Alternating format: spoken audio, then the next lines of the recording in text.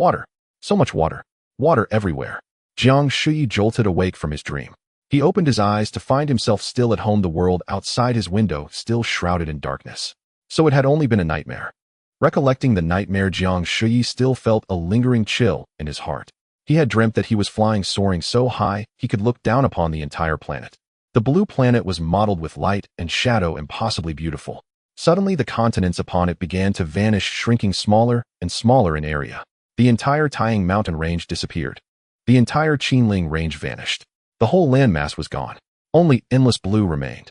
Jiang Shuyi switched on the light, grabbed his phone, and glanced at the screen. It was just past 3 in the morning. Waking at this hour felt painfully awkward.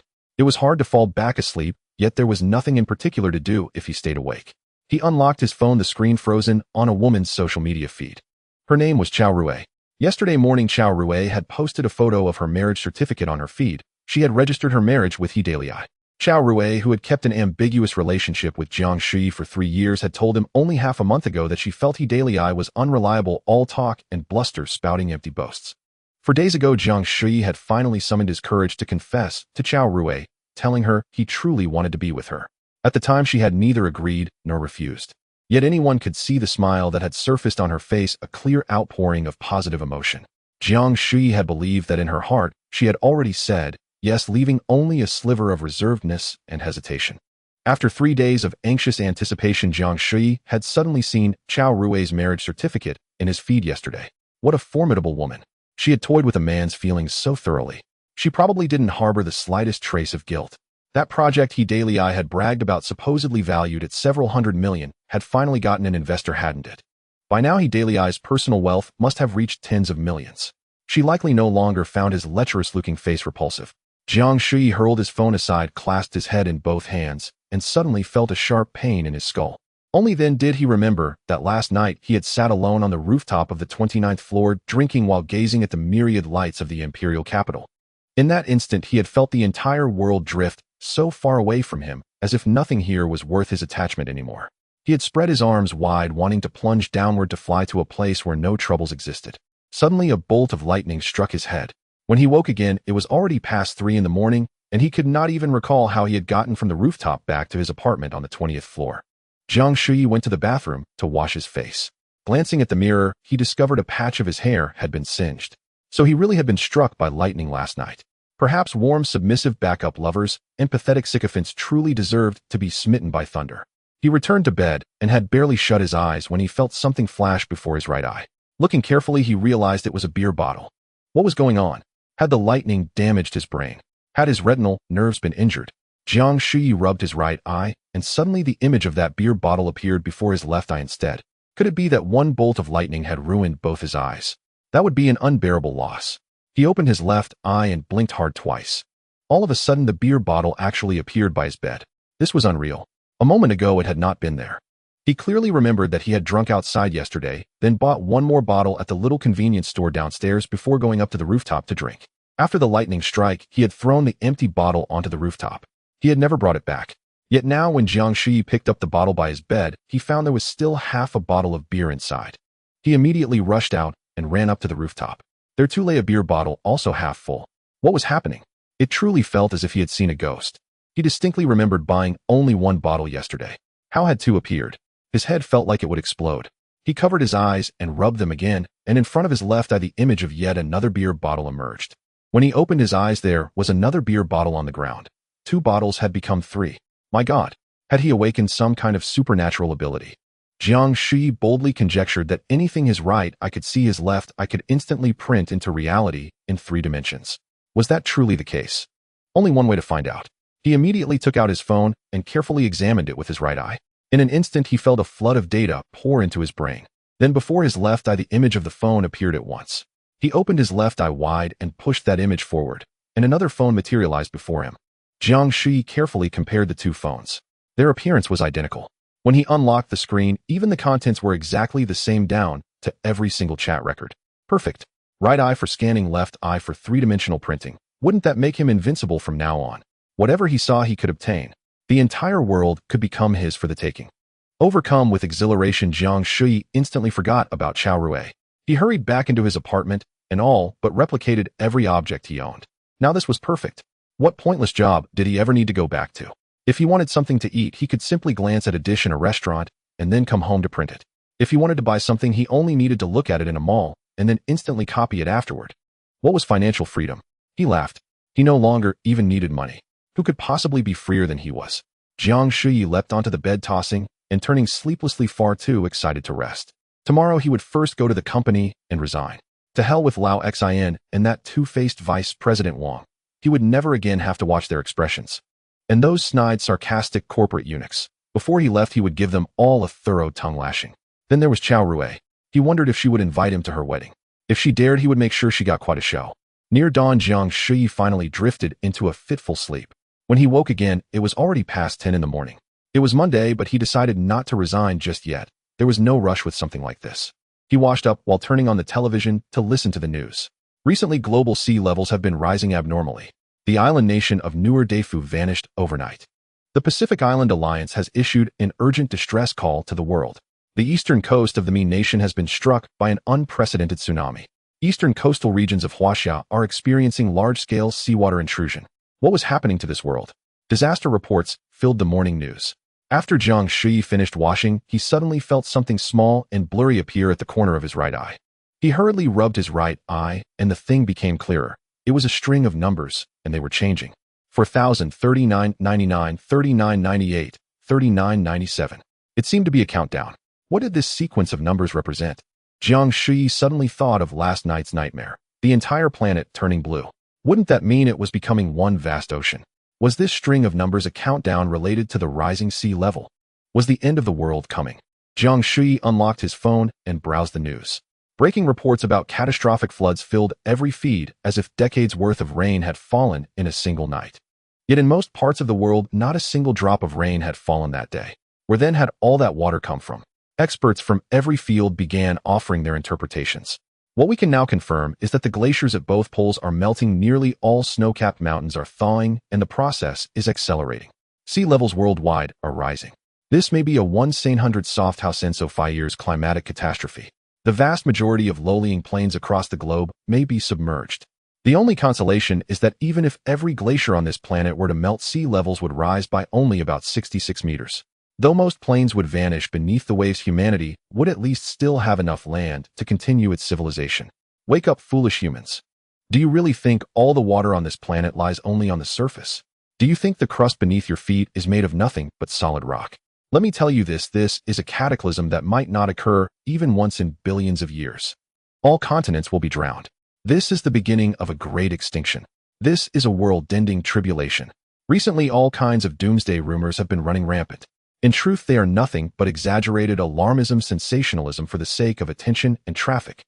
We hope the general public will distinguish truth from falsehood, refrain from believing or spreading rumors, and work together to maintain social stability.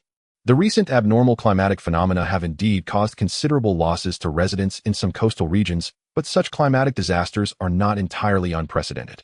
One could say only that the scale is unusually large, perhaps the kind seen only once in 50 or even 100 years.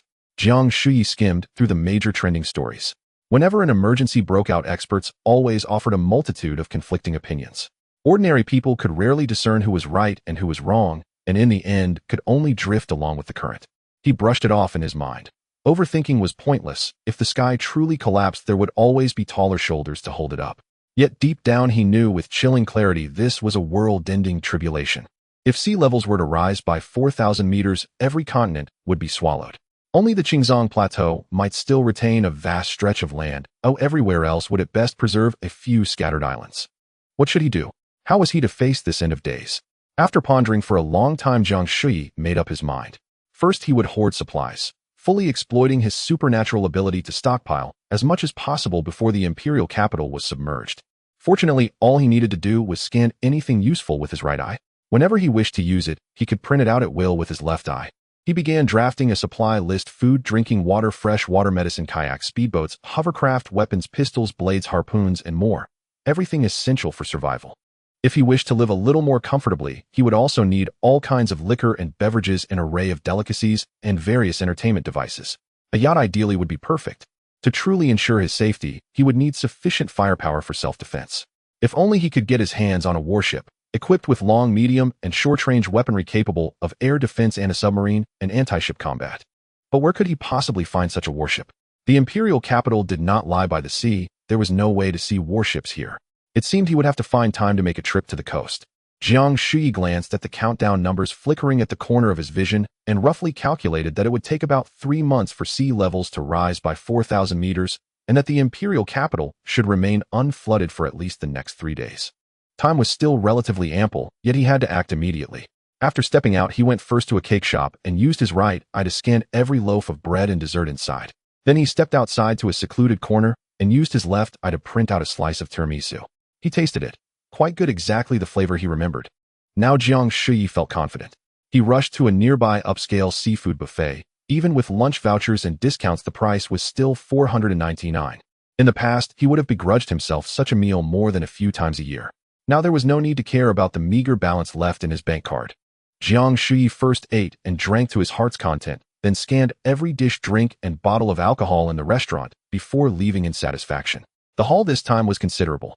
Not only rigatatoic cold dishes, hot dishes, fruit puddings, grilled meats, and sashimi, but also a wealth of fresh seafood ingredients: abalone oysters, krill prawns, lobsters, mitten crabs, and even king crab. Afterward, he went to a nearby wet market and scanned every kind of fresh and dried ingredient he could find: chicken, duck, fish, meat, rice, flour, grains, oil, soy sauce, vinegar, tea, salt, greens, tofu, potatoes, and more. In truth, Jiang Shuyi had never cooked for himself. He scanned all this merely as a precaution. Who knew when he might suddenly wish to cook with his own hands, or when someone else might want to cook for him?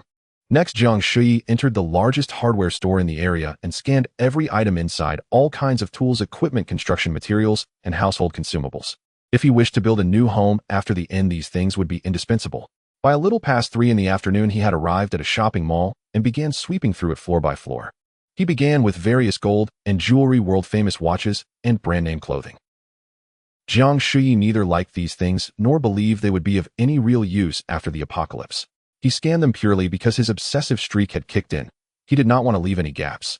The second floor housed a large supermarket, and its contents were truly valuable. Jiang Shuyi took everything in with a scan. The third floor was dedicated to women's fashion brands. He casually swept through 2 stores and then stepped onto the escalator. This time his obsessive streak seemed to cure itself. Leaving an entire floor unscanned no longer bothered him. In the past, Jiang Shuyi had never been willing to come here just to curry favor with women, and after the end of the world, there would be even less reason. The 4th floor offered men's and children's clothing as well as sportswear. These were still useful, so Jiang Shuyi carefully scanned the entire level. The 5th floor contained digital products and cultural creative goods along with a cosmetics section. Jiang Shuyi first walked briskly past most of it until he stopped at a specialty digital store where he began scanning every single product with care. Televisions, computers, tablets, phones, earphones, projectors. He missed not a single one. The store had a saleswoman, tall and slender, dressed in a white uniform that showed off her pale, long legs, her face adorned with delicate makeup. Seeing Jiang Shuyi wandering around the store for so long without asking the price of anything, she immediately revealed a look of open disdain. At the moment, Jiang Shuyi was dressed in a half-old casual outfit with 2 oversized slippers on his feet, both for the right foot. No matter how one looked at him, he did not resemble someone who could afford these international brands. When he was about to leave, the saleswoman slanted her eyes at him and simply pretended he did not exist. When he had entered, she had at least offered a perfunctory greeting. Now that he was leaving, this was the attitude she showed. What a contemptible creature, judging people with eyes like a dog's. Jiang Shuyi turned around and pointed at the latest smartphone, asking, "How much is this?" The female clerk disdainfully replied, "Isn't it written there? Our store does not negotiate prices." Jiang Shuyi looked down and saw the price: 15,800. What on earth is this? Why is it so expensive? Could it possibly fly? Jiang Shuyi had never bought a phone that cost more than 2,000, but now money felt like nothing but waste paper to him. The tens of thousands in his account seemed useless. "He'll take 2 the exact same ones," Jiang Shuyi said casually. The female clerk could hardly believe her ears and widened her eyes to ask, "Did I hear you correctly? You want 2? May I ask if you will be paying by card or cash?"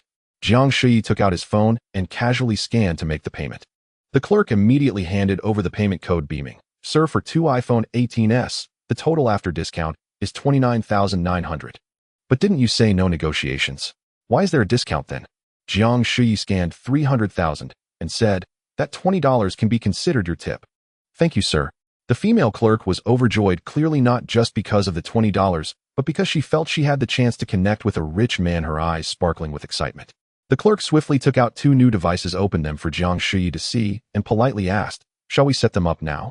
I can help you with the setup, and if you have any questions later, feel free to ask me. How about we add each other on WeChat?" "No need," Jiang Shuyi replied coldly, and the clerk's face instantly showed a look of disappointment. "All right, sir, I'll wrap them up for you." "No need to wrap them," Jiang Shuyi said as he took the 2 phones and turned to leave. The clerk hurriedly grabbed the charger and ran after him. Jiang Shuyi reached the railing in the mall's central atrium and casually tossed the 2 newly purchased phones over. "Hey, sir."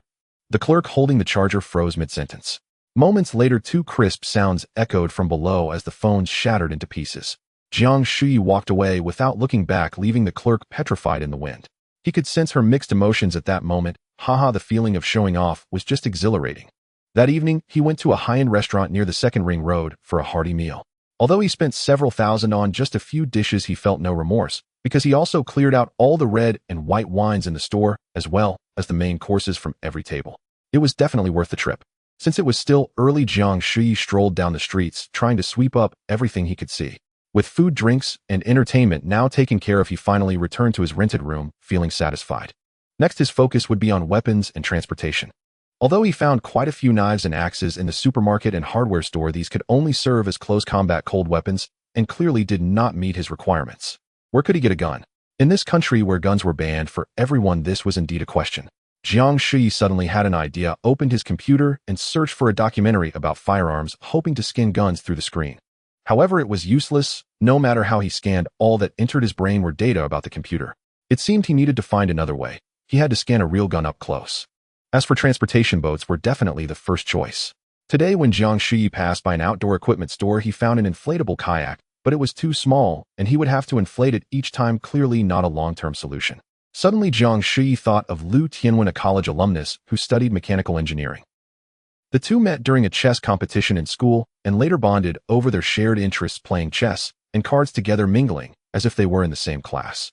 After graduating, Liu Tianwen joined a shipbuilding industrial group, and it was said that he was doing quite well, about to be promoted to senior engineer. Liu Tianwen worked at a nearby company in Tianjin, and it only took half an hour to get there by high-speed train from the capital. Jiang Shuyi quickly found Liu Tianwen's WeChat and crafted a seemingly solid reason. Since Jiang Shuyi's company dealt with finance, he said his boss wanted to hold a high-net-worth client report meeting with the theme focused on yachts and overseas living, assigning Jiang Shuyi to prepare the materials first. Thus, he wanted to visit the shipbuilding industrial group to gather some first-hand materials, asking Liu Tianwen to help arrange it. This was not complicated. The consumer goods department of the shipbuilding group often held open days for ordinary citizens, and Liu Tianwen readily agreed. Now it was settled. Tomorrow he would make a trip to Tianjin, and there would be boats.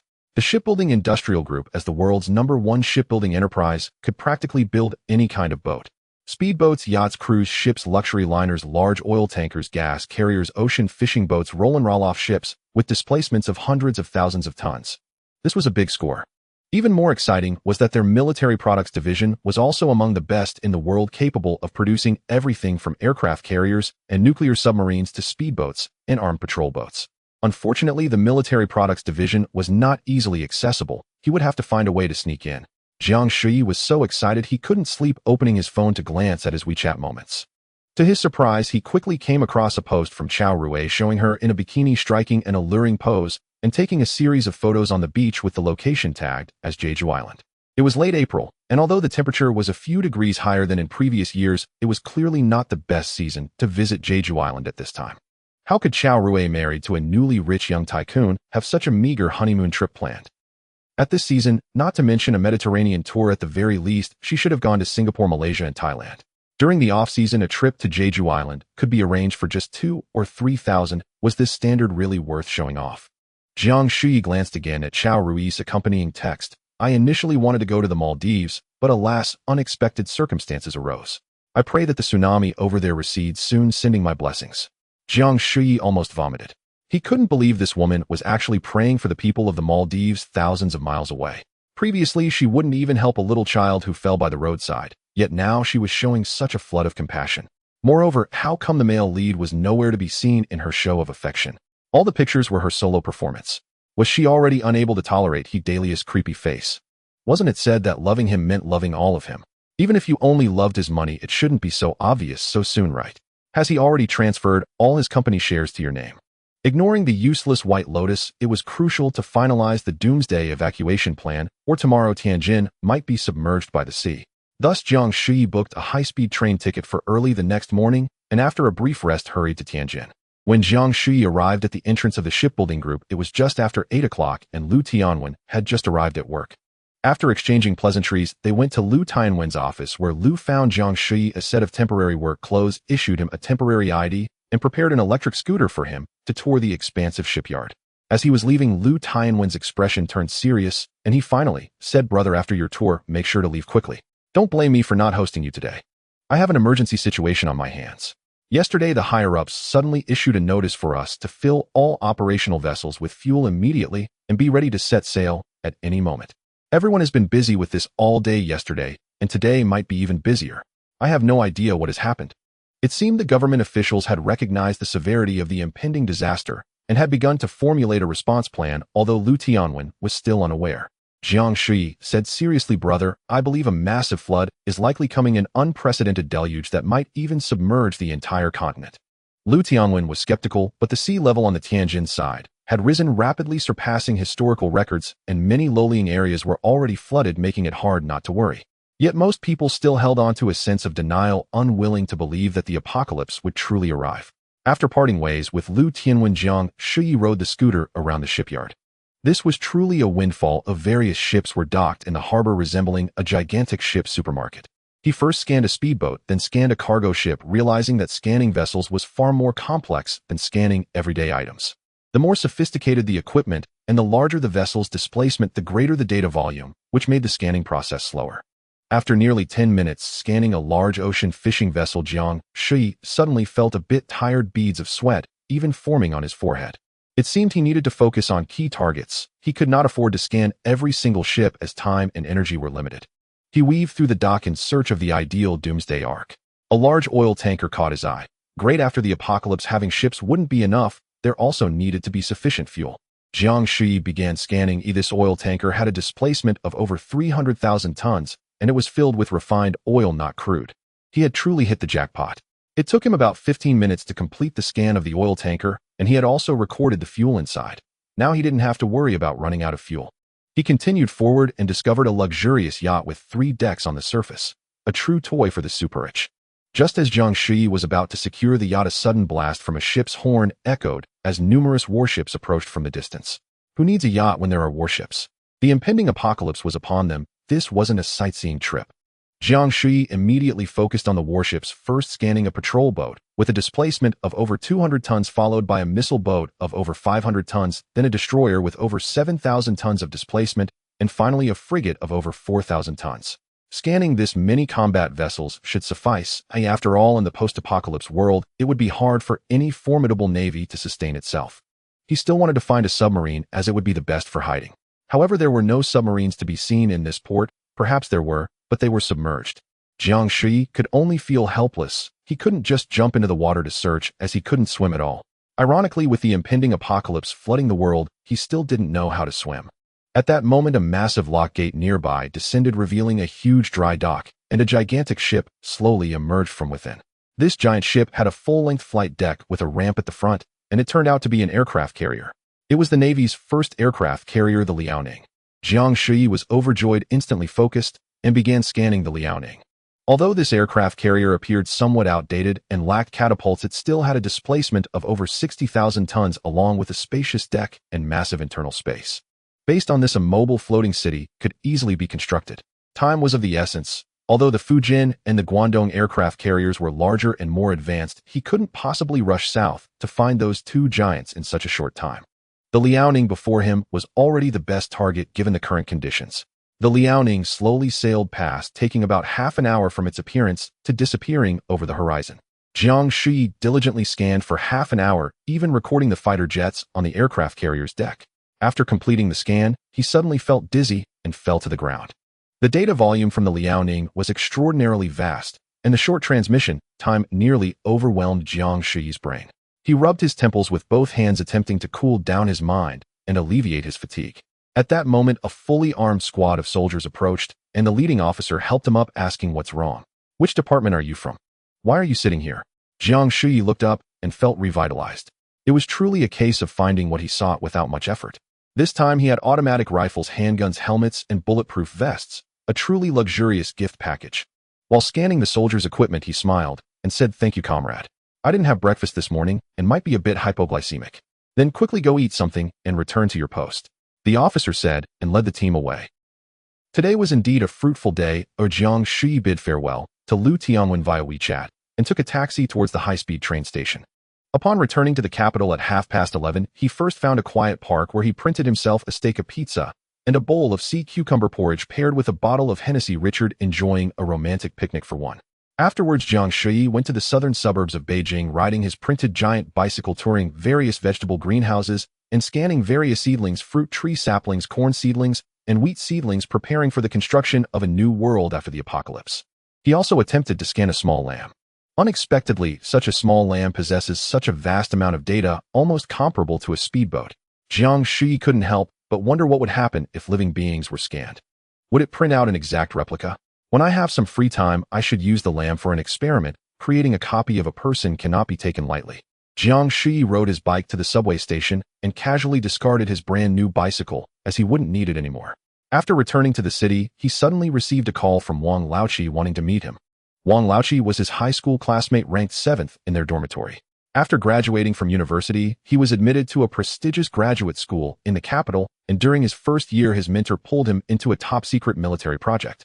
After that, Wang Laoqi vanished as if he had evaporated from the world and had not appeared again.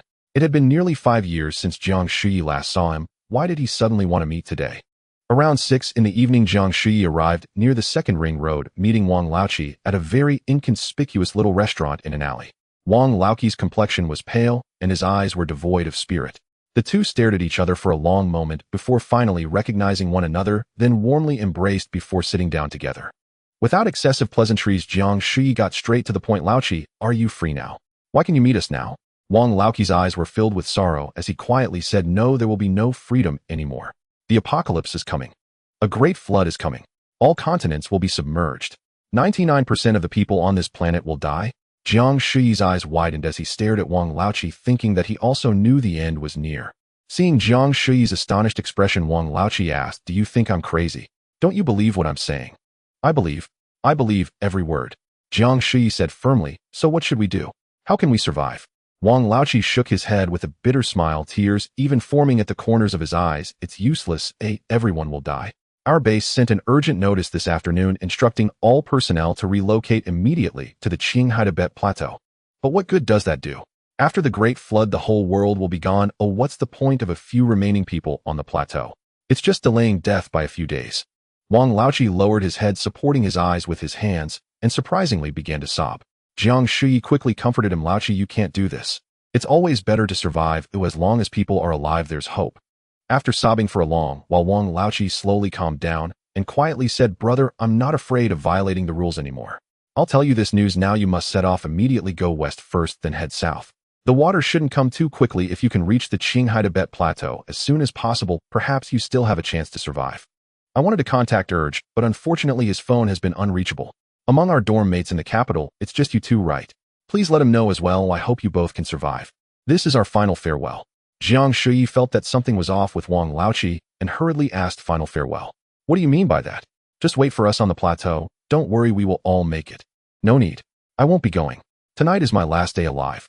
Wang Laoqi's face was ashen, his eyes lifeless. He actually wanted to commit suicide. "Laoqi, don't think like that. We all need to survive. They're our brother's family. Everything will be fine in the future." Jiang Shuyi was also anxious. Wang Laoqi sighed deeply and said softly, "It all means nothing to me anymore.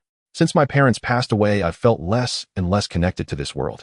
All these years in the base, I've faced nothing but equipment and data every day. I don't even know the names of my colleagues. Everyone only has a number. I had thought that if our research project succeeded early, I could regain my freedom and start a new life. But now that hope has shattered. If I go with them now, I would just be like a machine running on numbly, and it would be a hopeless persistence continuing a life that is utterly despairing. What meaning does that have? I've thought it throughout tonight. I will put an end to it once and for all." Jiang Shuyi was momentarily speechless, not knowing what to say to comfort him. Yes, in such a hopeless existence, if it were me, I wouldn't be able to endure for even a few days. How could I even have the face to urge him to continue suffering? At this moment, Wang Laoqi took out a black USB drive and handed it to Jiang Shuyi, saying softly, "Brother, this is the culmination of years of research led by Teacher Ma." It was about to enter the equipment verification phase, but unexpectedly, Teacher Ma committed suicide today. He could not die in peace. It seems that there will be no chance to produce this equipment anymore. I have already decrypted the USB. You can take it back and see what it is. I just hope you can keep this copy safe, or perhaps there will be a chance for rebirth in the future. Such an important thing, there can't be just one backup, right? Jiang Shuyi suddenly felt a heavy burden on his shoulders. Wang Laoqi continued, "Originally, there were 2 copies, one in our project team and another in the project supervision team. After tonight, most of our project team members will no longer be alive. They won't be able to hold on either. As for those corrupt bureaucrats in the supervision team, they are only thinking about how to escape. No one will care about this project anymore. We, the project team, have followed Teacher Ma, working hard on this research for years, living in isolation. This project is like a child we have nurtured together. If it dies now, we all will die without peace." Jiang Shuyi's expression turned serious as he took the USB drive. "Don't worry, brother. As long as I'm alive, I will find a way to make your research results come to light. I believe in you. You are clever and resourceful. I can rest easy leaving it to you." After speaking, Wang Laoqi let out a long breath. His eyes filled with tranquility, and a peaceful smile appeared on his face. This was the final liberation of the dead. After embracing for a long time, they each departed. Jiang Shuyi quickly returned to his rented apartment, opened his computer, inserted the USB drive, and was instantly shocked.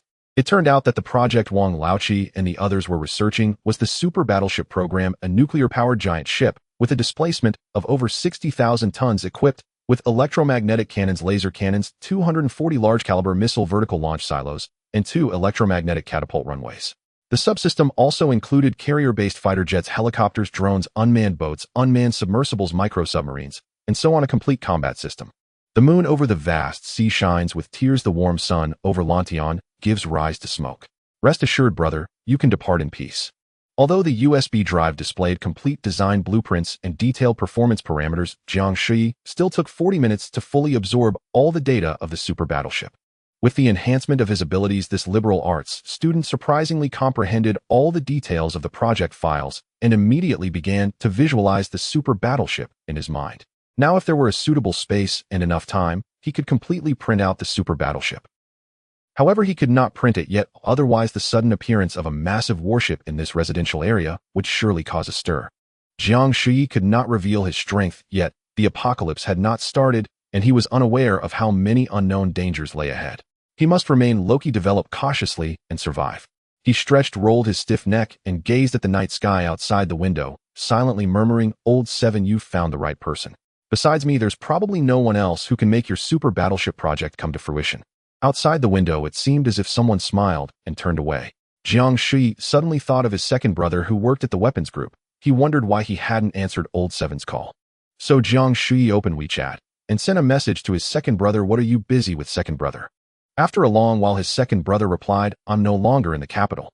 You should hurry and leave, head west, and then south, get to the Qinghai Tibet Plateau as quickly as possible. Don't ask why, just trust your second brother and leave immediately." Indeed, his second brother had also received the notification. After all, their weapons group was a core unit and was prioritized for evacuation. Jiang Shuyi replied, "All right, second brother, I trust you." He glanced at the news. At 3 o'clock this afternoon, half of the city of Tianjin had been flooded. It seemed that by tomorrow night at the latest, the flood would reach the capital. Jiang Shuyi now had 2 choices: immediately set off westward, then southward as his second brother suggested, and hurry to the Qinghai Tibet Plateau. With his current supplies, achieving this would be quite easy. However, having lived in the capital for over 5 years, he had too many people and too many grudges that needed resolution. Thus, Jiang Shuyi unhesitatingly chose the second path, staying behind to wait for the flood to engulf the capital, to witness the faces of the apocalypse, and to settle all scores. With his current preparations, surviving this apocalyptic moment should not be difficult. Jiang Shuyi sent a message in his family group: "A great flood is coming. You all should hurry westward." It was already quite late. Most of his relatives back home should be asleep, and they would see the message tomorrow morning. The flood would likely reach their hometown the day after tomorrow. However, he did not hold much hope for his relatives back home. Most of them had never left the province in their lives and were unlikely to believe Jiang Shuyi's words. Moreover, as Wang Laoqi said, even if they endured hardships and made it to the Qinghai Tibet Plateau, it would likely be very hard for them to survive. After Jiang Shuyi's parents passed away, he had little contact with relatives back home. The reason he sent that message was merely a token of familial concern. The next morning he arrived at the company, sat at his workstation, and rummaged through all the drawers, hoping to find something meaningful to keep as a memento in memory of the time before the end. After searching for quite a while, Jiang Shuyi surprisingly found nothing worth cherishing, and he truly wondered how he had spent the last few years and what he had accomplished here. He felt like a beast of burden, numb and lifeless, a mere shell of a person. Colleagues from the department arrived one after another, and they were somewhat surprised to see Jiang Shuyi. People who usually got along reasonably well could not help but ask him why he hadn't come to work for several days. He casually made up an excuse to brush it off. He didn't want to waste words with these people who were on the brink of death. Once he finished checking his things, he had nothing else to do. He had initially planned to go to the HR department to resign, but that was completely unnecessary now. Jiang Shuyi secretly began practicing his abilities, selecting a few items stored in his mind to print out. The space at his workstation was limited, so he printed a bunch of iPhones, first feeling increasingly skilled, and could not help but nod in satisfaction. At that moment, Jiang Mei walked by and saw the pile of iPhones on his desk, exclaiming, "Jiang Shuyi, what have you been doing these past 2 days? Are you planning to change careers and sell phones?" Jiang Mei was the same age as Jiang Shuyi, a 20-year-old beautiful woman with stunning features, a curvaceous figure, and an alluring presence. 2 years ago, when Jiang Mei first joined the company, Jiang Shuyi was indeed captivated by her for a while. Although he knew she was married and had a 1-year-old daughter, he was still irresistibly drawn to her. However, after experiencing a few events, Jiang Shuyi realized that this beautiful woman was indeed somewhat terrifying, able to mesmerize people without effort, so he dared not approach her any longer. Jiang Shuyi glanced at Jiang Mei, let out a cold laugh, and did not respond, casually tossing the pile of brand new iPhones into the trash can. Jiang Mei was shocked. "Are you crazy? Why did you throw them all away? Are these all models? How can they look so real? They are all trash," Jiang Shuyi said casually, and ignored her. Jiang Mei looked around and noticed that 2 colleagues at nearby workstations were watching. She then suppressed the impulse and did not bend down to retrieve the phones from the trash. Jiang Mei awkwardly walked away, and Jiang Shuyi continued to practice. Due to the fear of being discovered by others, he could only print out some small items now.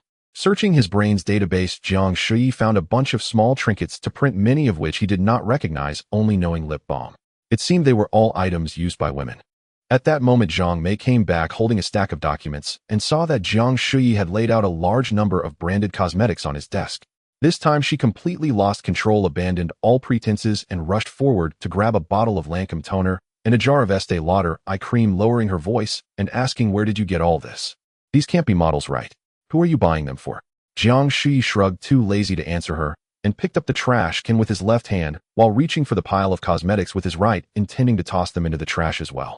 Jiang Mei hurriedly pressed down on Jiang Shuyi's right hand, saying, "No, don't. It's such a waste to throw them away." As she spoke, she examined the cosmetics while casting a lascivious glance at Jiang Shuyi. The subtext was crystal clear: "Why not just give them all to me?" Jiang Shuyi chuckled bitterly in his heart, unable to help but sigh. What difference is there between this woman and a trash can?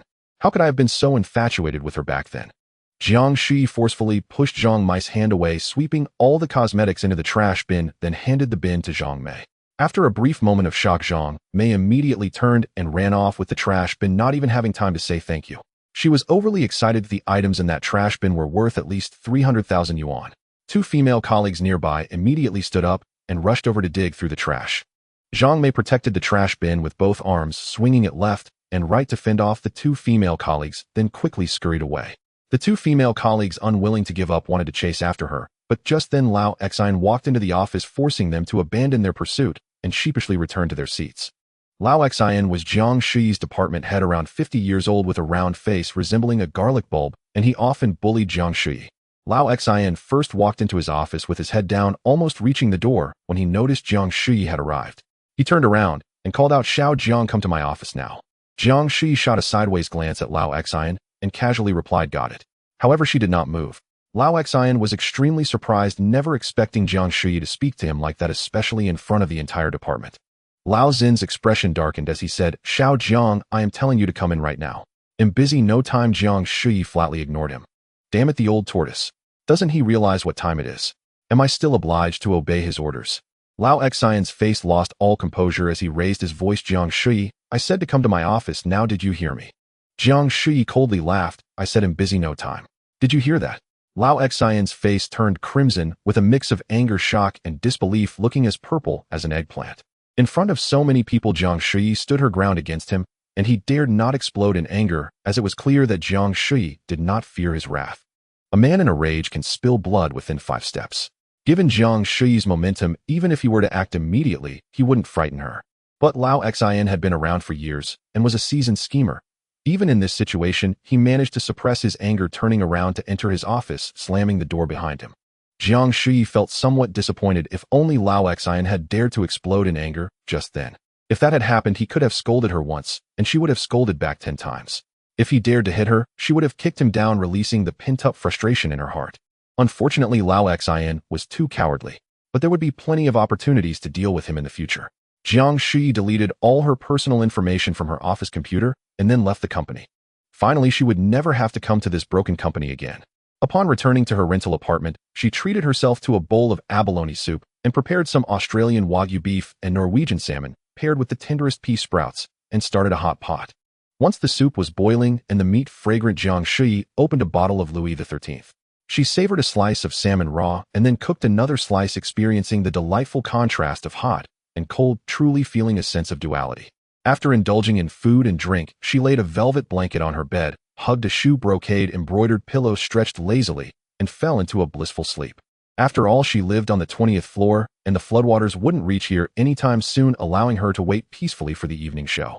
Jiang Shuyi's company chat groups had already erupted, and everyone was aware of her confrontation with Lao Xin.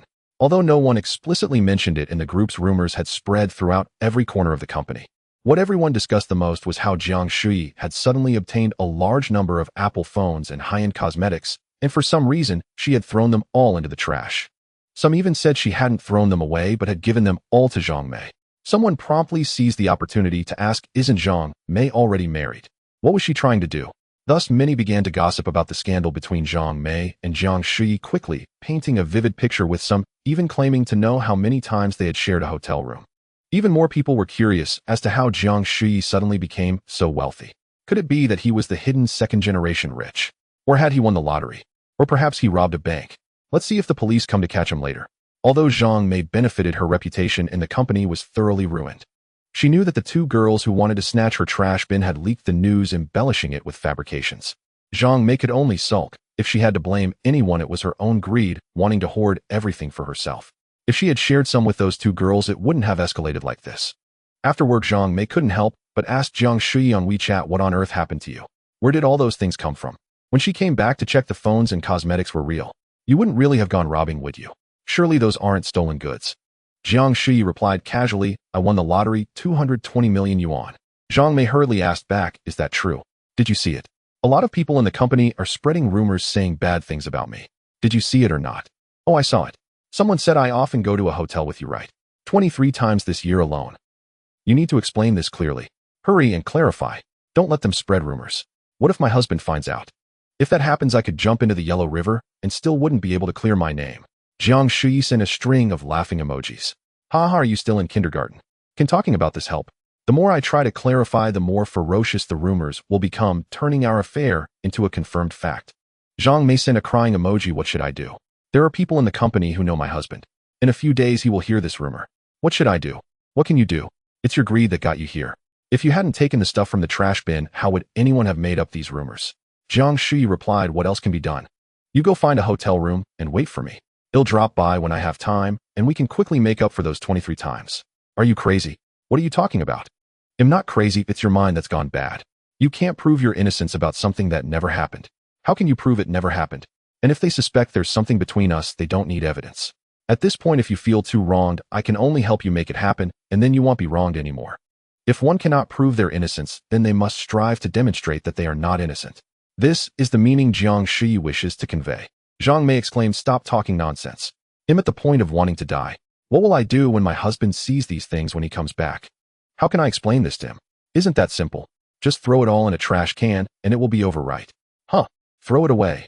Clearly Zhang Mei was reluctant to part with the phones and cosmetics. Perhaps she felt that her reputation was already tarnished, and throwing everything away would mean losing both her dignity and possessions.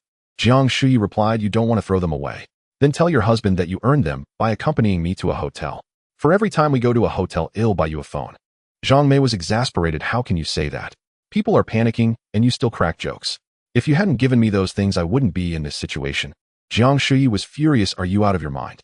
I already said it's trash. I threw it in the trash can, and you insisted on grabbing it.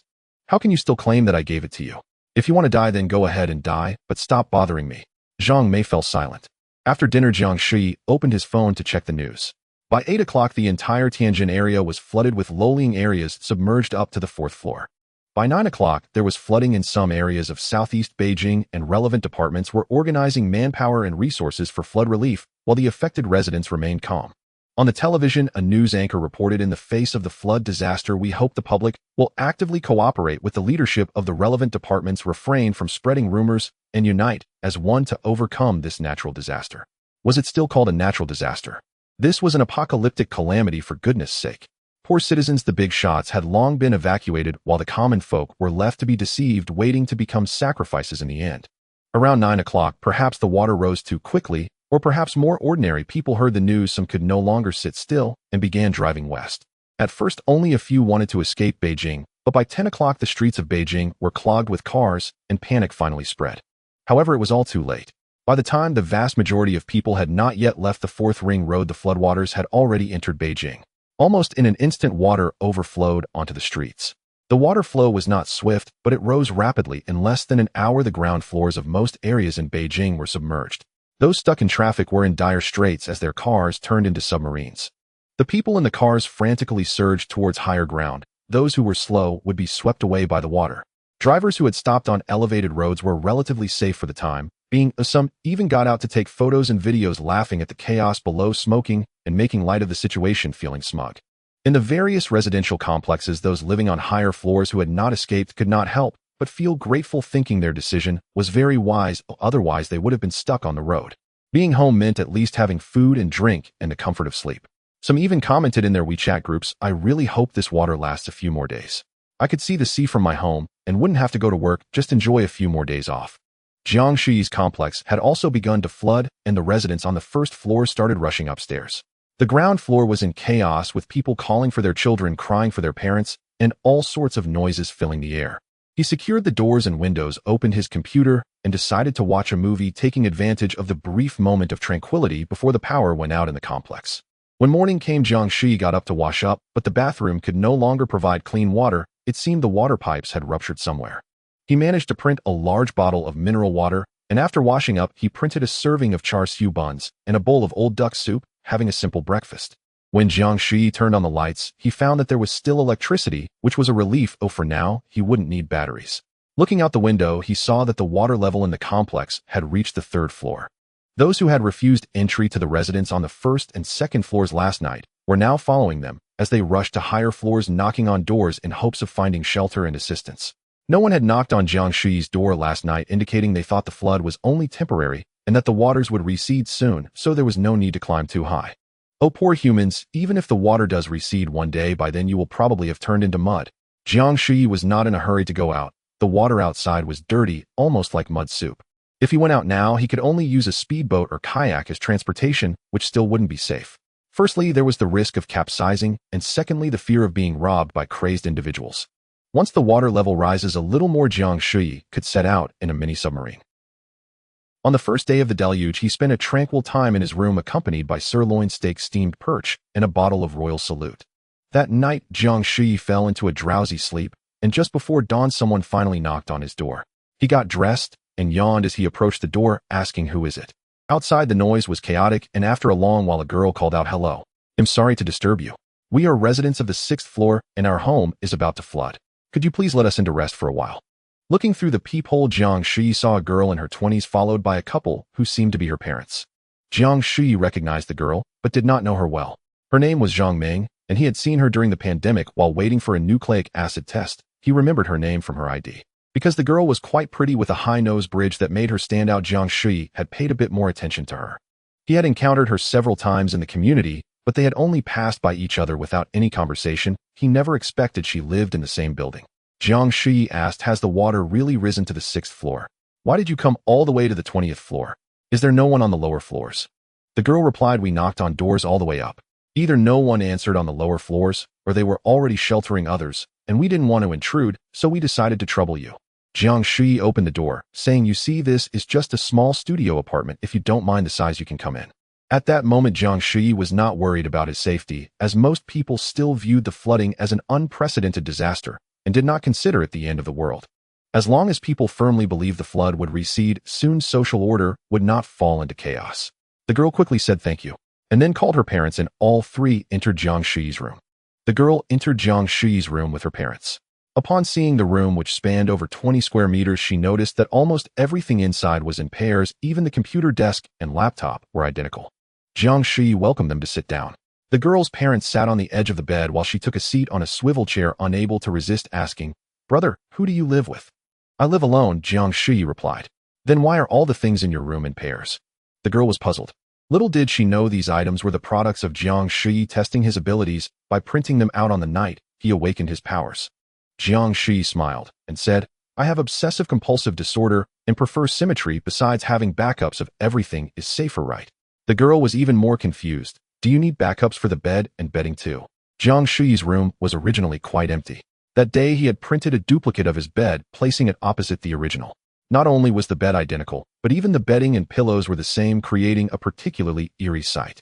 Jiang Shuyi chuckled, "Sorry, I am a severe obsessive-compulsive disorder patient."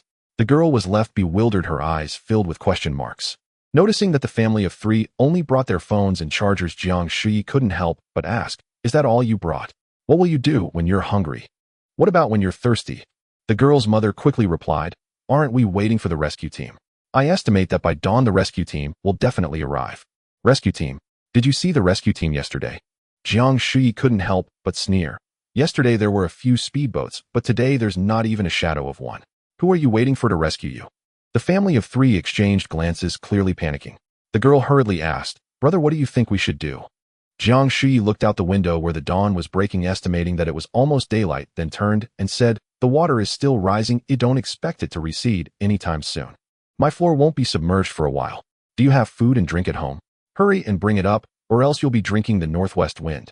The girl's parents discussed for a moment, and her mother said, "Xiaoming, you stay here and chat with this brother for a while. Your father and I will go down to move things up." As she spoke, she was about to head out, but the girl wanted to follow. Her mother turned back and stopped her. "You stay and talk to this young man. Make sure to thank him properly." She winked at her. What a ridiculous old woman. She was clearly afraid that Jiang Shuyi wouldn't let them in later. The girl understood and sat back in the swivel chair. Jiang Shuyi found it amusing and thought to himself, what good will your little schemes do? Can they help you survive the tribulation? The girl said, "My name is Zhang Ming. What's your surname, brother?" "Jiang Shuyi," he replied. The girl was about to say more when suddenly her phone vibrated, prompting her to look down at it. Jiang Shuyi's gaze inadvertently fell on the girl's chest, noticing that it wasn't particularly prominent. Suddenly feeling a bit lewd, he shifted his gaze and instinctively noticed the phone in her hand. Perhaps from scanning too much in the past 2 days, his right eye reflexively scanned the girl's phone, instantly transmitting all the data into his brain, including the latest chat records. "Daughter, keep that boy in check. Don't let him close the door on you. Your father and I will be back soon. Make sure to gauge the situation. Don't go overboard, or he might cling to you after the water recedes. What could a working-class boy from out of town achieve? Don't let him have any improper thoughts." This was a message just sent by the girl's mother. What a lowly old hag, looking down on others, coming to seek help and still trying to belittle him. What does she think she is? Jiang Shuyi was burning with anger, wanting to throw the girl out immediately. However, the girl replied, "Mom, don't say that. He is helping us. How can you speak about him like that? By the way, don't forget to bring the medicine box up. Your insulin is inside." Alright, this girl seems to have decent character. Considering her, he decided not to explode. Jiang Shuyi quickly checked on his phone what insulin was for. Good. It turns out that old hag has diabetes and may need insulin treatment at any moment. This is good news. Jiang Shuyi asked, "How deep was the water in your house earlier?" The girl replied, "When we left it was already over a foot deep. The water is still rising. Hurry down and help your parents bring more things up. Bring up rice, flour, oil, vegetables, everything you can carry. I don't have any food here, and who knows when the water will recede." The girl stood up about to head out, but hesitated. Jiang Shuyi couldn't help but shake his head and smile. "Sister, are you afraid that I'll close the door and not let you in?" "How could that be? If I had such an idea, I wouldn't have opened the door for you in the first place, would I?" The girl, having her thoughts exposed, immediately blushed and nodded, turning to leave. Jiang Shuyi clapped his hands with a smile and quickly went into the bathroom, pouring the remaining half bucket of mineral water into the toilet. Then he searched online to see which drinks had high sugar content. A chart popped up ranking the sugar levels of various common beverages. Great. He printed a whole bunch of the top-ranked drinks, including Cola Sprite, Caramel Macchiato, and Huiyuan juice. "Haha, old hag, let's see how you suffer. This time you'll be sweetened to death." After setting everything up, Jiang Meng and her family came back, all carrying quite a bit of food, with the old hag even clutching a medicine box under her left arm. After helping them put the items away, Jiang Shuyi asked Jiang Meng, "How deep is the water downstairs? When we left, the water was almost to our waists. Didn't you see that our pants are all wet?"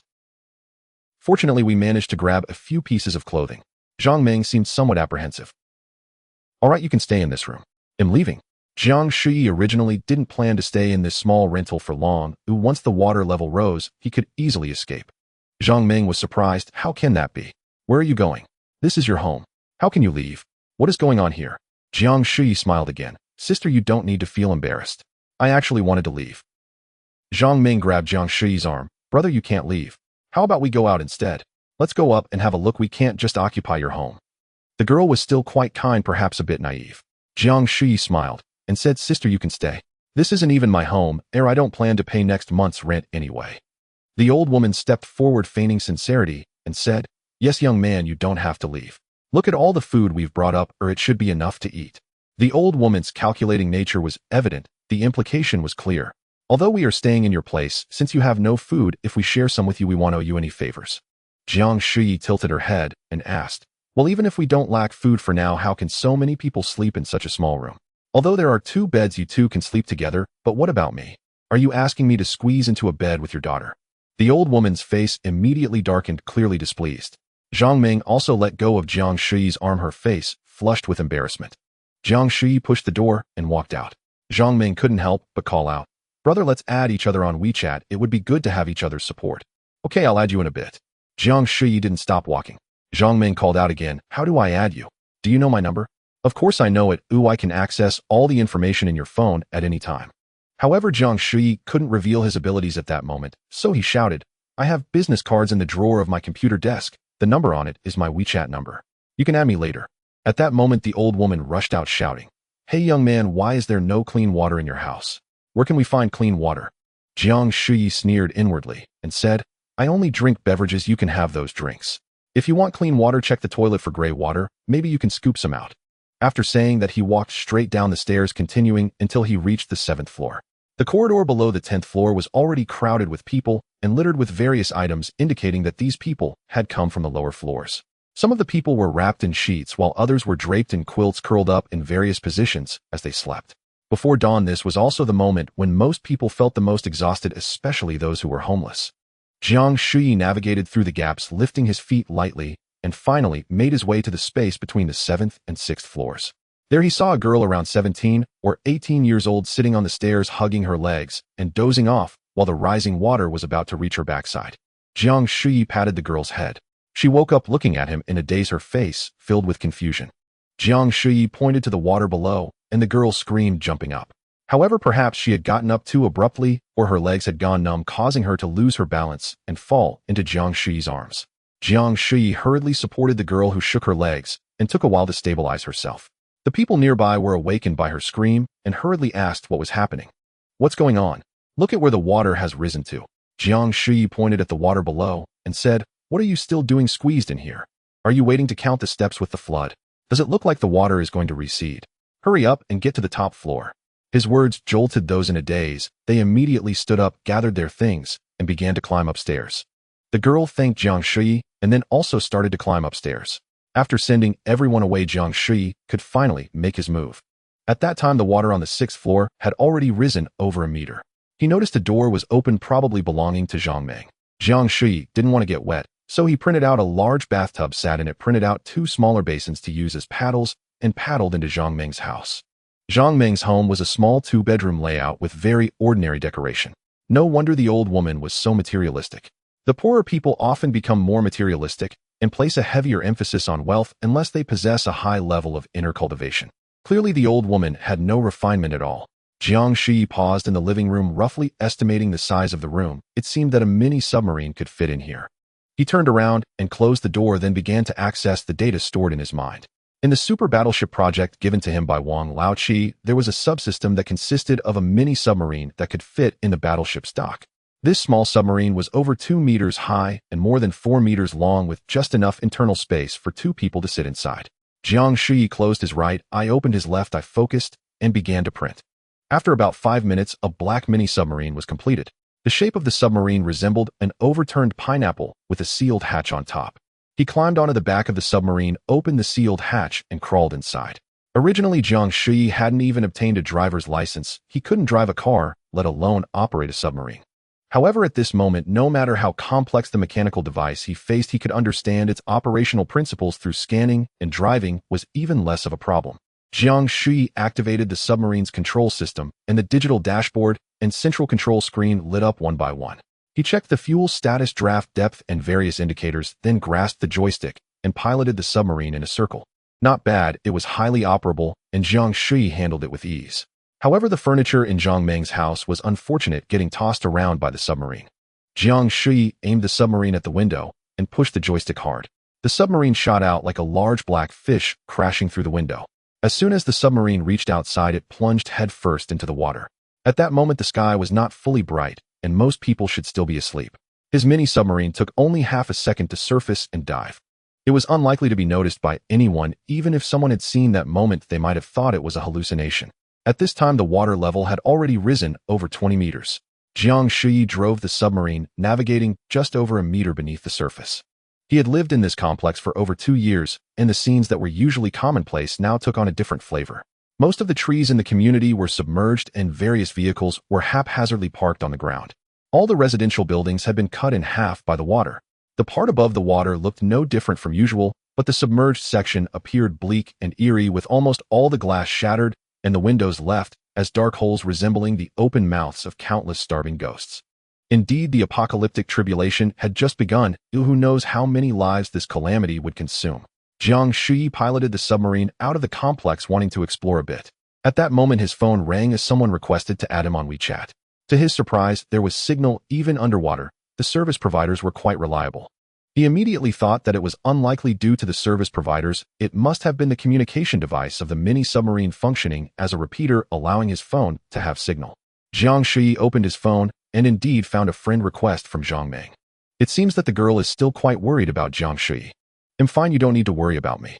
By the way, make sure to lock the door. If you trust me, don't open the door to anyone else. The water won't recede, it will only continue to rise.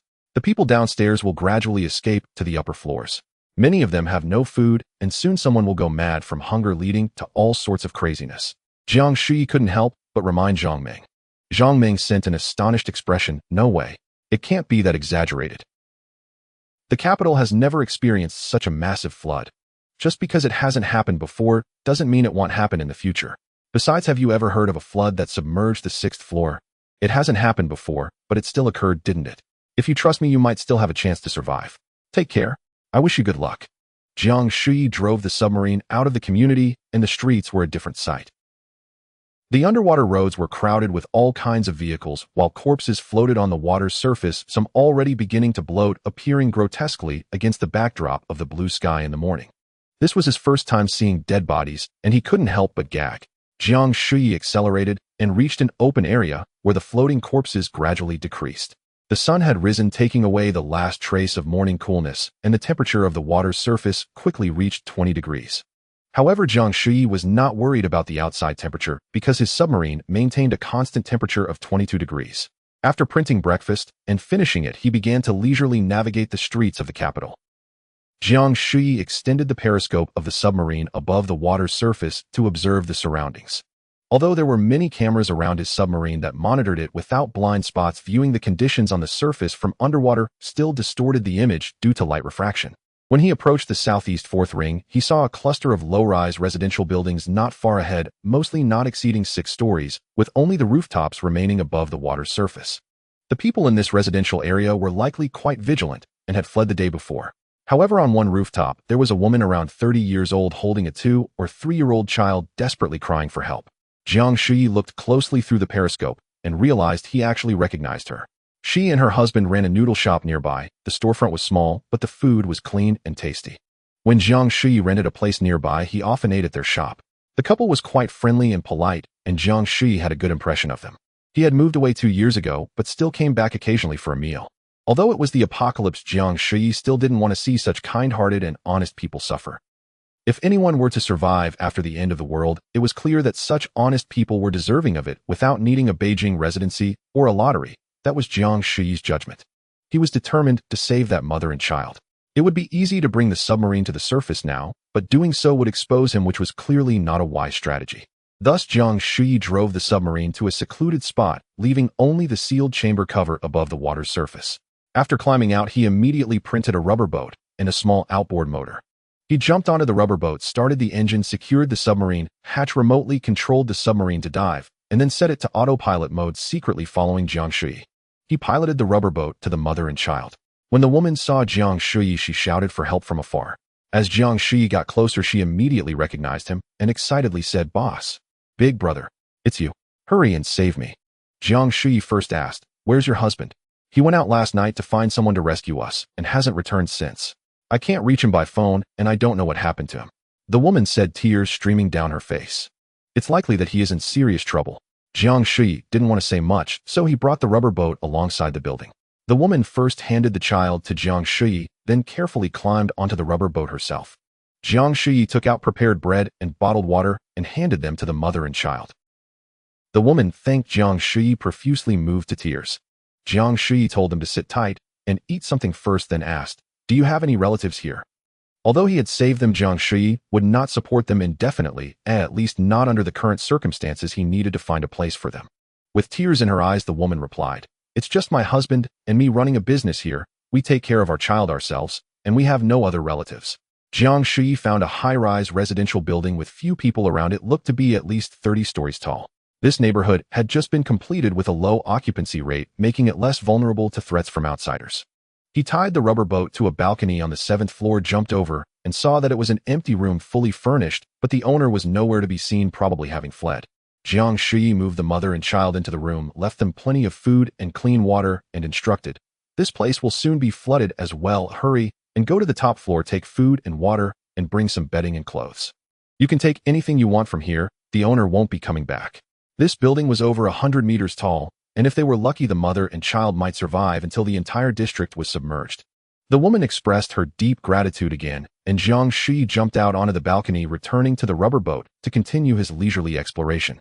People in this neighborhood had already seen Jiang Shuyi, and from time to time someone shouted at him, "Brother, big brother, young brother, boss, hero, good man, my dear father, brother, good brother."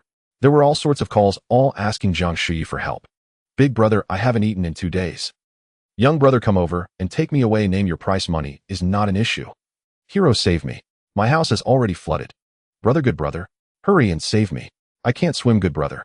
Jiang Shuyi ignored them and continued forward as if oblivious.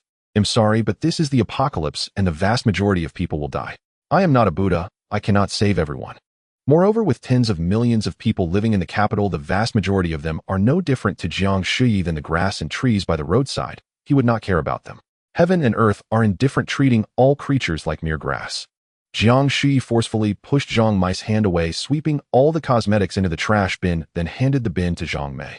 After a brief moment of shock, Zhang Mei immediately turned and ran off with the trash bin, not even having time to say thank you. She was overly excited. The items in that trash bin were worth at least 300,000 yuan. 2 female colleagues nearby immediately stood up and rushed over to dig through the trash. Zhang Mei protected the trash bin with both arms, swinging it left and right to fend off the 2 female colleagues, then quickly scurried away. The 2 female colleagues, unwilling to give up, wanted to chase after her, but just then Lao Xian walked into the office, forcing them to abandon their pursuit and sheepishly return to their seats. Lao Xian was Jiang Shuyi's department head, around 50 years old, with a round face resembling a garlic bulb, and he often bullied Jiang Shuyi. Lao Xian first walked into his office with his head down, almost reaching the door, when he noticed Jiang Shuyi had arrived. He turned around and called out, "Xiao Jiang, come to my office now." Jiang Shuyi shot a sideways glance at Lao Xian and casually replied, "Got it." However, she did not move. Lao Xian was extremely surprised, never expecting Jiang Shuyi to speak to him like that, especially in front of the entire department. Lao Xin's expression darkened as he said, "Xiao Jiang, I am telling you to come in right now. I'm busy, no time." Jiang Shuyi flatly ignored him. Damn it, the old tortoise. Doesn't he realize what time it is? Am I still obliged to obey his orders? Lao Xian's face lost all composure as he raised his voice, "Jiang Shuyi, I said to come to my office now, did you hear me?" Jiang Shuyi coldly laughed. "I said I'm busy, no time. Did you hear that? Lao Xian's face turned crimson with a mix of anger, shock, and disbelief, looking as purple as an eggplant. In front of so many people, Jiang Shuyi stood her ground against him, and he dared not explode in anger, as it was clear that Jiang Shuyi did not fear his wrath. A man in a rage can spill blood within 5 steps. Given Jiang Shuyi's momentum, even if he were to act immediately, he wouldn't frighten her. But Lao Xian had been around for years and was a seasoned schemer. Even in this situation, he managed to suppress his anger, turning around to enter his office, slamming the door behind him. Jiang Shuyi felt somewhat disappointed. If only Lao Xian had dared to explode in anger just then. If that had happened, he could have scolded her once, and she would have scolded back 10 times. If he dared to hit her, she would have kicked him down, releasing the pent-up frustration in her heart. Unfortunately, Lao Xian was too cowardly, but there would be plenty of opportunities to deal with him in the future. Jiang Shuyi deleted all her personal information from her office computer and then left the company. Finally, she would never have to come to this broken company again. Upon returning to her rental apartment, she treated herself to a bowl of abalone soup and prepared some Australian Wagyu beef and Norwegian salmon paired with the tenderest pea sprouts and started a hot pot. Once the soup was boiling and the meat fragrant, Jiang Shuyi opened a bottle of Louis XIII. She savored a slice of salmon raw and then cooked another slice, experiencing the delightful contrast of hot and cold, truly feeling a sense of duality. After indulging in food and drink, she laid a velvet blanket on her bed, hugged a shoe brocade embroidered pillow, stretched lazily, and fell into a blissful sleep. After all, she lived on the 20th floor, and the floodwaters wouldn't reach here anytime soon, allowing her to wait peacefully for the evening show. Jiang Shuyi's company chat groups had already erupted, and everyone was aware of her confrontation with Lao Xian. Although no one explicitly mentioned it in the groups, rumors had spread throughout every corner of the company. What everyone discussed the most was how Jiang Shuyi had suddenly obtained a large number of Apple phones and high-end cosmetics, and for some reason, she had thrown them all into the trash. Some even said she hadn't thrown them away but had given them all to Zhang Mei. Someone promptly seized the opportunity to ask, isn't Zhang Mei already married? What was she trying to do? Thus, many began to gossip about the scandal between Zhang Mei and Jiang Shuyi, quickly painting a vivid picture, with some even claiming to know how many times they had shared a hotel room. Even more people were curious as to how Jiang Shuyi suddenly became so wealthy. Could it be that he was the hidden second-generation rich? Or had he won the lottery? Or perhaps he robbed a bank? Let's see if the police come to catch him later. Although Zhang Mei benefited, her reputation in the company was thoroughly ruined. She knew that the 2 girls who wanted to snatch her trash bin had leaked the news, embellishing it with fabrications. Zhang Mei could only sulk. If she had to blame anyone, it was her own greed, wanting to hoard everything for herself. If she had shared some with those 2 girls, it wouldn't have escalated like this. After work, Zhang Mei couldn't help but ask Jiang Shuyi on WeChat, what on earth happened to you? Where did all those things come from? When she came back to check, the phones and cosmetics were real. You wouldn't really have gone robbing, would you? Surely those aren't stolen goods. Jiang Shuyi replied casually, I won the lottery, 220 million yuan. Zhang Mei hurriedly asked back, is that true? Did you see it? A lot of people in the company are spreading rumors saying bad things about me. Did you see it or not? Oh, I saw it. Someone said I often go to a hotel with you, right? 23 times this year alone. You need to explain this clearly. Hurry and clarify. Don't let them spread rumors. What if my husband finds out? If that happens, I could jump into the Yellow River and still wouldn't be able to clear my name. Jiang Shuyi sent a string of laughing emojis. Haha, are you still in kindergarten? Can talking about this help? The more I try to clarify, the more ferocious the rumors will become, turning our affair into a confirmed fact. Zhang Mei sent a crying emoji. What should I do? There are people in the company who know my husband. In a few days, he will hear this rumor. What should I do? What can you do? It's your greed that got you here. If you hadn't taken the stuff from the trash bin, how would anyone have made up these rumors? Jiang Shuyi replied, what else can be done? You go find a hotel room and wait for me. I'll drop by when I have time, and we can quickly make up for those 23 times. Are you crazy? What are you talking about? I'm not crazy, it's your mind that's gone bad. You can't prove your innocence about something that never happened. How can you prove it never happened? And if they suspect there's something between us, they don't need evidence. At this point, if you feel too wronged, I can only help you make it happen, and then you won't be wronged anymore. Jiang Shuyi glanced at WeChat, dismissing messages from those he barely knew, without a second thought, not intending to reply. When he saw a message from Cheng Cheng, he paid careful attention. Jiang Shuyi, where are you? Is that you rowing the boat? When will this water recede? My home is almost flooded. Cheng Cheng is a female colleague from the finance department of Jiang Shuyi's company. She is tall and slender with an elegant appearance and usually wears no makeup. Whenever Jiang Shuyi took contracts or reimbursement forms to the finance department for approval, Cheng Cheng often helped him out. She is a modest, earnest, and responsible girl. Although there isn't much of a bond between her and Jiang Shuyi, he genuinely admires such a young woman. If there were a boat for tribulation transcendence after the apocalypse, Cheng would surely qualify for a ticket. At least that's what Jiang Shuyi believes, and that is enough because he intends to build that very boat. After saving the mother and child that morning, he began to ponder a question: what to do after the apocalypse. If he were to merely watch the spectacle without helping anyone, he might end up being all alone in the end. Even though he could conjure various supplies and live comfortably, would a world of isolation bring any joy? Would he, like Wang Laoqi, collapse and take his own life? A plan for tribulation transcendence began to brew in Jiang Shuyi's mind, proposing that Cheng be the first passenger on the apocalypse ark. Jiang Shuyi asked, "Where is your home? What floor do you live on?" Cheng quickly replied, "I live on the 9th floor near the southwest 4th ring, and the water below seems like it's about to cover the 7th floor. What should I do?" Jiang Shuyi estimated that by nightfall Cheng's home might start flooding. There's still time, and it's not suitable to make a big fuss about rescuing people during the day. So he said, "Pack your important belongings. Don't bother with large items, they're useless if you can't carry them. They'll come to pick you up tonight. Don't open the door for anyone, and stay safe. See you tonight." "Okay, thank you." Jiang Shuyi continued scrolling through unread WeChat messages, and suddenly saw one from Chao Rui. Jiang, where are you? What are you doing? Do you have a boat? Can you come help me? My home is about to flood and I haven't eaten anything since last night. I'm starving." "Oh, this newly rich little lady, why is she asking me for help?" Jiang Shuyi retorted, "Aren't you on your honeymoon in Jeju Island?" "Mrs. He." Chao Rui sent a sad emoji. "I came back early. Now Jeju Island is submerged. Fortunately, I left quickly, otherwise the flights wouldn't have taken off." "Oh, Jiang, where are you? Come quickly and help me. My home is already flooding." Jiang Shuyi couldn't help but chuckle coldly. "I don't have that kind of power.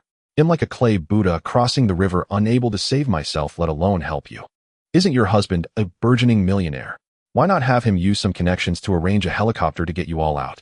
Chao Rui responded with a crying emoji. "Please stop. That scoundrel was kicked out long ago. He's just a big liar, of fraud. What nonsense. I can't believe this." Jiang Shuyi immediately became interested. "Oh, what happened? Didn't they get angel investment for their project? Didn't they say their valuation is in the billions now?" Chao Rui quickly sent a long voice message filled with emotion. "Not at all. What a ridiculous project. Embedding a mini program in shared power banks. It's clearly just a gimmick. The angel investor promised to invest 5 million, but that money isn't for them to spend freely. They have to ask for approval for every expense, so otherwise it won't be approved. Even if it is, they must provide strict expenditure reports and receipts. There's no way to spend a cent more. None of the founders have any income. When they applied for salaries, they asked for 12,000 a month each, but that was rejected several times. In the end, they were only approved for 4,005, and they had to provide invoices. As they say, founders are the bosses. How can bosses be paid salaries? This 4,005 was even issued under the guise of living expenses. Jiang Shuyi nearly laughed. It was clear they were being swindled. The angel investment money was not that easy to deceive. Chao Rui continued, "Their ridiculous project is just a concept relying solely on their fabricated stories to deceive people. The 5 million promised by the angel investor comes with many conditions. If they fail to meet even one, they won't get a single cent. The few of them spend all day thinking up stories, submitting one PPT and research report after another, and they even have to run down south for face-to-face reports, not even guaranteed reimbursement for their airfare. I see it as them painting a big pie for the founders and hiring these fools to do the writing for a small amount of money. 4,005 for each. What can that money do? It doesn't even cover social insurance and provident funds. How could I have trusted this fool? The last time he went south, I paid for his ticket, and this time to Jeju Island, I also covered it. That scoundrel still owes me over 10,000 yuan. Jiang Shuyi laughed so hard, he nearly rolled off the bed, stopping only after several rounds of laughter. I pretended to be confused and asked, "No way. Doesn't he live in a big house in the North 4th ring? Isn't it his house? Even if it's rented, the rent must be substantial. How could he be short on money?" Chao Rui's tone grew more agitated, almost choking, as she replied, "Nonsense. That is not his house at all. It's a place rented by 7 or 8 of them, all startup frauds. Every time he invited me over, the others would hide and stash their things away. I really thought he lived in such a big house. Little did I know that after we registered our marriage, he said he would move in with me, and that was when I learned the truth. I was so naive, so foolish. How could I have believed his nonsense?" "Ha ha ha ha ha ha ha." Jiang Shuyi laughed so hard he couldn't help but roll around on the bed until he finally stopped. What a talent he daily I, truly a master of swindling. It seems that not only did Chao Rui not gain that billion wealth, but she also ended up losing over 10,000. What a delight. Jiang Shuyi genuinely wanted to award he daily a certificate. How could you believe his nonsense? The answer is quite simple: blinded by greed. As a working girl trying to make a life in the bustling city, the thought of suddenly becoming a wealthy lady made her intelligence drop to negative. If love can make one foolish, then greed can turn one into a pest. After listening to Qiao Rui's tale, Jiang Shuyi felt a bit hungry and got up to prepare lunch. He tossed his phone aside, too lazy to deal with Qiao Rui any longer. He initially wanted to print a barbecue grill for an office barbecue, but feared the smoke alarm would go off and the fire sprinklers would douse him with water, which would be quite uncomfortable. Instead, Jiang Shuyi printed several cold dishes for a Western meal, including a sandwich, and found the microwave in the company to heat up the sandwich. The microwave actually worked, indicating that the building had not lost power. Thank goodness he didn't attempt to barbecue, otherwise he would have been drenched. After filling his stomach, Jiang Shuyi jumped into bed for a delightful long sleep, nearly laughing himself awake in his dreams. He even found himself not hating that gold-digging woman. Instead, he found her laughable, and every thought of her made him want to chuckle. He had no idea how long had passed when Jiang Shuyi woke up. Opening his eyes, he saw a tall woman standing by the bed staring intently at half a plate of vegetable salad and a piece of bacon on the small table. The woman was about 1.75 meters tall, with an average appearance, dark circles under her eyes, high cheekbones, a large chin, and a somewhat robust figure with particularly wide hips.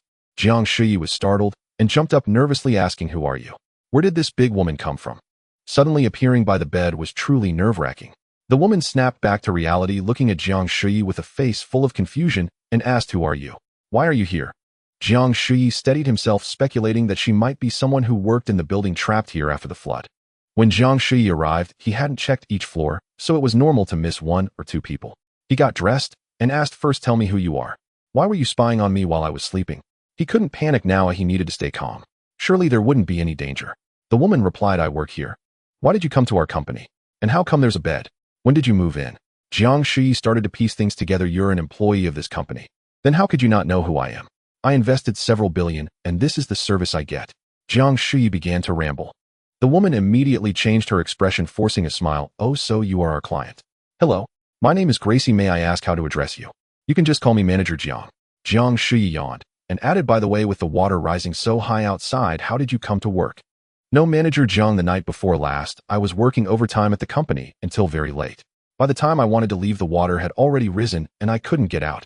I've been in this building for the past 2 days. Yesterday, I was so hungry that I went down to find something to eat. I was too tired, so I didn't come back up. There wasn't much food on the lower floors, just a little snack I found in some companies, and I finished it all." The woman glanced at Jiang Shuyi's leftover food, clearly starving. Jiang Shuyi pointed to the plate. "If you don't mind, you can take it all." "Really? How could I?" The woman walked over, picked up the salad plate, and said, "Thank you, Manager Jiang." Then, like a whirlwind, she devoured Jiang Shuyi's leftovers. She said she didn't want it, but her body was quite honest. What a terrifying way of eating. Ooh, what a frightening woman. Jiang Shuyi instinctively took a few steps to the side.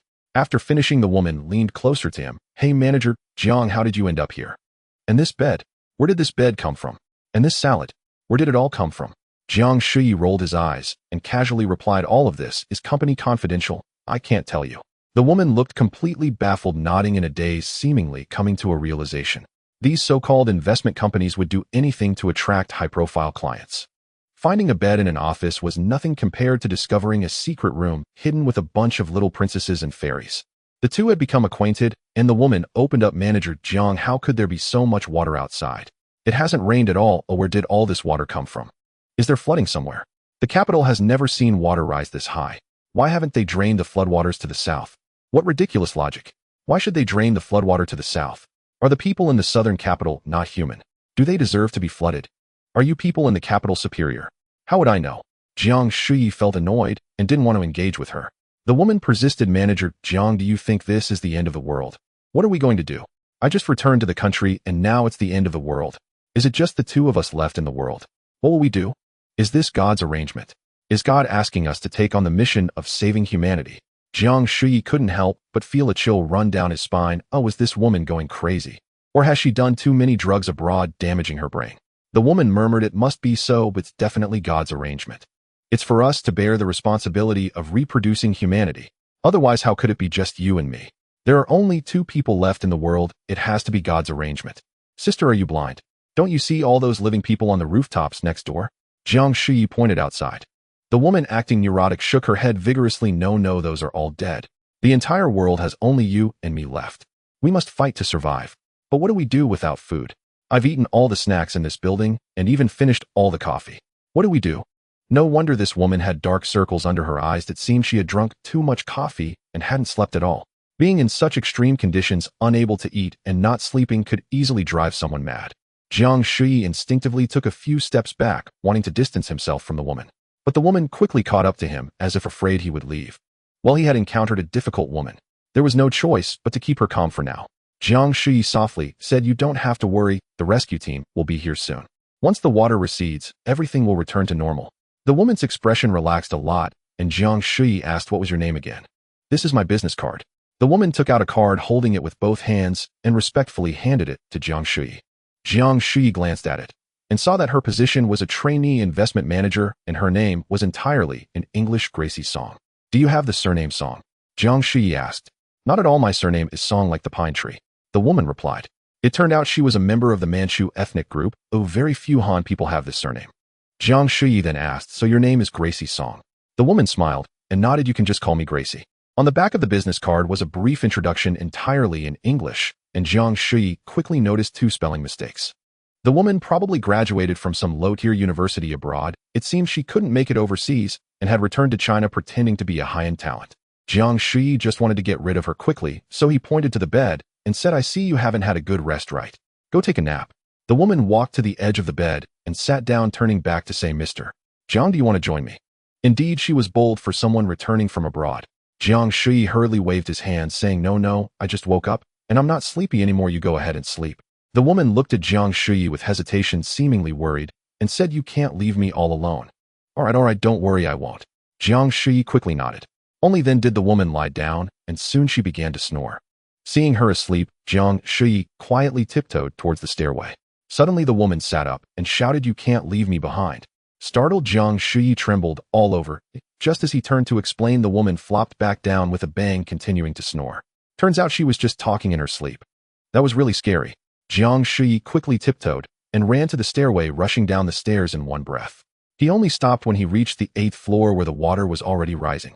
Jiang Shuyi looked back up, listening carefully, confirming that the woman hadn't followed him, and then he let out a sigh of relief. Reflecting on the earlier situation, he felt a lingering fear. In the 36 stratagems, retreat is the best plan. Goodbye to you. I certainly don't want to reproduce with that oversized woman. Jiang Shuyi concentrated and remotely controlled the submarine to come over, quickly diving into it, securing the hatch, and hurriedly maneuvering the submarine out of the building. Any machinery Jiang Shuyi printed out, he could operate remotely through his consciousness, far more advanced than brain-machine interfaces or implanted chips. It was already past 5 in the evening, and Jiang Shuyi was slowly navigating the submarine towards the southwest 4th ring. Although it had just been a false alarm, that woman Gracie's song had truly startled him. It seemed he must enhance his vigilance in the future. The more time passed, the greater the dangers. If next time he encountered not a neurotic woman but a crazed ghoul, it would be dire. When Jiang Shuyi arrived at the southwest 4th ring, it was already past 6. He sent a message to Cheng asking, "What building number is your home? Which direction do the windows face?" "Wait for me by the window." Cheng quickly replied with her precise location. Jiang Shuyi drove over, peered through the periscope, and saw that the water was about to reach Cheng's windowsill, and she was anxiously gazing out. Jiang Shuyi reminded her, "You should sit down for a bit, keep your things ready, and I'll come to pick you up as soon as it gets dark." "Okay, I'll wait for you." After more than half an hour, the sky finally went completely dark. Jiang Shuyi parked the submarine in a dark corner, emerged from the sub, took out the inflatable boat, inflated it, and then remotely controlled the submarine to dive. He first used the oars to quietly paddle to Cheng's window to avoid disturbing the people nearby with the sound of the propeller. Jiang Shuyi leaned by the window and saw Cheng anxiously checking her phone. Jiang Shuyi gently tapped the window glass, and Cheng immediately ran over, excited and about to shout. Jiang Shuyi quickly gestured for her to be quiet, and then asked her to open the window. Cheng, carrying a backpack, climbed out of the window, and Jiang Shuyi helped her sit on the inflatable boat. Afterward, Jiang Shuyi paddled the boat to outside the community before starting the propeller and heading south. At this point, Cheng finally asked, "Where are we going?" "To find a safe place," Jiang Shuyi replied, while also thinking to himself, "Yes, where exactly are we going? Where is safe these days?" When they reached the outskirts of the southern 5th ring, a dark cluster of tall buildings came into view. This was a new development still under construction. The main framework of the building was completed, but it had yet to be decorated. Great. Isn't this a safe haven? For Cheng, the danger now did not come from a lack of supplies, but from others. This remote place away from the crowd was naturally the safest. Jiang Shuyi brought the inflatable boat to the side of the tallest building, found the stairs, and first let Cheng Cheng climb over. Then he moved prepared supplies. Clean water, food, potatoes, dried tofu, bags of vegetables, an alcohol stove, a tent, a moisture-proof mat, solar panels, outdoor power supplies, and so on, one by one. Cheng Cheng was a bit surprised, not expecting that such a small inflatable boat could hold so many things. Jiang Shuyi secured the inflatable boat, and together with Cheng Cheng moved all the supplies to the top floor. There were over 30 floors here, and even a flood wouldn't reach this place within 3 days. After moving the things, Jiang Shuyi chatted with Cheng Cheng for a short while before turning to leave. Cheng Cheng looked a bit surprised, as if she hadn't expected him to leave. She hurriedly asked, "Where are you going? Are you leaving me here all alone? You gave me all the supplies, but what about you?" Jiang Shuyi smiled and said, "You don't need to worry about me, I have more. Aren't you afraid to stay here alone? Let me go find you a companion." With that he left. Cheng Cheng, though puzzled, didn't feel comfortable holding him back again. She set up the tent, prepared the bedding, and tidied up the nearby area. About an hour later, Jiang Shuyi returned, bringing along a girl. The girl had a well-proportioned face, a high nose, and deep-set eyes, looking like a mixed-race girl. Cheng Cheng's face immediately showed an extremely complex expression, a mix of disappointment, excitement, curiosity, and many questions. Jiang Shuyi moved up many supplies with the girl, basically the same as what he had brought for Cheng Cheng, almost a perfect replica. Cheng Cheng was even more puzzled. Jiang Shuyi hurriedly introduced her. "Cheng Cheng, this is my friend. Her name is Yang Xiaojing. Xiaojing, this is my colleague Cheng Cheng. You two can keep each other company here for the next few days, so you won't be scared and can look out for each other." The girl nodded and greeted Cheng Cheng. Cheng Cheng smiled happily, saying, "Great. Now I won't be scared. Xiaojing, I'll help you set up the tent." But inside, Cheng Cheng was thinking, who exactly is this Yang Xiaojing? What is her relationship with Jiang Shuyi? Jiang Shuyi replied, "I can't help it either. If all else fails, there is a last resort you can try. It's quite simple, just have your dad drink more juice and save his urine. That should lower the sugar content quite a bit, right? Old bastard, let's see if you can drink your own urine."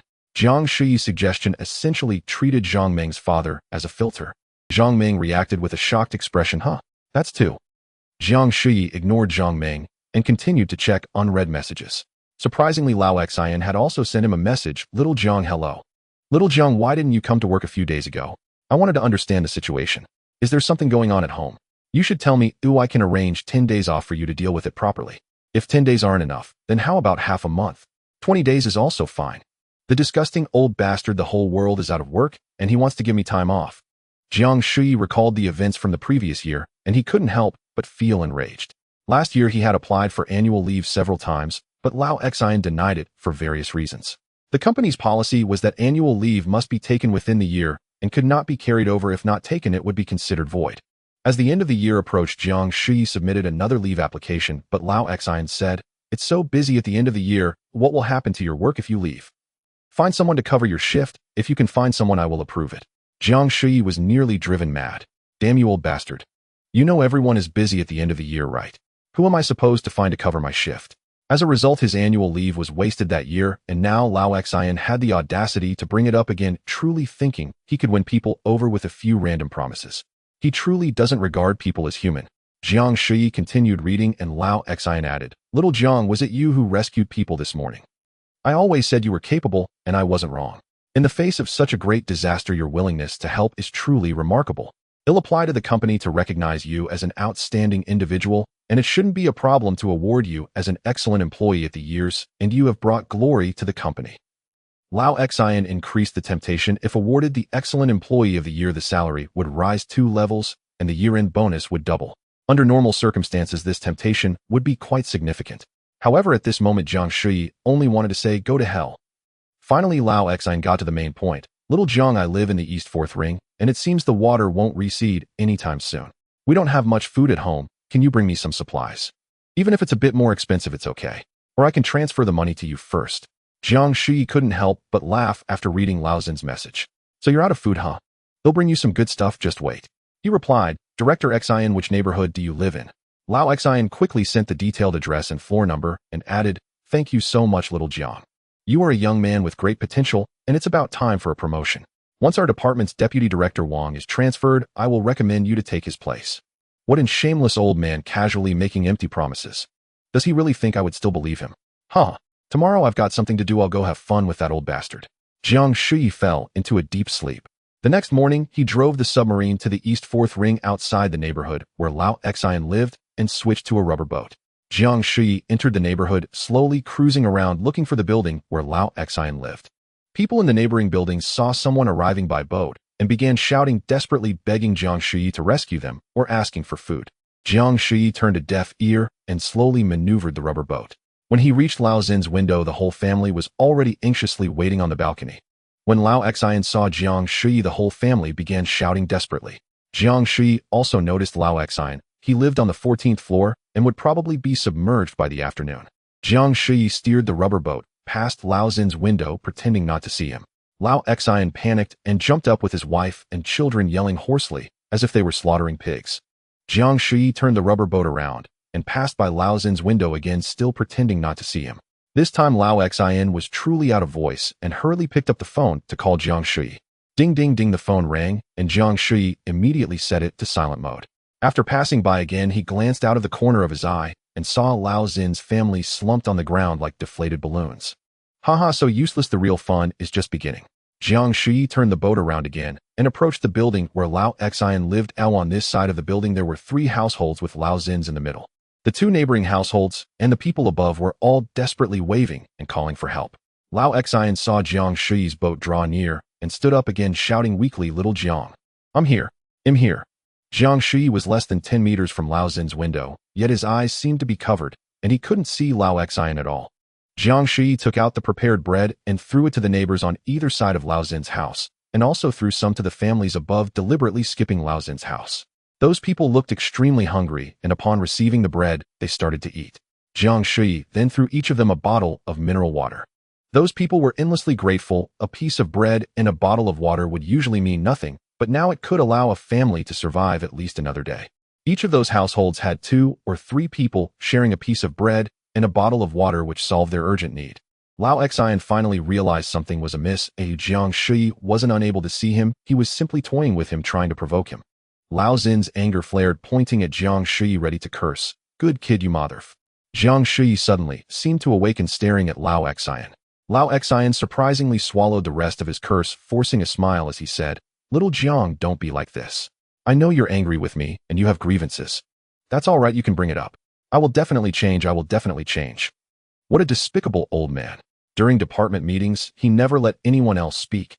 Everyone had to endure his incessant ramblings of empty talk, and now he was suddenly willing to accept criticism. Jiang Shuyi replied, "I can't help it either. If all else fails, there is a last resort you can try. It's quite simple, just have your dad drink more juice and save his urine. That should lower the sugar content quite a bit, right? Old bastard, let's see if you can drink your own urine." Jiang Shuyi's suggestion essentially treated Zhang Meng's father as a filter. Zhang Meng reacted with a shocked expression. "Huh, that's 2. Jiang Shuyi ignored Zhang Meng and continued to check unread messages. Surprisingly, Lao Xian had also sent him a message. "Little Jiang, hello. Little Jiang, why didn't you come to work a few days ago? I wanted to understand the situation. Is there something going on at home? You should tell me. I can arrange 10 days off for you to deal with it properly. If 10 days aren't enough, then how about half a month? 20 days is also fine. The disgusting old bastard, the whole world is out of work, and he wants to give me time off." Jiang Shuyi recalled the events from the previous year, and he couldn't help but feel enraged. Last year he had applied for annual leave several times, but Lao Xian denied it for various reasons. The company's policy was that annual leave must be taken within the year and could not be carried over. If not taken, it would be considered void. As the end of the year approached, Jiang Shuyi submitted another leave application, but Lao Xian said, "It's so busy at the end of the year, what will happen to your work if you leave? Find someone to cover your shift. If you can find someone, I will approve it." Jiang Shuyi was nearly driven mad. "Damn you, old bastard. You know everyone is busy at the end of the year, right? Who am I supposed to find to cover my shift?" As a result, his annual leave was wasted that year, and now Lao Xian had the audacity to bring it up again, truly thinking he could win people over with a few random promises. He truly doesn't regard people as human. Jiang Shuyi continued reading, and Lao Xian added, "Little Jiang, was it you who rescued people this morning? I always said you were capable, and I wasn't wrong. In the face of such a great disaster, your willingness to help is truly remarkable. It'll apply to the company to recognize you as an outstanding individual, and it shouldn't be a problem to award you as an excellent employee at the years, and you have brought glory to the company." Lao Xian increased the temptation. If awarded the Excellent Employee of the Year, the salary would rise 2 levels, and the year-end bonus would double. Under normal circumstances, this temptation would be quite significant. However, at this moment, Jiang Shuyi only wanted to say, "Go to hell." Finally, Lao Xian got to the main point. "Little Jiang, I live in the East 4th Ring, and it seems the water won't recede anytime soon. We don't have much food at home. Can you bring me some supplies? Even if it's a bit more expensive, it's okay. Or I can transfer the money to you first. Jiang Shuyi couldn't help but laugh after reading Lao Xin's message. So you're out of food, huh? They'll bring you some good stuff, just wait. He replied, Director Xian, which neighborhood do you live in? Lao Xian quickly sent the detailed address and floor number and added, Thank you so much, little Jiang. You are a young man with great potential, and it's about time for a promotion. Once our department's deputy director Wang is transferred, I will recommend you to take his place. What an shameless old man casually making empty promises. Does he really think I would still believe him? Huh. Tomorrow I've got something to do. I'll go have fun with that old bastard. Jiang Shuyi fell into a deep sleep. The next morning, he drove the submarine to the east fourth ring outside the neighborhood where Lao Xian lived and switched to a rubber boat. Jiang Shuyi entered the neighborhood, slowly cruising around looking for the building where Lao Xian lived. People in the neighboring buildings saw someone arriving by boat and began shouting, desperately begging Jiang Shuyi to rescue them or asking for food. Jiang Shuyi turned a deaf ear and slowly maneuvered the rubber boat. When he reached Lao Xin's window, the whole family was already anxiously waiting on the balcony. When Lao Xian saw Jiang Shuyi, the whole family began shouting desperately. Jiang Shuyi also noticed Lao Xian. He lived on the 14th floor and would probably be submerged by the afternoon. Jiang Shuyi steered the rubber boat past Lao Xin's window, pretending not to see him. Lao Xian panicked and jumped up with his wife and children, yelling hoarsely as if they were slaughtering pigs. Jiang Shuyi turned the rubber boat around and passed by Lao Xin's window again, still pretending not to see him. This time Lao Xian was truly out of voice and hurriedly picked up the phone to call Jiang Shuyi. Ding ding ding, the phone rang, and Jiang Shuyi immediately set it to silent mode. After passing by again, he glanced out of the corner of his eye and saw Lao Xin's family slumped on the ground like deflated balloons. Haha, so useless, the real fun is just beginning. Jiang Shuyi turned the boat around again and approached the building where Lao Xian lived. On this side of the building there were 3 households with Lao Xin's in the middle. The 2 neighboring households and the people above were all desperately waving and calling for help. Lao Xian saw Jiang Shuyi's boat draw near and stood up again, shouting weakly, Little Jiang. I'm here. Jiang Shuyi was less than 10 meters from Lao Xin's window, yet his eyes seemed to be covered, and he couldn't see Lao Xian at all. Jiang Shuyi took out the prepared bread and threw it to the neighbors on either side of Lao Xin's house, and also threw some to the families above, deliberately skipping Lao Xin's house. Those people looked extremely hungry, and upon receiving the bread, they started to eat. Jiang Shuyi then threw each of them a bottle of mineral water. Those people were endlessly grateful. A piece of bread and a bottle of water would usually mean nothing, but now it could allow a family to survive at least another day. Each of those households had 2 or 3 people sharing a piece of bread and a bottle of water, which solved their urgent need. Lao Xian finally realized something was amiss. Jiang Shuyi wasn't unable to see him. He was simply toying with him, trying to provoke him. Lao Xin's anger flared, pointing at Jiang Shuyi, ready to curse. Good kid, you motherf. Jiang Shuyi suddenly seemed to awaken, staring at Lao Xian. Lao Xian surprisingly swallowed the rest of his curse, forcing a smile as he said, Little Jiang, don't be like this. I know you're angry with me and you have grievances. That's all right, you can bring it up. I will definitely change. What a despicable old man. During department meetings, he never let anyone else speak. Everyone had to endure his incessant ramblings of empty talk, and now he was suddenly willing to accept criticism. Jiang Shuyi pretended to be astonished and said, Oh, Mr. Xjian, so you are here. I searched for you for a long time and thought you had fallen into the water. Old Xian hurriedly nodded and bowed, saying, Yes, little Jiang, I'm here. Didn't you say you would bring me some food? We haven't eaten for over a day, hurry up. Thank you so much. Jiang Shuyi replied, taking out bread and tossing a bag to the neighbors on either side of old Xin's home, as well as the 3 families above, but not giving any to old Xian. The households had already finished the first bag of bread, and when they saw another piece, they were all overjoyed and expressed their gratitude to Jiang Shuyi. Old Xian finally realized that Jiang Shuyi would never give him food, and he immediately started cursing, with his wife and child joining in. The 3 of them acted like street thugs, cursing as loudly and rudely as possible. Jiang Shuyi didn't mind slowly steering the boat forward, picking up a bag of bread, and just as he was about to toss it to the neighbors, he quickly pulled it back. The man from that household immediately pleaded, Young man, you are our family's great benefactor. Please give us some food. I would serve you as a horse or an ox in my next life. Seeing the timing was right, Jiang Shuyi lifted a convenient bag filled with bread and loudly proclaimed, Friends, come and judge. I traveled a long way to bring you food without asking for anything in return. Why is it that this neighbor curses me? What have I done to deserve such insults? I still have plenty of bread, but with someone cursing me like this, how can I share it with you? At once the neighboring families began to surround old Xian, all cursing him. How can you be so shameless? Have you lost your mind? Cursing this great benefactor, this living bodhisattva. Exactly, there isn't a decent person in this family. Old Zin's family was furious, and they started cursing back at the neighbors. Jiang Shuyi watched the commotion for a while, and then shouted, "If I don't hear anyone cursing me anymore, all this bread will be shared with you." The man from upstairs shouted first, "Everyone, let's go beat him up. Make him shut up." As he spoke, he rushed downstairs, and the men from several households followed suit, some with wrenches, others with hammers, and some with mops, starting to smash Old Zin's door. Perhaps their tools lacked the necessary force, and after a long time, they couldn't break open Old Zin's security door.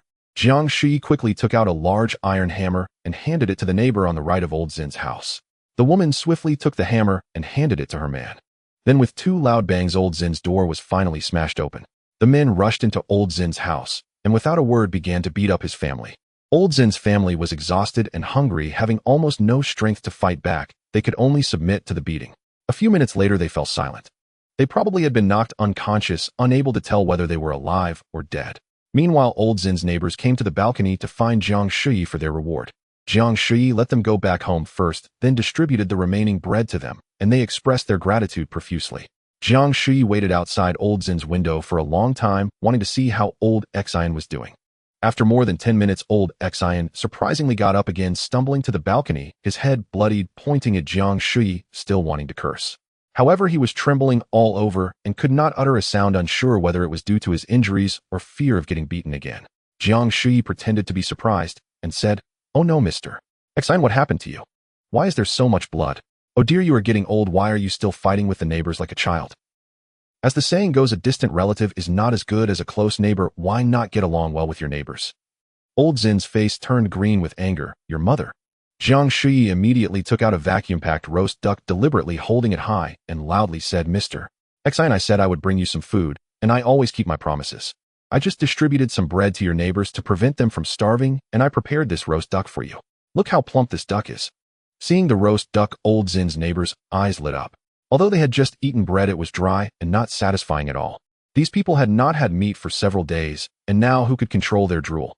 Hope sparked in Old Zin's eyes as Jiang Shuyi tossed the roast duck onto Old Zin's balcony, then prepared to leave. Before departing, he deliberately shouted, "Mr. Xian, such a big duck, you can't finish it all. Don't waste it, share some with the neighbors." Hearing this, the starving neighbors immediately rushed into Old Zin's house, without even needing to break down the door. Old Xian clutched the roast duck, tightly trembling, and unable to tear open the packaging, perhaps due to his fingers being injured. The neighbors rushed in to snatch the roast duck, and Old Xian lay on the ground, gripping it tightly and refusing to let go. The neighbors had to start punching and kicking, and Old Xian clung to the duck like a turtle to its shell, refusing to release it. One neighbor, growing impatient, swung the hammer and struck Old Zin's neck hard. Old Xian groaned and then lay still. How exhilarating! In ancient times, 2 peaches killed 3 warriors. Today, 1 duck annihilated Old Xian. Jiang Shuyi left satisfied, and at that moment his phone screen lit up. Upon opening it, he found it was a call from Zhang Mei. Jiang Shuyi answered, "Hello, what is it?" On the other end, Zhang Mei excitedly said, "Jiang Shuyi, I know you are over here in the East 4th Ring. You just dealt with Old Xian. That's great, I hate that old man too." "How did you know?" Jiang Shuyi was somewhat surprised. Zhang Mei continued, "I saw everything in my home is also in the East 4th Ring, right next to Old Zin's neighborhood. While you were teasing Old Xian, someone across from his house was live streaming the whole event, and I immediately recognized you. I know you are a person of character. You repay kindness and avenge grievances. Although we can't say there's any debt between us, we also don't have any hatred, right? After all, we've been colleagues for so long, but we can be considered old friends. Please come help me. The child is too hungry, I beg you." Jiang Shuyi sneered, "Colleague? Old Xian is still my colleague too, so what? There are hundreds of people in the company. Do you expect me to help everyone? I know you aren't that cruel. You dealt with Old Xian because he deserved it. I know he has been squeezing and exploiting you. He was just like this when he was in charge of our department. I only regret that I couldn't do anything about it sooner." Jiang Shuyi knew that Zhang Mei was speaking the truth. She truly hated Lao Xian to the core. Lao Xian was once the head of the department where Zhang Mei worked. For some unknown reason, he always made things difficult for her, assigning her a lot of dirty and tiring work, and during performance evaluations, he never gave her high scores. Jiang Shuyi couldn't help but recall her past with Zhang Mei. Although she had once embarrassed Jiang Shuyi, there wasn't any deep-seated hatred between them. 2 years ago, Zhang Mei joined the company and worked in a department next to Jiang Shuyi's. This stunning young woman, with her alluring figure, naturally attracted the attention of her male colleagues, including Jiang Shuyi. Due to work, Jiang Shuyi interacted more with Zhang Mei. It seemed that Zhang Mei was particularly attentive to Jiang Shuyi, and their chats both online and offline increased. At the end of that year, the company hosted a year-end party at a nearby hotel. After Jiang Shuyi came downstairs, she headed towards the hotel, but ran into Zhang Mei on the first floor. Since Zhang Mei was new and couldn't find the hotel, she asked to walk with her. As they walked a short distance, Zhang Mei suddenly said mysteriously, "Oh, we just met not long ago, and now I'm going to the hotel with you. Isn't that a bit rushed?" Jiang Shuyi was momentarily flustered, as if a little deer were crashing around in her heart. Although she knew it was just a joke from Zhang Mei, double entendre, and all the situation was awkward, a single man and woman, with the man being vigorous and the woman being sexy and charming, walking together to a hotel, it was hard not to let one's imagination run wild. "Not rushed, it's better to come early than to come at the right time," Jiang Shuyi replied with a sly smile, diffusing the awkwardness. However, after that day, it was hard for her not to pay more attention to Zhang Mei. A few months later, one afternoon, Jiang Shuyi suddenly received a message from Zhang Mei at the nearby hotel. "Hurry and come." Her heart surged with emotions. What was going on? What did Zhang Mei want? Could it be that she had developed an uncontrollable impulse for Jiang Shuyi, and then disregarding all worldly views and moral constraints? Was it really that simple? Going to a hotel? After struggling for a few painful seconds, Jiang Shuyi couldn't help but quietly went to the nearby hotel and found the room that Zhang Mei had mentioned. It turned out to be a large conference room. The company was hosting a high-net-worth client presentation here, and Xian had actually left Zhang Mei alone to set up the venue. In a conference room for 200 people, with various decorations, written materials, gift bags, and equipment adjustments, Zhang Mei had to do it all by herself. In a state of desperation, Zhang Mei had to use double entendre again to ask Jiang Shuyi for help with the work. Jiang Shuyi felt like crying without tears. She couldn't just turn and leave, as that would imply she had come over for unspeakable reasons. So she had no choice but to help Zhang Mei finish setting up the venue, and by the time she returned to the company, it was almost time to get off work. Deputy General Manager Wang asked where she had gone. Jiang Shuyi could only say she went to help someone. Deputy General Manager Wang scolded her fiercely, saying she shouldn't neglect her own work to help others. Was she a good Samaritan? At that time, although Jiang Shuyi felt a tinge of resentment towards Zhang Mei, she found the young woman even more alluring, lively, and a bit mischievous. Later, at a team-building event organized by the company, after the leaders spoke and a few rounds of toasts, the routine processes concluded, and the colleagues began to perform freely, some singing and some dancing. The younger colleagues were naturally more lively, while Jiang Shuyi, not being good at singing or dancing, just sat there. Later, Deputy General Manager Wang encouraged her to perform a program. At that time, Jiang Shuyi was already somewhat tipsy, and forgetting herself, took Zhang Mei's hand beside her, wanting to pull her up to perform together. Zhang Mei stood up, pulled by her, but was unwilling to go, her face filled with anxiety and even a bit of fear. Jiang Shuyi felt quite embarrassed. Although she realized she had been a bit abrupt, she still thought Zhang Mei was being overly pretentious. She would joke about going to a hotel with Jiang Shuyi, so why now, when it came to singing a song together, would it ruin her beautiful image? Was she afraid that others wouldn't see her as a virtuous young woman anymore? Feeling helpless, Jiang Shuyi downed a glass of liquor and then went to sing a song, completely losing her dignity. After that, Zhang Mei seemed to deliberately distance herself from Jiang Shuyi, who also didn't want to embarrass herself further, so she rarely approached her again. Speaking of which, although the past between the two held some nuances, it couldn't truly be called a deep grudge. Jiang Shuyi suddenly felt a bit petty, realizing that her resentment towards Zhang Mei seemed to be excessive. She was not a person who easily forgave others, but she was also not one to hold grudges. Today, Zhang Mei's outpouring of grievances had already alleviated much of Jiang Shuyi's resentment. By cursing Xian, she cleverly drew Jiang Shuyi into her trench. They were now on the same front, and it would be unreasonable not to go and check on her. Thus, Jiang Shuyi headed towards the neighborhood where Zhang Mei lived. People on the upper floors shouted for Jiang Shuyi to give them some food. Ignoring them, she moved forward when suddenly a young man jumped into the water and swam towards her. Finally, someone was willing to take risks. Jiang Shuyi pressed the throttle, accelerating the propeller, and quickly left. No matter how good a swimmer you were, how could you possibly be faster than an engine? Jiang Shuyi shook off the young man behind her when suddenly two more jumped into the water ahead, swimming towards her kayak from left and right, trying to encircle her, seeking death. Then let her fulfill that wish. Jiang Shuyi didn't turn around, but continued forward. When the two reached the kayak, they clung to the sides, and without a word attempted to climb aboard. So they wanted to rob her openly. Jiang Shuyi took out an electric baton and first struck the forehead of the one on the right. He twitched a few times and let go, falling into the water. The one on the left already had half his body up on the kayak. Jiang Shuyi zapped his neck, and he twitched like a frog a few times before becoming motionless. Jiang Shuyi pushed him back down and continued moving forward. Just now it was a close call, but she had to upgrade her defenses. There would likely be more troublesome enemies in the future. Jiang Shuyi drove the kayak into Zhang Mai's neighborhood, reaching in front of Zhang Mai's window.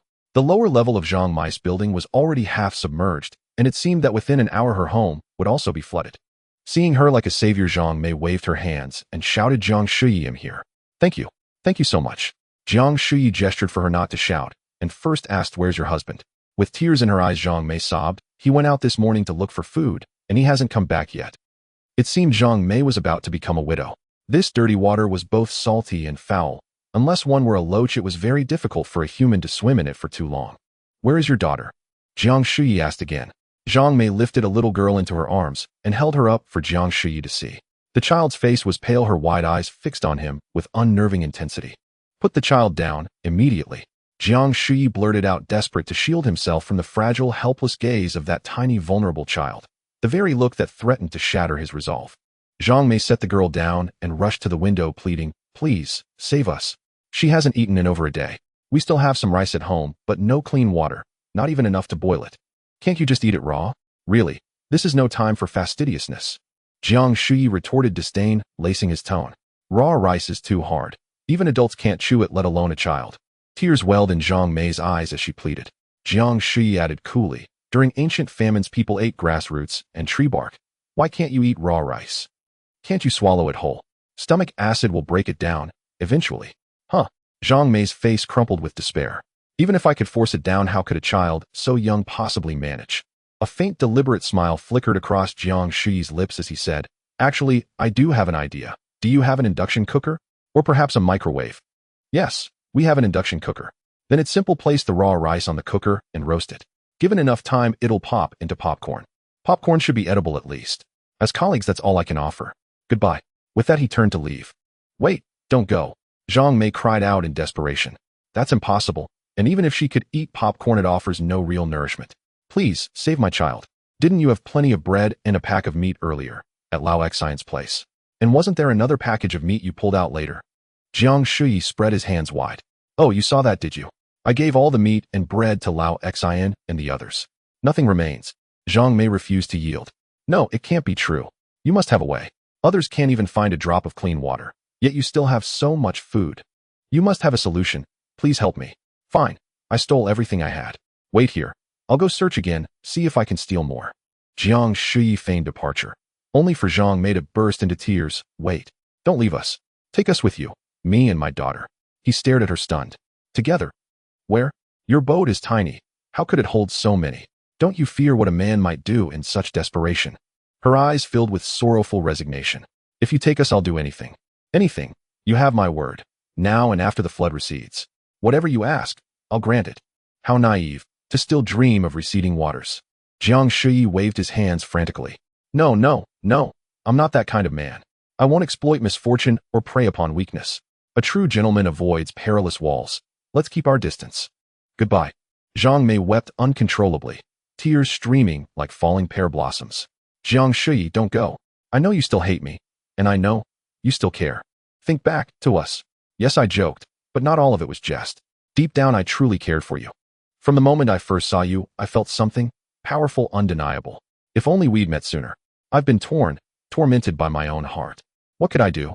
I'm sorry, I never meant to wound you. Like sun and moon, my sincerity shines clear, yet fate denied us love before vows were sworn." Jiang Shuyi knew her words were genuine. Such raw, unguarded emotion could never be feigned. Only utter desolation could compel her to speak them now. He sighed softly, lowered his head, then gestured for her to stop speaking. After a quiet pause, he produced a large bag of sliced bread and a full bottle of mineral water and handed them to her. In a hushed voice, he instructed, "The flood won't recede.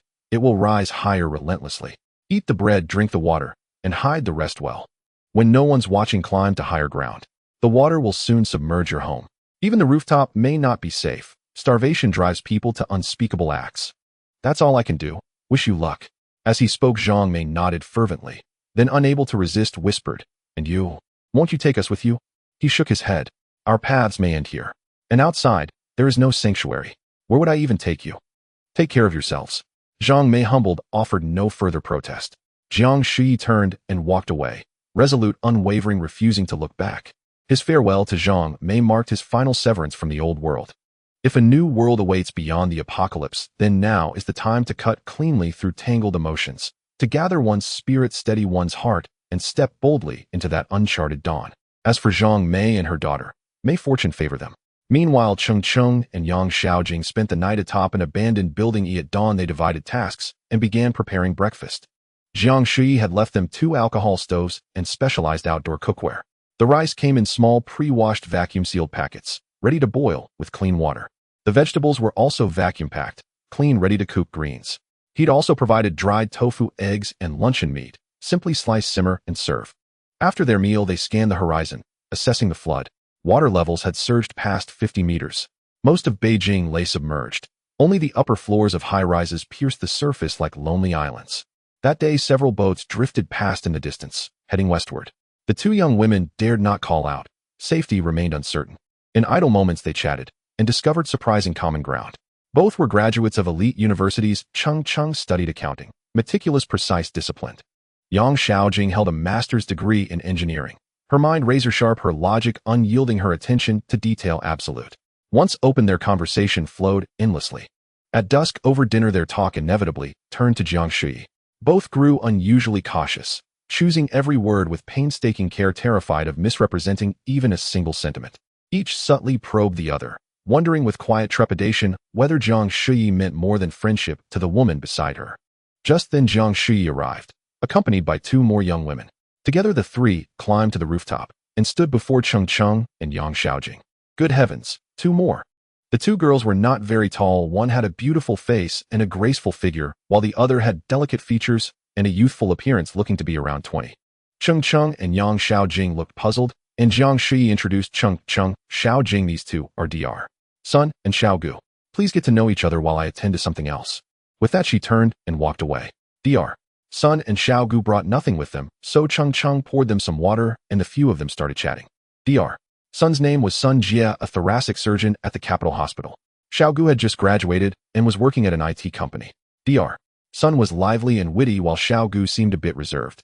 The 4 girls quickly became familiar with each other, but Cheng Cheng was wondering where the 2 of them would sleep tonight.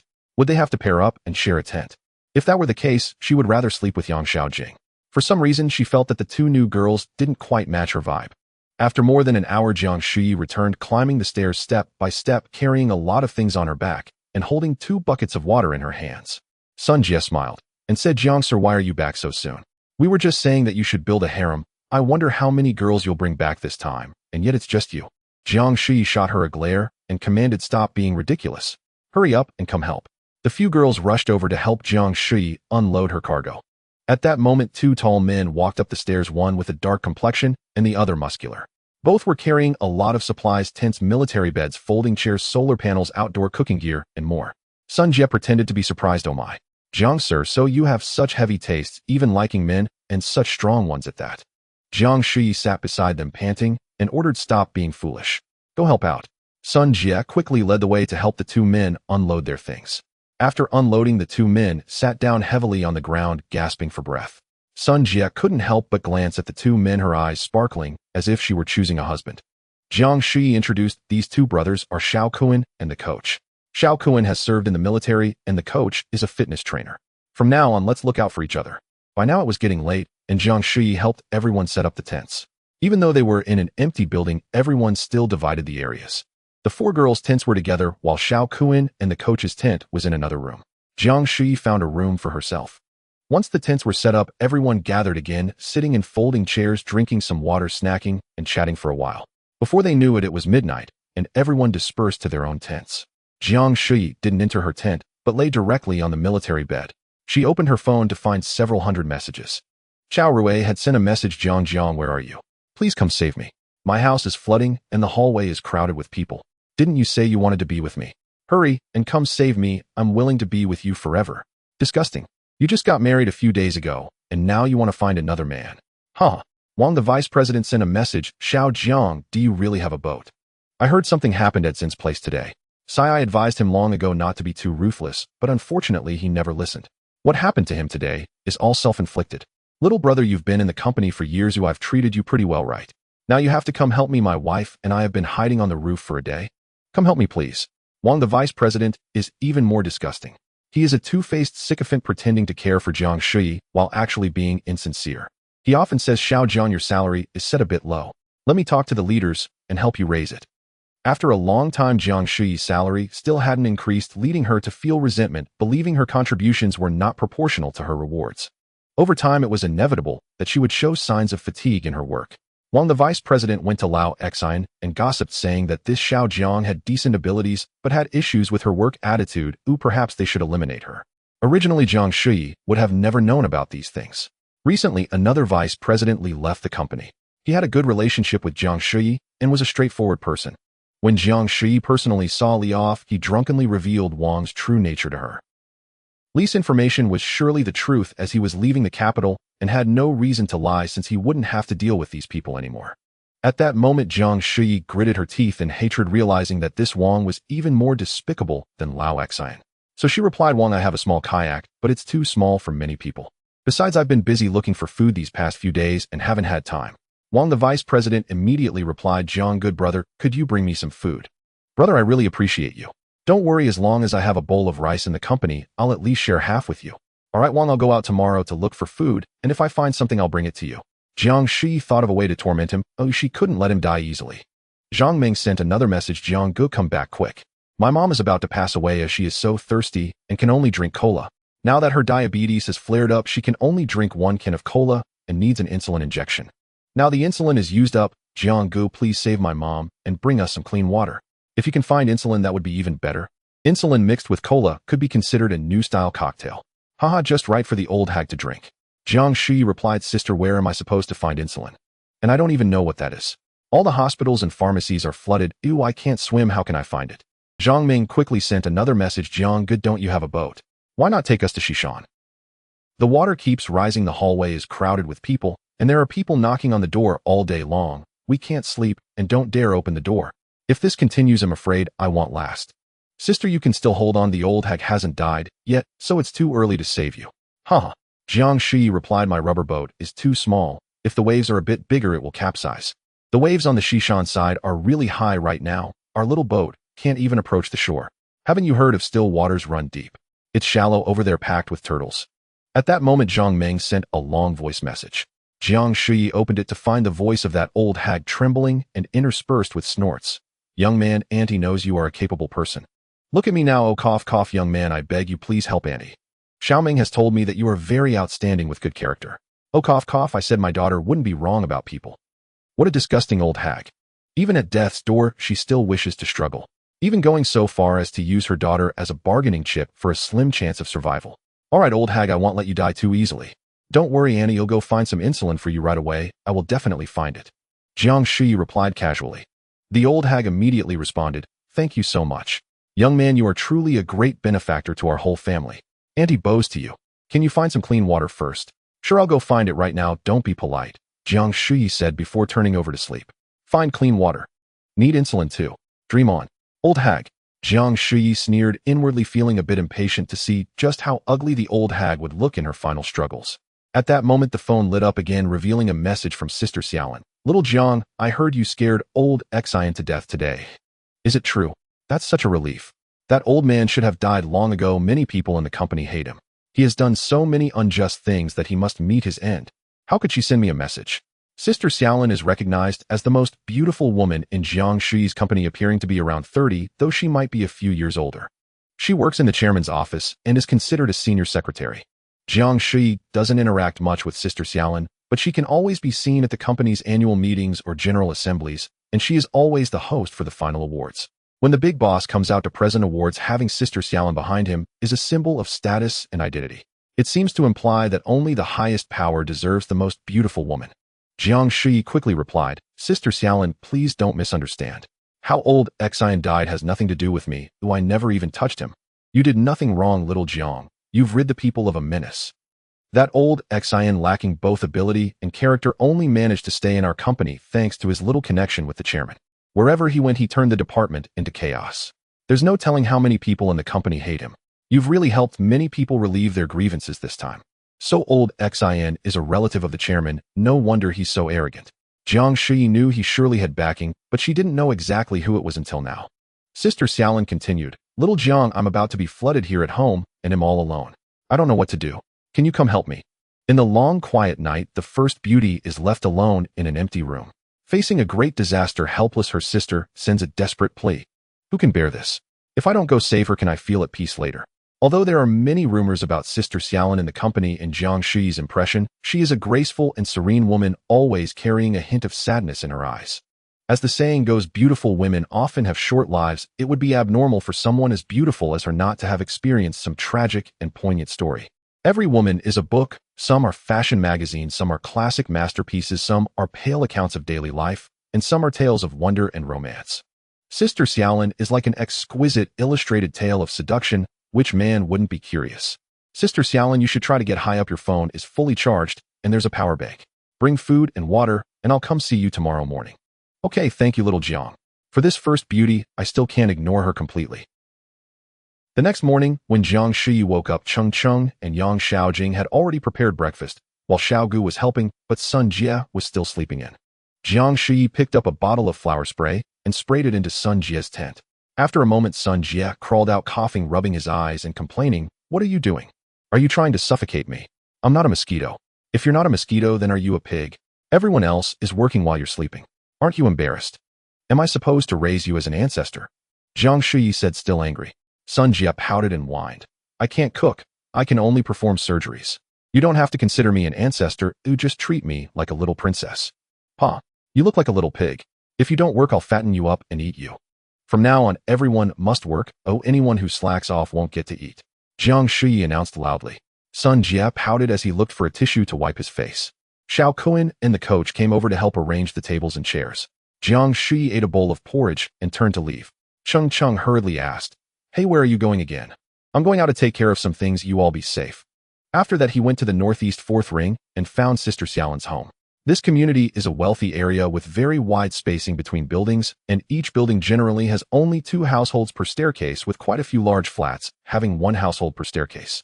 In the precious real estate of the capital, no one without billions in assets would dare to covet such houses. Sister Xiaolin's home was already flooded, and she climbed up a few floors, standing in the corridor, holding onto the railing to look outside. When she saw Jiang Shuyi, she waved and called out. Jiang Shuyi looked and saw her wearing a white bathrobe tightly cinched at the waist, showcasing her perfect and well-proportioned figure. Jiang Shuyi paddled the kayak over. This was the first time he looked closely at Sister Xiaolin, and he felt his heart flutter and his spirit soar. She not only had extremely beautiful features and a perfectly proportioned body, but the combination of all these elements created a natural harmony without the slightest sense of discord. Some people have well-defined features and look very beautiful in photographs, but lack grace in movement. Others may not stand out purely in appearance, yet they exude charm in their words and actions. The former is static beauty, while the latter is dynamic beauty. As for Sister Xiaolin, not only is her appearance stunning, but every smile and movement of hers is filled with boundless allure, a perfect blend of static and dynamic beauty. Adding a single point makes it too long, subtracting one makes it too short. Applying powder makes it too pale, applying rouge makes it too red. Her brows are like green feathers, her skin is like white snow, her waist is like a tightly bound silk, her teeth are like pearls. With a charming smile, she captivates the city. Indeed, she truly deserves the title of the first beauty. Xiao Jiang, I'm right here. Could you please come over? I'm so deeply grateful to you. Sister Xiaolin parted her lips gently, her pearly teeth and bright eyes shimmering, her gaze flowing like liquid light, as if each word she spoke drifted straight into Jiang Shuyi's heart. Jiang Shuyi instantly grew flustered. And no, Sister Xiaolin, there's no need for such formality. Sister Xiaolin, as though starved for human conversation, began pouring out her thoughts. Xiao Jiang, tell me, how did this water rise so high? Where on earth did it all come from? I've never heard of flooding this severe in the capital. What should we do? When will the waters recede? As Jiang Shuyi listened, his gaze drifted helplessly towards Sister Xiaolin, entranced, spellbound, utterly undone. Black silk tresses and rosy cheeks stir longing. Time itself bows before such beauty. How could such breathtaking beauty exist in this world? She was beyond comparison, a seamless fusion of classical elegance and modern allure, effortlessly harmonious, untouched by artifice. At that moment, Jiang Shuyi felt even her age was perfect, not a single year too much, not a moment too few. Upon her, youthful vitality and mature grace intertwined flawlessly, vibrant with life, yet bearing not the faintest trace of time's passage. Sister Xiaolin, don't be afraid. Though the floodwaters show no sign of ebbing, you could. Jiang Shuyi paused briefly, hesitating for half a second, then continued, you could seek out the child's father. The child's father? What child? Where is there any child? Sister Xiaolin stared, utterly bewildered. In that instant, Jiang Shuyi snapped out of his daze and let out a wry smile. Sister, the baby in your womb. It's about 6 weeks along. Earlier, lost in reverie, I had instinctively begun scanning Sister Xiaolin's body, from head to neck, shoulders to chest, then down to her abdomen. Every contour was flawless, until suddenly he detected a fetus nestled within her womb. His right eye now surpassed even four-dimensional ultrasound, capable of resolving every single cell with pinpoint precision. Sister Xiaolin paled, instantly, disbelief flooding her features. A baby? How could there possibly be a baby? No, it can't be. How? Jiang Shuyi shook his head. Sister Xiaolin, think back. Roughly 6 weeks ago, did anything happen? Sister Xiaolin seemed to recall something, but her expression remained one of stunned disbelief, her composure utterly unraveled. Jiang Shuyi asked again, Sister Xiaolin, have you tried contacting your husband? I'm not married. Sister Xiaolin's face fell into deep sorrow. Not married. Then the situation grew far more complicated. Jiang Shuyi ventured cautiously. Then, might you consider reaching out to the CEO? Why would I contact him? Sister Xiaolin grew agitated. His villa is in the southern district. The flood hit there first. Not a single soul escaped. They were all drowned. So the child likely had nothing to do with the CEO. Yet who then was the father? Enough. No need to pry further. Beauty is often fragile. Fate rarely spares the fair. It may well be a tale of tragic, haunting romance, none of which concerns us. Best not to dwell upon it. Sister Xiaolin steadied herself slightly and asked, puzzled, how did you know I was pregnant? I didn't even know myself. Jiang Shuyi could hardly admit head just scanned her body, albeit only halfway. While some things remained shrouded in mystery. Have you ever heard of them? Jiang Shuyi began weaving a tale. In rural villages, certain elderly women can tell at a glance whether a passing woman carries a boy or a girl. Even more astonishing, they discern pregnancy simply by watching a woman walk 2 steps. Uncannily accurate. Sister Xiaolin regarded him skeptically. But you're no village elder. Oh, don't fret over such details. Jiang Shuyi waved dismissively. I grew up in the countryside. I inherited certain mysterious aptitudes. These things aren't meant to be explained in full. At that moment, Jiang Shuyi resembled nothing so much as a charlatan peddling mysticism. Sister Xiaolin sighed deeply. What am I to do now? Pray for your own fortune. Jiang Shuyi turned to leave, but Sister Xiaolin urgently called after him. Don't go. You can't abandon me. Then, take me with you. Please. It wasn't unthinkable. After all, in the aftermath of the apocalypse, even a single blossom brought solace to weary eyes, how much more so a woman of such extraordinary beauty. Yet the present circumstances rendered matters infinitely more complex. A buy one get one free arrangement wasn't always viable. Sister, how exactly would I take you? Where would I take you? Look at this boat. It's cramped enough for just me. How could 3 people possibly fit? Jiang Shuyi wore an expression of genuine distress. And how, as an unmarried man, could I possibly care for a pregnant woman? I know absolutely nothing about it. This was the crux, the essential truth he needed to make clear. Fortunately, he possessed extraordinary abilities, otherwise he might have found himself saddled with fatherhood far too soon. Everyone returns home, everyone finds their own father. The polluter bears responsibility, the parent assumes duty. That is the most fundamental principle. Sister Xiaolin covered her face and wept. What am I to do? What am I to do? If only you'd sought me out 6 weeks ago. Now it's beyond my reach. Do as you must. Jiang Shuyi handed Sister Xiaolin a large bag of sliced bread, another of dried egg strips, and a sizable jug of mineral water, then bid her farewell and departed. As he steered his boat towards Sanlitun, he saw the nightclubs and revelry hubs, once pulsing with energy, now submerged beneath the floodwaters. It seemed the apocalyptic era's dominant tone was desolation, its former intoxicating frenzy extinguished forever.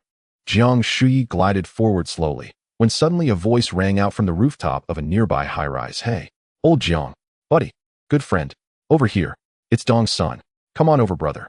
Jiang Shuyi followed the sound, and there atop the roof stood a middle-aged man with stubble and 4 women calling out to him. So that was who it was. Dong's son in his 30s was someone Jiang Shuyi had met during casual games like Werewolf, yet also the person he detested most. During gameplay, Dong's son never cared about plot progression or narrative flow. He fixated solely on attractive women nearby, seizing every opportunity to flatter and fawn. He'd belittle others without hesitation, earning himself the notorious reputation of a lecherous, shameless rogue. Once Dong's son had attached himself to a wealthy, middle-aged woman, and the two had eloped, secretly renting a place beyond the eastern 6th Ring Road to indulge in their clandestine affair. Yet within 2 weeks, Dong's son realized had been duped. The so-called wealthy woman was penniless, merely a neglected wife simmering in resentment. Worse still, once unmadupe, she appeared at least 45, her faded beauty unmistakably that of a fading courtesan. When she demanded money to pay off her credit card, Dong's son slipped away silently, abandoning his lover beyond the 6th Ring Road. The story of Dong's son being scammed by a fake rich widow soon spread through their circle, and many laughed until their sides ached. However, the thickness of this guy's skin is astonishingly remarkable, and later he acted as if nothing had happened, casually coming out to play. If this were to happen in a smaller place, he would probably become infamous and find it hard to mingle again. The charm of the capital lies in this, no matter when there are always more rotten people appearing and more absurd new events occurring, causing people to quickly forget your embarrassing moments. Moreover, the most crucial aspect is that in the capital, countless naive and sweet girls flood in, providing ample opportunities for those lecherous pigs and scumbags to flirt. In simple terms, there are plenty of pigs and plenty of cabbage. Jiang Shuyi had always disliked Dong's son immensely, and now that she happened to run into him, it was the perfect opportunity to vent her frustrations. Jiang Shuyi steered the boat near the building, and Dong's son eagerly shouted, "Hey, old Jiang, it's me, Dong's son. Don't you recognize me?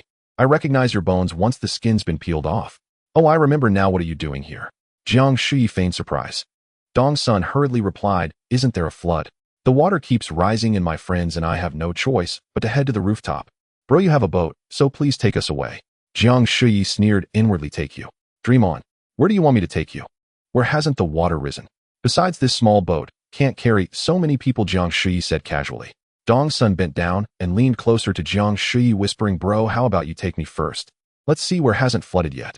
What a shameless scumbag. He must have come over to flatter those women just when the water started rising, and now facing disaster, he only cares about saving himself. Jiang Shuyi deliberately exclaimed loudly, "What? Take you alone? What about your friends?" The women with their surgically enhanced faces looked like the kind of nightclub girls from the workers' stadium. Upon hearing Dong's son wanted to escape first, they became furious, shouting, "You shameless bastard, how can you be so heartless? Are you really going to abandon us? Yes, do you have the gall to do that? Are you even a man? If it weren't for you, we wouldn't be stuck here. We said we wanted to leave from the start, but you insisted we stay and wait for you. What good does your arrival do now? Now you want to leave us behind and run away. Are you even human?" Dong Sen's face turned pale, but he still tried to argue, "Listen to me, I just want to go with this bro to find a safe place, and then come back to get you." "Go to hell. Who would believe your words? Yeah, you just want to escape. Stop pretending to be a good person. If there's a safe place, why not let your bro take us first? It seems these women are just shameless and not foolish." Jiang Shuyi hurriedly yelled, "Hey, I'm not his bro, I'm not familiar with him. Don't get me wrong." The women became even more unrestrained, pointing at Dong's son and cursing. Dong's son was almost furious and shouted, "Shut up. Regardless of anything, this boat is too small. It can't possibly carry so many people. What are you all shouting about? Aren't you afraid of capsizing and drowning?" The women finally quieted down, and Jiang Shuyi secretly laughed. Dong's son took a breath and said, "Old Jiang, regardless of everything, you can't just watch us die. How about you give us something to eat? We haven't eaten in days." Jiang Shuyi took out a piece of cod sandwich, eating it slowly, while leisurely saying, "As for food, I do have some, but not much. Is it for you? Or should I give it to the ladies?" Dong's son couldn't help but swallow hard, staring at the sandwich in Jiang Shuyi's hand. One woman immediately shouted, "Hurry up and say something. You got us stuck here with nothing to eat or drink, and now what do you want? Playing dumb, are you?" Dong Sen's eyes turned. "Old Jiang, thank you. Just a little is fine. You hand it over, and we'll split it so everyone gets a bit." "Who would believe your words? But fine, let's see your true self." "All right, but I really have nothing left." Jiang Shuyi pretended to search in the small boat, and after a while he took out a small piece of sweet pastry and threw it to Dong's son. Dong's son bit through the plastic wrapping and swallowed the whole piece like a snake devouring a mouse. One woman panicked and scolded, "Are you even human? Don't you care about us?" Jiang Shuyi immediately shouted, "Hey, that was the last piece. How could you eat it all? What about the ladies?" The women all panicked and rushed forward, swinging their small bags and high heels, starting to beat Dong's son. Dong's son also completely lost his shame, swinging his fists and engaging in a brawl with the women. Although the women were numerous, each of them had slender waists and long legs, and it was clear they had undergone many liposuction procedures, therefore they lacked any real strength. Before long, Dong's son had knocked down several women. Seemingly dissatisfied, he kicked each of them while cursing. Jiang Shuyi watched the scene with a smile, having never had even a hint of fondness for those snake-faced women, feeling they were just as bad as Dong's son. As the saying goes, fish look for fish, shrimp look for shrimp, and frogs look for toads. If you look like a bun, don't complain about dogs staring at you. After finishing off those snake-faced women, Dong Sun turned around with a beaming smile and said to Jiang Shuyi, bro, these foul bitches are too annoying, let's ignore them. Bro, do you have any food left? Just give me some, rest assured I will definitely repay you. Jiang Shuyi took out a bag of long bread. As for food, this is all that's left, but you need to come over to get it. At this moment, Jiang Shuyi's inflatable boat was about 4 to 5 meters away from the rooftop. Dong Sun looked troubled. Bro, don't joke with me. I can't swim, just throw it over. You don't want it. Then I'm leaving. Jiang Shuyi started the engine and prepared to leave. Dong Sun hurriedly shouted, bro, don't go. I'm coming. Saying that, he jumped into the water and began dog paddling, clearly not very good at swimming. After paddling for a while, Dong Sun barely approached the inflatable boat. Jiang Shuyi gently pressed the acceleration button and the inflatable boat slowly began to move forward. Dong Sun urgently shouted, bro, don't leave. I'm coming. Jiang Shuyi stopped the boat again and Dong Sun started paddling again with all his might, finally getting close to the inflatable boat. Jiang Shuyi started the engine once more and floated away. After several repetitions, Dong Sun seemed to realize that Jiang Shuyi was just playing with him and had no intention of giving him bread, so he turned and swam towards the rooftop. How could Jiang Shuyi let him off so easily? Hey, race some bread. After saying this, she threw the bread high into the air, landing on the opposite side of the rooftop. Dong Sun turned around and saw that the rooftop was on the right and the bread was on the left, with him perfectly in between. He hesitated for 2 seconds, then gritted his teeth and swam towards the bread. At this moment, the women on the rooftop began to stir, each one sporting bruises, with one even having her snake-like nose crooked from the beating. It seemed she would need surgery on her nose. After all, fake things cannot withstand a beating. A woman with a snake-like face shouted towards Jiang Shuyi, hey handsome, don't go. Please give us some food, we beg you. Jiang Shuyi pointed at Dong Sun, who was fishing for bread in the water, and said, there's only that one bag of bread left, you can figure it out yourself. After Dong Sun retrieved the bread, he used a tremendous amount of effort to swim back to the rooftop. As soon as he emerged from the water, he collapsed onto the rooftop, gasping for air. Several women filled with rage rushed forward, pinning Dong Sun down, tearing at him with their hands and teeth, wanting nothing less than to devour him alive. Having just struggled in the water for so long, Dong Sun was exhausted while the women had only just regained their strength. In this exchange of power, he truly had no ability to fight back. Jiang Shuyi watched from a distance, gently clapping. It truly was a magnificent performance. To the bitches and dogs, I wish you everlasting happiness. After dealing with Dong Sun, he slowly drove his rubber boat southward. At that moment, her phone rang. When she opened it, she found a message from Xian. Shuyi, where are you? We have no food at home. Can you come help me? How could she send a message? They hadn't been in contact for over 3 years. Xian was a university classmate of Jiang Shuyi. Years ago, they met at an alumni event in the capital. Xian was petite and looked sweet, working at the headquarters of a state-owned bank with a very high salary. When they first met, they both felt some mutual attraction as they were both single, naturally finding reasons to get closer. However, as they got to know each other better, Jiang Shuyi gradually distanced himself from her. Firstly, there was a significant disparity in their economic statuses. Xian's father was a department-level official in a district, and her mother held a high position in a public institution. When Xian first came to Beijing, her parents bought her a house in full located in the East Fourth Ring, which was worth nearly 10 million before the price surged. As for Jiang Shuyi, he was a poor boy who grew up in the countryside, a small-time migrant worker in Beijing with nearly nothing to his name. Furthermore, Jiang Shuyi felt that the girl's personality did not quite match his own. Thus, he neither wanted to climb too high nor wanted to delay her. Eventually, he stopped reaching out to her altogether. The last few times they met, it was always Xian who took the initiative to invite Jiang Shuyi to dinner or watch movies. During their last meeting, Xian asked him, how long have you been working in the capital? More than 2 years, Jiang Shuyi replied. That's great. Xian exclaimed excitedly. In 2 more years, your social security will have been paid for 5 years, and then you'll be eligible to buy a house in the capital. This sentence completely shattered all of Jiang Shuyi's thoughts and severed any lingering connections between them. Just because you're eligible, you can buy a house in the capital. Do you think I have a department head for a father? Do you think the houses in the capital are as cheap as cabbages? Even if I sold all my parents' valuable organs, I might not be able to scrape together the down payment, and then I'd have to be a slave to the mortgage for 30 years. Do you think I have to do that to prove my love for you? I'm sorry. I can't dare to love you anymore. The cost is too heavy. It's far beyond what I can bear. After that, Jiang Shuyi completely ignored Xian. A few months later, Xian contacted him a few times wanting to invite him out, but Jiang Shuyi casually found an excuse to refuse. Naturally, Xian understood his thoughts and stopped contacting him thereafter. 3 years passed in the blink of an eye, and the houses in the capital finally lost their value. Now even a pile of rotten vegetables could be traded for several skyscrapers. However, can a kite with a broken string still fly back to its origin? At this moment, Xian must be in a desperate situation, otherwise she wouldn't have asked Jiang Shuyi for help. Jiang Shuyi arrived at the community where Xian lived, finding her at her window. The water was about to flood over her balcony. Xian stood on the balcony, anxiously waving at Jiang Shuyi. Behind her stood 2 people, her parents. It seemed they had come to the capital before the flood hit Tianmen. Jiang Shuyi steered the boat over, and Xian excitedly said, "Shuyi, you're here. That's great. Thank you so much. This is my mom and dad." Oh, Jiang Shuyi glanced at the 2, saying little. Previously, when Xian invited Jiang Shuyi for a meal, her mother had sent a video call request, and when it connected, Xian informally introduced Jiang Shuyi to them. Jiang Shuyi remembered clearly that he had politely greeted them, saying, "Hello, uncle and aunt." At that time, her mother merely replied with an "oh," without saying another word, while her father kept his head down looking at his phone, not bothering to glance at Jiang Shuyi even once. Jiang Shuyi wasn't foolish. He could clearly read their attitudes. Their parents' feelings towards him could not have been clearer. If he continued to approach them with warmth, it would truly be a lack of tact. At this moment, Xian's father spoke up, "Little Jiang, right? Where did you get this boat?" Jiang Shuyi glanced at him, but did not answer. Instead, he turned to Xian and asked, Xian, how are you doing now? "The water isn't receding at all. We have no food at home, and we can't go out. Shuyi, what should we do?" Jiang Shuyi took out a large bag of sweet pastry, a bag of dried tofu, and a big bottle of mineral water, handing them to Xian.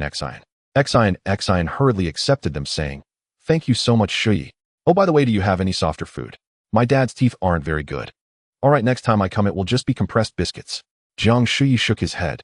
"You all pack your things and prepare to go to higher ground. The water is still going to rise." After he spoke, he was about to leave when Xian hurriedly asked, "Shuyi, where are you going?" "Not important, just not here." After saying this, Jiang Shuyi left. Deep down, he felt a twinge of guilt towards Xian. She was a girl with decent conditions, and she had actively invited Jiang Shuyi out to dinner and watch movies, often paying the bill. In contrast, he had not been very warm to her at first, and later directly pushed her away. Cheng and the others had little to do that day aside from eating and chatting. Cheng learned that Yang Xiaojing was from the northwest, and possibly had some minority ancestry, which gave her a mixed race appearance. Sun Jie was from Huaishi, and her home had already been flooded, yet she seemed completely unconcerned. Xiao Gu was from the Central Plains, and her home was beginning to flood, making her appear very anxious. The coach grew up in a small fishing village by the Yellow Sea and had lost contact with his family days ago. However, he had a fishing boat, so it was likely that his family was still safe. Xiao Kuan was a local from the capital, having just witnessed his family being swept away by the water. He felt powerless, his expression heavy with sorrow. Many boats passed by again today. Sun Jie ran to the rooftop to shout at them, but not a single boat stopped. They all hurried westward. While everyone sat idly, they discussed what to do. After much deliberation, the conclusion was always the same. There was nothing to be done but wait for Jiang Shuyi to return. Cheng couldn't help but send a WeChat message to Jiang Shuyi asking what the reason was for saving these people. Jiang Shuyi surprisingly replied in fragments, stating that Sun Jie was being saved simply because she was a doctor, with no other reason. Xiao Kuan was being saved because he was honest and obedient, familiar with firearms. The coach was saved for his kindness, strength, and ability to handle boats. Xiao Gu was saved for her pure heart, loyalty, and obedience without causing trouble. What? Loyalty? Could Xiao Gu be Jiang Shuyi's destined partner? Just as Cheng was about to ask more, Jiang Shuyi sent another message. Xiao Wei was being saved for his quick thinking and social skills. Yang Xian was saved because he was a programmer proficient in both software and hardware. Cheng puzzled hurriedly asked, "Who is Xiao Wei? Who is Yang Xian?" In the evening, Jiang Shuyi returned with 2 men. He introduced them, saying, "These 2 are Xiao Wei and Yang Xian. Oh, everyone get to know each other." Xiao Kuan and the coach hurried over to help unload their things, while Cheng and Xiao Gu prepared to cook. Xiao Wei was not tall with small eyes, but full of spirit. Yang Xian had an average build, a square face, and wore large glasses. Sun Jie asked Jiang, "Sir, why are you only focusing on transporting people? The water isn't receding. You've moved everyone to this unfinished building. What will happen next?" Jiang Shuyi shot her a glare, saying, "What to do? Where there's a will, there's a way. Don't worry, hurry up and help with cooking." Sun Jie awkwardly turned away, circling around Cheng and the others without really helping, as if merely symbolically present.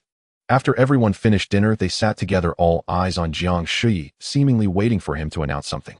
He glanced at the crowd, then lowered his head in thought, remaining silent. Xiao Gu couldn't help but ask, "First, Jiang Gu, what should we do? The water keeps rising. My hometown has been flooded. Yang Shaojing also chimed in, yes, Jiang sir, I've been observing for the past few days. Not only is the water rising, but the speed of the rise is accelerating. I estimate that by tomorrow noon at the latest this place will also be submerged. Cheng Cheng couldn't help but ask, why is the water rising so quickly? Yang Shaojing thought for a moment and said, I believe there could be two reasons. First, the water has been rising rapidly all along and we just didn't notice it before. Another possibility is that the water is rising at a constant rate, but the surrounding areas of the capital have too many people, leading to excessive underground water extraction. Therefore, a lot of water has sunk underground in the past few days, replenishing the underground water supply. Now that the underground water is replenished, the water level on the surface begins to rise rapidly. Oh, so we are all going to drown. Sun Jie looked worried. Shut up. Jiang Shuyi finally spoke. He'll tell everyone the truth. The water will never recede. It will keep rising until only a large area of land remains on the Tibetan plateau, and everywhere else will be submerged, with at most a few islands left.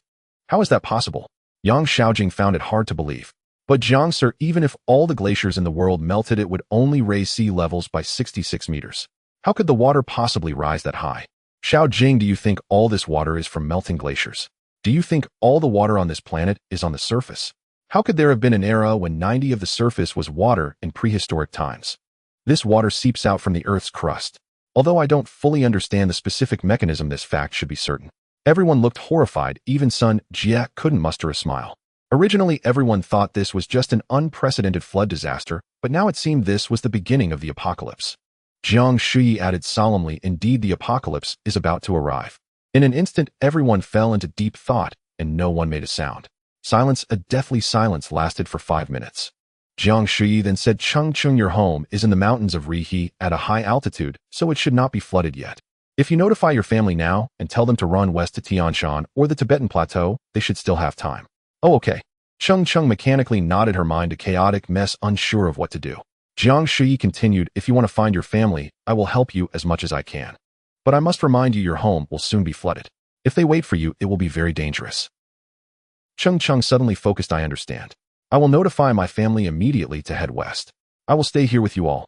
Perhaps it was Jiang Shuyi's voice that made her feel safe, overcoming the panic within her heart. Jiang Shuyi then said, Xiao Jing, your home won't flood for a while, but you also need to inform your family to prepare early and find a shelter at an altitude of over 400 meters. Yang Shaojing nodded in agreement. Jiang Shuyi continued, Xiao Wei, your family is on the Mongolian plateau, right? I estimate it won't flood for at least a month, but once it starts it will rise very quickly. This is because the Mongolian plateau is generally very flat, with a high center and low sides. In other words, once the water starts to rise, it will quickly become an island and then be submerged. Xiao Wei smiled and said, I will notify my family immediately to drive all the cattle and sheep away and head to Tianshan. It should still be time. Jiang Shuyi then asked, Sun Jie, your home has already been flooded, right? Have you contacted your family? They have already gone into the mountains. There are many mountains where we are, and you know that. Sun Jie replied. Aren't you worried about them? Jiang Shuyi asked again. Sun Jie sneered coldly. What is there to worry about? Our mountains are so high and the water can't reach us. Besides, they aren't worried about me. They have long since considered me dead. Getting along with others is difficult, but persuading people to raise geese is easy. It seems Sun Jie's parents have raised a heartless goose. Jiang Shuyi scolded, have you lost your mind? I already said the whole world will be submerged. How could your home be an exception? But the mountains near my home are so high, how could that happen? Sun Jie still did not believe it. No matter how high the mountains are, what is their altitude? There isn't a mountain in the entire eastern region that exceeds 3,000 meters. Your mountain is only relatively high with an altitude of only 1,000 or 2,000 meters. It will definitely be submerged after some time. After hearing Jiang Shuyi's words, Sun Jie reluctantly believed it, showing a hint of anxiety on her face. Jiang Shuyi could not help but scold again. I really don't know how you got into medical school. Did you seduce the proctor during the exam? How did you score so poorly in geography? Sun Jie replied aggrievedly. I study medicine and don't need to learn geography. I just need to be familiar with human organs. I know the altitude of various parts of the human body very well. This woman started saying nonsensical things again. Jiang Shuyi couldn't be bothered to respond, turning to Xiao Gu and saying, your family must also be experiencing flooding, right? Xiao Gu nodded, yes, Jiang Gu. I called home today and they have all gone into the mountains. Jiang Shuyi added, tell them not to stop. Your family's mountain isn't high enough. Let them bring more food and head to the Tibetan plateau as soon as possible before the western waters rise. Okay, got it. Xiao Gu immediately picked up his phone to send a message as if he had received a command. Jiang Shuyi asked Yang Xian, how is your family? Yang Xian replied, my family has boarded a ship in Dalian and is currently heading west. They might arrive nearby in a few days. Jiang Shuyi nodded and asked the coach, have you been in contact with your family? The coach shook his head, his brows furrowed tightly. Jiang Shuyi comforted him. Your family has been fishing at sea for years and has a boat. They should be fine. It's probably because the signal towers by the sea have been washed away, so there's no signal on the phone. You don't have to worry. The coach nodded and Jiang Shuyi then asked Xiao Kuan, what are your plans? Xiao Kuan lowered his gaze and said softly, I have nothing left now. Oh, I can go anywhere. We'll just follow you guys. Jiang Shuyi patted Xiao Kuan's shoulder to comfort him. Sun Jie suddenly asked, you keep asking us, but you haven't said what your plans are. You brought us all to this cursed building. What do you want to do? Are you planning for us all to die with you? Jiang Shuyi rolled her eyes at her. We are preparing to evacuate tomorrow. Where are we evacuating to? How do we evacuate? Swim. How many people can your little boat hold? Even if we wrap everyone up like Zhongzi, we can't fit. Sun Jie bombarded her with questions. Stay in your lane. There's no need for you to worry about anything else. I have my own way. After Jiang Shuyi said this, Sun Jie wanted to argue, but Jiang Shuyi added, everyone get some rest. Tomorrow morning we'll pack our things. After saying that, he walked away and lay down on his military bed. He opened his phone to find many unread messages. Vice President Wang sent a voice message in a hoarse voice. Xiao Zhang, my good brother, come and save me. I haven't had anything to eat or drink for 2 days. My phone is about to die. Jiang Shuyi replied. Okay, President Wang will come over as soon as I find something to eat. Old dog, don't rush to die. Oh, I can't let you die too easily. Zhang Ming sent another message starting with a picture revealing that it was a photo of the old hag. She looked so emaciated with her face and neck covered in scratches, her gaze wandering as if she were almost dead. Zhang Ming cried out, Jiang Ge, where are you? Please hurry and come save my mom. She is about to die. I beg you. The effect is not bad. Jiang Shuyi smiled slightly. Sister, let your mom pass away quickly. Don't expect me to help. What can a migrant worker from outside accomplish? I have no ability to save her. Zhang Ming sent a series of periods, and after a while she asked, is there a surveillance camera in your room? Why would I install that thing? I'm not that twisted with nothing to do but spy on myself. But how do you know what my mom said? Oh, I accidentally let something slip. This is hard to explain. Jiang Shuyi quickly thought of a response. What did your mom say? Zhang Ming was silent for a long time before sending another series of periods. Haha, let's see if you dare to confess what the old hag said. If you don't, then it's fine. If you do, I will have to ask you properly. How can the old hag say such things and still shamelessly ask for help? Jiang Shuyi felt satisfied and went to sleep peacefully. The next morning, Zhang Ming sent another message. Jiang Ge, your home is flooded. When my dad opened the door, a group of people rushed in, snatching food and drinks. When Dad tried to stop them, they injured him badly. Hurry and come save us. I beg you, Jiang Ge. Jiang Shuyi replied, quickly go to the rooftop. After breakfast, he prepared to set off. Cheng Cheng asked, the water has risen so high. Oh, where are you going? Sun Jie interjected, he definitely wants to run away by himself, leaving us here to wait for death. Jiang Shuyi couldn't be bothered to respond to her and told Cheng Cheng, you guys pack your things and wait for me. I'll be back soon. When Jiang Shuyi returned to his rented apartment, the water had already risen to the 25th floor. The rooftops of each building were crowded with people, all looking dirty and listless like walking corpses. He sent Zhang Ming a message, quickly get to the rooftop. There's an iron ladder outside the east wall. Climb down quietly and wait for me at the waterline. Zhang Ming replied, but what about my dad and mom? My mom seems to be dying and Dad can't move. I can't help either. At most, I can only save you. Make your decision quickly. I will wait for you for 5 minutes. If you can't bear to leave your parents, I will go, and I definitely won't come back. Jiang Shuyi said firmly. After about 3 minutes, Zhang Ming indeed reached the iron ladder on the east side and began to climb down slowly. Jiang Shuyi secretly observed from a distance, waiting until she was almost at the waterline before he took the rubber boat over. Zhang Ming boarded the rubber boat, tears streaming down her face as she kept looking back at the rooftop. Jiang Shuyi said, sit tight, we are about to set off. After Cheng Cheng and the others finished breakfast, they began to pack their things, including the tent, folding chairs, army cots, cooking utensils, and more, moving everything to the rooftop. As the sun rose higher, the water level also continued to rise, and it was almost about to submerge the place where they had set up camp. Sun Jie draped the radiation protection suit over her shoulder, exposing her waist and abdomen, wandering around the rooftop while occasionally shouting. April in the mortal world is indeed a season called spring. The coach couldn't help but ask her what she was shouting about, and Sun Jie replied in a strange tone, are we not about to drown? You won't let me shout a few times. Isn't Lao Jiang supposed to come back soon? Can you calm down for a bit? The coach said, a bit annoyed. Sun Jie was still unconvinced, saying, do you still believe him? What is he coming back for? To die with us. At that moment, Xiao Wei suddenly pointed into the distance and shouted, Lao Jiang is back.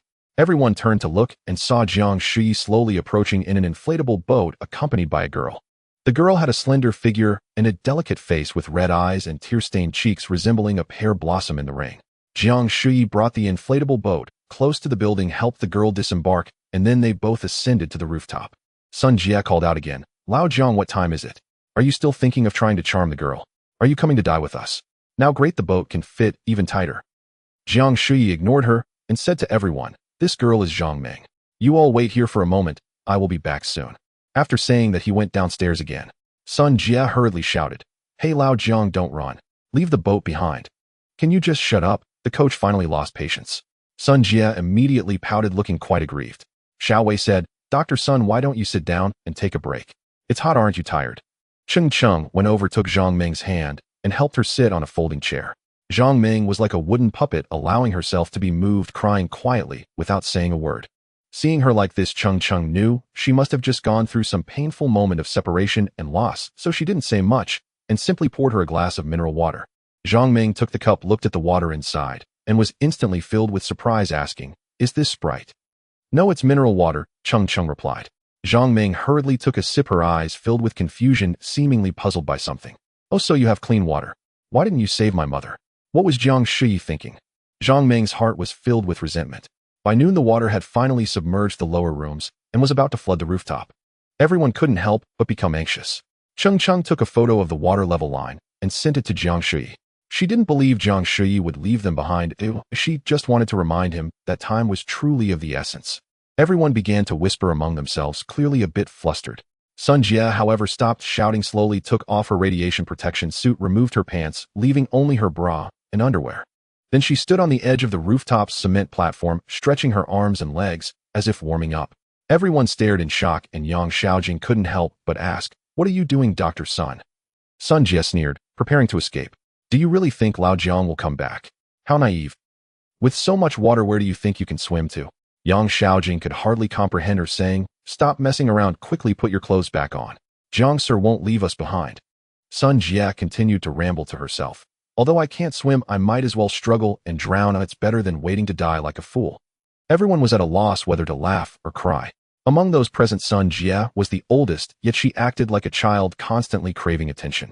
The coach frowned. Jump. Hurry up. If you don't jump, I'll kick you down. Sun Jie immediately hugged her chest, wearing a shocked expression. Everyone couldn't help but burst into laughter. At that moment, Xiao Kuan pointed to the south and shouted, What is that? Everyone turned to look and saw a sand transport boat slowly approaching. The boat was about 70 to 80 meters long and more than 10 meters wide. The front of the boat was a rectangular iron trough, likely used for carrying river sand. The rear had 2 layers of cabins resembling a 2-story small building. The sand transport boat slowly docked beside the building, and a woman stood on the deck, appearing to be around 40 years old, short in stature, yet beautiful. Everyone was stunned, unsure of who had come or where the large boat had come from. Xiaogu suddenly stepped forward and called out, Teacher, sure you are here. The woman smiled back. Xiaogu, there you are. That's great. Everyone was even more confused at that moment. A figure emerged from the cabin on the 2nd floor, and it was Jiang Shuyi. Upon seeing Sun Jie, Jiang Shuyi immediately scolded. You foolish girl, look at how flirty you are. Are you planning to go down and feed the fish? Oomph. Sun Jie turned and went down, putting on her clothes. Jiang Shuyi shouted loudly. Everyone listened to Teacher Shi's instructions. Move everything onto the boat, be careful, and don't fall into the water. Xiao Kuan and the others hurriedly began to move things. Teacher Shi directed everyone to place different items in different positions. Everyone worked together, and soon they had moved everything onto the boat. After everyone boarded the boat, only Zhang Ming refused to get on, standing alone on the rooftop. The water had already submerged the cement wall and began to overflow onto the rooftop. Jiang Shuyi hurriedly shouted, Sister, hurry and get on the boat. What are you still doing there? Zhang Ming's expression was serious, yet she remained motionless. Sun Jie, feeling gleeful, said, Looks like you miscalculated this time, Lao Jiang. The girl is only pretty, not stupid. Who would get on your pirate ship? So you got on the boat because you are stupid? Jiang Shuyi wished she could give Sun Jie a beating. Cheng Cheng and the others also started urging Zhang Ming to get on the boat quickly, but she still did not move. Jiang Shuyi, feeling helpless, had no choice but to jump back onto the rooftop and stand in front of Zhang Ming, saying, Sister, what's wrong? The water is about to flood. Zhang Ming whispered, sobbing softly. You have so many things, and you even have clean water. Why don't you save my parents? It turned out to be this: she was blaming Jiang Shuyi for not saving them. No matter how much Jiang Shuyi hated her mother, she was still the one who gave birth to her and raised her. Jiang Shuyi looked at Zhang Meng, their eyes locking. Zhang Meng's gaze was filled with resentment, and Jiang Shuyi knew that trying to eliminate her hatred would be as difficult as ascending to the heavens. After a long silence, Jiang Shuyi finally spoke. Then tell me, why should I save you? Zhang Meng was momentarily taken aback by the question.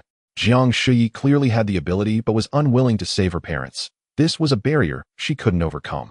However, she had never considered why Jiang Shuyi should save her. Since Zhang Meng knocked on Jiang Shuyi's door, Jiang Shuyi began to help her, even giving her the house. At that moment, it seemed she had a default assumption in her heart: Jiang Shuyi was kind and would assist her. Slowly, her expectations began to change from Jiang Shuyi would help her to Jiang Shuyi should help her. If Jiang Shuyi did not assist her, she would harbor resentment. The saying goes, one favor is worth a grain of rice, while a grudge is worth a bucket of rice.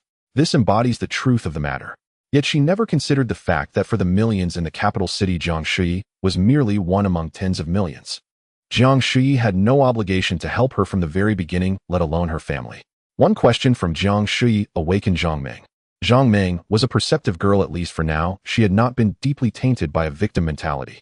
The resentment in her eyes gradually faded, replaced by a hint of guilt. Indeed, why should anyone save me? Even if they choose not to, it is their right. How could I still feel justified in resenting them? Seeing that Zhang Meng had found peace within herself, Jiang Shuyi took her hand, and they boarded the boat together. Afterwards, Jiang Shuyi ascended to the second-floor cabin, instructing everyone to sit securely before starting the boat. Sun Jia excitedly ran to the bow of the boat and shouted, "Great! We can finally go to Tibet." Jiang Shuyi picked up the microphone, activated the loudspeaker, and scolded that girl at the bow, "Sit down quickly. If you fall into the water, no one will fish you out." Sun Jia hurriedly held onto the edge of the iron railing to steady herself. Jiang Shuyi navigated the boat to an open water area and stopped, then led everyone to familiarize themselves with each module of the boat. The front half of the boat was mostly an iron trough divided into 4 sections, which were currently empty. The rear part mainly consisted of the cabin, with the first floor housing the engine room, kitchen, and storage, while the second floor contained the cockpit and several dormitories. The storage was equipped with fishing nets, dip nets, fishing rods, along with 2 large stoves and some plastic barrels. The kitchen had a few bags of rice, several bags of flour, along with some potatoes and cabbages. Jiang Shuyi called Yang Xian and Xiao Wei to the second-floor cockpit to teach them how to operate the boat. The instructor began to teach everyone how to cast nets for fishing, while Cheng Cheng and Xiao Gu prepared lunch. After everyone had eaten, they continued their busy tasks, and Jiang Shuyi taught everyone how to produce fresh water. It turned out that the 2 large stoves were makeshift seawater desalination devices. One only needed to pour seawater into the pot to boil it, then collect the steam through a thick pipe. At the other end of the pipe, the steam would condense into water, resulting in clean, fresh water. In the evening, he assigned everyone to their cabins, and everyone fell asleep. They were all very tired after a day of hard work, and the night passed without a word. The next day, Jiang Shuyi confirmed that they could use the seawater desalination device, and that Yang Xian and Xiao Wei had learned to operate the boat. She then gathered everyone to discuss, saying, "Currently, we have 3 important tasks that must be completed as soon as possible. The first task is to collect resources, whether floating on the water or sunk below. Anything that can be used should be gathered. Useful supplies should be stored in the large trough closest to the cabin, while firewood should be placed in the second large trough. Everyone should collect as much firewood as possible. The kerosene and alcohol on the boat are very limited and will run out sooner or later. The second point is to dig soil, find shallow water areas, and dig as much as possible, storing it in the 2 large troughs at the front of the boat.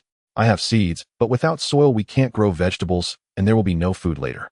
The third point is learning. Everyone must quickly learn all the necessary skills operating the boat, fishing using the seawater desalination device, growing vegetables, and so on. You must learn these quickly if you want to survive." Sun Jia interjected, "Learning all this is too troublesome. Can't we just hurry to Tibet?" Jiang Shuyi glared at her and said, "Please think before you speak. How can we go to Tibet now? The water hasn't even risen past the Taiying Mountains.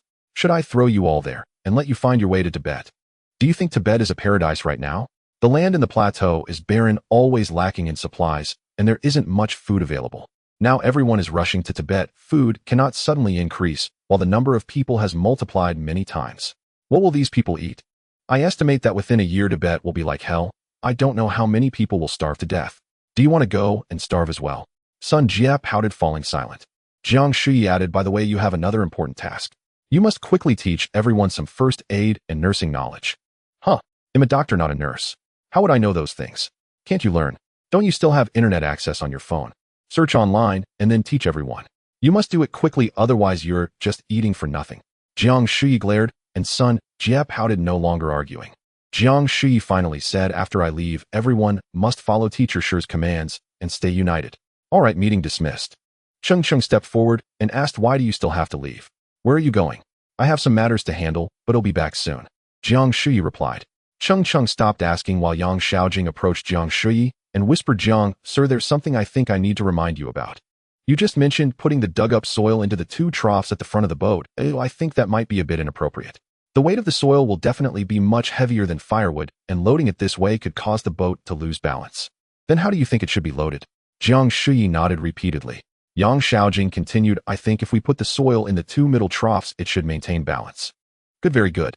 Jiang Shuyi looked at Yang Xiaojing with appreciation. Xiaojing, after I leave, please suggest this idea to Teacher Shi. She should consider it. Okay, sure. Yang Xiaojing went back to work. Indeed, she was a treasure of a girl. Thanks to Yang Xiaojing, many engineering and construction issues could be completely entrusted to her in the future. This engineering master's student often has an advantage over ordinary male engineers. Because when they possess the same technical knowledge, she can fully utilize her meticulous female qualities to address many issues with greater attention to detail. Jiang Shuyi left sufficient personal items for everyone before boarding the inflatable boat and departing. She first arrived at the neighborhood where Vice President Wang lived. Most of the residential buildings here had already been submerged, leaving only the 2 tallest ones emerging above the water. Jiang Shuyi found Vice President Wang, who approached with a face full of grime and deep-set eyes trembling as she managed to utter a few pained sounds. Jiang. Save. Clearly she could no longer speak normally. Jiang Shuyi feigned surprise and said, Oh, Manager Wang, what's wrong with you? Wang, the deputy manager, opened his mouth, pointed at it with his hand, and moved his teeth up and down a few times, unable to speak. However, his meaning was already very clear: hungry, thirsty, help. At this moment, if he could have a cup of clear water and a bowl of millet porridge, it might just save his life. However, Jiang Shuyi had something better to offer him, something that could be said to be specially prepared for him. Jiang Shuyi took out a medium-rare steak and threw it to Deputy Manager Wang. He grabbed the steak, took a big bite, and swallowed it along with the fresh red sinews. Deputy Manager Wang grimaced while eating and soon finished the steak.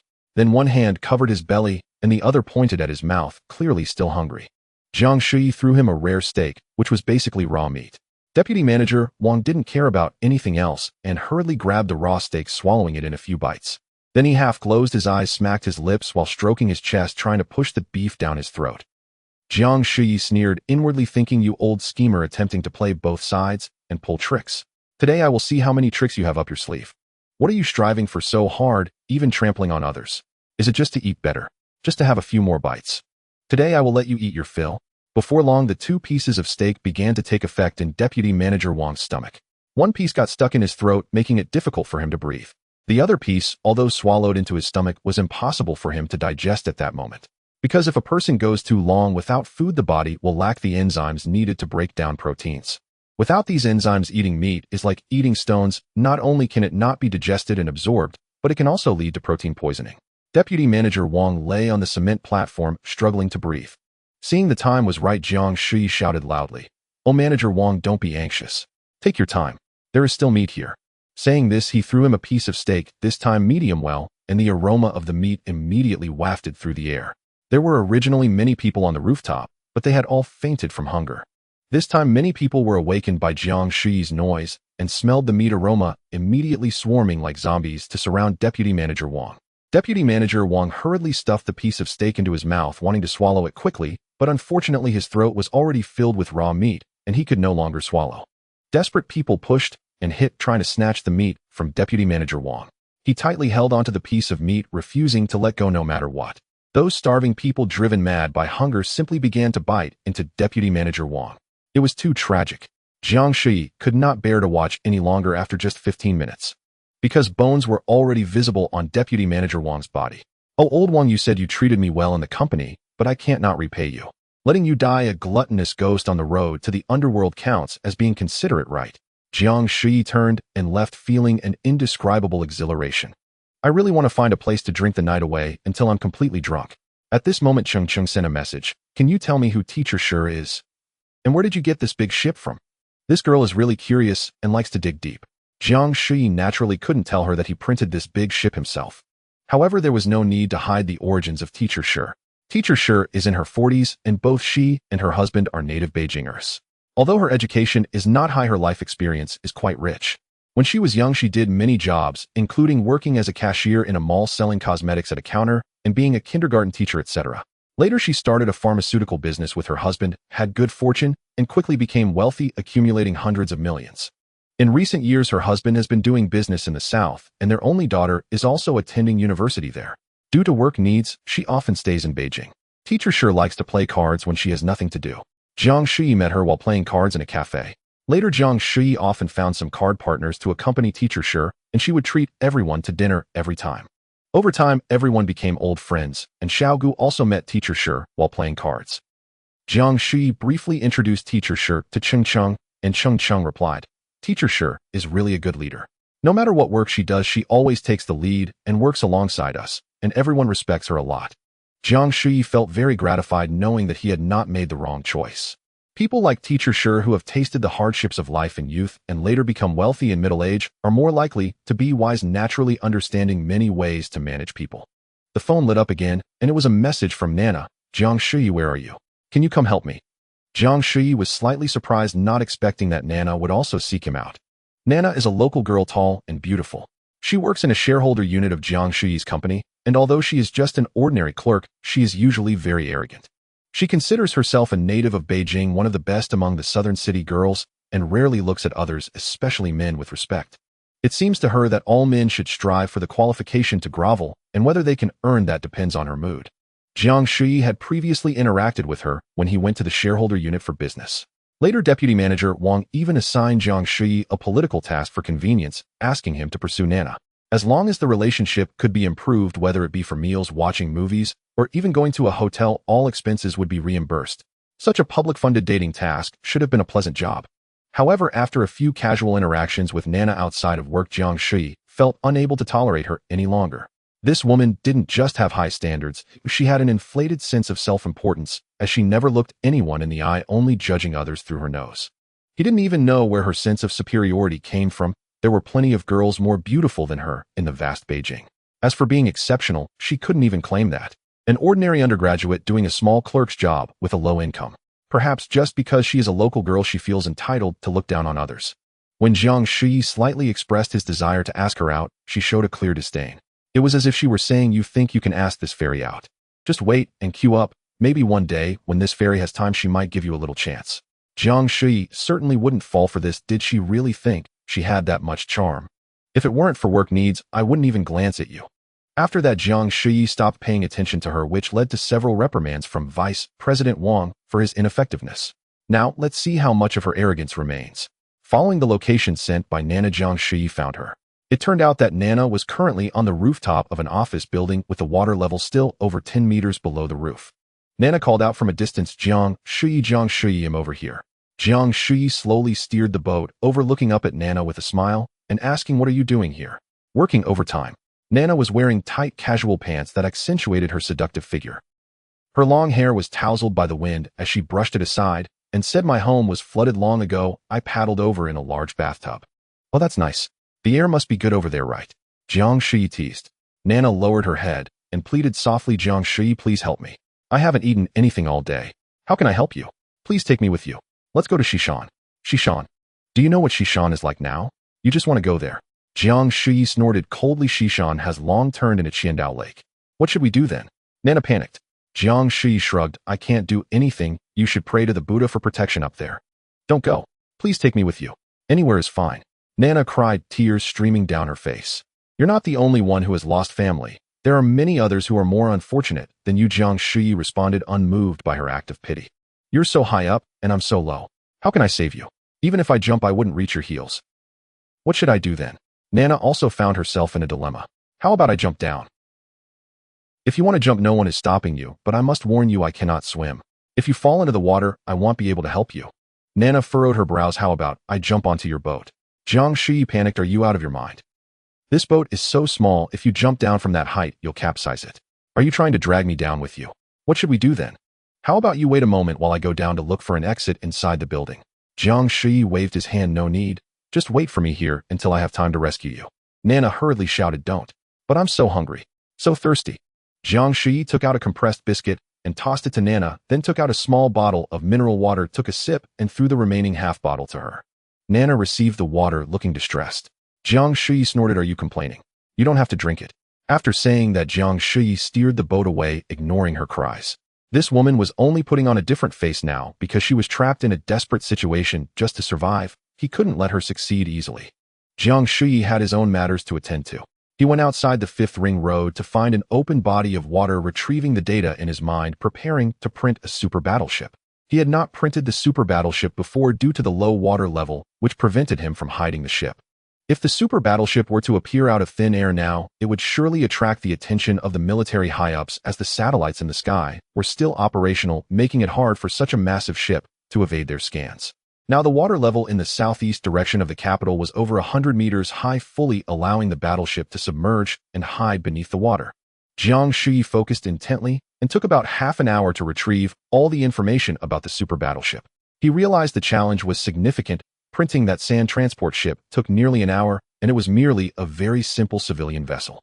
Now printing the super battleship would take at least a whole day and night. That would definitely not work.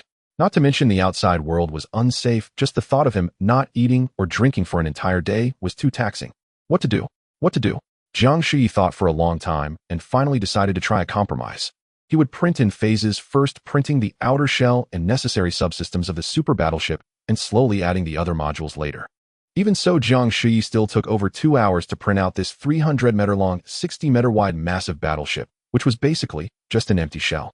Only the life support system and auxiliary diesel power system were printed for the subsystems, with nothing for the nuclear reactor or weapon systems. Jiang Shuyi quickly remotely opened the dock doors at the back of the battleship and drove the rubber boat and mini-submarine inside. He then controlled the battleship to sink rapidly, taking about 2 minutes to submerge it to the bottom. The super battleship went from fully formed to submerged in just a few minutes. If all went well, it shouldn't be detected by any military satellites. The island of the super battleship was located in the central forward position, where there were originally supposed to be phased array radars, laser cannons, close-in defense guns, air defense missiles, communication systems, and command systems, but now everything was empty. The massive island on the deck was over 30 meters high, with a huge flight deck behind it, but no planes. The forward deck, which should have had electromagnetic cannons and missile silos, was now completely empty. Jiang Shuyi strolled alone in the vast, empty dock, feeling it was more spacious than the auditorium of an ordinary school. He went to the elevator and ascended to the crew living quarters on the second floor of the battleship, which was now entirely empty. Jiang Shuyi printed a rocking chair, first lay back, and closed his eyes to rest. Printing the battleship had truly exhausted him, even though it was merely an empty shell. It seems that the Great Wall was not built in a day. Even with the enhancement of extraordinary abilities, he still couldn't do as he pleased. After sleeping for over an hour, he regained his spirits and began to furnish his new home. He first printed a huge television and matching audio equipment, starting to play his favorite music videos. He also printed a massive sofa bed that could easily accommodate over 10 people. After that, Jiang Shuyi printed a dining table, swivel chairs, a wine cabinet, a cupboard, a wash basin, and more. The dining table was filled with delicacies from both domestic and foreign cuisines. He took out a bottle of single malt whiskey and a bottle of strong-flavored white liquor, enjoying a feast in the apocalypse. Outside, countless people were struggling on the water's surface, starving on the rooftops, and eating roots and leaves in Shishan. No one could imagine that there was a person enjoying a life in an underwater palace that even emperors would not dare to dream of. What is an immortal? Can anyone be happier than I am? Jiang Shuyi drifted into slumber on the sofa after a satisfying meal. When he awoke, he had tumbled onto the floor. Unbelievable. Such a vast bed proved unsafe enough to send him tumbling down. Clearly, he needed to recruit at least 2 bed companions to ensure he stayed safely nestled within its confines. After freshening up, he slowly raised the super battleship until only its island structure breached the water's surface. He climbed atop it, printed a rubber dinghy, leapt aboard, and then piloted the vessel back underwater to conceal it.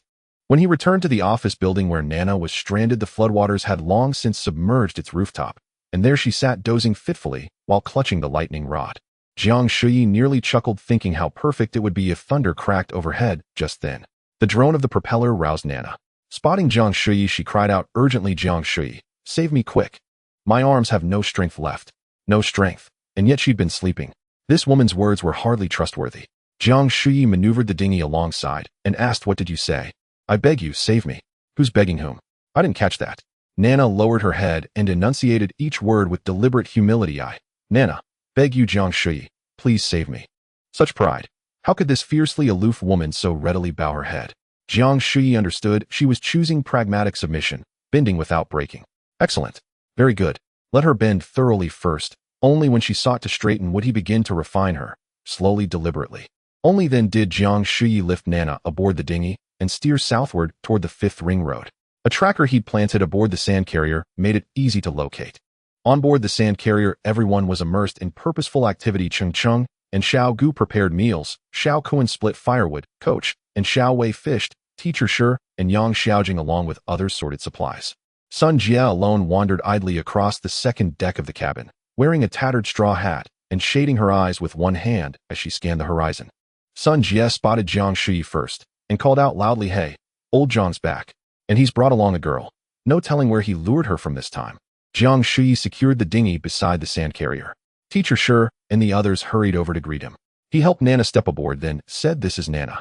That is Teacher Shi. From now on you'll follow her lead." Teacher Shi guided Nana aside, gently washed her face, and poured her a cup of clean water. Only after drinking did Nana's countenance regain a trace of vitality. Teacher Shi handed her a set of chopsticks and a bowl, then led her to the dining area. The day before, under Teacher Shi's direction, 2 large stoves had been moved to the bow, one distilling seawater, the other simmering a pot of fish. From the 2nd deck, Sun Jie called down, "Jiang Shi. Told you he went fishing. No one believed me. But look now, he's reeled in a mermaid of truly majestic beauty." Jiang Shuyi called back, "You idle woman. Why so lazy? Everyone else is hard at work, yet you lounge up there catching wine. Do you plan to dine on northwestern gales?" Sun Jie pouted indignantly, "Humph. I'm not shirking. I'm fulfilling my duty. Teacher Shi assigned me as the watchtower, scanning for salvageable treasures we can retrieve. Think those logs just floated to us? They were all discoveries of mine." Indeed, Teacher Shi possessed a keen eye for talent. This role suited Sun Jie perfectly. Jiang Shuyi strode to the bow, lifted the lid of a pot, and was instantly enveloped by an intoxicating aroma. Inside bubbled a generous stew of fish and bok choy. He ladled out a spoonful of broth and tasted it. "Exquisite. Never knew you had such culinary skill, Cheng Cheng." Cheng Cheng laughed beside him. "I've no such gift. It's Teacher Shi who taught us how to prepare this broth." Jiang Shuyi filled a large bowl with broth and fish and began eating. Meanwhile, Coach hauled in his net, yielding over a dozen fish of varying sizes, the largest weighing perhaps 2 or 3 jin. Coach stripped the fish from the net and dropped them into a large bucket, half filled with water. Teacher Shi emerged from the cabin holding a basin of steamed rice, calling out, "Dinner's ready. Everyone, gather for the meal." They all assembled at the bow, each taking a bowl and a small stool. As they ate, Cheng Cheng remarked, "Eat plenty of fish. It replenishes protein." Jiang Shuyi understood her intent to conserve rice. Though he'd left behind several bags, their supply would inevitably dwindle, and replenishment seemed unlikely in the near term. Fish, however, were abundant, nearly inexhaustible. More fish, less rice. That was the way to make provisions last.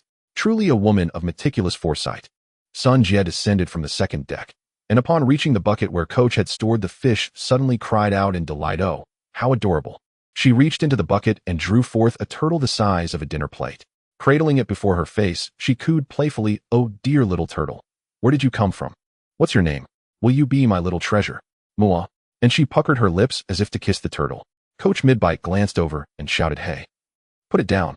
Before his words fully echoed, the turtle shot forth its neck and clamped its jaws firmly onto Sun Jie's nose, refusing to let go.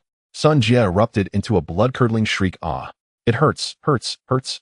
It's killing me, help." Everyone dropped their bowls and rushed over in unison. They formed a tight circle around Sun Jie, flustered and uncertain how to proceed. She wailed, "Quick, grab a knife. Chop off this tortoise's head." Xiaogu fetched a pair of scissors, measured the distance several times, and dared not snip the turtle's neck. "No good, the blades are too dull." Xiao Kuan brought a kitchen cleaver, hesitated, then withdrew. "No, this blade isn't sharp enough either. What if I fail to sever its head and wound you instead?" Sun Jie sobbed hysterically, "It hurts, hurts, hurts. Save me." Xiao Wei grinned, "Dr. Son, why not grit your teeth and yank it off yourself? At most you'll lose a nostril, hardly life-altering." No. Sun Jie shook her head frantically. "Too ugly. I'd rather die. Think of something. Save me." Just then Coach pushed through the crowd, seized Sun Jie's head from behind, and plunged it deep into the water bucket. Glug, glug, glug. After several seconds, he hauled her head back above water.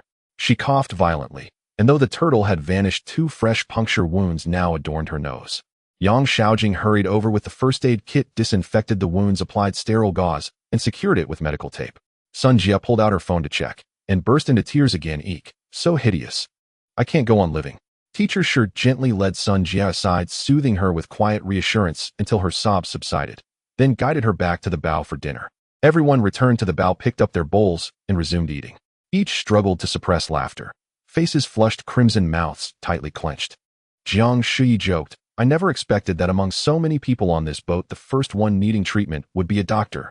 This remark elicited hearty laughter from everyone who could no longer hold back, with Xiao Wei even spraying his food. Sun Jie cried out angrily, damn old Jiang.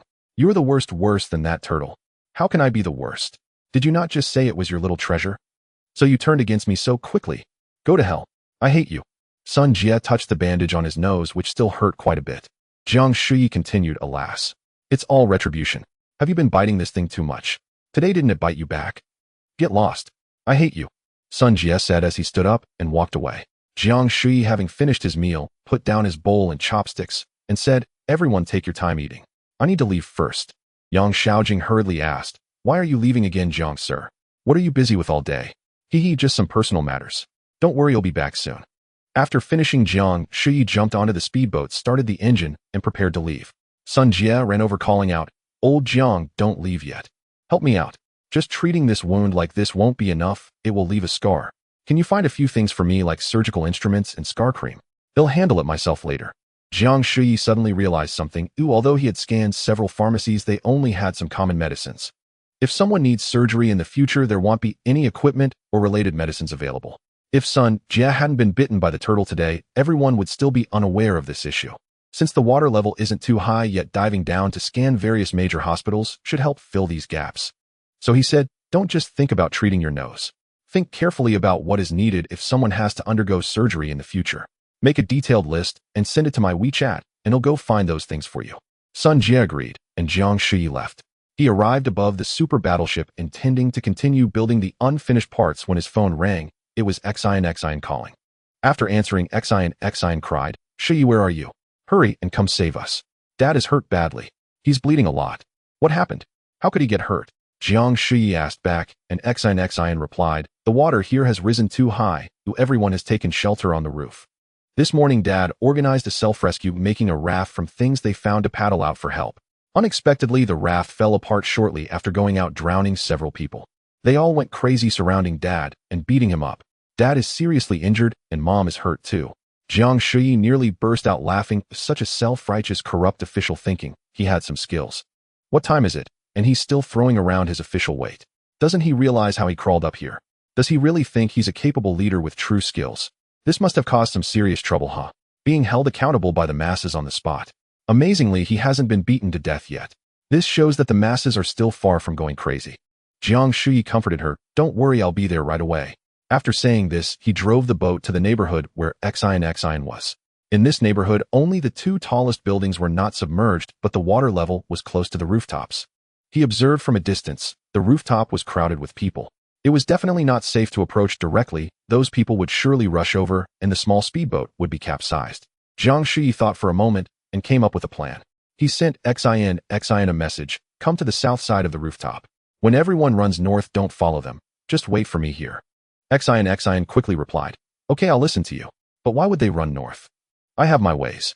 Jiang Shuyi immediately printed several remote-controlled toy boats, each over half a meter long, and filled each toy boat with bread and bottled water. He maneuvered the remote-controlled boats, steering them around the rooftop and approaching the north side. Soon people noticed the toy boats and the items on them. The north side of the rooftop erupted into chaos as people rushed over to grab the bread and water, with some even jumping down, possibly pushed by others. Seeing that there was no one left on the south side of the rooftop, only Xian was lying on the concrete platform peering around, he quickly drove the speedboat over. Upon seeing Jiang Shuyi, Xian hurriedly waved. Jiang Shuyi approached and told her to get on the boat immediately. However, Xian turned back anxiously, saying, what about Dad? What about Mom? I can only save you right now. I can't do anything for them. Hurry over. Xian looked back several times, tears streaming down her face, unwilling to leave her parents behind. Jiang Shuyi urged, hurry over.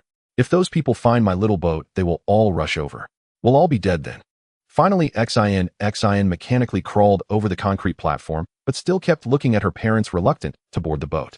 Jiang Shuyi grabbed her ankle and pulled her hard, getting her onto the speedboat, then hurriedly took off. Xian lay at the edge of the speedboat crying out for her dad and mom with heart-wrenching cries. Jiang Shuyi no longer comforted her, thinking this was just her second chance at life. Before the apocalypse, her parents had provided her with a good environment to grow up in, but after the end of the world, her parents could only become a burden. Although they were not entirely useless, their attitude towards Jiang Shuyi in the past had determined their fate today. In this new world, I am the ruler. Why should I allow those disgusting people to exist? Jiang Shuyi drove the speedboat to outside the South Fourth Ring, where Xian was still crying. He stopped the boat and asked, Xian, what are your plans now? Xian sobbed. I don't know, my house is gone, my dad and mom are gone, I don't know what to do. Why didn't you save my dad and mom? I can't save them, Jiang Shuyi said calmly. After crying for a long time, Xian finally asked. Now there are two paths. The first is to go to Shishan, where the higher mountains haven't been submerged yet, but sooner or later they will be submerged, and it will be hard to find food there. The second path is to follow me to a shelter where it won't be submerged and there is food, but everyone has to work. You choose. Where is your shelter? How come it won't be submerged? Xian asked. Jiang Shuyi replied. It's a large ship, originally a sand transport ship, which we've converted into a shelter. Then why didn't you come with the big ship to save my dad and mom? Xian asked, looking confused. Jiang Shuyi shook her head and retorted. Do you think a boat can just come over? Then why haven't many boats made it into the urban area of the capital until now? How many boats are there at your home in Jinmen? The entire Bohai Bay to the east is filled with ports. How many boats are there? Why hasn't a single one come into the city? Xian was confused by the question, and Jiang Shuyi continued. How many high-rise buildings were originally here? Can you count them? The tall buildings beneath the water have turned into hidden reefs. How can large ships come over? What if they run aground and capsize? Moreover, even if we are lucky enough not to run aground, can we bring the large ship to your place? It would take several minutes to stabilize the large ship for docking, and it would take several more minutes to start it up and leave again, during which time we would need several minutes to carry your parents onto the ship. Just imagine, will your nice neighbors be polite and welcome us there, and then send us off politely?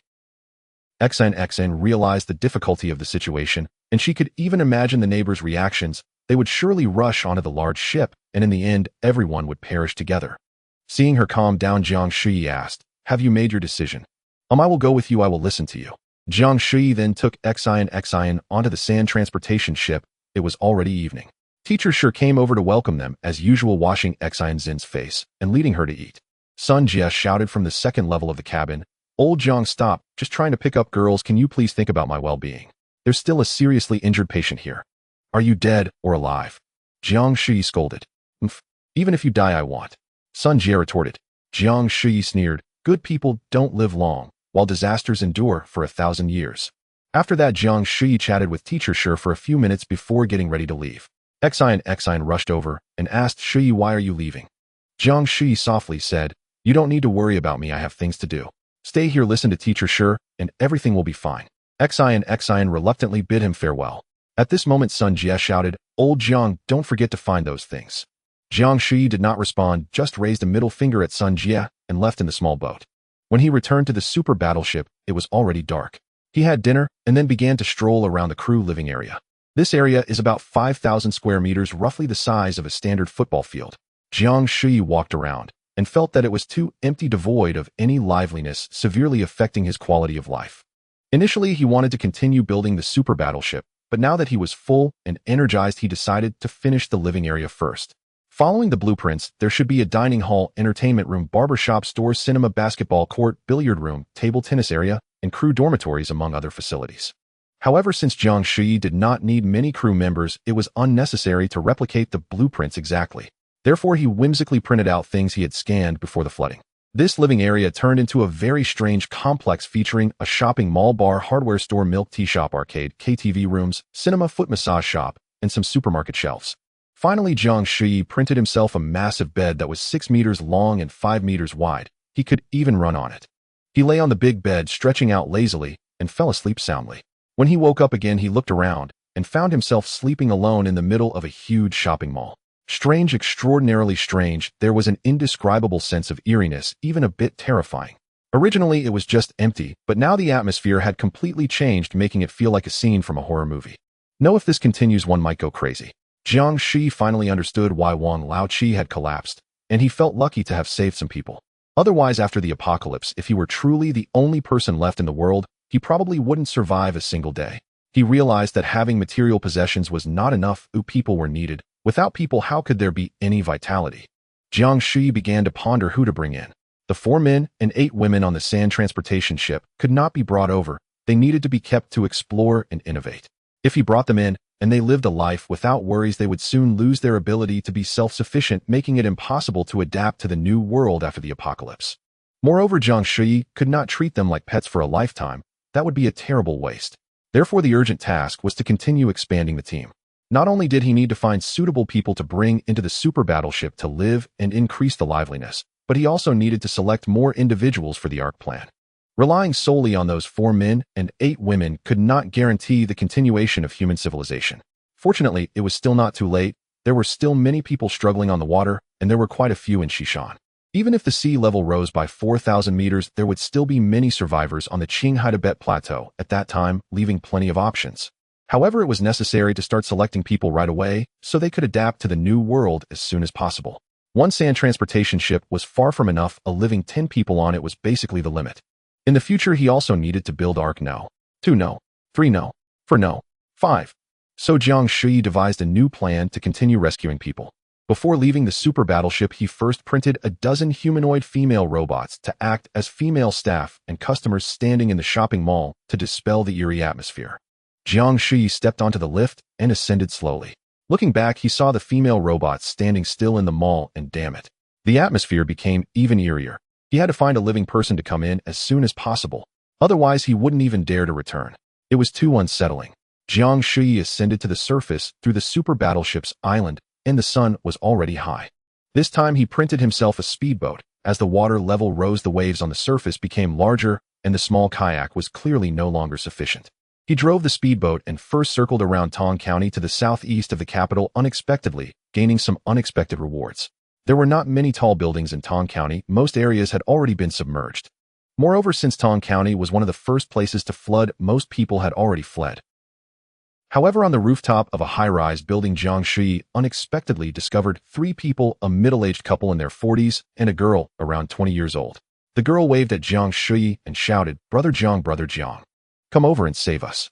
It was actually her. Jiang Shuyi took a closer look. The girl had a tall and slender figure, fair skin, striking features, and a rosy complexion. Her long black hair was neatly tied back, and she exuded a vibrant, youthful aura. Jiang Shuyi steered the boat over and asked Fei, "What are you doing here? Isn't your home in the East Third Ring?" The girl replied, "Yes, my home is in the East Third Ring, but on the day of the flood my dad drove my mom and me back from Tianjin. As soon as we entered Tong County, the water rose, and we were trapped here. This is my dad and mom, Brother Jiang." Jiang Shuyi looked at the middle-aged couple again. The man was tall and robust, while the woman was slender and graceful with fair skin and a dignified appearance. They looked much younger than their actual age, with no wrinkles on their faces. Jiang Shuyi quickly called out, "Mr. Lu, Mrs. Lu, hello." The man replied, "Hello, are you Fei's friend?" "Yes, we've known each other for over a year." Fei, whose full name was Lu Fei, had just started her sophomore year in college and had met Jiang Shuyi while playing a game called The Night is Dark. At that time, Fei had just finished her college entrance exams and had been admitted to a university in Beijing. When they first met, Jiang Shuyi found this youthful girl very adorable. She was intelligent yet reserved, lively on the inside without being ostentatious. Though young, she knew how to conduct herself with poise, making it hard not to like her. At the same time, Fei seemed to have a good impression of Jiang Shuyi, often sitting next to him during games. Whether in the game or outside of it, she seemed to enjoy engaging with him more. There were times Jiang Shuyi felt as if he might be falling in love. But immediately a voice in his head scolded him, "Wake up, you beast. She's still a child." Indeed, there was an 8-year age gap between them, almost a generation apart. He couldn't ruin a young sprout. Fei then asked, "Brother Jiang, why isn't the water receding? What do you think we should do?" Jiang Shuyi replied, "Seriously, the water might not recede. Your home must have been flooded long ago. Come get on the boat quickly." He parked the speedboat and helped Fei onto the boat first, then assisted Mrs. Lu and finally Mr. Lu leaped onto the boat. Jiang Shuyi first provided them with some food and water, then steered the boat westward while asking Fei, "How have you been holding up these days?" While munching on bread, Fei replied, "When the flood hit, we couldn't drive our car. While others rushed home, my dad took us to the shopping mall. Fortunately, Dad made that decision, or we would have been finished. At least there was food and water in the mall. Those who ran into residential buildings were in a terrible situation." Fei took a sip of water and continued, "Later, the mall also started to flood, so Dad made a small boat out of many things and paddled Mom and me to this office building. Dad broke the glass wall and we endured a few more days in this building. Today this building is also going to be flooded. Fortunately we met you, otherwise we would have been in trouble. Feifei's eyes were filled with gratitude, and Jiang Shuyi simply smiled slightly, signaling her not to be polite. Yet, Jiang Shuyi thought to himself how coincidental it was that he had woken up today and casually drifted in an unlikely direction only to encounter her. Could it be a fated connection? Jiang Shuyi couldn't help but scold himself again. How could he be daydreaming? Feifei then asked Brother Jiang, what do you think we should do now? What should we do? If it were just Feifei, it wouldn't be too hard to handle. He could either take her to the sand transport ship or simply confess his feelings and invite her to stay on the super battleship. After all, it was the end of the world, and there was no need to adhere to too many formalities. However, her parents were still around, and they were both in good health. He couldn't just throw the couple away without any reason. They hadn't done anything wrong, and Feifei's mother looked so charming. Even if Cao Cao came, he wouldn't be able to bear it. Sending this family to the sand transport ship clearly wasn't appropriate, as that ship was already at its capacity limit. While the ship was large and spacious, everyone on board had to fend for themselves, catching fish and growing vegetables. They lived, ate, and slept there, unlike a passenger ship that merely ferried people away. After pondering for a long time, Jiang Shuyi finally said, "I'll take you to Shishan. It's not fully submerged yet." "Okay, thank you, Brother Jiang." Jiang Shuyi steered the boat to the southwest of Beijing, stopping near a small hill. Mr. Liu jumped ashore first, then helped his wife and daughter onto the shore one by one. Jiang Shuyi opened the hatch beneath the speedboat and took out a large bag of bread, a large bag of beef jerky, a large bag of dried tofu, a large bag of dried eggs, 2 large buckets of water, a set of outdoor cooking gear, a handsaw and axe, and a simple woodworking toolkit, all of which he gave to the Liu family. As Feifei received the items, she looked around in astonishment, unable to believe that such a seemingly shallow layer beneath the speedboat could hold so many things. Feifei had no idea that more than half of what he produced had been materialized on site when he bent down. If he hadn't seen that Feifei and her family were already carrying plenty of items, Jiang Shuyi would have produced even more. When one is moved, all actions may become involuntary. At that moment, Jiang Shuyi felt a strong impulse in his heart, wishing he could provide the whole world for Feifei and her family. Finally, Feifei said, "Thank you so much, Brother Jiang. But now that you've given us everything, what will you do?" Jiang Shuyi smiled and waved his hand. "Don't worry about me. I have a boat, so I won't run out of supplies. They'll go find more. There are plenty of things floating on the water." After bidding farewell to Feifei and her family, Jiang Shuyi steered the boat away from the shore, gradually getting farther. Feifei stood on the shore, watching him leave far away. Though her heart was filled with reluctance, today they would part ways. If fate truly had a hand in this, they would surely meet again. Jiang Shuyi gritted his teeth and pressed the throttle, speeding ahead. When he turned back, he could no longer see the figures on the shore. He suddenly felt a sense of emptiness in his heart and checked his phone's locator. The sand transport ship was not far away, just in time to take a look. Jiang Shuyi quickly found the sand transport ship Arc No. 1, which was parked at a shallow area. This place, which should have been a mound, now had a water level of less than 1 meter. The coach and Xiao Kuan were barefoot in the water, digging up mud and filling bucket after bucket.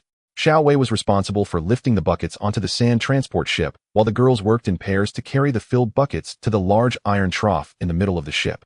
Yang Xian then poured the mud from the buckets into the trough, while Zhang Meng and Xiao Gu leveled the mud inside. Everyone had clear roles and was busy working energetically, creating a bustling atmosphere. Jiang Shuyi brought the speedboat close to the sand transport ship and secured it before jumping onto the boat. Seeing him, Xian, who was lifting soil with Teacher Shi, immediately lit up with joy. "Shuyi, you're back." Nana, who was nearby, couldn't help but curl her lip at the warmth in Xian's voice, displaying a hint of disdain. This woman had just regained a bit of vitality and was already raising her tail. "Very well, when you're arrogant, I'll take my time to deal with you." Jiang Shuyi took the bucket from Xian, and the others, saying, "Let me handle this. You all go and rest for a while." Teacher Shi wiped his sweat and said, "All right, I'll go check inside. The rice should be cooked by now." After speaking, he walked into the cabin while Xian moved to the bow of the boat to start a fire with Cheng Cheng. Behind them, Yang Xiaojing and Nana lifted a bucket, and Yang Xiaojing laughed. "Hey Jiang, sir, you really know how to cherish the ladies." Jiang Shuyi chuckled, taking the bucket from them with his left hand. "You all should rest a bit too." Afterward, he carried 2 buckets of soil while Yang Xiaojing and Nana went inside the cabin to drink water. After everyone worked for a while, the soil in the 2 troughs was already sufficient, and Jiang Shuyi called out, "Coach Xiaokuan, come up. We have enough soil now." The 2 arrived on the boat, and Teacher Shi shouted, "You need to crush the soil chunks, otherwise they will turn into clumps when dry." Zhang Meng and Xiao Gu took sticks and began smashing the soil in the iron trough. After half a day of hard work, the 2 felt that the wooden sticks were too inefficient. Zhang Meng rolled up her skirt and started stomping with her feet. Xiaogu followed suit, also rolling up her pants and joining in.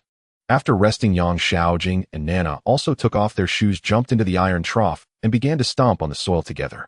The four girls with their 8 fair feet stomped around in the gray-black soil, resembling a dance, displaying an unexpectedly graceful demeanor.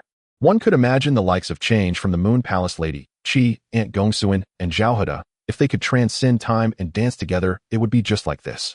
Before long, the four girls had flattened the soil, then together they climbed out and sat in a row on the boat's railing, dipping their snowy white feet into the water splashing around. Though the four girls looked different, they sat together in harmony. Zhang Meng had a charming expression, melancholic and gentle like a weak willow swaying in the wind. Yang Xiaojing had a high nose and deep-set eyes exuding exotic charm. Xiaogu had a delicate face resembling a handsome young boy from a comic book, quite pleasing to the eye.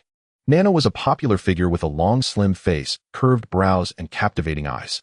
Jiang Shuyi leaned against the railing outside the cabin, momentarily entranced. Chengcheng, not knowing when she had approached him, smiled and said, "Jiangzong, are you admiring your harem beauties?" Jiang Shuyi was taken aback, then smiled. "Then please take good care of these beauties." He handed Chengcheng a small box. "What is this?" Chengcheng opened the box and found it filled with small raincoats for adults. Chengcheng was puzzled. "What do you mean by this?" "Nothing much, just let everyone know that pregnancy is not an option right now. At least not for now, as the environment is perilous and the conditions are not yet sufficient." Chengcheng's face immediately flushed red, and she turned and ran off, leaving the box of raincoats on the washstand outside the cabin. She was too embarrassed to announce this matter, especially since she wasn't the women's director. When everyone washed their hands, they would naturally see these items. Being adults, they would understand. Teacher Shi came out of the cabin calling out loudly, "Everyone wash your hands, it's time to eat." Jiang Shuyi immediately asked, "Hey Teacher Shi, where's Sun Jia? Is she slacking off again?" Teacher Shi pointed towards the back of the boat, saying, "Don't provoke her right now, she's in a bad mood." Jiang Shuyi nodded and walked towards the back of the boat, rounding the cabin to see Sun Jia. She was wearing a tattered straw hat and draped in a plastic sheet, fishing there. The scene resembled a lone fisherman in a straw raincoat fishing alone in the cold river snow.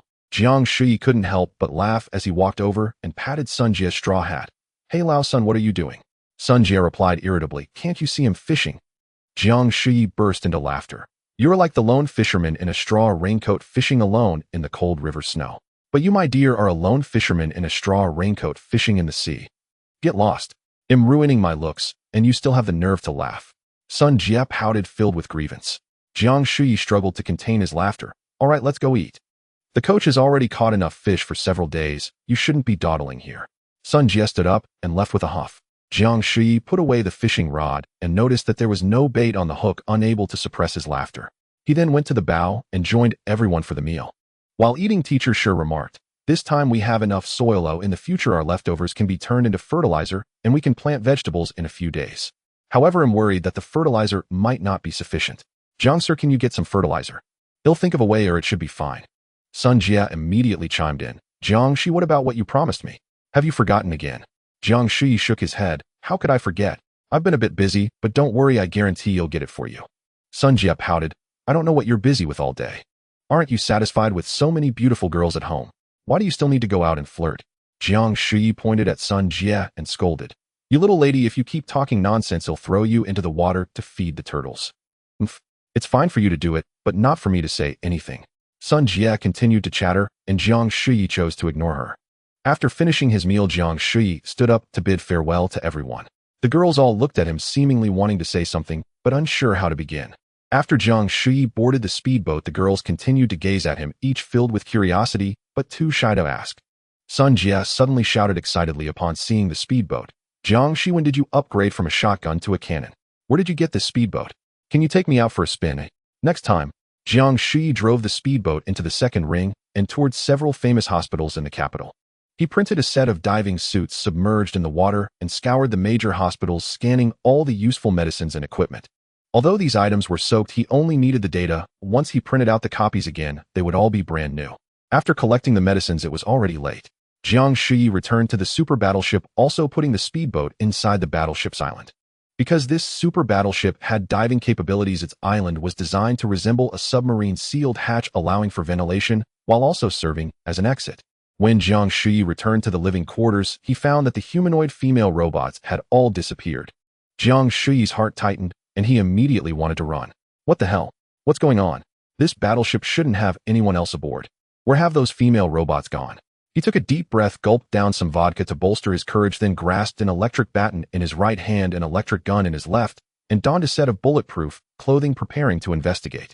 Regardless of the situation, this is my home. How could I be inexplicably afraid to go back? Jiang Shuyi cautiously searched the living quarters, examining each room and each counter. How could those female robots disappear into thin air? Their processors are not advanced. They're similar to the latest high-end smartphones, primarily capable of performing simple tasks and requiring explicit commands. After searching most of the living area, Jiang Shuyi still didn't see any trace of the female robots. As he approached the hardware store, a hand suddenly reached out to block his path. Jiang Shuyi was taken aback, instinctively thrusting his electric baton forward.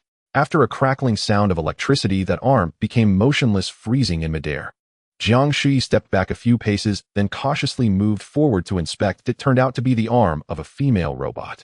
The robot's hand was stretched out, unmoving, with a frozen smile on its face. What's going on? Has it been infected with a virus? Or has it crashed? Just as Jiang Shuyi was speculating, the female robot suddenly spoke. Insufficient battery, please recharge promptly. Insufficient battery, please recharge promptly.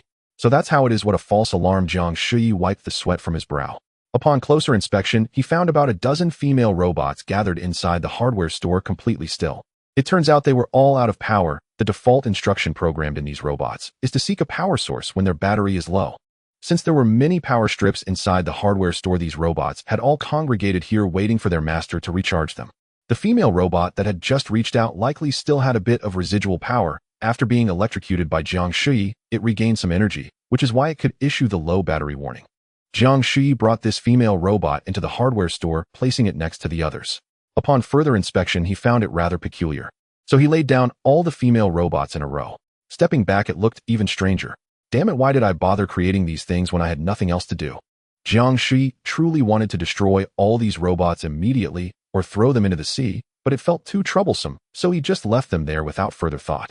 Although it was just a false alarm, Jiang Shuyi realized an important issue. The current super battleship is not absolutely safe. The possibility of strong enemies infiltrating cannot be ruled out, and construction must be accelerated.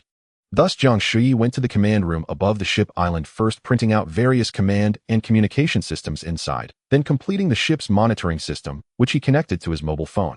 This way, he could monitor the ship's situation at any time. If anything unusual occurred, the monitoring system would give him an immediate alert.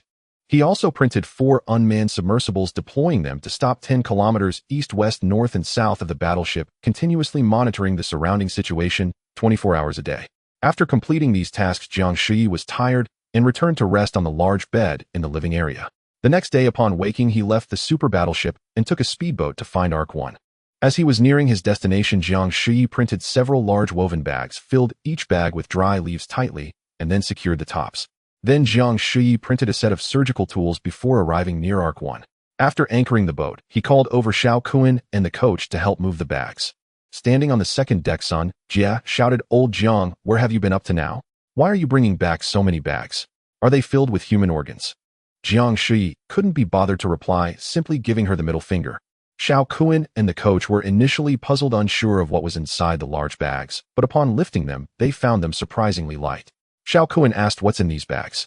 "Fertilizer, organic biofertilizer," Jiang Shuyi replied with a smile. Xiao Kuan and the coach were bewildered, and Jiang Shuyi then instructed them to open the bags directly and pour the dry leaves into the soil trough. Afterward, they set the leaves on fire until they turned to ash, and only then did Xiao Kuan realize what was going on.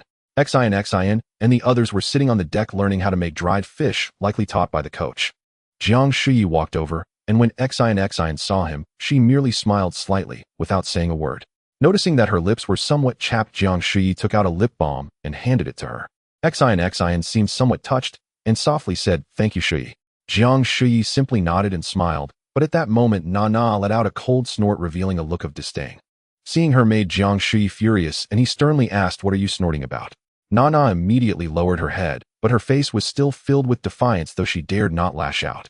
Jiang Shuyi no longer pressed the issue, choosing not to force her. He would wait for her to explode on her own, and then deal with her properly. Teacher Shi emerged from the cabin, seeing the ashes of the dry leaves, and smiling, "Great. In a couple of days we can plant vegetables." Xiao Gu also chimed in, "Yes, that's wonderful. Finally we can eat some vegetables. If I keep eating fish every day, I might turn into a cat." Everyone laughed and began discussing how to grow vegetables, what to plant, and which vegetables are tasty. Jiang Shuyi went to the bow of the ship where Cheng Cheng and Yang Xiaojing were tending the fire, one stove simmering fish, while the other distilled seawater. Cheng Cheng joked, "Oh, has the sun risen in the west today? General Jiang actually didn't bring back a girl." Jiang Shuyi smiled, "No rush, there's plenty of time. There are many girls, I'll bring them over slowly." Cheng Cheng chuckled and Yang Xiaojing asked, "Jiang, sir, have you heard the story of Noah's Ark?" "Of course, what about it?" Yang Xiaojing continued, in their story, God sent a great flood to submerge the entire world. Noah's family built a big ship, finding pairs of every animal, one male and one female, and loaded them onto the ship. Then they waited for the floodwaters to recede so they could reproduce and repopulate, which is why humanity and animals were not extinguished. Jiang, sir, were you inspired by this story to find this big ship? Is that why you sought out this big ship? Jiang Shuyi shook his head. Don't you find that story rather bizarre? What's going on with you? Yang Xiaojing asked in confusion. Jiang Shuyi explained, think about it, how many people can there be in the Noah family?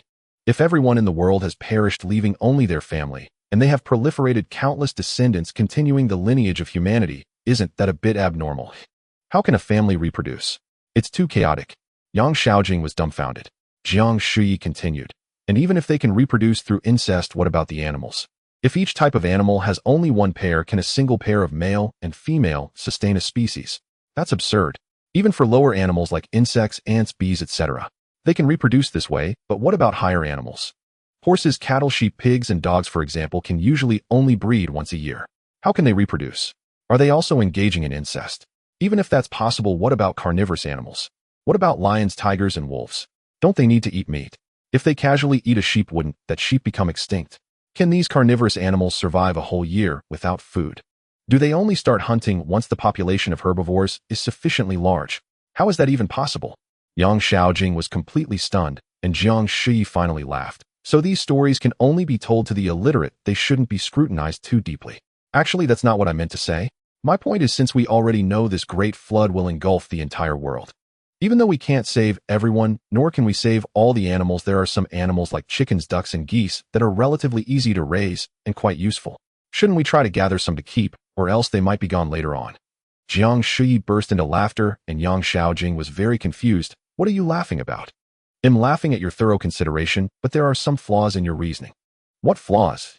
Jiang Shuyi replied. You mentioned gathering some chickens to raise, which is indeed a good idea and very useful, but what about ducks and geese?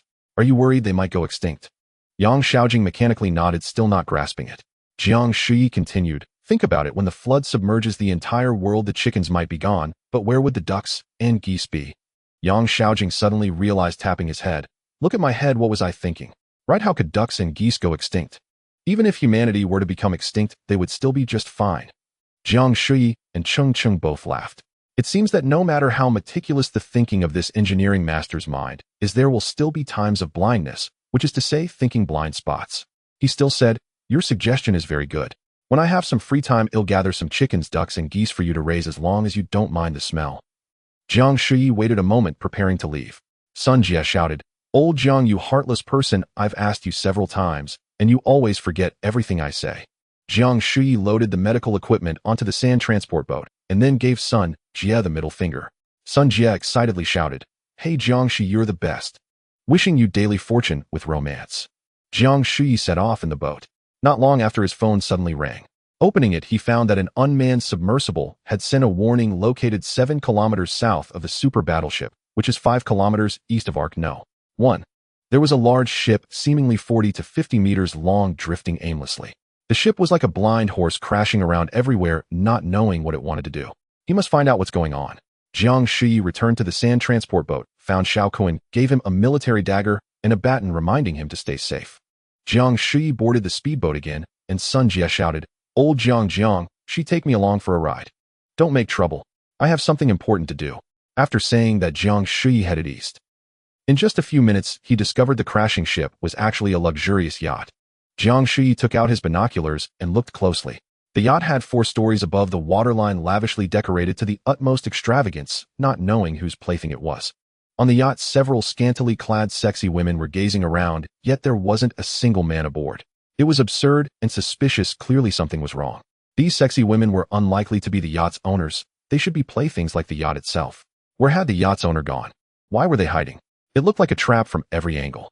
Jiang Shuyi drove the speedboat at low power, maintaining a distance of over 300 meters from the yacht circling around it. At this distance, unless someone on the yacht had binoculars or radar, it would be very difficult for them to spot Jiang Shuyi's speedboat. Jiang Shuyi observed from a distance, confirming he could only see 6 women looking around the yacht as if searching for something. Even though he knew it was a trap, the bait looked truly enticing. After pondering for a moment, Jiang Shuyi decided to investigate further. He put on a bulletproof vest, tucked a handgun into his waistband, and slowly approached the yacht. As Jiang Shuyi's speedboat neared the luxurious yacht, a bikini-clad woman spotted him and eagerly waved. He slowly brought the speedboat to the back of the yacht where the boarding area was. The 6 women gathered around, chattering excitedly. "Hey, handsome, boss, come over, help us." Jiang Shuyi stopped the speedboat about 7 or 8 meters away, examined the women, and asked, "Who is the owner of this ship?" Those women all clamored, "There is no owner. The owner is gone. The owner fell into the water. The owner is not here. We are the owners." Clearly, these women had not coordinated well, and their statements were riddled with inconsistencies. Jiang Shuyi asked again, "What happened to you?"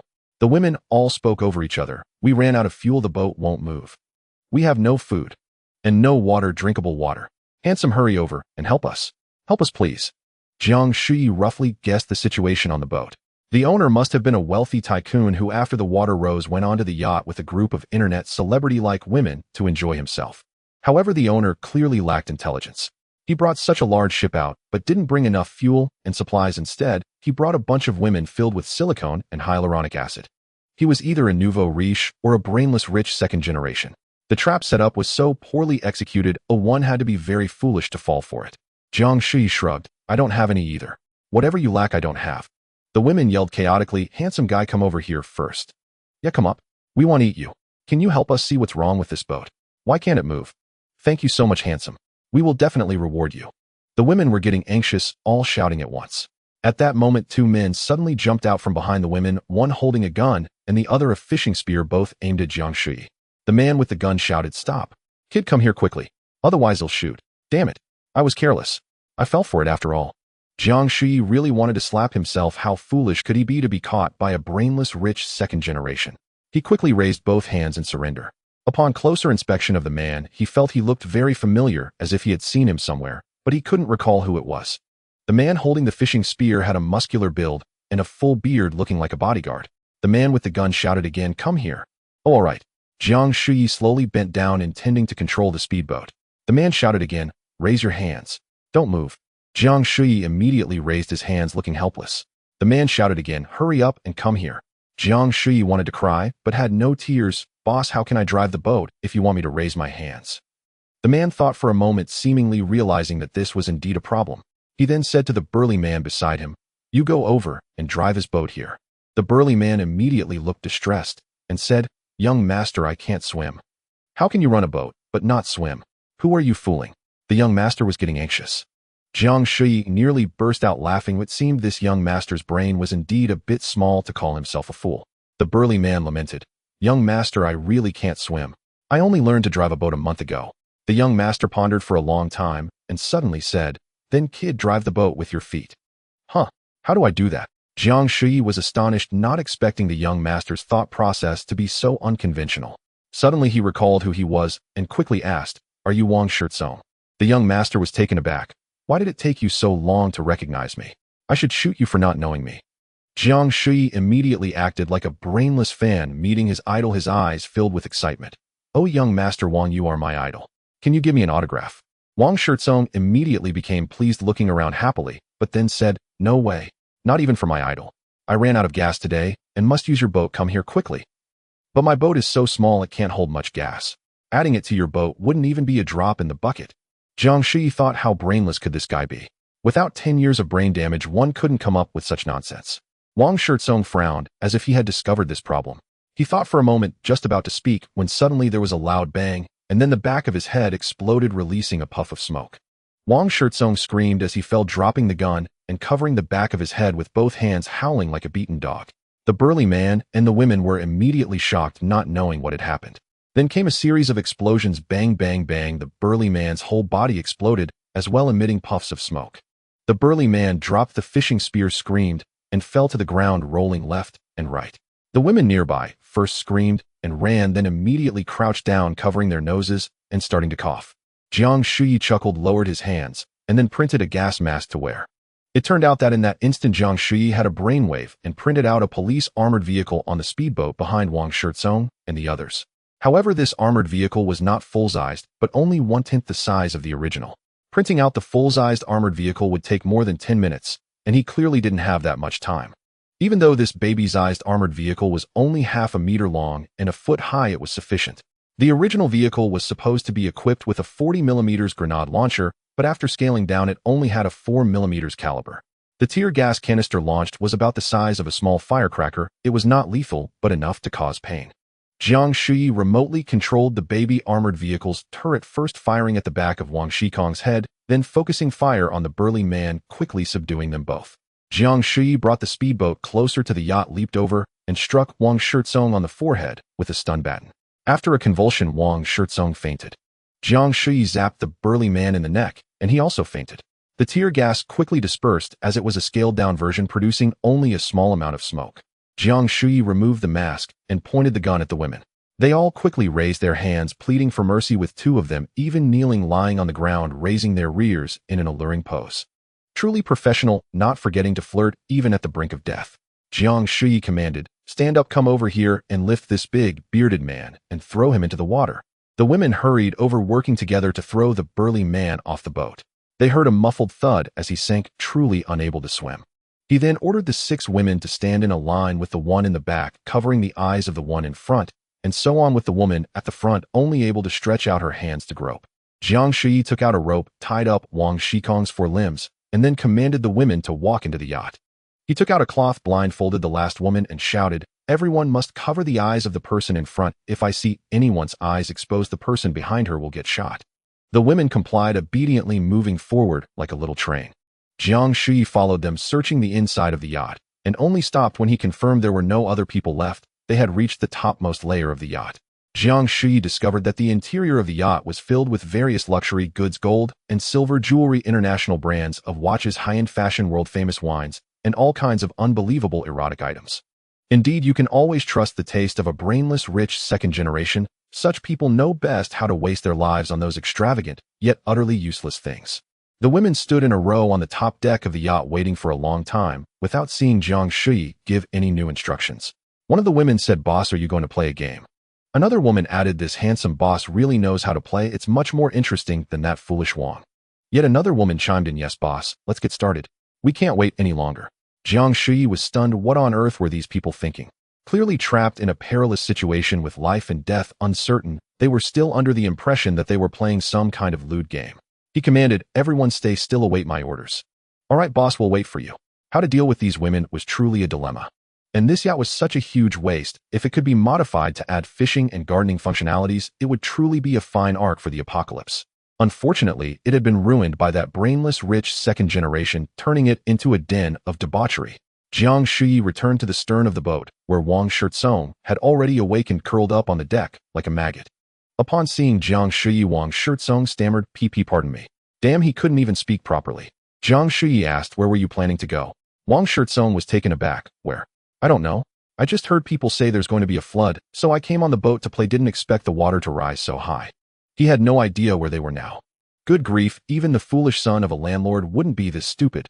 Jiang Shuyi grabbed Wang Shizong and pointed a gun at his forehead. Wang Shizong instantly urinated in fear. "GG, Grandpa. Please spare me." Jiang Shuyi smiled and asked, "Do you have a brother named Wang Shiming?" "How do you know?" "Grandpa." Wang Shizong's eyes lit up with excitement. "Grandpa, only my dad and I know about this. How could you know? Could it be that you are?" Before he could finish, Jiang Shuyi kicked him into the water. Wang Shizong barely struggled before sinking. "I really don't know how your father could have done so many bad deeds to end up with a son like you." At this moment, the women on the top deck began to shout, "Boss Handsome, where are you? When do we start? My legs are already going weak. You won't believe it, come feel for yourself." Jiang Shuyi shouted, "Open your eyes." He finished and returned to his speedboat. Upon seeing Jiang Shuyi about to leave, the women hurriedly stumbled down, shouting, "Handsome, you can't leave. Boss, wait for me. Handsome, what will we do if you leave?" "Yes, there's nothing to eat on this boat. And no water. Please take me with you. I'll do anything you ask. I promise to make you satisfied." Jiang Shuyi naturally wouldn't take these women with him, but throwing them away to fend for themselves seemed a bit too regrettable. So Jiang Shuyi took out some compressed biscuits, threw a bag at each of them, gave each a bottle of mineral water, and said, "This is your food for 3 days. Each of you should save a bit. I will return in 3 days." The women didn't thank him, but continued to chatter, begging Jiang Shuyi to take them away. Jiang Shuyi threw Wang Shikong's pistol and fishing spear onto the speedboat, started the engine, and left. Even when looking for chickens, one should look for those that can lay eggs. What use do I have for you silicone chickens? He hadn't gone far when his phone rang, and it was Fei calling. Apparently, she had charged her phone with an outdoor power source. On the phone, Fei cried, "Jiang, good dad is hurt. He's bleeding a lot." "What happened?" "Just now 2 people came to rob us. Dad chased them away, but one of them had a knife and stabbed Dad. The wound is really deep." "Fei, don't worry. I'll be there right away." Thankfully, Fei was using a domestically made phone with advanced performance and satellite phone capabilities. Otherwise Jiang Shuyi wouldn't have been able to contact her. Jiang Shuyi sped back to Arc No. 1. From a distance, Sun Jie saw him and waved, shouting, "Hey, Lao Jiang Shi." Jiang Shuyi brought the speedboat closer and urgently said, "Stop talking nonsense, grab the first aid kit and come with me. Someone is injured. Stab wound, major bleeding." Sun Jie hurriedly grabbed 2 medicine boxes and jumped onto the speedboat. Jiang Shuyi quickly found Fei and the others. It turned out that Fei's father had made a wooden raft himself, floating in the shallow waters near Shishan. Fei's mother was holding her husband's head, while Fei pressed her hands against her father's abdomen, which was already soaked in blood. Upon seeing Jiang Shuyi, Fei shouted, "Jiang Go! Jiang Go!" then began to cry uncontrollably, unable to speak. Jiang Shuyi quickly brought the speedboat close to the raft and helped Sun Jie over. Sun Jie first checked Mr. Lu's wound, then quickly began to stop the bleeding, clean the wound, apply medicine, and bandage it. Mr. Lu opened his eyes, saw the gauze on Sun Jie's nose, and surprisingly smiled, saying, "Doctor, why are you wearing such a small mask?" He actually thought the gauze on Sun Jie's nose was a mask. Sun Jie remained calm and smiled. "This is the latest model designed for precise protection." Mr. Lu smiled and closed his eyes, his face pale. After Sun Jie finished treating Mr. Lu's wound, he returned to the speedboat. Mrs. Lu and Fei looked at Sun Jie eagerly, as if asking with their eyes. Jiang Shuyi quietly asked, "How is it?" Sun Jie just shook his head slightly without answering. Jiang Shuyi frowned. "Can he be saved? What should we do? What else do we need? Tell me, I'll find it right away." Sun Jie whispered, "There are too many things missing. His internal organs are definitely injured. We must perform a complete suturing operation immediately. We need an operating table, at least 3 nurses, and another surgeon. With such a serious injury, I can't handle it alone. We also need to test his blood immediately and transfuse, otherwise he won't survive until the surgery is completed." Jiang Shuyi felt deflated. Even if an operating table and instruments could be printed out right away, where would he find another surgeon? And 3 nurses? But didn't Mr. Lu just wake up? Jiang Shuyi still asked, and Sun Jie continued to shake his head. That was just a fleeting moment of clarity. Sun Jie began to organize the medicine box, while Fei looked at Jiang Shuyi with a worried expression, and he could only shake his head helplessly. Fei and her mother immediately understood, and both began to cry as they held Mr. Lu. Mr. Lu slowly awakened again, looking at his wife, looking at his daughter, and with a smile on his lips, he said, "Ling, daughter, you must live." After saying that, he closed his eyes and would never wake up again. Mrs. Lu and Fei wept for a long time before they finally calmed down a bit. Sun Jie looked at Jiang Shuyi, who kept her head down in silence. Sun Jie pursed his lips and said, "You two should stop crying. Once a person is dead, they cannot come back to life. Let the deceased rest in peace, and those who are alive must live well." Mrs. Lu looked at Sun Jie and nodded with tears in her eyes, then reached out to wipe Fei's tears. Sun Jie, seeing that Jiang Shuyi still did not speak, could not help but say, "Your husband has already passed away. What are your plans now, you two? Why don't you come back with us? We have a big boat with food and drinks much better than here." Jiang Shuyi looked up at Sun Jie, slightly surprised that this woman had taken the initiative today. Sun Jie glanced at Jiang Shuyi with disdain in his eyes, as if to say, "You clearly like her. Why don't you just invite her? What are you pretending to be shy for?" Mrs. Lu looked at Fei, who looked at Sun Jie, and then at Jiang Shuyi, as if silently asking for her opinion. Jiang Shuyi finally spoke. "Yes, you two should take care of yourselves. You should come back with us, otherwise it will be too dangerous for you." Mrs. Lu and Fei exchanged glances before nodding in agreement. Fei then asked, "But how will my father be buried?" This was indeed a tricky question, as the flood was about to submerge the entire world. How could the dead find peace? Should Mr. Lau's body be sent up to the West Mountain for burial now? Clearly that was not very realistic. It was too dangerous and pointless, since the West Mountain would soon be submerged as well. Buried or not, it would make no difference. Jiang Shuyi thought for a moment and said, "How about we give Mr. Lu a sea burial?" Mrs. Lu asked, how do we do a sea burial? Just push him into the water. No, no, no, of course not. Jiang Shuyi hurriedly explained. What I mean is you two will sit on my boat, and we will use this raft for Mr. Lu's sea burial. What do you think? Mrs. Lu and Fei Fei exchanged another glance and seemed to realize there was no better option, so they agreed. Jiang Shuyi moved all of Fei Fei's belongings onto the speedboat and assisted the mother and daughter onto the boat. He took out a barrel of gasoline, jumped onto the raft, poured gasoline all over it, and then jumped back onto the speedboat.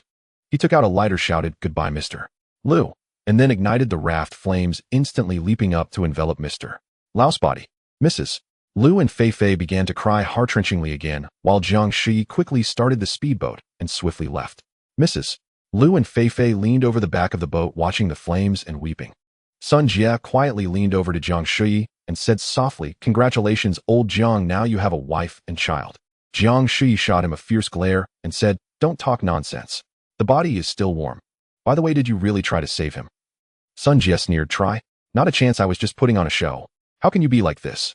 Not to mention the healer's duty of compassion, this is too heartless." Jiang Shuyi exclaimed. Sun Jie spat softly, "Bah, you are the one who is heartless. Although I'm no angel, I wouldn't just stand by while someone dies. What I did earlier was all for you. I knew from the moment I saw that patient that there was no saving him. I can't just directly announce him dead, can I? I pretended to try to save him to maintain your good image, all for you." Jiang Shuyi was left speechless. Sun Jie sneered again. "I knew from the start you were interested in her. Now look, the heavens have favored you, the obstacles are gone. Congratulations, your wish has come true." Jiang Shuyi immediately wore a face of disdain, while Sun Jie shrugged and said, "Don't act innocent now. Weren't you just pretending to be modest? You clearly wanted to invite her to come with you, but didn't dare to say it out loud, and I had to help you say it." Jiang Shuyi could only shake her head and sigh. As for Sun Jie, who knows if she was too clever for her own good, or too foolish, or perhaps both. Jiang Shuyi drove the speedboat, and soon returned to the sand transport boat.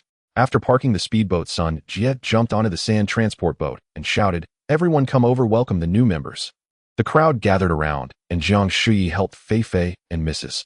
Lu onto the sand transport boat, then introduced, "These two are new friends. Please take care of them from now on." Then Jiang Shuyi said to Fei Fei and her mother, "This is Teacher Shi, and she will take care of your living arrangements on the boat from now on." Teacher Shi immediately came over to greet Fei Fei, and then took them to wash their faces. Jiang Shuyi moved all the items from the speedboat onto the sand transport boat, and then handed the fishing fork to the coach. The coach held the fishing fork, instantly enamored. This tool was specifically designed for catching large fish. Although the sand transport boat had fishing nets, those small nets were ineffective for large catches. Now with the fishing fork, they could catch big fish. Jiang Shuyi called little Kuan aside and quietly handed him Wang Shikong's pistol along with 5 loaded magazines. Little Kuan was overjoyed. "Where did you get this?" "This is a good thing," Jiang Shuyi whispered. "There may be many dangers ahead, so you need to be cautious." Little Kuan nodded in agreement, expertly handling the gun, muttering to himself, "It's a fine gun, but it's a shame it's been ruined. Why are there so many diamonds on the barrel and stock? They really affect the accuracy." As he spoke, he took out a dagger and began to pry off the diamonds, tossing them onto the deck. Little Kuan naturally didn't know that the previous owner of the gun was a famous spoiled rich kid, but he was very clear that regardless of whether those diamonds were real or not, they were now as good as trash. Jiang Shuyi still reminded little Kuan and the coach again to stay vigilant. Just then Teacher Shi walked over and quietly said to Jiang Shuyi, "Jiang sir, I need to tell you something. The cabin can't accommodate so many people anymore." Xiao Wei and Yang Xin have already moved to the control cabin, while little Kuan and the coach are sleeping in tents on the deck, but this isn't a long-term solution. You don't need to worry if I'll think of something. After saying this, Jiang Shuyi boarded the speedboat and left. Less than half an hour later he returned, but this time he was driving a fishing boat over 20 meters long. The fishing boat had 2 levels of cabins. The upper level was the control room and passenger cabin, while the lower level was the kitchen and dormitory accommodating 7 to 8 people. The rear of the fishing boat featured a fishing operation platform complete with a mechanical winch, fishing net racks, large freezers, and more. The people on the sand transport ship gathered at the railing, eagerly gazing at the brand new fishing boat. Jiang Shuyi parked the fishing boat a few dozen meters away from the sand transport ship, then switched to a rubber boat and came aboard the sand transport ship. The coach excitedly said, "This fishing boat is really beautiful. Where did you get it?" "I picked it up, hee." Jiang Shuyi replied with a smile. Sun Jie exclaimed, "You really know how to pick. You managed to get a brand new fishing boat. It looks like it just came out of the factory. Never mind the details. Anyway, this fishing boat belongs to us from now on. After saying this, Jiang Shuyi called Yang Xin and the coach onto the rubber boat, taking them to the fishing boat. First, he taught Yang Xin how to operate the fishing boat, then he and the coach studied the fishing equipment on board. The coach was quick to understand and soon figured out all the equipment on the fishing boat. Jiang Shuyi then jumped back onto the rubber boat, returned to the sand transport ship, and called Fei and her mother, bringing them to the fishing boat. From then on, Fei and her mother lived in the cabin on the first floor of the fishing boat, while the coach and Yang Xin stayed on the second floor. Jiang Shuyi also left 2 rubber boats as tools for shuttling between the fishing boat and the sand transport ship. From that moment on, the sand transport ship could be used solely for growing vegetables, while the fishing boat was dedicated to fishing, making it much more efficient. Sun Jie insisted on living on the fishing boat, to which Jiang Shuyi asked, "There are many people living on the sand transport ship. If someone falls, how will they find you? Are you going to ferry over every time to treat them? Aren't you worried about your beloved getting sick? Don't they need treatment?" Sun Jie had her own twisted reasoning. Jiang Shuyi no longer insisted and took her to the fishing boat on a rubber boat, allowing her to stay on the first floor. However, less than an hour later, Sun Jie couldn't take it anymore. The fishing boat was much smaller than the sand transport ship, and it rocked violently, making her feel very nauseous, almost vomiting her insides out. Jiang Shuyi couldn't help but laugh at her before sending her back to the sand transport ship. Afterward, Jiang Shuyi instructed Sun Jie, "You need to quickly prepare an operating room. If you need a room, just tell Teacher Sure. If you need equipment, let me know and ensure that it can accommodate most surgeries. Also, you need to quickly create health records for everyone, focusing on blood types, so I can store plasma for emergencies." After saying this, Jiang Shuyi tossed a cloth bag to Sun Jie. When she opened it, she found a white coat inside along with several nurse outfits. Sun Jie asked in confusion, "Where did you get the nurse outfits? Are you trying to play dress up? There are no nurses here. Do you want me to act as both doctor and nurse?" "Go away. What are you thinking? Why do you immediately think of the old profession? There are no nurses now. Can't you train them yourself? You can teach Xiao Gu and Zhang Ming to learn nursing knowledge. At least someone can lend a hand during the next surgery." Jiang Shuyi felt somewhat helpless. This doctor was too unprofessional. Sun Jie rolled her eyes and pouted. "Oh my General Jiang, you really have a strong sense of justice. You want to find a girl to play dress up, yet you pretend to be innocent. You won't say anything yourself, and instead have me do it. I've never seen someone so lustful yet so righteous." Jiang Shuyi could only stare in frustration, speechless. In a situation like this, no words could clarify his stance. He returned to the fishing boat, said goodbye to Fei, and then jumped onto the speedboat to leave. Back in the super battleship, Jiang Shuyi completed part of the construction work and installed an intelligent torpedo launcher. After his battle with Wang Shizong, he realized that as the water level continued to rise, increasingly troublesome enemies would appear. He needed to quickly complete the armament of the super battleship to avoid falling into danger again. This torpedo launcher could fire while the super battleship was submerged or on the surface. The launch torpedoes were similar to intelligent unmanned submersibles with a maximum range of up to 200 kilometers. They could extinguish their engines mid-journey, conceal themselves underwater, and reactivate to attack the target once it appeared. If they still didn't locate a target, they could return to the super battleship for recovery, where they could be refueled and launched again. Jiang Shuyi decided that from now on, whenever he went out, he would always carry 2 intelligent torpedoes for protection. If he encountered any spoiled rich kids again, he could send them off to their doom anytime. After finishing the torpedo launcher, Jiang Shuyi enjoyed a good sleep. When he woke up again, it was already bright outside. He opened his phone and saw a message from Fei. "Brother Jiang, thank you so much. If it weren't for you, my mom and I wouldn't know what to do." Jiang Shuyi replied, "No need to be polite. Are you both comfortable on the boat?" "Yeah, it's all right. Although I'm a bit dizzy, it's much better than a wooden raft." "That's good. If you need anything, just tell Teacher Sure. By the way, Brother Jiang, why aren't you staying here? It's so dangerous outside." The little girl finally couldn't help but ask. She was curious about what Jiang Shuyi was up to. Jiang Shuyi smiled. "I have some matters to attend to. Once I'm done, I'll come back to be with you. Okay, be safe." The simple exchange filled Jiang Shuyi's heart with sweetness. The concern of others didn't stir his heart, but Fei's care felt like a gentle spring breeze, like sipping honey water. Could this be the feeling of love? Jiang Shuyi shook off his thoughts, jumped onto the speedboat, and prepared to continue advancing the Ark project. Having only Ark No. 1 and 1 fishing boat was clearly insufficient. He first printed another sand transport ship as Ark No. 2, with equipment identical to Ark No. 1. Next, it was time to pick up people. Who should he pick up? This had become a somewhat significant problem because the people Jiang Shuyi cared about and valued had mostly boarded Ark No. 1. Did he really have to choose survivors among strangers now? He drove the speedboat towards the Guimao area. There were many tall buildings there and several survivors. When Jiang Shuyi's speedboat reached the vicinity of Baizi Bay, he noticed many corpses floating on the water's surface, all swollen and deformed as if filled with air. Some corpses were being pecked at by crows feasting on rotten flesh, and a foul odor permeated the air. He put on a gas mask and continued forward. Suddenly, there was a loud bang nearby that startled Jiang Shuyi. He quickly turned to look and saw a corpse had exploded. Rotting organs and discolored bodily fluids splattered everywhere. Fortunately, the corpse was a bit far from Jiang Shuyi, otherwise he might have been drenched in flesh chunks. Jiang Shuyi immediately conjured 2 umbrellas, opening one to the left and one to the right, to shield himself from the impending rain of flesh and blood. He hastened his pace, eager to traverse the floating corpses in the water. As he approached the Guimao Tower, he saw that the over 200 meters tall building had only its pointed tip protruding above the water, crowded with people, while a multitude also filled the surrounding waters. Those people were scrambling to squeeze inside at all costs, and after much effort, they finally reached the edge of the Guimao Tower, using every ounce of strength to climb up. Jiang Shuyi couldn't help but shake his head, feeling that these people were truly pathetic, even somewhat laughable. Even if they managed to climb up the Guimao Tower, what would it matter? They would still be waiting to die, just prolonging their lives for a bit longer.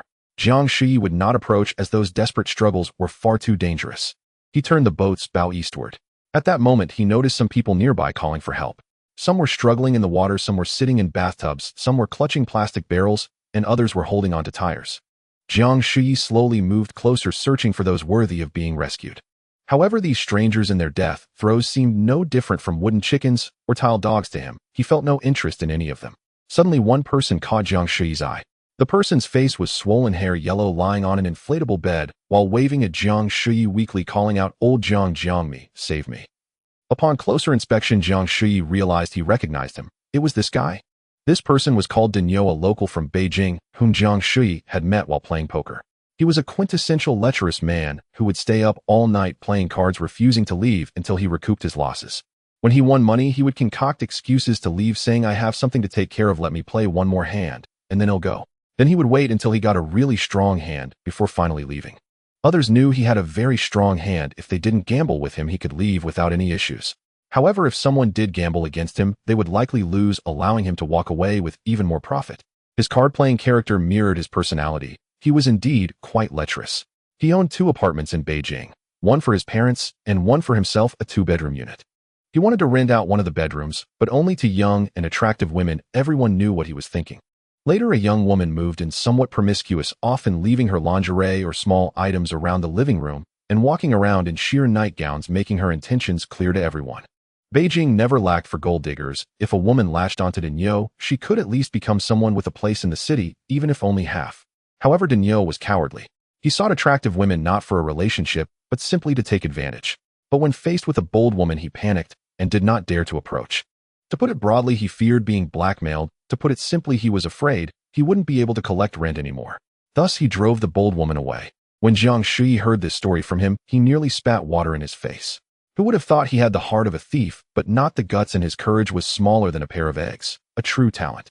Jiang Shuyi pondered whether he should save this guy. Given his character, it wouldn't be a loss if he died 100 times. However, such people often possessed an even stronger vitality, like cockroaches that are hard to exterminate. If all the members on the Ark were virtuous gentlemen, would that guarantee the best outcome? Not necessarily. Different kinds of people provide diverse possibilities. In the extreme environment of the apocalypse, lecherousness might even be seen as a virtue. Jiang Shuyi drove the speedboat over, grabbed Daniel's arm, and pulled him onto the boat. Daniel collapsed on the speedboat like a dead pig, groaning weakly. Jiang Shuyi took out some water and fed him a sip, then handed him a piece of whole wheat bread. After eating the bread, Daniel gradually regained some energy and said softly, "Old Jiang, thank you so much. I thought I was finished." Jiang Shuyi smiled slightly and continued to steer the boat forward. That day, he traversed most of the city, managing to rescue 4 people in total. Besides Daniel, there were Yang Jide, Wei Chao, and Zhao's son, each one a character in their own right. Wei Chao was a gambling addict, constantly mingling in various card games. No matter when, if he spotted someone who seemed wealthy but lacked card skills, he would swarm over like a fly to dung, wanting to stick to them 24 hours a day. Simultaneously, if he saw a woman with even a hint of good looks, he would seize any opportunity to fawn over her, even if her attractiveness was only 5 or 6 points. Yang Jide was a civil servant from a ministry directly under the state council, whom Jiang Shuyi met at a networking event for graduates from prestigious schools in Beijing. This guy was full of bureaucratic jargon, Although he was just a low-level civil servant, he never forgot to act as if he were a higher-up. Zhao Sun was also someone Jiang Shuyi met at the same networking event where, after dining, some people went to a karaoke to sing. Zhao Sun was the last to enter the private room, directly plopping down in the central seat with an air of arrogance. Later, as everyone introduced themselves, each shared their experiences. When it was Zhao Sun's turn to introduce himself, he simply said 5 words, Zhao Sun Supreme Court. No wonder he was so impressive. He was from the Supreme Court. However, does getting into the Supreme Court mean you wield the highest legal authority? Later, as everyone sang, played games, and drank, no one paid any attention to this Supreme Court. At first, this guy felt quite good about himself, thinking others felt a class gap and were afraid to approach him. Later, he realized the atmosphere was off as others had started to mingle, exchanging contact information, and some were even planning their next outing, yet no one acknowledged him. This Supreme Court finally felt a bit anxious and began to actively strike up conversations, but others only offered him casual pleasantries without engaging in any deeper discussion. In the end, everyone left in groups while this Supreme Court became a lonely figure. Jiang Shuyi gathered these people for a comparative experiment. On Arc 1, aside from Nana being a bit arrogant, the others were all honest individuals, but could relying solely on them help survive the apocalypse and restart human civilization. Humans need grains to thrive. For human society to have a sound mechanism, it requires a colorful array of individuals. A lecherous man, a bureaucrat, a gambler, and a conceited individual. Today, they reaped significant rewards. Jiang Shuyi brought these 4 exceptional men onto Arc No. 2, teaching them how to operate the boat and the seawater desalination device, and then left them several bags of rice flour and some vegetables and potatoes. As Jiang Shuyi boarded the speedboat to leave, Yang Jide asked, "Hey Jiang, where are you going?" Jiang Shuyi smiled and replied, "I'm going to find you some companions that would be too boring with just the 4 of you old fellows." Wei Chao, lying on the ship's railing, suddenly perked up. "Jiang, what kind of companions are you looking for? Is it?" He didn't finish his sentence, but swallowed it back, yet everyone knew what he wanted to ask. Jiang Shuyi did not answer him and set sail. When Jiang Shuyi rescued these 4, except for Yang Jide, who was in slightly better shape and could stand up, the other 3 were barely alive. Yang Jide helped the other 3 into the cabin and then went to the kitchen to cook. Jiang Shuyi returned to the super battleship to take a nap and resumed rescuing people at dawn. He originally planned to find some exceptional women to see what kind of chemistry would develop between them and the 4 exceptional men on Arc No. 2. However, at this time, there were few women remaining among the survivors near Beijing, and basically, he no longer recognized anyone. It's hard to see through human nature just at a glance. How could he determine who were exceptional women? Suddenly, he remembered Wang Shikong's yacht. That's right, didn't it still have 6 hens on it? Why wait any longer? Jiang Shuyi sailed to the vicinity of the yacht and first used binoculars to observe from a distance. Surprisingly, the yacht was lifeless with no sign of a person. What happened? Did the 6 hens abandon ship and swim away? That seemed unlikely. Jiang Shuyi immediately deployed a small quadcopter drone for reconnaissance, inspecting the yacht inside and out. It turned out that the 6 women had collapsed from hunger, scattered across the various sofas and beds on the yacht. No wonder. How long could 1 bag of compressed biscuits sustain them? Even a fat person could faint from hunger. Moreover, these women had undergone countless liposuction surgeries and had no fat left to consume. Jiang Shuyi confirmed that there was no danger on the yacht before slowly approaching, docking the speedboat, and boarding the yacht. He fed each of the women some water and a bit of bread, then helped them one by one onto the speedboat. After all 6 women were on the speedboat, they lay weakly on the deck, resembling a pile of hairless puppies. The sight of so much pale flesh did not stir even a hint of interest in Jiang Shuyi. In fact, it made him feel a bit nauseous. Jiang Shuyi drove the speedboat quickly to Arc No. 2, docking it next to the sand transport ship. Yang Jide was busy stoking the fire, and upon seeing Jiang Shuyi, he shouted, "Jiang is here." The other 3 also came out of the cabin. These men could finally stand upright. Jiang Shuyi shouted, "Aren't you all coming over to help quickly?" Wei Chao, seeing that many women were lying on Jiang Shuyi's speedboat, all wearing scant clothing, his eyes lit up as he rushed over, jumped onto the speedboat, and helped one woman up. The woman groaned, stood unsteadily, and then collapsed. Wei Chao actually picked her up directly and marched onto the sand transport ship. Jiang Shuyi was stunned, unsure where this sudden strength came from. Just yesterday, he had been as limp as a dead pig, yet today, he was brimming with energy. Daniyu and Zhao Sun hurried to the speedboat to help carry the women. However, neither had enough strength to lift a woman alone, so they could only carry one together.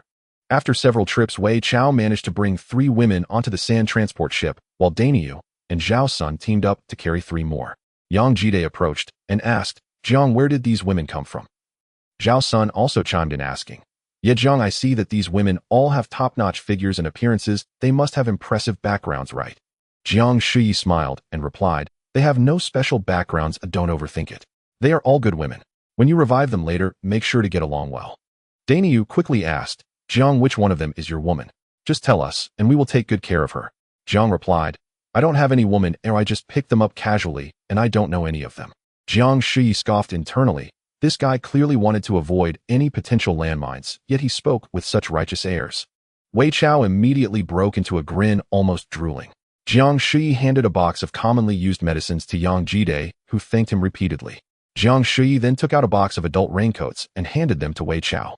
Upon opening it, Wei Chaos' eyes lit up with joy. "Jiang, what do you mean by this?" Jiang Shuyi waved his hand and said, "You all must get along well. I'm leaving."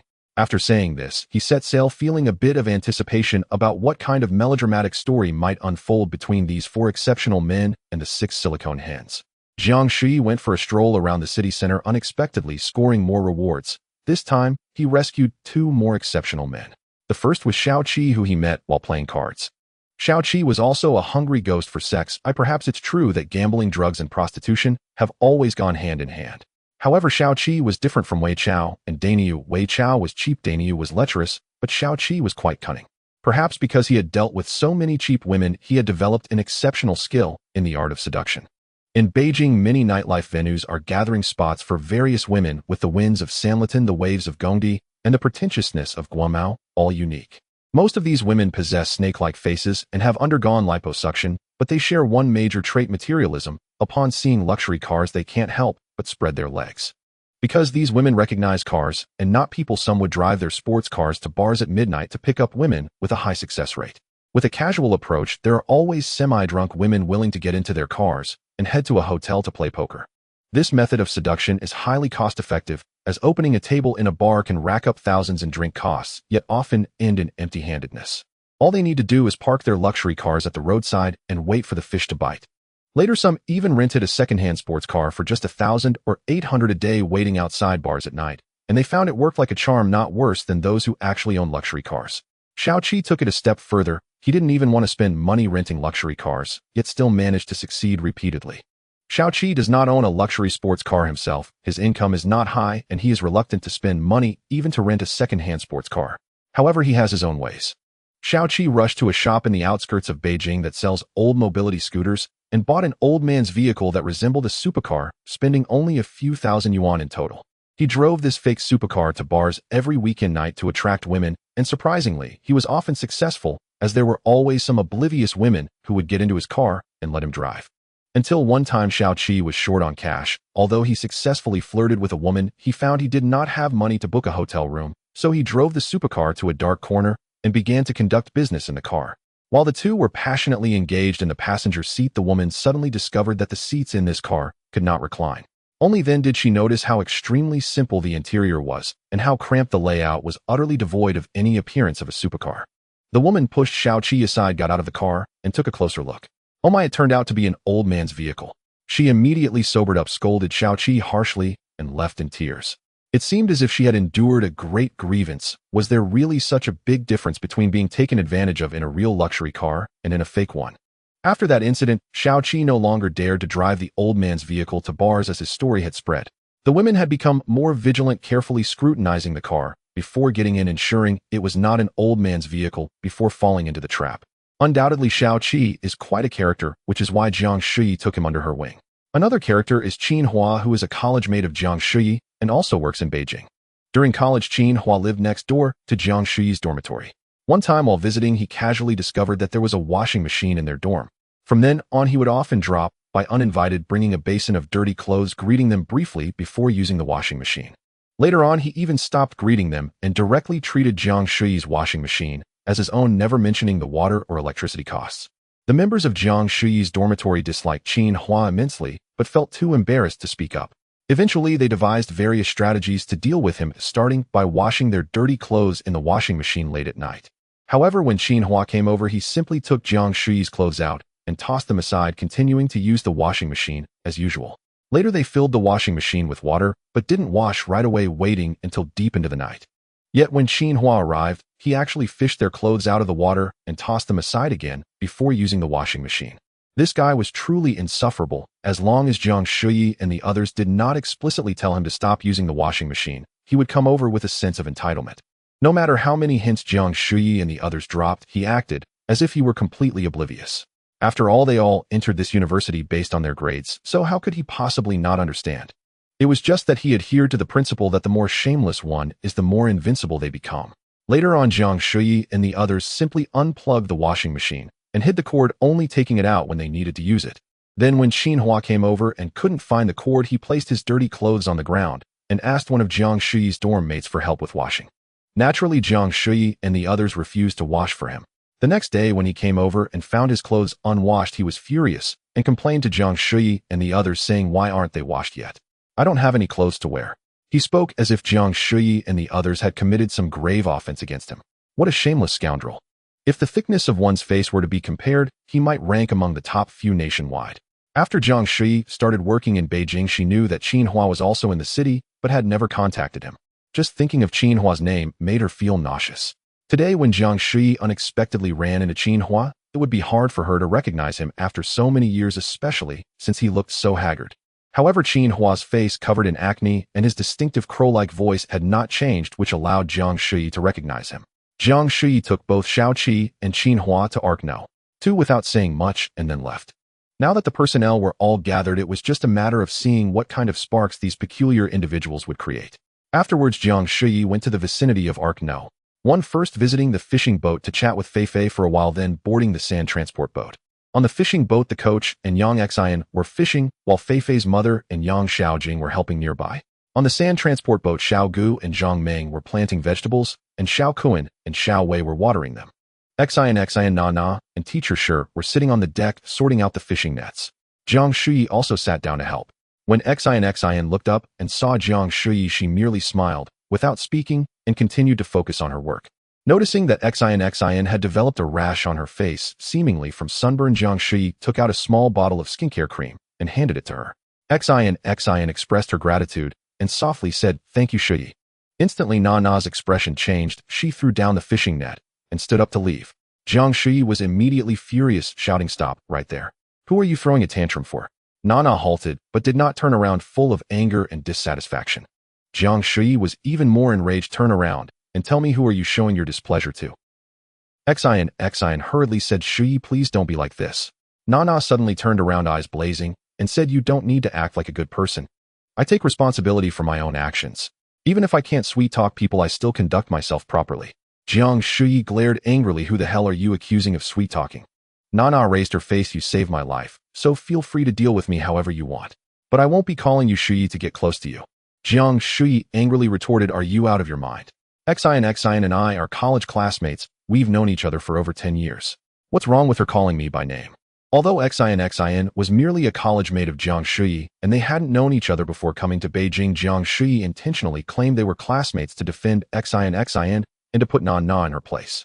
Na slightly lowered her head, but her face was still filled with indignation. "Even if she is your classmate, I still won't accept it. Why should we get different rewards for the same work? Am I doing less than anyone else? Teacher Shi has always treated us equally." Teacher Shi hurried over and grabbed Na's hand, saying, "All right, that's enough. There's really no big deal. Let's not spoil the atmosphere." Teacher Shi hurriedly chased after her, while Nana ran to the bow of the boat, about to leap into the water. Cheng quickly stepped forward to grab Nana. Jiang Shuyi shouted, "Don't stop her. Let her jump." Teacher Shi quickly turned back and waved at Jiang Shuyi, signaling him to stop talking. Cheng was momentarily stunned, and Nana had already freed herself, plunging into the water with a splash. Jiang Shuyi, still infuriated, continued to shout, "Don't save her." Cheng was panicking and didn't know what to do, while Teacher Shi shouted, "Quick, save her." The coach on the nearby fishing boat saw someone fall into the water and leaped in without knowing what had happened, swiftly swimming to Nana, lifting her and bringing her back to the sand transportation boat. Xiao Kuan and the others hurried over, pulling Nana onto the boat with great effort. Sun Jie immediately rushed over, giving her a few hard pats on the back, and after Nana coughed up a couple of mouthfuls of water, she slowly regained consciousness. Teacher Shi took a towel and draped it over Nana, then asked Zhang Meng and Cheng to help her into the cabin. Jiang Shuyi, still fuming, loudly declared, "If anyone tries to commit suicide again, no one is allowed to save them." Teacher Shi quickly grabbed Jiang Shuyi's arm, whispering, "All right, just stop talking." Xin walked over, tears in her eyes, handing a small bottle of skincare cream to Teacher Shi before turning to leave. Jiang Shuyi grabbed Xin's hand, saying, Xin, what's wrong? This skincare cream is for you, why don't you want it? Xin softly replied, Shuyi. Jiang, this isn't good, let's let Teacher Shi handle it. After saying that, she turned to leave. Jiang Shuyi wanted to chase after her to ask more, but Teacher Shi held him back, giving him a meaningful look and saying, don't worry, he'll take care of it. Jiang Shuyi instantly understood, realizing he had gone a bit too far today. He had been so focused on his own anger and reprimanding Nana that he had inadvertently pushed Xin into a very awkward situation. Fortunately, with Teacher Shi here to mediate, it would not be too difficult to rectify. Jiang Shuyi turned around and saw Xiao Gu and Xiao Kun looking at him, their eyes filled with a hint of unease. He forced a smile and said, everyone please continue working. After that, he jumped onto the speedboat and left. Back on the super battleship, Jiang Shuyi lay on the big bed, reflecting deeply. Today he had lost control of his emotions, nearly pushing Nana to her demise. Was Nana truly deserving of such a fate? If Jiang Shuyi had not saved her, she would have perished on her own, which would have had nothing to do with him. However, even though Jiang Shuyi had saved her, did he really have the right to control her life and death? In a fit of rage, hurling hurtful words and putting someone in peril had never been Jiang Shuyi's way of acting. Jiang Shuyi could easily eliminate old Xin, take down Vice President Wang, and deal with that lowly person who looked down on others, feeling no guilt at all, only a sense of satisfaction. But what if Nana had actually died today? Would Jiang Shuyi feel satisfied? Would he feel no guilt whatsoever? It seemed that aboard the Ark, no. Everyone was a good person. Nana was merely arrogant and self-important, and Jiang Shuyi had almost become a villain. After a profound self-reflection, Jiang Shuyi smiled to himself, saying, being able to reflect on myself shows that I am not a bad person after all. I won't despise myself if the world is worth it, and I am worth it. After a good sleep, Jiang Shuyi felt a sense of clarity in his heart, and all his resentment towards Nana had completely vanished. After all, the reason he initially disliked her was simply because her pride had pricked at his own. After venting his anger yesterday, the grievances in Jiang Shuyi's heart had dissipated. Jiang Shuyi arrived at Ark No. 1 early in the morning, hoping to find an opportunity to apologize to Nana. However, when he boarded the Ark, he noticed the atmosphere was a bit strange. Everyone was silently working, no one was speaking, and Nana was wrapped in a blanket, curled up beneath the cabin, not knowing whether she was asleep or unconscious. Jiang Shuyi felt it was very strange and found Cheng to ask, what's wrong with everyone? Cheng did not answer, instead gesturing for him to look towards the cabin. Jiang Shuyi looked towards the cabin, confused. Before long, Teacher Shi exited the cabin, his face full of anger. Jiang Shuyi was startled, not expecting Teacher Shi to be angry. Jiang Shuyi walked over, approaching him to ask, Teacher Shi, what's wrong? Teacher Shi, still seething, pointed at Nana and said, isn't it all because of her? Last night, I saved a lot of fresh water to help her wash her hair, then, after washing her hair, she insisted on taking a bath. I told her it was dark, the fresh water was gone, and in the dark, she insisted on boiling water to distill seawater. I said it was too dangerous, but she insisted. It really infuriated me. No matter how I persuaded her, she wouldn't listen, and in a fit of anger, I kicked her out of the cabin. So that was it. No wonder Teacher Shi was angry. Jiang Shuyi could only shake his head and sigh softly, saying, Teacher Shi, how do you plan to handle her? Teacher Shi replied softly, I just want to teach her a lesson about her spoiled behavior. This girl is not inherently bad. Once she admits her mistake, I will treat her well again. All right, understood. Jiang Shuyi nodded, then walked over to Nana. Nana's face was pale, her eyes lifeless, staring blankly into the distance. Get up, Jiang Shuyi said softly. Nana came to her senses, glanced at Jiang Shuyi, then mechanically stood up, hanging her head. Jiang Shuyi took out a small organizing box filled with bottles of skincare cream and handed it to Nana. Nana looked confused, and Jiang Shuyi added, everyone gets one, please help me distribute them. Nana's eyes sparkled again, and she shed 2 lines of warm tears, realizing that this was Jiang Shuyi's way of apologizing to her. Jiang Shuyi held the organizing box up to Nana again, asking, can you help me distribute this? Nana finally took the organizing box, saying, okay. As Nana was about to distribute the skincare cream, Jiang Shuyi quietly said, go apologize to Teacher Shi. Nana wiped her tears and quickly nodded. Nana first approached Teacher Shi, deeply bowing. I'm sorry, Teacher Shi, I was wrong. I shouldn't have been so willful. You have always treated us so well, and I shouldn't have acted that way yesterday. With that, Nana was already in tears. Teacher Shi finally smiled, pulling out a handkerchief to wipe Nana's tears while kindly saying, don't cry anymore. We all need to get along well from now on. Seeing this scene, everyone smiled as well, and the strange atmosphere that had enveloped Ark No. 1 instantly dissipated. Teacher Shi led Nana to distribute a bottle of skincare cream to everyone, and then gave the remaining ones to the coaches. After receiving the skincare cream, Sun Jie jokingly said, "Oh my Jiang Zone, you didn't just notice that everyone's skin is bad, did you? Didn't you see that everyone's clothes are dirty and torn too?" Jiang Shuyi then noticed that everyone's clothes were indeed quite dirty, with some even having holes. "They'll handle this problem, don't worry." After saying this, Jiang Shuyi entered the cabin and looked at Sun Jie's operating room. It turned out that Sun Jie had occupied half of the warehouse on the first floor of the cabin, setting up an operating table and various instruments, making it look quite professional. "So how is it, Boss Jiang? Is it up to standard?" Sun Jie asked. "How could I be the one to determine that? I don't understand these things. You just need to ensure the surgery can be completed. By the way, it's so dark here, how are you going to perform the surgery?" Jiang Shuyi noticed a problem. Sun Jie pointed to a box on the floor. When Jiang Shuyi opened it, he found it was filled with glow sticks and flashlights. "Where did these come from?" Jiang Shuyi asked in confusion. Sun Jie replied, "Of course we fished them out ourselves. Where else would they come from? If we are going to perform surgery, we can have 4 or 5 people each holding 2 glow sticks and a few flashlights. That should provide enough light." Jiang Shuyi could only shake his head and smile wryly. "By the way, what about the health records I asked you to prepare? Are they done?" Sun Jie took out a notebook and handed it to Jiang Shuyi. Jiang Shuyi moved to a nearby window, opened it, and found that each page contained information about a person, but so far only their height was recorded. "What have you been doing all these days?" "Just measuring heights. It took you so long just for the heights of these 10 or so people." Jiang Shuyi started to hold him accountable. "Do you think I have nothing to do? Am the only one handling all these tasks without even an assistant?" Sun Jie responded, feeling aggrieved. Jiang Shuyi casually flipped through the notebook. It was written Teacher Shi 1. 55 meters, Xin 1.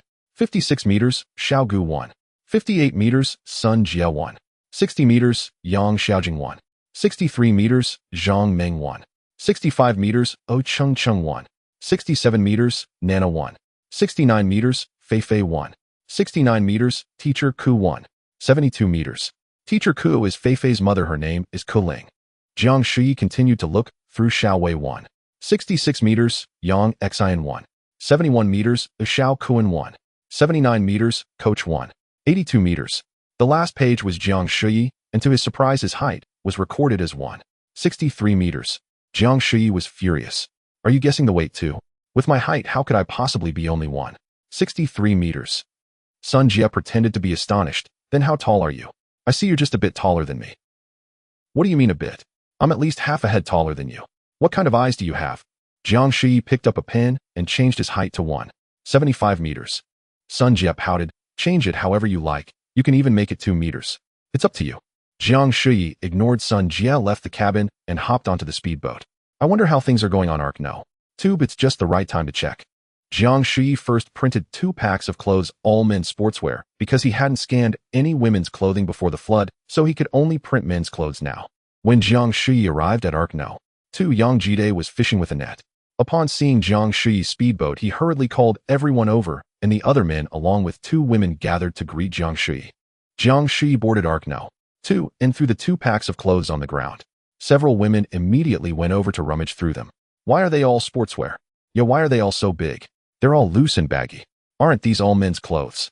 How are we supposed to wear them?"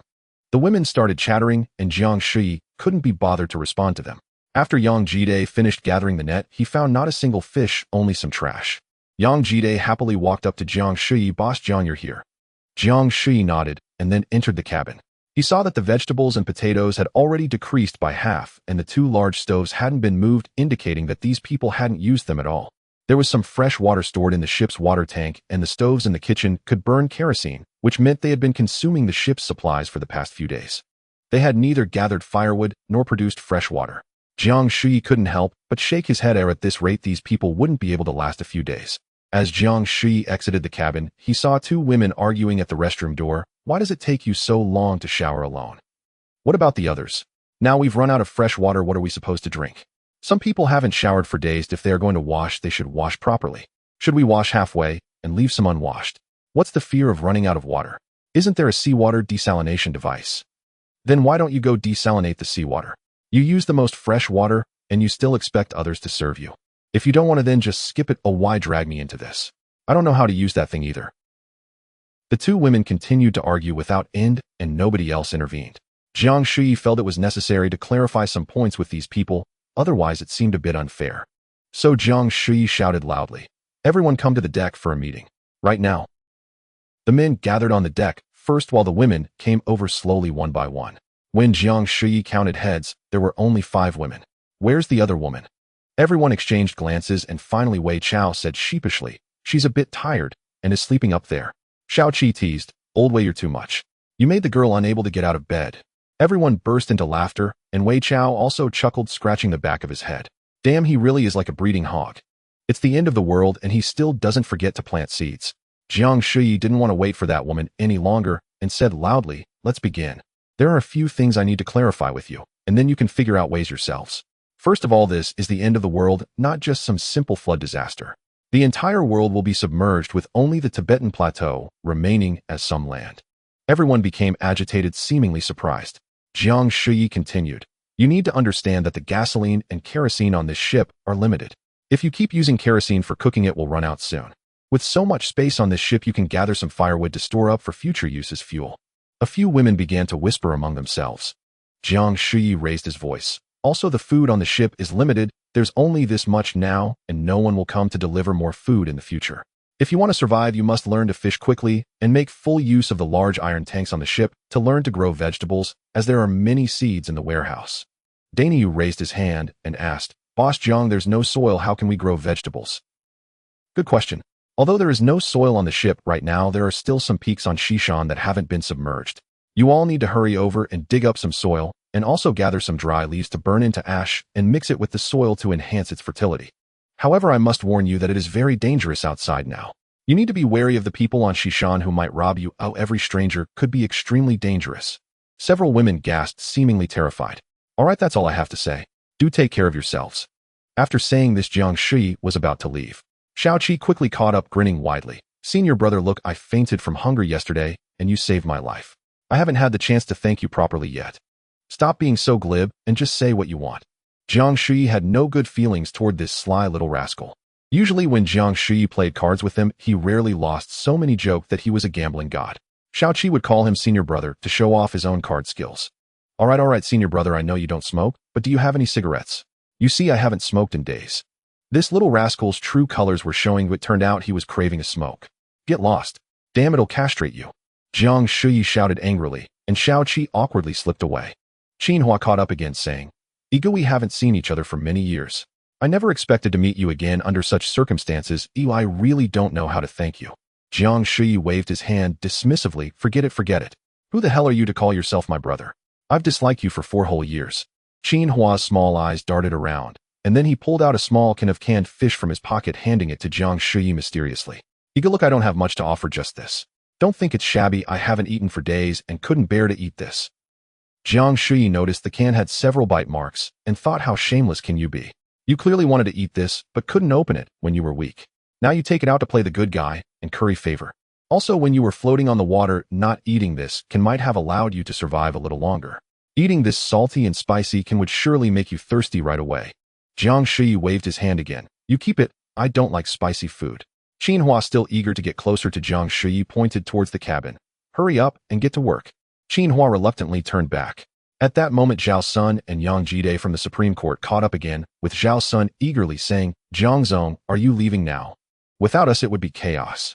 Yang Jide added, Yes, Jiang Zong, don't you think we should appoint a leader? Even a temporary leader would suffice. Jiang Shuyi was somewhat impatient, jumping onto the speedboat and leaving. Zhao Sun immediately felt as if he had received a divine order, running back to shout, Everyone come over. Jiang Zong just issued a directive. We need a temporary leader. Jiang Shuyi couldn't be bothered to watch them act and headed straight for the super battleship. While passing near the East Fourth Ring, he noticed a person floating in the water ahead. Jiang Shuyi slowed the boat and approached cautiously, only to see a woman floating on the surface of the water, cradling a large basin in which sat a small child. The woman's lower body was submerged in the water, while her upper body leaned over the basin, seemingly unconscious. The child was resting against her shoulder, eyes closed and motionless. Jiang Shuyi called out from a distance, Hey, are you still alive? The woman jolted awake, turning around with a fruit knife raised in her right hand. Upon closer inspection, Jiang Shuyi saw that the woman had a waxen complexion, bloodshot eyes, and a face full of murderous intent. It was actually Zhang Mei. Jiang Shuyi was taken aback, surprised that she had held on until now. Could it be true that a woman is weak but fears for her child? Zhang Mei, is that you? Jiang Shuyi asked. The woman rubbed her eyes, struggling to see clearly, then suddenly burst into tears. Jiang Shuyi. Is it really you, Jiang Shuyi? Jiang Mei sheathed the fruit knife back into the basin. The child woke up and hugged Jiang Mei's neck. Jiang Shuyi brought the boat closer, and Jiang Mei lifted her daughter onto the speedboat, after which Jiang Shuyi pulled Jiang Mei aboard as well. Jiang Shuyi noticed that the large basin contained 2 plastic bags filled with popcorn made from rice. It seemed Jiang Mei had indeed used a microwave to make popcorn. It was truly remarkable that the mother and daughter had survived for so many days on just this popcorn. Jiang Shuyi took the basin onto the boat and then handed them clean water and bread. Jiang Mei first fed her daughter water and bread, continuously saying, "Thank you. Thank you so much.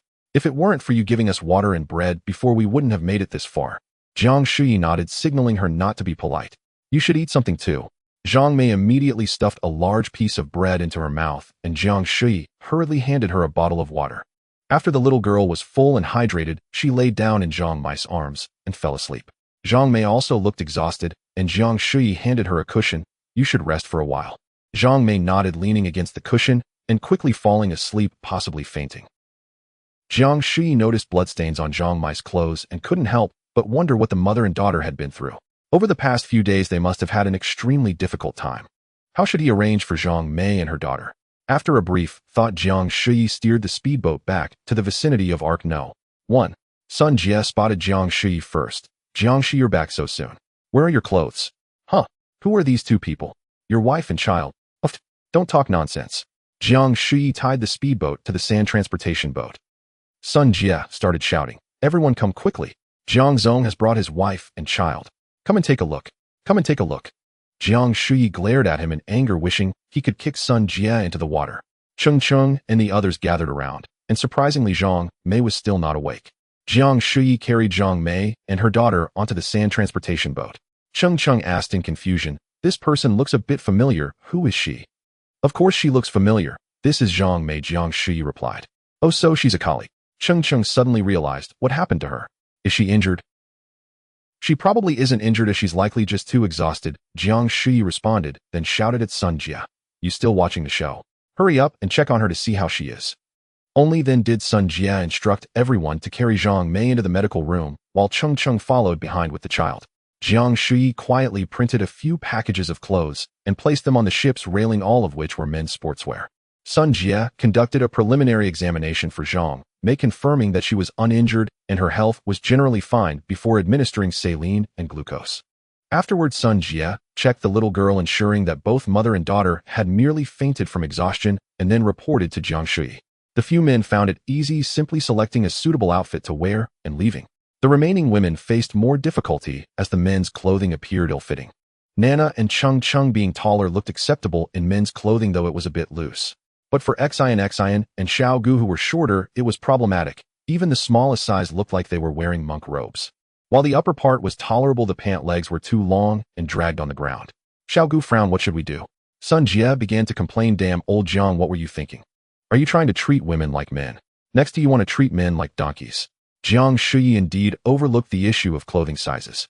However, if they printed women's clothing, it would be even more troublesome, as Jiang Shuyi's database only scanned items from a lingerie store. If that were to be printed, Sun Jie would surely accuse him of being a pervert. "What can I do? It's the end of the world. You can't be picky. Just wear whatever you can find. If all else fails, you can all wear the largest size, just the tops, and treat them like dresses," Jiang Shuyi retorted. Sun Jie persisted. "You perverted bastard. If you don't want us to wear pants, just say so. Why all this fuss?" Jiang Shuyi's nostrils flared in frustration as Teacher Sure said, "All right, stop arguing. Jiang Sir, can you get some needles and thread? I can alter these clothes so everyone can wear them." "Sure, no problem." Fortunately, Teacher Sure was not only a good cook, but also skilled with needlework, truly a rarity among women in this era. Jiang Shuyi picked up another bundle of clothes, intending to deliver it to the instructors, when Cheng Cheng quietly approached and asked, "Is it true what the company has been saying about you and Jiang Mei?" Jiang Shuyi was taken aback. "I can't believe you're that type of person. Why are you so gossipy?" Cheng Cheng pressed. "What did Dr. Sun say about them being your wife and child?" "How would I know?" Jiang Shuyi realized he had misspoken, inadvertently trapping himself. "No, I mean, how would I know why Sun Jie is saying such things? That woman never says anything serious. As for that child, they certainly aren't mine. When Jiang Mei first came to our company, her child was already a year old, and that was the first time I met her. So the rumors about you two are true." Cheng Cheng surprisingly wanted to dig deeper. Jiang Shuyi was at a loss. This question was indeed difficult to answer. While saying there was nothing between him and Zhang, Mei was not entirely accurate, claiming there had been any romantic involvement would clearly be an exaggeration. Jiang Shuyi hesitated for a moment, considering how to respond, and Cheng immediately seemed to understand. "Oh, I get it." With that, she turned and left. This left Jiang Shuyi in a panic. It was as if he had jumped into the Yellow River and could not clear his name. Just because he hesitated for half a second, Cheng was convinced they must have a story together, and he didn't even need to admit it. "Hey, what do you understand? Don't think wildly. There's nothing between her and me." Jiang Shuyi hurriedly defended himself. Cheng turned back with a mysterious smile and then walked away. Now it was all over. The more he explained, the worse it became. It was truly said that ambiguity could ruin lives. Is there really pure friendship between men and women? Jiang Shuyi went to the fishing boat to distribute clothes to the instructors. The coach and Yang Xin chose a suitable outfit, while Teacher Ku and Fei Fei also went inside to change. After chatting for a while with the instructors, Jiang Shuyi saw Teacher Ku and Fei Fei come out. Fei Fei, already tall, looked graceful in men's clothing, adding a touch of ancient beauty. Teacher Ku was even slightly taller than Fei Fei, and with her short hair, she looked very fitting in men's attire, exuding a handsome and androgynous charm. Jiang Shuyi couldn't help but exclaim, "So handsome." Teacher Ku smiled, "Thank you, Xiao Jiang." Fei Fei also smiled, "Jiang Gu, where did you find these clothes? The fabric is very comfortable to wear. I'm glad you like it. If you need anything in the future, just tell Teacher Shi, or you can come directly to me." Jiang Shuyi chatted with Fei Fei for a bit longer, and added, "Before leaving, if you feel bored here, let the coach take you to the big ship to have some fun. By the way, I remember there's a sewing kit in this cabin. Can you take it to Teacher Shi later? She needs it." "Okay, sure." Fei Fei immediately went to find the sewing kit. Jiang Shuyi decided to wait for Fei Fei, and Teacher Ku suddenly said emotionally, "Xiao Jiang, you've helped us so much, saving our lives several times, and we haven't properly thanked you yet." As she said this, she bowed to Jiang Shuyi. He quickly waved his hand. "Teacher Ku, please don't be so polite. You're too kind." At that moment, Fei Fei emerged with the sewing kit. Jiang Shuyi helped Fei Fei onto the speedboat and took her to the sand transport ship, then set off. Fei Fei reluctantly said, "Jiang Gu, why do you have to leave again? I have things to do. I'll be back once I'm done." As Jiang Shuyi sailed away, Fei Fei stood on the sand transport ship, watching him disappear into the horizon. Jiang Shuyi returned to the super battleship and completed another part of the construction work. This time, Jiang Shuyi fabricated all the equipment in the dock and promptly dispatched 2 fully armed unmanned submersibles, placing them near Arc 1 and Arc 2 to ensure safety. These unmanned submersibles are over 6 meters long with a maximum range of over 300 kilometers, capable of remaining submerged for extended periods. Each unmanned submersible is equipped with 4 torpedoes capable of sinking an ordinary ship with just one. After completing these tasks, Jiang Shuyi lay down on the large bed ready to dream. At this moment, the unmanned submersible he had previously deployed to the north sent out an alarm. He opened the monitor and saw a small boat circling near the northeast 4th ring like a one-legged duck that could only paddle in circles. What's going on? Could it be a drunkard rowing a boat? At this hour, who would still be drinking? This alarm was originally trivial, but driven by intense curiosity, Jiang Shuyi couldn't help but want to check it out. Jiang Shuyi left the super battleship and took a speedboat to the northeast 4th ring, taking only a few minutes. At this time it was dusk, and Jiang Shuyi saw a girl in the distance rowing a boat. Her boat was also a rubber dinghy, but one side had begun to deflate and take on water, causing her to spin in circles no matter how hard she rowed. Jiang Shuyi steered the speedboat over, and the girl, seeing someone approaching, shouted, "Help! Help! Save me! Please!" Upon closer inspection, Jiang Shuyi realized she was a foreign girl. She had long brown hair, fair skin, and a fit physique, desperately waving her hands for help. After scanning the girl's clothes and the dinghy for any dangerous weapons, Jiang Shuyi brought the speedboat alongside her and pulled her aboard. The girl wobbled unsteadily, collapsing onto the deck of the speedboat, gasping for breath. After a long while, she spoke in somewhat halting Chinese, "Thank you for saving me." Jiang Shuyi nodded and handed her a bottle of water and a bag of bread. The girl immediately began to eat and drink voraciously, clearly having been starving for a long time. Jiang Shuyi quietly watched her eat and drink. After finishing 2 pieces of bread, she slowly stood up and said, "My name is Jenny. I'm an exchange student. May I ask how to address you?" "My surname is Jiang. How did you end up here?" Jenny sighed, "I originally wanted to leave, but those bastards." "I'm sorry," I cursed. Jiang Shuyi smiled and nodded, indicating that he didn't mind. Jenny continued, "When the water rose, I went to the embassy for help, but those bastards. Please forgive me, I still want to say it. Those bastards had already fled. They didn't care about us American citizens." Jenny was a bit agitated, even coughing a few times, and Jiang Shuyi handed her another bottle of water. Taking a sip of water, Jenny continued, "I had no choice but to hide in a nearby tall building. When the water was over 10 meters deep, I heard from my relatives in America that there was chaos back home. It was a state of anarchy. The flooding in North America is even faster. Those bastards in the federal government had already run away. At that time, I heard that the water wouldn't recede. It would keep rising, flooding the entire world. Oh God, my poor mother, Jenny said, and tears streamed down her face. Jiang Shuyi had already guessed the plight of her family. After calming down, Jenny said later, I swam into the embassy, broke a window on the 3rd floor, and searched inside. Finally, I found something useful, including this rubber dinghy. Without this little boat, I would have probably died long ago. Jiang Shuyi had a rough understanding of Jenny's story and asked, so what do you want to do now? Jenny looked lost. I don't know, what should I do? This is the real apocalypse. I have no idea how to survive. Do you want to come with me? To my shelter? After much thought, Jiang Shuyi extended the invitation. Jenny's eyes sparkled with eager hope. I can't thank you enough. You've saved my life, and you're willing to take me in. But I have one requirement. You must keep it a secret and no one can know about my shelter. Can you do that? Jenny immediately raised her right hand. I promise, I swear by God. May he still be there. Anyway, I promise you, I will never tell anyone. Jiang Shuyi had never trusted anyone's oath before, but this time for some reason, he chose to believe Jenny's words. So Jiang Shuyi took Jenny back to the super battleship. At the last moment, he remained vigilant and took out a towel to cover Jenny's eyes. Jenny felt uneasy. Jiang, my dear, why are you doing this? I'm sorry, beautiful girl, but some secrets cannot be revealed to you just yet. If you don't want to, I won't force you. Oh, just know that you won't be able to enter my secret shelter. Jiang Shuyi could only be honest. Jenny thought for a moment. All right, Jiang, I trust that you won't harm me. I'll follow your arrangement. Only then did Jiang Shuyi open the entrance to the super battleship, parked the speedboat properly, and took Jenny's hand, slowly walking into the entrance of the battleship's island. As the two entered the elevator, it began to descend slowly. Jenny looked panicked. Jiang, where are we going? Are we in an elevator? Yes, we are in an elevator. We'll be there soon. Jiang Shuyi led Jenny to the living area, walking all the way to the large bed in the middle of the mall before removing the towel from her eyes. When Jenny opened her eyes, she was stunned. Oh my God, where are we? How can there be a mall here? Jiang Shuyi smiled and said, it's simply a safe place, but please promise me not to wander around, all right? Okay, I will. Jenny sat in a rocking chair and couldn't help but spin around, seemingly very pleased.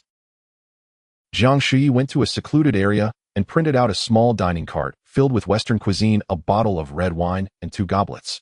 When Jiang Shuyi pushed the dining cart in front of Jenny, she jumped up excitedly. Oh my God. My dear Jiang, are you a magician? Are you Aladdin? Where's your magic lamp? Jiang Shuyi smiled as he set the knife and fork for her, and Jenny expressed her gratitude once more before finally abandoning her last bit of restraint and began to feast.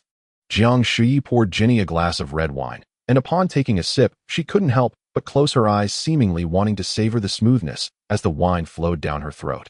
After one glass, Jenny's face was flushed. She suddenly noticed that Jiang Shuyi had been watching her eat and drink while he himself hadn't touched any food and couldn't help but ask, Dear Jiang, why aren't you eating? I've already eaten. You enjoy it slowly. Jiang Shuyi smiled and shook his head.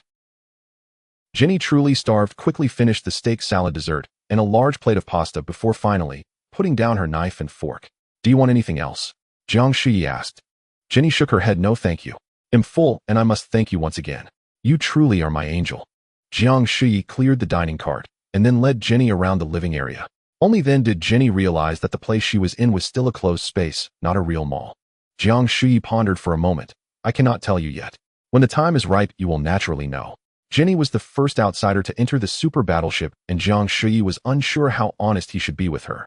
Loyalty is not built in a day. If the trust is misplaced, it could lead to tragedy. Jenny suppressed her curiosity and refrained from asking further. Jiang Shuyi led her back to the large bed in the center of the shopping mall and pointed to a door, saying, That is the bathroom. There is hot water inside. You can take a hot shower. You can wear any clothes from the shopping mall, but remember, do not enter that hardware store. Jenny became even more curious, but still thanked him. As Jiang Shuyi turned to leave, Jenny hurriedly asked, Jiang, where are you going? Jiang Shuyi smiled mysteriously. I won't go far. There is my cozy little nest nearby. After saying that, Jiang Shuyi went to the large sofa, turned on the big television, and started drinking beer. This living area, while spacious, was exceptionally quiet due to the absence of others. Even distant sounds could be heard clearly. Jenny began to busy herself, first searching for clothes in the shopping mall, then went to the bathroom to take a shower. Jiang Shuyi was watching an old movie with a slow plot, listening to the sound of water from Jenny's shower, which felt like a gentle rain, quite hypnotic. Before he knew it, Jiang Shuyi had fallen asleep. When he woke up, the old movie had already begun rolling the ending credits. Jiang Shuyi yawned and turned around only to be taken aback. Jenny had somehow sat down next to him. At that moment, Jenny was dressed in a men's casual outfit, her long hair cascading over her shoulders, her skin as white as snow and tears shimmering in her eyes. It turned out she had been moved by the plot of the old movie. Jiang Shuyi asked, "Jenny, when did you come over?" As Jenny wiped her tears, she said to herself, "It's so touching, or it can really make me cry. What a pitiful woman." This old movie is called A Bridge Too Far, depicting the story of a British officer's fiancée who remains behind during World War II, suddenly receiving the news of her fiancé's death, leaving her in despair. Later, in order to survive, she had to become a prostitute. However, years later, her fiancé miraculously returned alive. The female protagonist could not accept this reality and leaped off the Blue Bridge. Jiang Shuyi had not finished watching the movie, so he was unaware of the later plot and could only nod repeatedly. Jenny cried for a long time before stopping her tears. Jiang Shuyi asked again, "Aren't you going to sleep? There are blankets on the bed, right? If not, you can look for some in the shopping mall, or I can help you find some." Jenny shook her head, a smile appearing on her face. "I can't sleep." In June, a woman's face can switch from crying to smiling so naturally. "Why? Aren't you tired? Is it because the lights are too bright? Just shout 1, 2, 3 and the lights will go out." No, don't turn off the lights," Jenny said hastily. Jiang Shuyi looked puzzled. "All right then." Jenny did not leave, but leaned sideways on the sofa, watching Jiang Shuyi with a smile. Jiang Shuyi felt a bit uneasy under her gaze. Could it be that she was afraid to sleep alone? It couldn't be. Don't Westerners usually sleep alone from a young age? Then you. Jiang Shuyi felt a bit shy and wanted to ask Jenny something further, but found himself at a loss for words. Is this girl infatuated? Although she was very beautiful, Jiang Shuyi truly didn't know how to face an overly proactive woman like that huge woman from Gracie's Place who had genuinely startled him. "You say, dear Jiang, just say it out loud." Jenny smiled and encouraged Jiang Shuyi. Jiang Shuyi was completely flustered. "Oh, what should I say? I truly don't know what to say." Jiang Shuyi became increasingly nervous. Seeing his awkwardness, Jenny instead laughed. She stood up and surprisingly took off her casual attire, revealing pink sexy lingerie underneath. Against her snowy skin, it appeared extremely alluring. Jiang Shuyi was dumbfounded. Jenny smiled and said, "Dear Jiang, I was really worried that you were a perverted killer. However, when I was looking for clothes earlier, I searched the entire shopping mall and found no women's clothing. Only one lingerie store had some, so I chose an outfit. I knew you must be a normal man." Jiang Shuyi quickly turned his face, embarrassed to look at Jenny. But Jenny leaned closer and gave him a light kiss on the cheek. "Dear, I'm sorry, I just went into the hardware store and I saw everything." Jiang Shuyi was taken aback. What did she see? Those female robots lying in a row. Jenny then softly said, "Dear, you must be very lonely, right? I am willing. Even though I have no experience, I hope you don't mind, but I truly am willing." What is going on? What is this all about? Jiang Shuyi wanted to shout loudly, "You misunderstood. I am not that kind of person." But then he thought, what kind of person am I? I am a normal person. A normal man. The next morning, when Jiang Shuyi woke up in the big bed, Jenny was still asleep beside him, smiling in her dreams. Jiang Shuyi could not remember what had happened on the sofa last night, nor how they ended up in the big bed. What had transpired during that time? It felt like a dream. Jiang Shuyi got up to take a shower and then prepared breakfast. Jenny also woke up wrapped in a towel, first hugging Jiang Shuyi tightly and giving him a passionate kiss before sitting down to eat breakfast. Jiang Shuyi sat down to eat as well, and when he took a bite of the lettuce, a faint bitterness reminded him that he was not dreaming. Heaven, what is going on? After awakening his abilities, Jiang Shuyi felt he was the master above all, and this impending apocalypse was merely the end of the old world. However, for Jiang Shuyi, this was also the beginning of a new world that belonged to him. However, Jiang Shuyi sensed everything was operating according to his will, and he was about to become the deity of the new world. He arranged a path for the revival of future human civilization and found a person he cherished. However, Jenny suddenly appeared.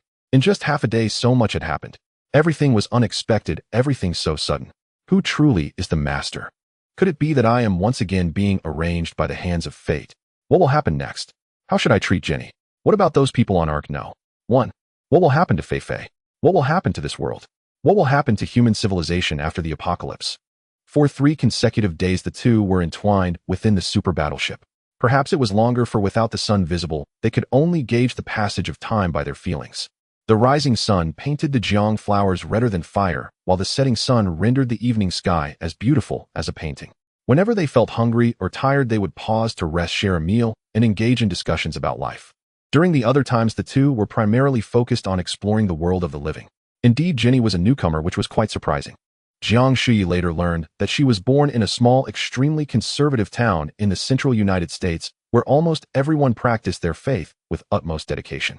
If it weren't for the sudden arrival of the apocalypse, perhaps Jenny would not have let herself go. Jenny was an exceptionally spirited girl, and with the impulse that had been suppressed for 21 years suddenly released, she erupted with an uncontrollable instinct. Every time they communicated, they gained new insights. She had practiced dance since childhood, her body being both flexible and strong. She often displayed unexpected strength at crucial moments, exuding an unparalleled allure that was hard to resist. On this particular day, they embraced warmly, seemingly asleep, sharing each other's body heat. The super battleship maintained a temperature of 25 degrees Celsius, the most comfortable temperature for the human body.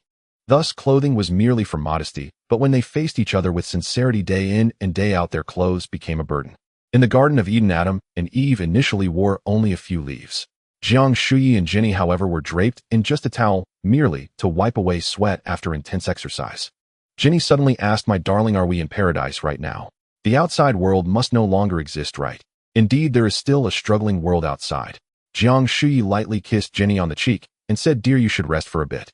After that, Jiang Shuyi found his phone and checked for messages. The unmanned submersibles around were still operating normally and had not sent any alarms.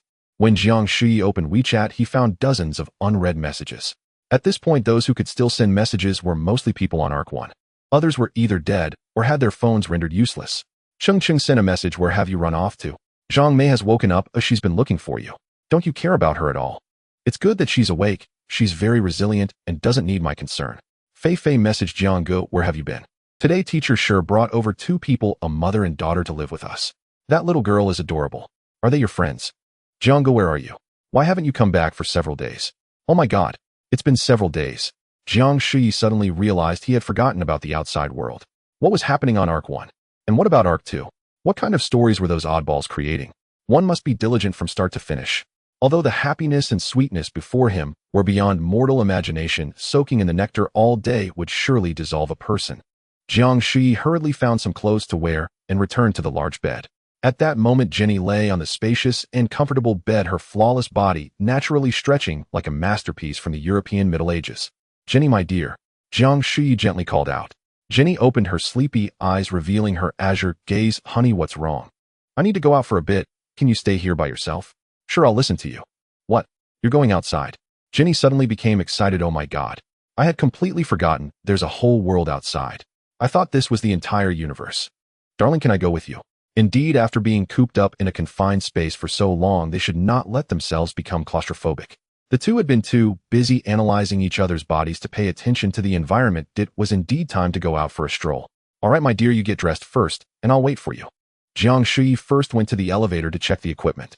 In a little while, Jenny walked over in casual men's attire, her brown hair tied back, looking like a sporty girl ready for a morning run. The two held hands as they entered the elevator and then boarded the speedboat. The large elevator at the battleship's exit lifted the speedboat out, and 2 enormous mechanical arms then placed the speedboat onto the water. Jenny witnessed the entire process, astonished. "Jiang, have we been underground all this time? Could it be that this is an apocalyptic bunker? Amazing. It didn't take on any water." Jenny still did not fully grasp the existence of the super battleship and could only speculate based on her feelings. Jiang Shuyi smiled and said, "You will understand gradually. I'm taking you to meet my friends, all right?" "That's great. You still have friends alive. That's unbelievable. My friends. Oh my god." Jenny couldn't help but feel sad again. Jiang Shuyi took Jenny and soon arrived near Arc 1. Sun Jie was idly sitting in the control room on the second deck of the ship when he first spotted them and opened the speaker, shouting, "Old Jiang is back. Old Jiang has betrayed the country. He brought back a foreign girl." The others couldn't help but gather at the ship's railing to see what was happening. Jiang Shuyi steered the speedboat close to the sand transport vessel, then helped Jenny onto it. Everyone was incredulous, unsure where Jiang Shuyi had found a foreign girl. Seeing so many people staring at her, Jenny appeared a little shy, but still smiled and waved, "Hello, everyone, I'm Jenny." Teacher Sure stepped forward and said, "Hello, welcome. You must be Jiang Sir's friend, right?" Jenny nodded. Jiang Shuyi had already boarded the sand transport vessel, and noticing everyone's strange gazes, he couldn't help but ask, "What's wrong with you all? Are you looking at an alien?" Everyone burst into laughter, and at that moment Sun Jie walked over. "Hey Jiang, I was wondering why you didn't want to stay here. It turns out there was a hidden treasure." "Is your language arts taught by a PE teacher? What do you mean by hidden treasure? Don't misuse literary terms, all right? Aren't you afraid of being laughed at?" Jiang Shuyi couldn't help but retort. Sun Jie approached, circling around Jenny, looking at her from one side and then the other before suddenly sighing. Jenny felt a bit uneasy under the scrutiny, and for a moment didn't know how to react, so she could only turn to Jiang Shuyi. Jiang Shuyi smiled, and said don't mind her, she's a doctor, but not quite right in the head. Physiologically she is a doctor, but psychologically she is also a patient. Jenny smiled and greeted hello doctor. Sun Jian noticed Jenny's rosy complexion and graceful demeanor. Although dressed in men's clothing, she looked very fitting. Sensing a hint of something, he jokingly said hello there little Belle, the happy little beauty. Jenny became even more reserved, her face revealing an unmistakable embarrassment, almost digging a castle with her toes. Jiang Shuyi said everyone keep busy. Why is everyone so idle today? Is it a holiday today? Sun Jie laughed again. Maybe there's a happy event today. Oh, everyone wants to feast. Feast my foot. All you think about is eating. Have you completed your health records? Loafing around all day? Be careful, I might find a doctor to replace you. Jiang Shuyi scolded, and Sun Jie snorted, turning to leave. At this moment Fei Fei paddled over in a rubber boat, calling from afar, brother Jiang, brother Jiang. Sun Jie not far away turned around and sighed, Fei Fei, the little darling, poor thing. After saying this he entered the cabin. Jiang Shuyi helped Fei Fei onto the sand transport boat. Seeing a foreign girl, Fei Fei immediately exclaimed, wow. A foreigner. Hello. So beautiful. Jenny, noticing a lively and cute little girl, stepped forward to hold Fei Fei's hand. Thank you, you are the truly beautiful one. The two hit it off at first sight and quickly began chatting warmly, occasionally mixing in a few English phrases, but it did not hinder their communication at all. Jiang Shuyi was indeed a bit surprised. He thought it would be awkward, but unexpectedly Fei Fei's appearance broke the awkward atmosphere. However, at this moment Jiang Shuyi's heart began to tangle. What to do in the future? What about Jenny? What about Fei Fei? Is there a way to have it all? Not failing my wife or my beloved. Jiang Shuyi decided not to think about these troubles for now. He wandered around the sand transport boat and chatted with everyone. Then he went to the fishing boat to talk with the coach. Teacher Ku was on the second deck drying fish, and upon seeing Jiang Shuyi he smiled and said, Mr. Jiang, you're back. Have you eaten? Teacher shirt just sent us food still warm. Jiang Shuyi noticed she was wearing a short-sleeved shirt exposing her healthy fair arms, which looked both strong and charming. I've eaten, thank you. You all enjoy, Jiang Shuyi replied quickly. Teacher Ku nodded and smiled, then returned to drying the fish. Jiang Shuyi had heard from Fei Fei that her mother was a key member of the Shozhong Group's labor team and was also a martial arts expert. No wonder she maintained such a good physique. It was a beauty filled with strength and resilience, not a trace of artificiality, completely derived from exercise and discipline. A middle-aged woman in her 40s exuding sexual tension all over was truly a masterpiece of the creator. Jiang Shuyi was entranced, seemingly admiring a dance, and it was the sound of the coach starting to turn the winch to haul in the net that brought him back to reality. Jiang Shuyi hurried over to help the coach turn the winch, which was surprisingly heavy. The coach shouted, Yang Xian, hurry, and call someone from the opposite side for help. There are too many fish in this net. Got it. Yang Xian in the cockpit immediately picked up the walkie-talkie to call the people on the sand transport boat. Soon Xiao Kuan and Xiao Wei paddled over. The fishing net finally emerged from the water, filled with various fish, big and small, as well as crabs and shrimp. Everyone hurriedly put on gloves and began to sort the fish, tossing the larger ones directly into the icebox, which contained only water. The small fish and shrimp were scooped up with nets and poured into plastic buckets. Suddenly, a large fish over a meter long jumped out from the middle of the net, landing on the deck, shaking its head and tail, thrashing about.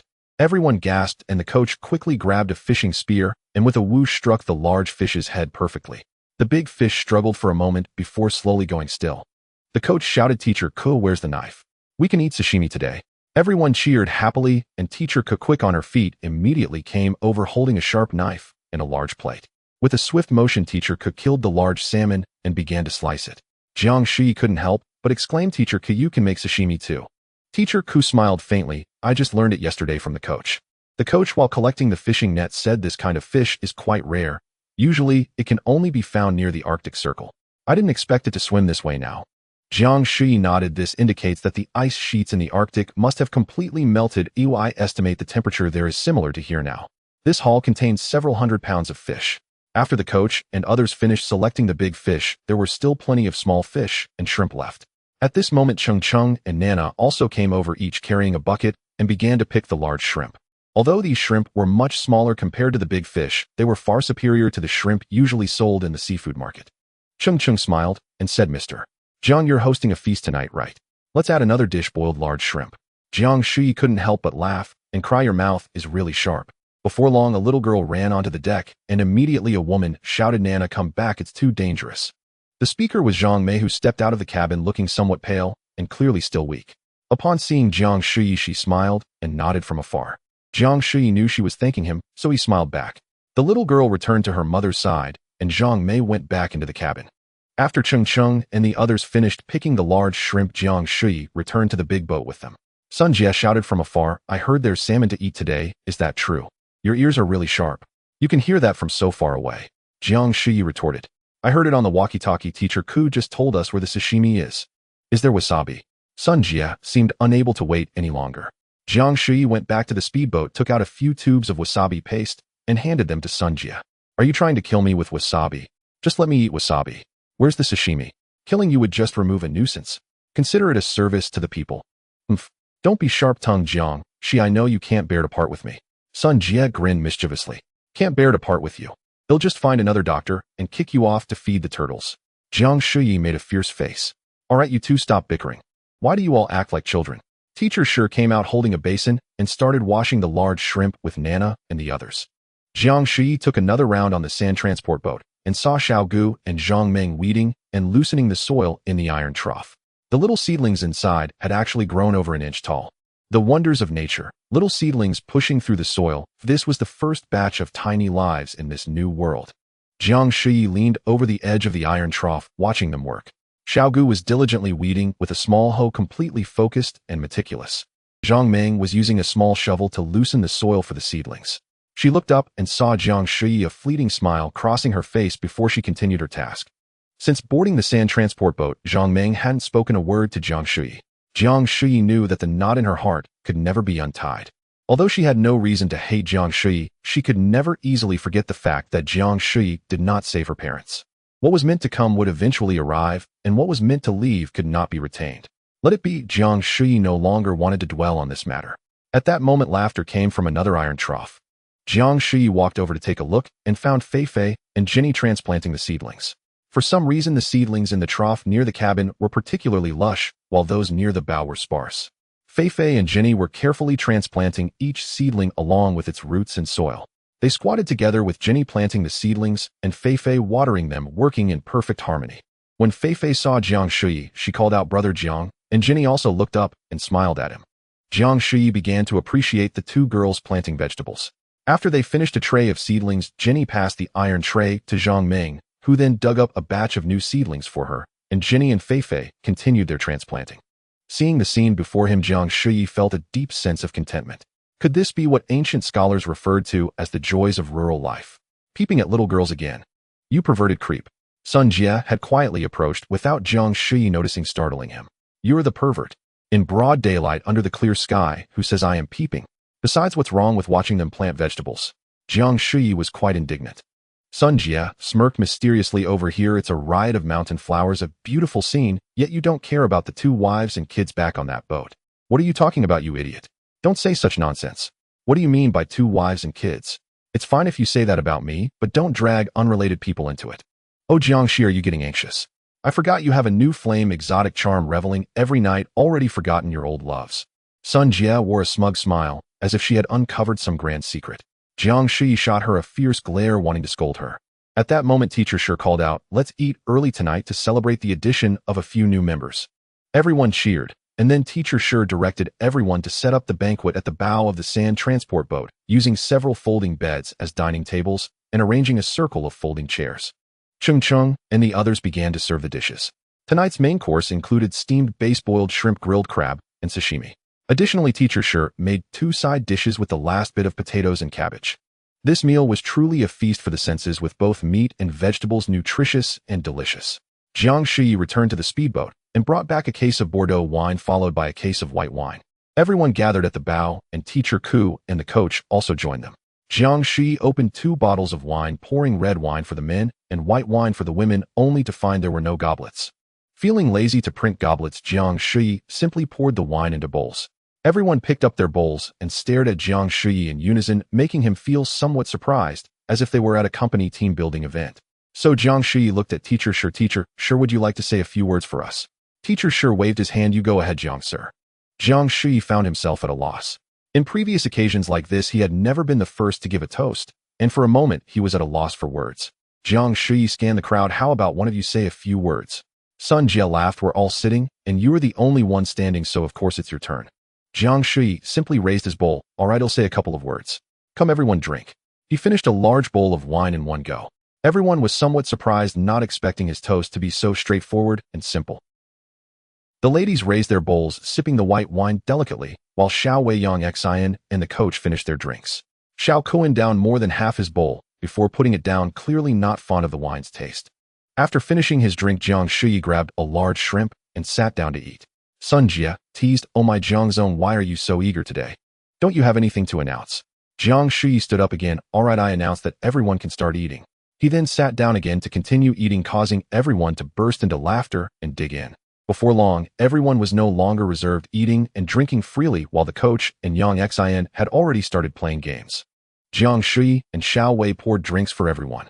He noticed that Xiao Kuan had half a bowl of wine left, so he stood up, pretended to go to the speedboat, and returned with a bottle of vodka, handing it to Xiao Kuan.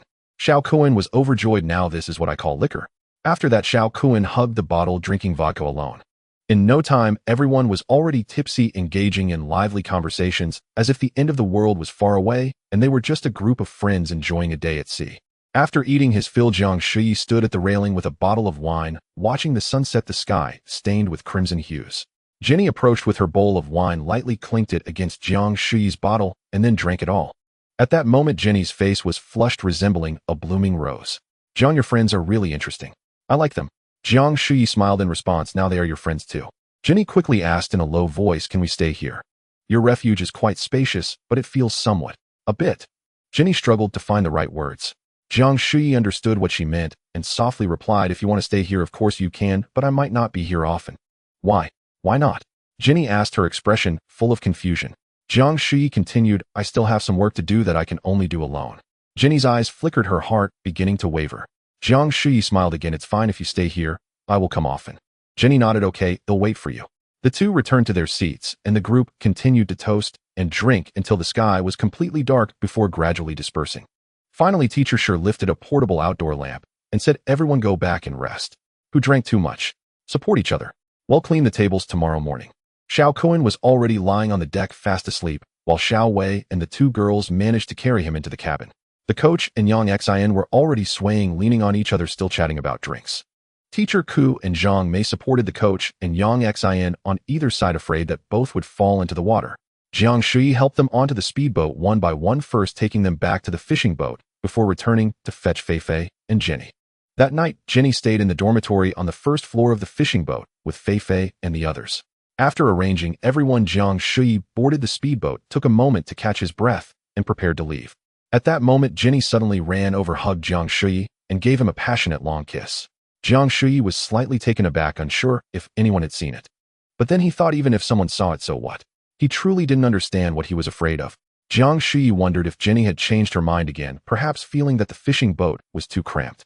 Just as Jiang Shuyi was about to ask her, Jenny had already turned and dashed into the cabin, so it was just a farewell kiss. Jiang Shuyi couldn't help but chuckle. The way women think is indeed unpredictable, completely illogical. When it comes to love between men and women, Jiang Shuyi was not adept, which is why he was easily manipulated by the scheming Chao Rui. A simple straight man, no matter how high his IQ, could still be a fool in the realm of emotions. Seeing that everyone on the two boats had settled down, Jiang Shuyi drove the speedboat back to the super warship. As soon as he entered the island entrance of the ship, a wave of drowsiness hit him, and he lay down on an air mattress and fell asleep. He didn't know how long it had been when a sudden urgent ringing of the phone woke Jiang Shuyi. He opened his sleepy eyes and saw that it was Fei Fei calling, who anxiously shouted over the phone, Jiang Go, where are you?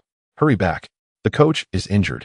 Jiang Shuyi immediately rushed out of the super warship, drove the speedboat back to the fishing boat, and found that there was not a single person inside. Jiang Shuyi's heart sank. Where did they all go? At that moment, he saw several people on a sand transport boat in the distance, waving their flashlights and calling out to him.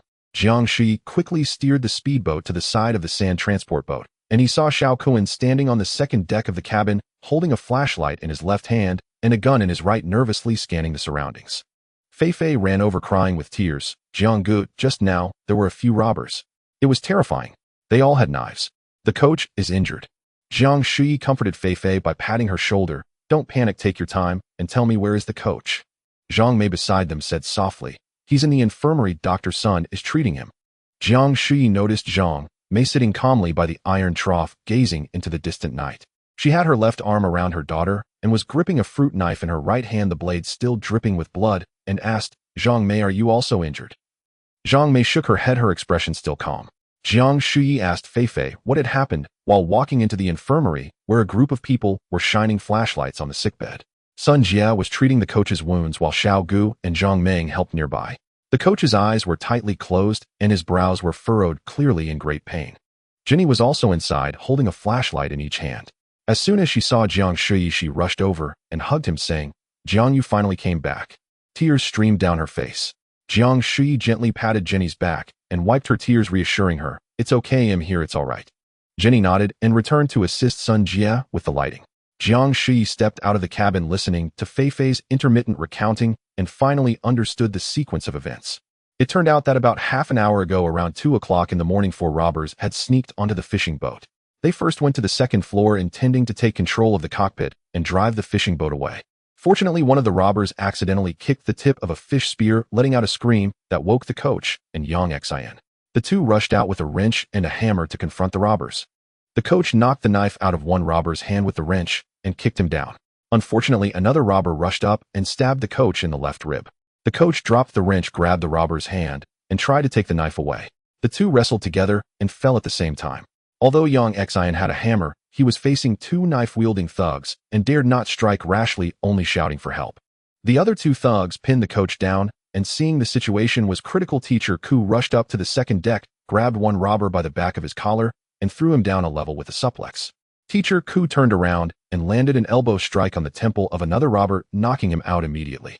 The coach seized the robber's knife and stabbed him several times, and that man stopped moving, but the coach could not get back up. Seeing that the other side had reinforcements, the remaining 2 robbers panicked, sending one to deal with Teacher Ku. Yang Xian seized the opportunity, striking the robber's knife away with a hammer, and then hit his shoulder, causing him to fall in pain. The robber facing Teacher Ku saw the situation was unfavorable and turned to stab Yang Xian.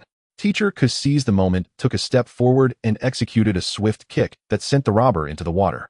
Afterward, Yang Xian stepped forward and pinned down the remaining robber, delivering a series of hammer strikes to his back, rendering him completely incapacitated. Teacher Ku shouted, "Take care of the coach," and then turned to chase after the robber who had been thrown down a level. At this moment, Zhang Mei was standing below with a fruit knife, while the robber lay motionless on the deck, a large pool of blood spreading beneath him. Afterward, Yang Xian quickly called Sun Jia on the walkie-talkie, and together with Teacher Ku they transported the coach to the sand transport boat to begin rescue efforts. After listening to Fei's account, Jiang Shuyi instructed everyone to rest in the cabin. Jiang Shuyi went to the second floor of the cabin, where Xiao Kun looked guilty, saying, "Jiang Zong, I'm sorry. It's all my fault for drinking too much." Jiang Shuyi waved his hand. "It's not your fault, don't blame yourself." Xiao Kun nodded, and Jiang Shuyi kept a lookout with him. After watching for a while, the surrounding waters were shrouded in a silent night. Jiang Shuyi opened his phone to check the nearby unmanned submersibles, wondering why they hadn't issued any alarms. After examining the surveillance records for a while, Jiang Shuyi discovered that a small boat had slowly approached the fishing boat around 2 o'clock in the morning. A few minutes later, something fell off the fishing boat into the water, likely the robber that Teacher Ku had kicked down. Then not long after, the small boat rode away, indicating that the fallen robber had escaped. Jiang Shuyi felt a thrill in his heart. Fortunately, there was the skilled fighter Teacher Ku and the femme fatale Zhang Mei, otherwise the consequences would have been unimaginable. Jiang Shuyi finally understood why the unmanned submersible did not sound the alarm. It was simply because the robber's small boat seemed harmless and was very similar to the rubber boat Jiang Shuyi had left behind. It seemed there was a significant security loophole that needed to be addressed. At that moment, a hint of dawn appeared in the east. The sky was about to brighten, and Sun Jia also emerged from the infirmary. Jiang Shuyi hurriedly descended the ladder and asked, "How is the coach?" Sun Jia took off his gloves and white coat, washing his hands as he replied, "The wound has been stitched up. Fortunately, the rescue was timely, and there was no damage to the internal organs. He should be out of danger now." Jiang Shuyi sighed in relief. "How long will it take for his injury to heal?" Sun Jia continued, "It's a pity we don't have an anesthetist. I had to administer the anesthesia myself. I was worried about the dosage, so I could only give him a superficial anesthesia. The coach is currently in such pain that he has fainted. When he wakes up, it will be extremely painful. Someone must stay by his side to watch over him. He can't make any sudden movements, and even if it hurts, he must endure. Otherwise, the wound remains very dangerous." "An anesthetist? An anesthetist? We still need one." Jiang Shuyi was somewhat irritated. "What have you been doing these days? You haven't done any work? Why didn't you learn something about anesthesia? Are you waiting for me to find you an anesthetist? Sun Jia was also angry. Don't just stand there and talk without knowing the pain. Why don't you learn? Do you think being an anesthetist is easy? Just casually looking at some materials for a few days will do. Then why do professional anesthetists study this for years? Jiang Shuyi's anger flared even more. Just as she was about to explode, Teacher Sure came out. All right, stop arguing. It's good that the person is fine. I have already arranged for a few of them to take turns watching over the coach. Dr. Sun, you must be tired too. Go get some rest. Sun Jia snorted and turned to enter the cabin. Jiang Shuyi couldn't get angry anymore, so she said to Teacher Sure, you should also go in and get some sleep.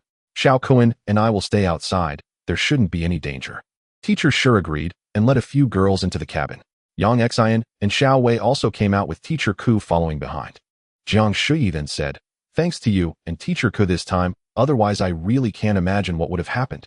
Teacher Ku just smiled and Jiang Shuyi asked, by the way, did you catch a live one? Yang Xian nodded, yes we did. He's still tied up on the fishing boat. Jiang Shuyi immediately boarded the speedboat, taking Teacher Ku, Yang Xian, and Xiao Wei back to the fishing boat. The four of them went up to the second floor and saw the captured robber lying on the ground, hands and feet tied, behind his back securely bound, like a captured animal. Jiang Shuyi kicked him and the robber rolled over. Jiang Shuyi then realized that the ropes were completely unnecessary because the robber was drooling from the corner of his mouth and his eyelids were rolled back. He was already in a state of no breath. It seemed that although Yang Xin's blows did not hit his head, they had fractured his cervical vertebrae, causing internal injuries. Jiang Shuyi kicked the robber a few more times, but he lay there like a dead pig, completely unresponsive. Yang Xian looked guilty. I'm sorry, Jiang Zong. I was too anxious at the time and didn't hold back. I didn't leave a living one. Jiang Shuyi waved her hand. What you did was right. There's no need to show mercy to scum like this. I have my ways of finding their hideout. With that, Jiang Shuyi lifted the robber and threw him off the boat. By now it was already bright outside. Jiang Shuyi took Teacher Ku and the others back to the sand transport ship and instructed, you all eat and rest first. It should be relatively safe during the day. I have some matters to attend to and will be back soon. After speaking, Jiang Shuyi boarded the speedboat alone, heading towards the direction where the small boat had escaped according to the monitoring record of the unmanned submersible.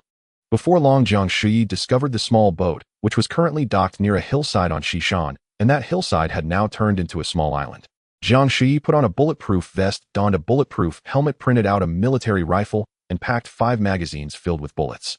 Jiang Shuyi took out binoculars and observed from a distance. The small boat was empty, showing no signs of activity for a long time. Jiang Shuyi looked again at the hillside where the trees were dense, making it impossible to see any movement. At this point, it could be confirmed that the robber was definitely not alone, and there was likely a den of thieves on that hillside. It was unknown how many accomplices were hiding here. If Jiang Shuyi rashly went up the hill now, it could be extremely dangerous. Although the enemy did not have guns, if a close combat situation arose in the dense forest, the power of Jiang Shuyi's automatic rifle would be greatly diminished, and she could easily fall into an ambush. Jiang Shuyi really wanted to print out a cannon on site to aim at that hillside and conduct a fire coverage attack. However, after much consideration, she controlled her inner impulse. Because even if she bombarded that hillside with naval artillery, it might not kill the robbers, it could also alert them, which would be counterproductive. Moreover, Jiang Shuyi knew that the robbers would not give up easily. If one ambush failed, there would definitely be a second attempt. The Ark no. 1 and the fishing boat would be the best bait for the robbers, and they would surely come again. Thus, Jiang Shuyi printed out 3 unmanned submersibles on site surrounding the small island and conducting all-weather, all-angle monitoring. She just needed to wait for those robbers to come down the hill to catch them all at once. Jiang Shuyi returned to the fishing boat first and installed a mini laser cannon at both the bow and stern. This laser cannon was originally supposed to be installed on a super battleship specifically designed to intercept anti-ship missiles. Jiang Shuyi had scaled it down to 1/10 of its original size, making it suitable for the fishing boat's capacity. At this point, the laser cannon should more accurately be called a laser gun. Although the power of this laser gun had been significantly reduced, and it was impossible to use it to intercept anti-ship missiles, it was more than enough to destroy a robber's head. Jiang Shuyi returned to the sand transport ship and also installed 2 laser guns on the second deck, one in the front and one in the back, ensuring all-around protection for the entire sand transport ship. Cheng Cheng and Yang Xiaojing woke up and came out to make breakfast. Seeing Jiang Shuyi busy going up and down, they felt very curious. Cheng Cheng asked, "What are you doing, Jiang Zong? What are those 2 machines you're installing? Are they monitors?" Jiang Shuyi smiled slightly. "You'll find out soon enough." After installing the laser cannons, he adjusted the equipment and placed the control host in the driver's cabin of the sand transport ship. Then Jiang Shuyi called Xiao Kuan in asking him to input his information into the facial recognition system and also record voice recognition information, then said, "You can go take a nap now, the ship is safe now." Xiao Kuan put away his pistol and went to sleep. Jiang Shuyi then had Cheng Cheng and the others come over one by one to input their recognition information, and everyone queued at the door of the driver's cabin. At that moment, Sun Jie woke up yawning as he walked over. Upon seeing everyone lined up, he leaned against the driver's cabin window and looked inside. Seeing Jiang Shuyi making everyone input information into a camera, he shouted loudly, "Damn pervert, Lao Jiang, what weird thing are you doing again?" Jiang Shuyi did not turn back, casually saying, "Stop making a fuss and line up behind to come in when it's your turn. You're such a pervert. Is it not enough to peep at girls during the day? Why do you need to record it to secretly indulge at night?" Jiang Shuyi replied impatiently, You shouldn't speak so recklessly. I'm just getting things done." "I can't believe you," Sun Jie relentlessly said to the girls in line. "Don't be fooled, old Jiang is the most lecherous. He's definitely using some AI software to combine your avatars and voices into a dirty movie, then hiding away to watch it secretly." Zhang Ming felt a bit confused while Nana appeared skeptical. Xiao Gu's eyes widened. "No way. Zhang Gu said he was going to install a defense system for us. How could it be? All men are like that, especially old Jiang." Sun Jie continued to persuade them. Jiang Shuyi's nostrils flared in anger as he stood up and walked out of the control room, really wanting to kick Sun Jie off the boat. Seeing that Jiang Shuyi was getting angry, Sun Jie couldn't help but chuckle, shouting in a strange voice, "Help! Old Jiang is going to kill me." He then ran down a level. "Run and he'll show you what powerful really means." After saying this, Jiang Shuyi picked up a bamboo pole and lifted a metal bucket, shaking it in front of the laser gun. Immediately the laser gun emitted a voice, "Alarm. Intruder detected. Alarm. You have breached private territory. Please identify yourself immediately, otherwise you will bear the consequences." Jiang Shuyi continued to shake the metal bucket, and the laser gun fell silent. A dark purple beam shot out, instantly piercing through the bucket, leaving 2 holes. Sun Jie was so frightened that he slumped on the deck, utterly dumbfounded. Jiang Shuyi put down the bucket, retracted the bamboo pole, and shouted down, "Hey, you there? Are you going to lay an egg? Aren't you coming up to line up?" This time Sun Jie said nothing and obediently went up to line up. Jiang Shuyi returned to the control room and continued to input identity recognition information, recording each person, including their voices and avatars, and even dynamic information about their bodies. After Sun Jie finished recording last, Jiang Shuyi couldn't help but tease, "Your figure looks quite familiar. It seems like I've seen it in some adult film from those islands." Pa. You're the one who went to shoot adult films there," Sun Jie quickly retorted. Jiang Shuyi laughed again. "You reminded me just now. Let me find some software to automatically generate a series of adult films, calling them Dr. Sun's Daily Life or Daily Life of Dr. Sun. Get lost. If you dare to do that, I'll bite you to death." Sun Jie was anxious. Jiang Shuyi laughed heartily. "Bite me to death? Are you going to reveal your true form? Where did this monster come from?" Sun Jie slammed the door and angrily walked out. Jiang Shuyi also walked out of the control room saying, "As you all can see, I've installed laser guns on both the sand transport ship and the fishing boat, so you no longer have to worry about intruders. You are all safe now." Everyone below applauded. Jiang Shuyi came down to the deck and handed Teacher Ku a baton and an electric baton. With Teacher Ke's skills, having these 2 weapons means that even if she faces 4 knife-wielding assailants alone, next time, she should be able to manage. Jiang Shuyi chatted with Jenny and Fei Fei for a while before preparing to leave. Before leaving, Jiang Shuyi told Sun Jie, "You must treat the coach's injury." Sun Jie merely grunted in response. For now, there was no need to worry about the safety of Arc No. 1 and the fishing boat. Jiang Shuyi drove the speedboat to near Arc No. 2 and saw Yang Jide alone at the ship's railing tending to a fire. Yang Jide looked exhausted, and after seeing Jiang Shuyi merely waved as if speaking was quite difficult for him. Jiang Shuyi boarded Arc No. 2, and the shameless Qin Hua happened to walk over holding a few pieces of plywood in his hands, seemingly wanting to use them as firewood for Yang Jide. Seeing Jiang Shuyi, Qin Hua forced a smile, his voice hoarse as he said, "Brother, you're here." It seemed this guy hadn't had a drink in a long time. Jiang Shuyi nodded and walked toward the cabin, only to see the highest judicial officer Zhao Sun curled up outside the cabin, dozing off with several bruises on his face, as if he had been beaten.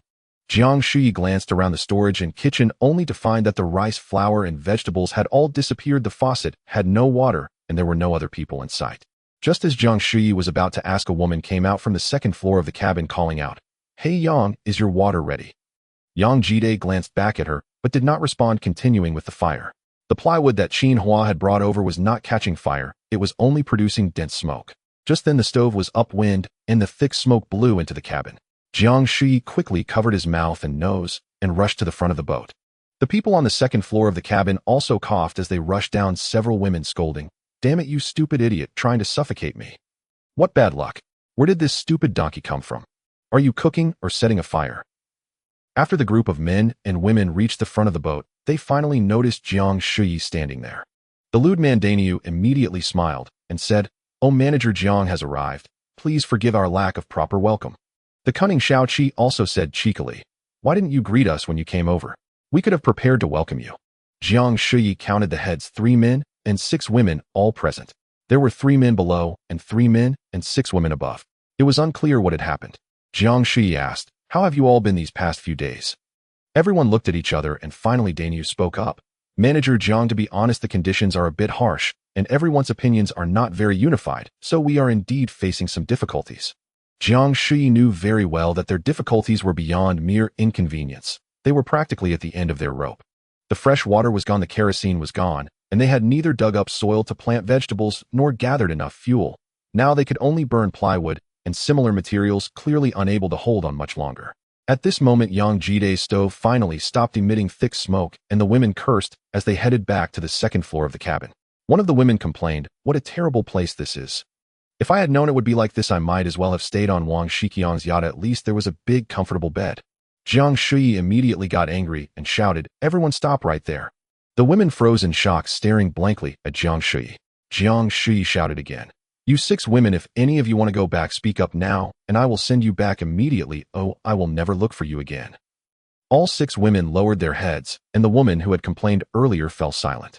This indicated that the women were merely frivolous and had not sunk to the point of being irredeemably foolish.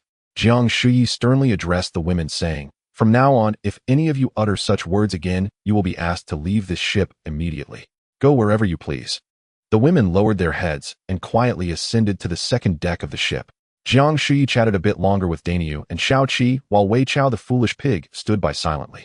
Jiang Shuyi knew he could not fully trust what Dainyu and the others said, and he was quite annoyed by Wei Chao's foolish demeanor, so he let them go about their business.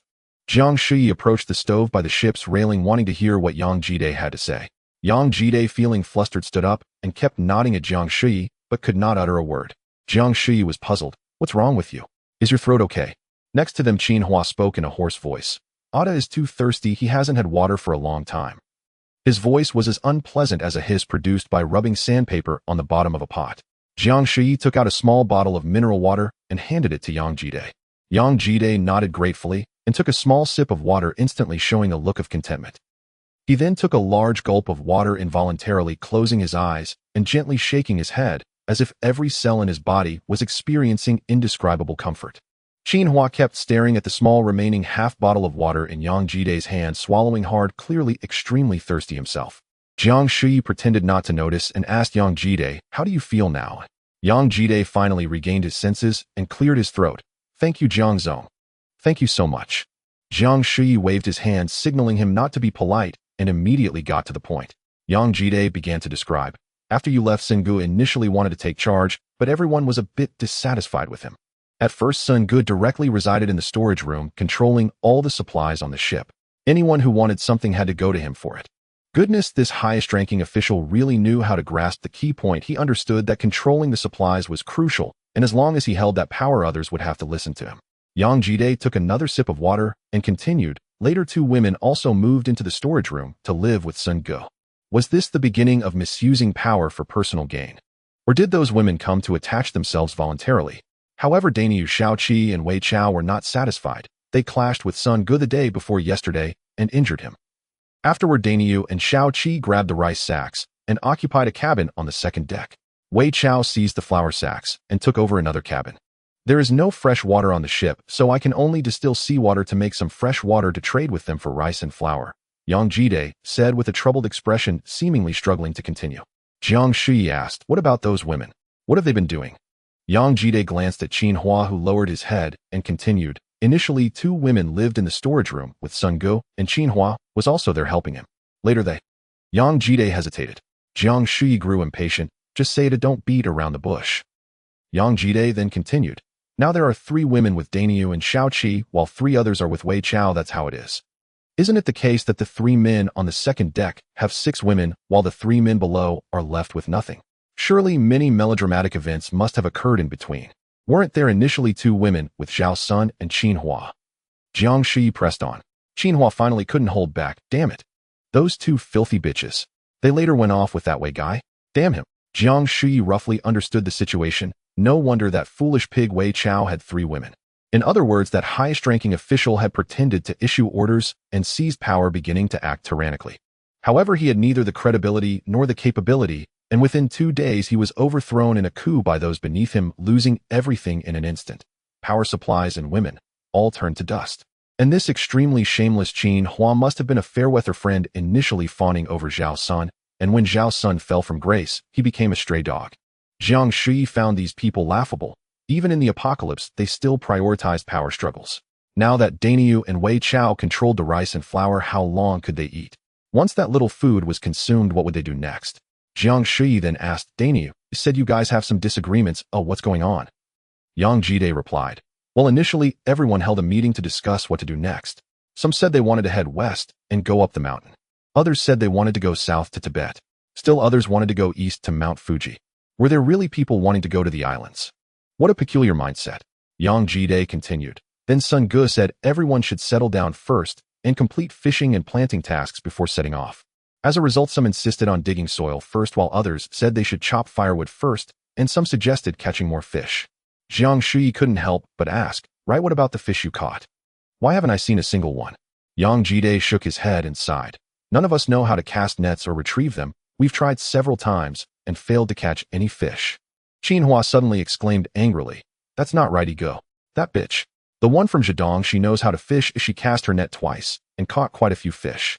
Then why didn't she teach you how to fish?" Jiang Shuyi felt puzzled. Qin Hua grew more indignant. "That filthy bitch.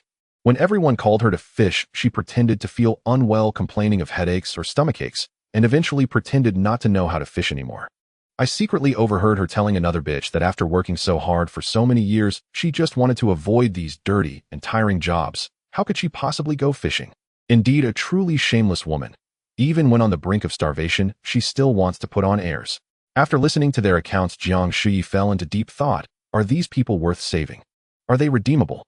Yang Jide couldn't help but ask, "Jiang Zong, what do you think we should do now?" "What should we do?" Jiang Shuyi took out a piece of compressed biscuit and handed it to Yang Jide. "You can do whatever you want. Heaven helps those who help themselves. I can't help you anymore." After saying that, he boarded the speedboat and left. Yang Jide wanted to call out to Jiang Shuyi, but he was too hungry and began to nibble on the compressed biscuit. After just a few bites, he became thirsty again and drank the last bit of water from his bottle. Next to him, Qin Hua stared with wide eyes. "Otta, you're hogging it all." Yang Jide turned and shot him a fierce glare, and Qin Hua could only lower his head and walk away looking like a stray dog. Jiang Shuyi recalled Wang Shikong's yacht. Indeed, where has that yacht drifted off to now? Since those silicone chickens are so enamored with the yacht, it must still hold some allure. Jiang Shuyi opened the monitor and saw that the radar of the unmanned submersible scanned a circle revealing that there were no large ships within a 5-kilometer radius. Where's the yacht? Could it have been taken away? Jiang Shuyi expanded the search radius, but within 10 kilometers, there was still no sign of the yacht. However, he did spot Ark-No, one in a fishing boat. Jiang Shuyi continued to widen the search radius and finally discovered the yacht 18 kilometers southwest of the unmanned submersible. How could it have drifted so far? It was already outside of the boundaries of the capital. Jiang Shuyi sped over in his speedboat and quickly located the yacht. He observed it from a distance for a while, then released a miniature drone to scout it again before confirming that there was no one on board. Jiang Shuyi brought the speedboat closer and boarded Wang Shikong's yacht once more. The lower decks showed little change. The miniature police armored vehicle he had printed was still on the stern deck. However, the top deck of the yacht had already been taken over by seabirds, with several pairs of seagulls nesting up there, and there were even eggs inside. Wang Shirtsong, that bird-brain man, would never have imagined that one day his yacht would become a bird's nest. Jiang Shuyi returned to the 3rd floor and sat on the large bed near the bow, opening a bottle of Wang Shikong's hidden liquor to relax. He had been awakened in the middle of the night and had been busy for most of the day. He was indeed tired. After a glass of liquor, Jiang Shuyi quickly fell asleep. He didn't know how long had passed when the sound of birds chirping woke him up. He hurriedly got up, took out his pistol, and went up to the top deck of the yacht to investigate. It turned out that night had fallen and the weary birds were returning to their nests, with the seagulls gathered together squawking loudly. It seemed safe. The birds hadn't flown away. After drinking and eating his fill, Jiang Shuyi suddenly felt a bit awkward. The sky was darkening, yet he was wide awake. How would he get through the long night? Those days a few days ago were much better aback than he and Jenny were in the super battleship, indifferent to the chaotic world outside, just indulging in their pleasures. It was truly blissful. Would it be too hasty to go find Jenny on Ark? No. One now. As the ancients said, a brief separation is better than a new marriage. They were not wrong. Jiang Shuyi was too lazy to return to the super battleship, so he decided to just spend the night on the yacht. Indeed, a solitary world lacks much joy. Jiang Shuyi didn't dare to go to the second level of the yacht. It wasn't that he was afraid of the dark, but rather because it was filled with various adult toys, which made him feel quite flustered. Jiang Shuyi wanted to turn on a television, but unfortunately it had no power. The yacht's engine had long been inoperable. Bored, Jiang Shuyi decided to refill the yacht with fuel and then start the engine. To his surprise, the boat's machinery was still working fine and power was restored. Jiang Shuyi turned on all the various displays in the cabin randomly, playing Wang Shikong's collection. Damn it, it was all foreign adult films, not a single one without explicit content. It was truly a disaster, like an old bachelor hearing the neighbor's young wife calling for spring. This was simply torture. Jiang Shuyi couldn't take it anymore and hurriedly turned off all the screens. He went to the bow of the ship's cockpit. Since he couldn't drive a car, he would at least drive the boat. Jiang Shuyi sailed the yacht, making a circle in the southern part of the capital. He initially intended to head straight to the island nation to see how things were doing over there in Japan. However, it was pitch black with no satellite navigation and no dispatch center guiding the route. Just charging ahead could easily lead to grounding or colliding with other ships, which would be quite troublesome. Wang Shikong's yacht performed quite well. It was fast and stable. Although the equipment in the cabin was somewhat useless, it might still be of some value. By the early hours of the night, Jiang Shuyi finally felt a bit sleepy, so he printed another miniature police armored vehicle, placed it on guard at the bow, and connected the armored vehicle at the stern to the early warning system before he finally felt at ease to sleep. When Jiang Shuyi woke up again, the sky was already bright. He left the yacht and returned to the speedboat, first connecting the two armored vehicles on the yacht to the nearby unmanned submersible to ensure that no one could take the yacht away before he departed. When Jiang Shuyi returned to Ark No. 1, Jenny, Fei and Xiao Gu were still tending to the garden. When Jenny saw Jiang Shuyi, she ran over and embraced him passionately. A few girls nearby looked a bit surprised, and Jenny returned to tending the garden. Jiang Shuyi revealed a somewhat awkward smile. American girls expressed their feelings quite directly. Xiao Gu and Zhang Ming covered their mouths and giggled, while Fei was in a daze for half a second before returning to the garden. Jiang Shuyi went to the infirmary where the coach had already woken up looking somewhat pained. It seemed he would be in pain for a few days. After chatting with the coach for a while, Jiang Shuyi stepped out of the infirmary and saw Sun Jie holding a seabird. Grinning foolishly, he teased, "Where did you get this silly bird?" Sun Jie laughed. "Old Jiang, this is all you're doing. That broken laser gun of yours didn't help against thieves, but it sure was accurate for birds. This morning we found that this bird had died on the boat." Jiang Shuyi took a closer look. The seabird had a hole through its head, clearly shot by the laser gun last night. Jiang Shuyi couldn't help but laugh. "Why are you still holding on to that bird? Can't bear to throw it away. Why, you old pervert. I'm taking it to Chef Sure to stew, chopping your bird into pieces." Sun Jie turned and left. Jiang Shuyi went up to the second level of the ship's cockpit to check the defense system's monitoring records. As expected, it had been quite peaceful last night. Only one seabird had come to steal fish, unfortunate enough to be hit by the laser gun. Surprisingly, this laser gun had such a use. What an unexpected gain. Jiang Shuyi took a round on the sand ship and then felt the need to use the restroom. He saw that the box of small raincoats for adult use outside the bathroom was still untouched. Could it be that the people on this boat are too restrained? If that lecherous pig Wei Chao were here, what kind of scene would it be? Perhaps he wouldn't stir up too much trouble. It takes two to tango. The girls on this boat, aside from Sun Jie, probably wouldn't look at Wei Chao. Even Sun Jie wouldn't necessarily like that lecherous pig.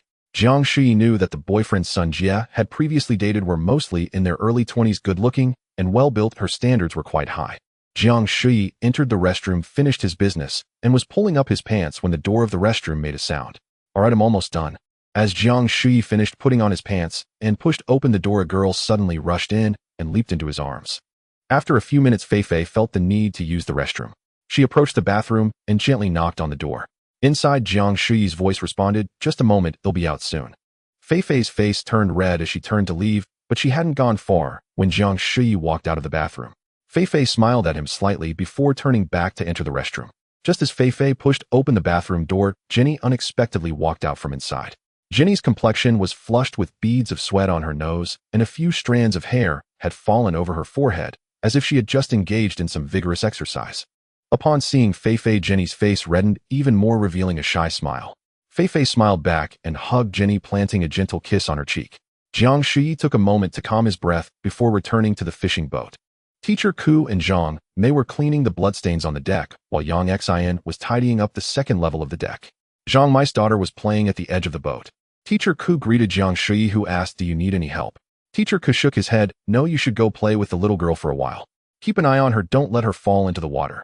Zhang Mei nearby nodded in agreement, and he went over to play with Zhang Mei's daughter. After about 10 minutes, Teacher Ku and the others had cleaned the deck and put away their tools, preparing to cast the net for fishing. "Teacher Ku, you know how to fish too?" Jiang Shuyi couldn't help but ask. Teacher Ku smiled. "This is my first time casting the net myself. I learned a bit of the basics from my coach, but I don't know if I'll catch any fish." Teacher Ku moved skillfully, turning the winch, attaching the fishing net, and then casting it high, letting the net fall evenly onto the water's surface ahead. After a while, Teacher Ku turned the winch to retrieve the net, bringing up dozens of fish of varying sizes, weighing about 20 to 30 pounds in total. Teacher Ku appeared slightly shy, saying, "My skills are still far from my coach's level, but fortunately we caught quite a few fish earlier, enough for everyone to eat for a few days. I hope the coach recovers quickly." Jiang Shuyi applauded Teacher Ku. "You are too modest. Your skills are not much worse than those of a 10-year veteran fisherman." Zhang Mei stepped forward to help Teacher Ku pick up the fish, saying, "Teacher Ku is amazing. I tried casting the net this morning and wasted a lot of effort without catching a single shrimp." Teacher Ku was tidying up the fishing net while saying it might not be a matter of skill. The fish weren't hungry this morning, so they didn't come out, which is why you couldn't catch any. Jiang Shuyi also wanted to help them pick up the fish, but Zhang Mei hurriedly said, "You don't need to help. The fish are slimy, and they will be hard to wash later. Please watch my daughter for a bit instead, thank you." Jiang Shuyi then entered the first level of the cabin, where the little girl was already asleep on a bed. Jiang Shuyi suddenly realized that this was now a girl's dormitory, or rather a women's apartment, and it seemed inappropriate for him, a man, to be here. As Jiang Shuyi turned to leave, Fei unexpectedly came in. Jiang Shuyi quickly smiled and explained, "Zhang Mei asked me to come in and check on the little girl. She's asleep so ill just." Fei stood at the door, not moving aside.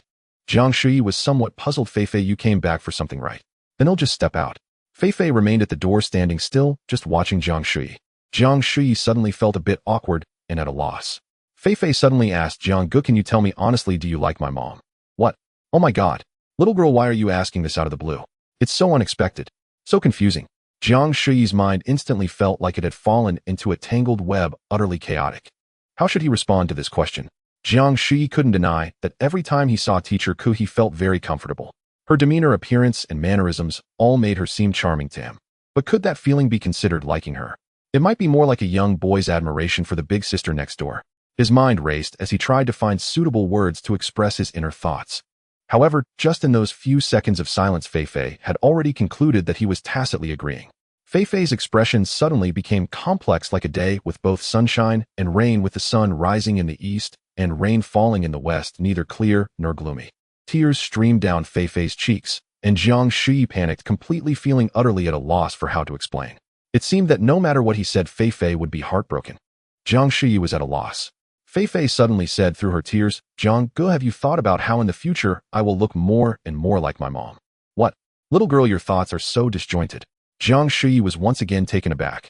"Little girl, what are you trying to express? Do you want me to wait until you become more mature? In fact, you are already very charming now. What is this all about?" Jiang Shuyi felt even more confused, but before he could finish, Fei pressed on, "But what? Is it about Jenny?" Jiang Shuyi mechanically nodded, and Fei unexpectedly smiled through her tears. "I like Jenny too." This time Jiang Shuyi was completely stunned, feeling as if his brain was overloaded with information too much to process in a short time, almost crashing. Fei ran up to him and kissed him on the cheek before turning and running out, leaving Jiang Shuyi frozen in place. What just happened? What is this little girl thinking? She doesn't mind that I like her mom, and she even hopes that I will gradually like her in the future. And Jenny, she likes Jenny too. What does that mean? What attitude is she trying to express? Does she not mind us three being together because she likes Jenny? Or is it because she likes Jenny that she wants to get closer to Jenny through me? It's all too chaotic. Worse than a bird's nest. Jiang Shuyi exited the cabin, bid farewell to Teacher Ku and the others, and then boarded the speedboat, preparing to leave. At that moment, Fei was rowing a rubber dinghy alone towards Arc No. 1. She waved to Jiang Shuyi from afar, with the morning sun casting a beautiful glow. The girl under the colorful clouds smiled like a flower. Everything was so perfect and flawless. Jiang Shuyi returned to the super battleship, his emotions fluctuating, unable to calm down for a long time. This day had truly been a mix of surprises, leaving him feeling utterly bewildered. Forget it, I won't think too much. Where there's a will, there's a way. The boat will find its way when it reaches the bridge. I should focus on completing the super battleship quickly, as the hills in the western suburbs have mostly turned into small islands. The China World Trade Center tower had finally been submerged, and the tallest building in Beijing, the Oriental Pearl, was now the only remaining man-made structure in the capital city. As the water level continued to rise, more and more boats would come through. The currently completed parts of the super battleship include the island structure, dock compartment, and living quarters. The remaining unfinished sections consist of missile silos, electromagnetic cannons, laser cannons, and Closian weapon systems, along with the hangar aircraft and nuclear propulsion system. The rest are the main highlights. Each module is extremely complex, requiring him to invest a significant amount of time and effort to print. After careful consideration, Jiang Shuyi decided to first print the supporting facilities and aircraft in the hangar, as these might be needed soon. Jiang Shuyi took nearly 3 hours to complete the printing of the flight module. The once empty hangar of the super battleship was finally filled with various aircraft, including 12 J-36 stealth fighters, 6 Wukong 13 stealth attack drones, 6 Wuzhen 9 reconnaissance drones, 6 utility helicopters, and 8 different types of unmanned aerial vehicles. After all the aircraft were printed, Jiang Shuyi suddenly realized a serious problem. For these planes to take off, the super battleship must be raised above the water. At this moment, revealing himself would likely be a very dangerous act. The military of his country would certainly discover the super battleship, and if the Navy came looking, it would be troublesome, as many things would be hard to explain. Moreover, across the ocean, the United States has a powerful Navy that is eager to act. In recent days, Jiang Shuyi has been keeping an eye on changes around the world. Various social media platforms, both domestic and international, have practically ceased to function, likely due to the destruction of many internet servers. Meanwhile, the ancient satellite television has become the primary media source. Jiang Shuyi occasionally watches foreign television programs, which, aside from politicians' lies, sometimes report on real situations. At this time, the main landmass of North America has already been submerged, and most of the surviving Americans have gathered near the Rocky Mountains, while many others drift on various boats. Among these Americans, there are quite a few fanatics continually inciting the public to head east, cross the Pacific Ocean, and occupy the Tibetan Plateau as soon as possible, claiming it is the promised land left to them by the divine. Although the main battleships of the United States Navy are still intact, including over a dozen nuclear-powered super aircraft carriers, dozens of nuclear submarines, and over 100 large destroyers and cruisers, the military has yet to take action. Jiang Shuyi is very clear that their inaction is not due to the kindness of the U.S. military, but because the powerful navy of the Eastern superpower is also still present. This includes 5 aircraft carriers, 18 large missile cruisers, dozens of destroyers, hundreds of frigates, and an unknown number of nuclear and conventional submarines. If the U.S. Navy truly decided to attack, the outcome would be uncertain. Americans have never dared to engage in battles against evenly matched opponents, and this has not changed even in the face of a potential apocalypse. For nearly 100 years, the United States has been the world's leading power, waging numerous wars against countries that were far behind them. Even so, Americans frequently faced setbacks, suffering defeat after defeat. Whenever their military efforts faltered, the television would often show large-scale anti-war protests by Americans, yet most of those who initially supported the wars were from the same group. This indicates that Americans do not genuinely love peace, they simply oppose wars they cannot win. Jiang Shuyi's super battleship remains submerged because there are still 2 powerful navies in the world, and at this moment, he must remain hidden. For now, there is no need to think too much, he must keep calm. One thing is certain: in the near future, there will inevitably be a life-and-death battle between the Navy of the Eastern superpower and the U.S. Navy. Because the Americans cannot idly watch as the Eastern superpower monopolizes the last piece of land on this planet, which is humanity's final living space. After both sides have fought, it will be the time for Jiang Shuyi's super battleship to emerge. Jiang Shuyi felt tired lying on the big bed, and in an instant he lost all drowsiness. So much had happened during the day: being ambushed by Jenny in the bathroom, being pressured by Fei Fei on the fishing boat, and witnessing those small films on Wang Shikong's yacht.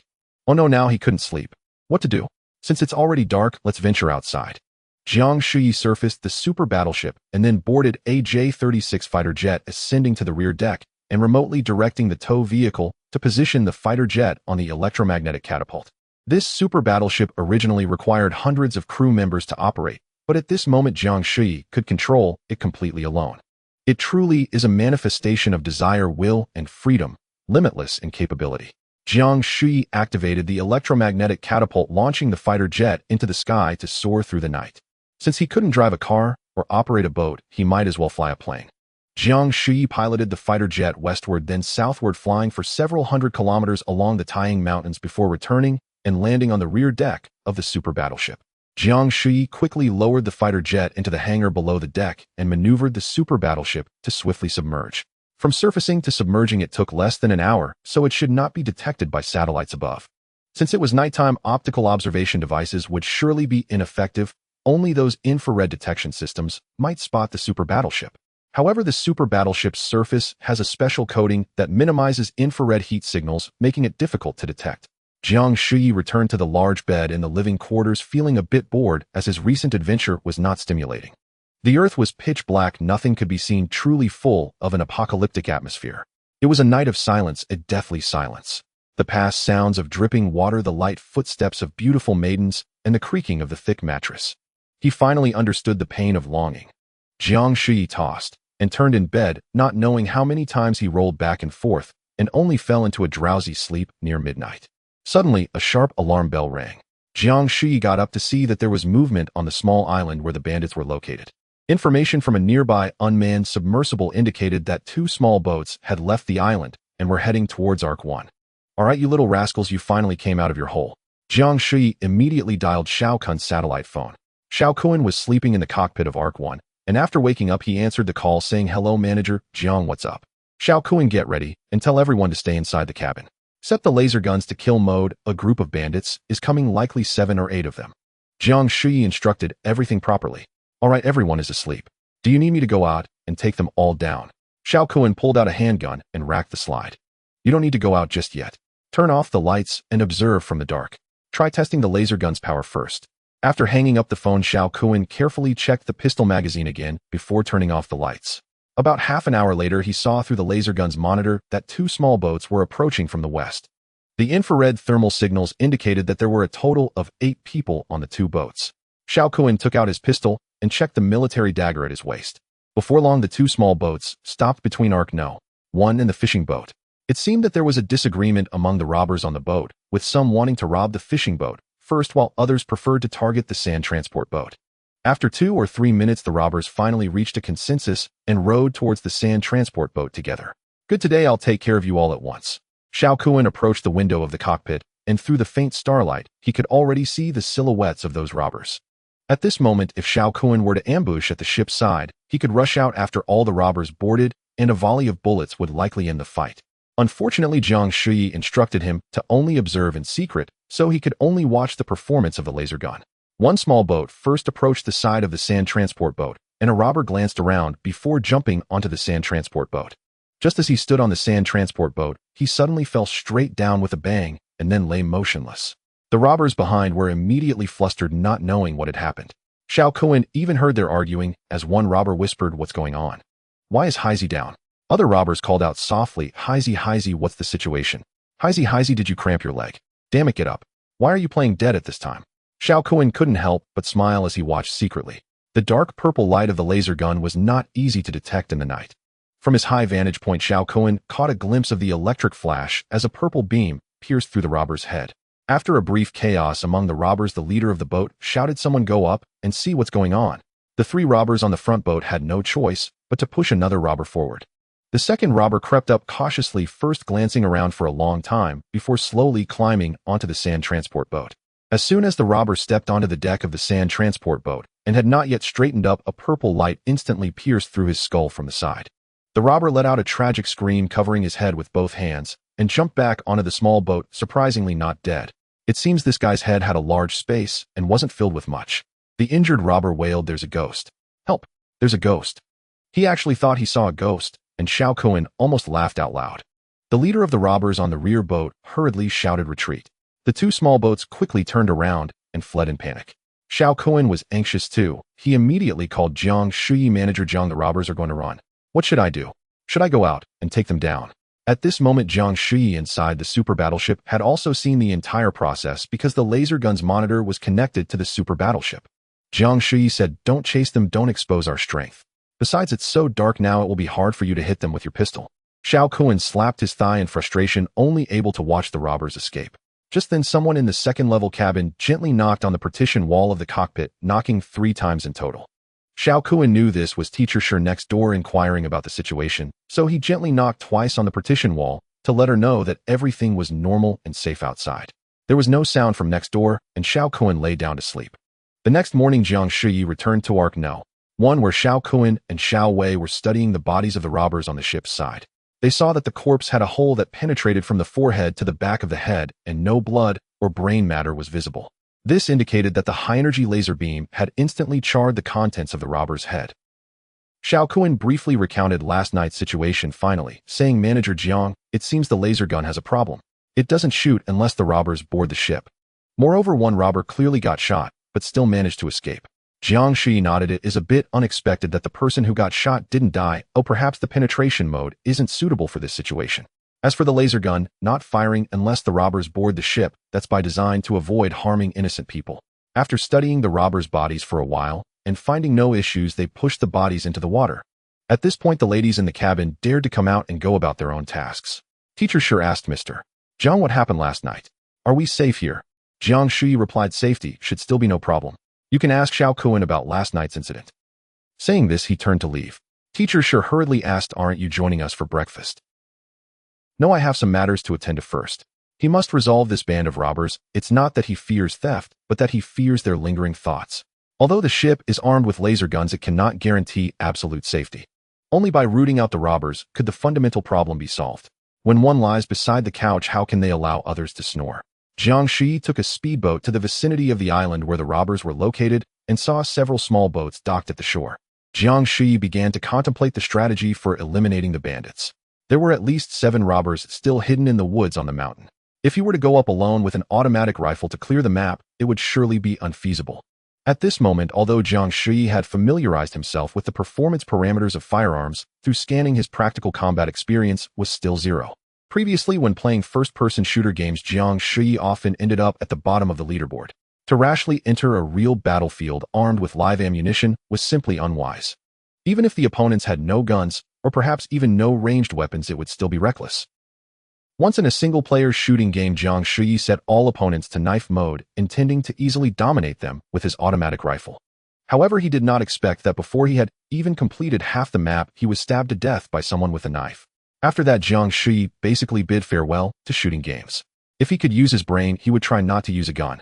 One cannot be a lone hero charging into the dragon's den and tiger's lair. He must think of other methods. To know oneself and one's enemy is the key to victory in every battle. He must first ascertain the situation on the mountain before deciding on a tactic. Jiang Shuyi had a micro-drone, but he couldn't use it for fear of being discovered by the robbers, which would alert them. It wasn't that he was afraid the robbers would flee, but rather that he was worried they would realize their opponent was so formidable, becoming more cautious, which would be troublesome. Jiang Shuyi pondered deeply, and suddenly a spark of inspiration struck his mind, leading him to a solution. He suddenly recalled Wang Shikong's yacht, which had 2 miniature police armored vehicles on board.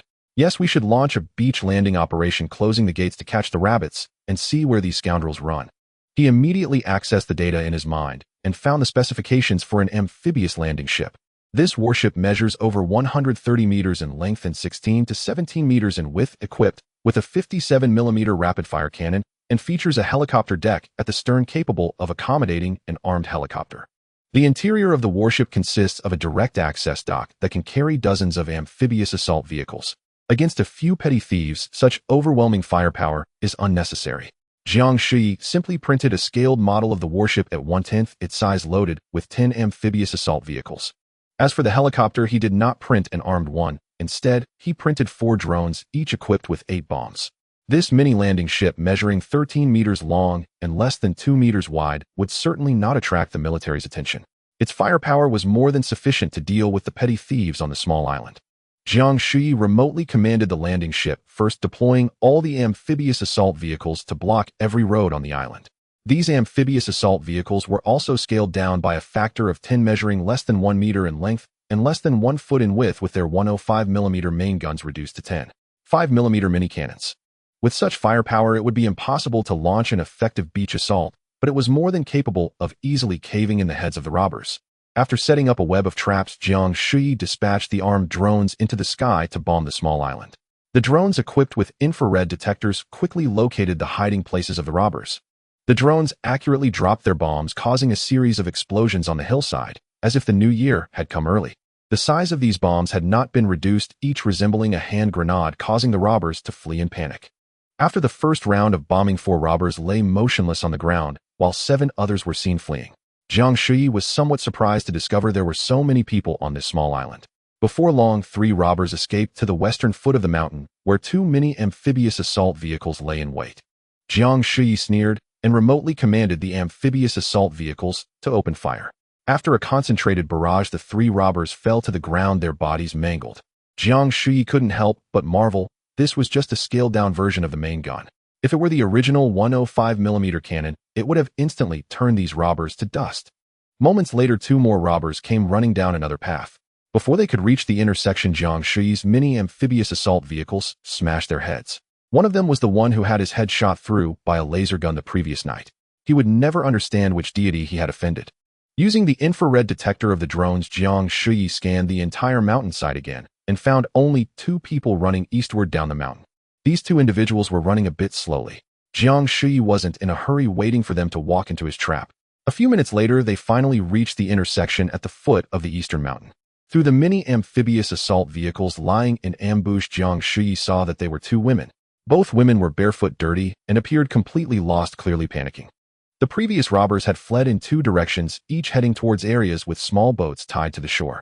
However, these 2 women were running toward the eastern intersection, where there were no boats at all. Jiang Shuyi hesitated, unsure of the backgrounds of these 2 women. Were they accomplices of the robbers or victims? The 2 women saw 2 mini-armored vehicles parked at the intersection, but they were both in miniature size. They were momentarily stunned, unsure of what to do. After a long pause, seeing that the 2 mini-amphibious assault vehicles remained unmoving, they thought they were models and ran past the armored vehicles. When the 2 women reached the water's edge, they found there were no boats, leaving them dumbfounded, not knowing what to do. Jiang Shuyi could no longer be bothered with the 2 women.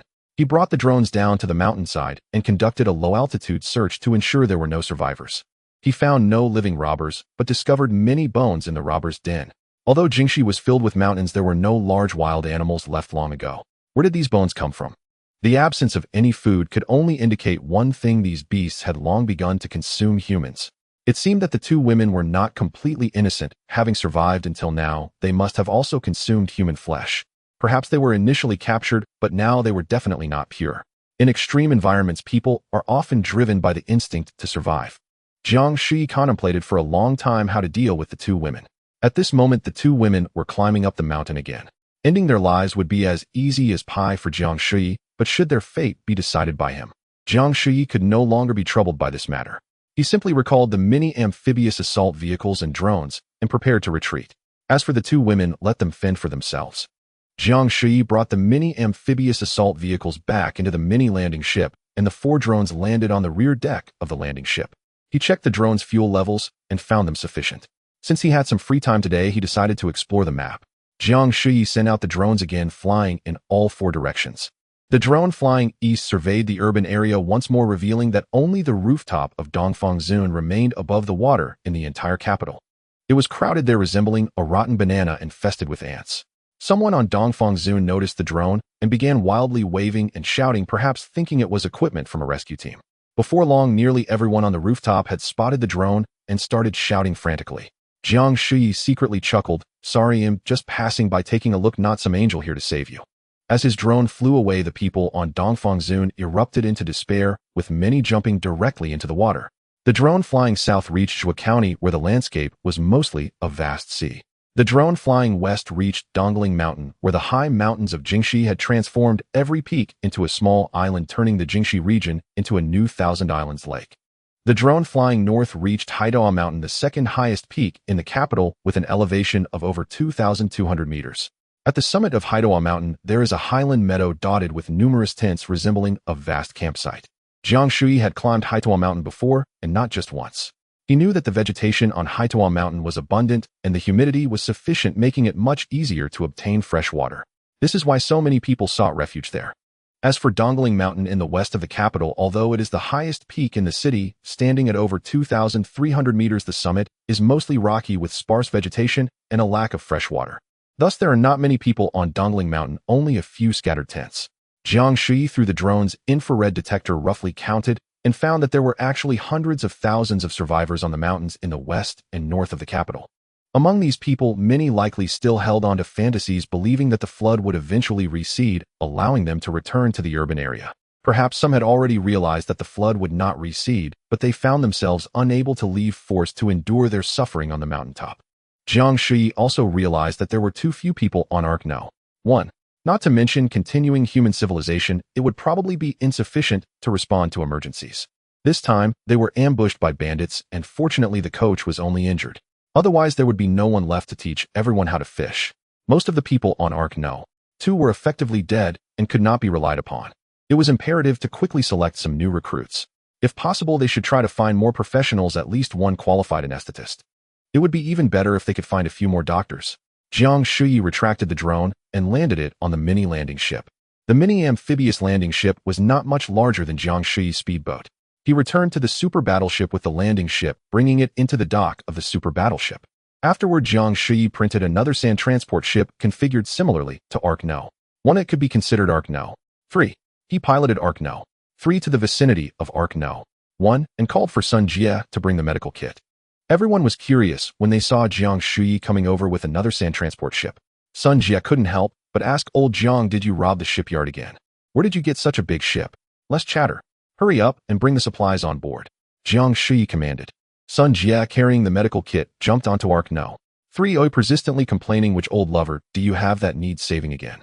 Why are we taking such a big ship to rescue someone? How many old lovers do you have? Huh, you really have nothing serious in your head. Let me tell you this time, it's not a rescue mission. I need you to conduct health checks to see if there are any infectious diseases." Sun Jie was somewhat surprised. "Huh? Why didn't you say so earlier? I brought a first aid kit. And a health check requires blood tests. Do you want me to use my tongue for testing? Forget about blood tests for now. Just see if they have any symptoms of infectious diseases like malaria, cholera, or conjunctivitis.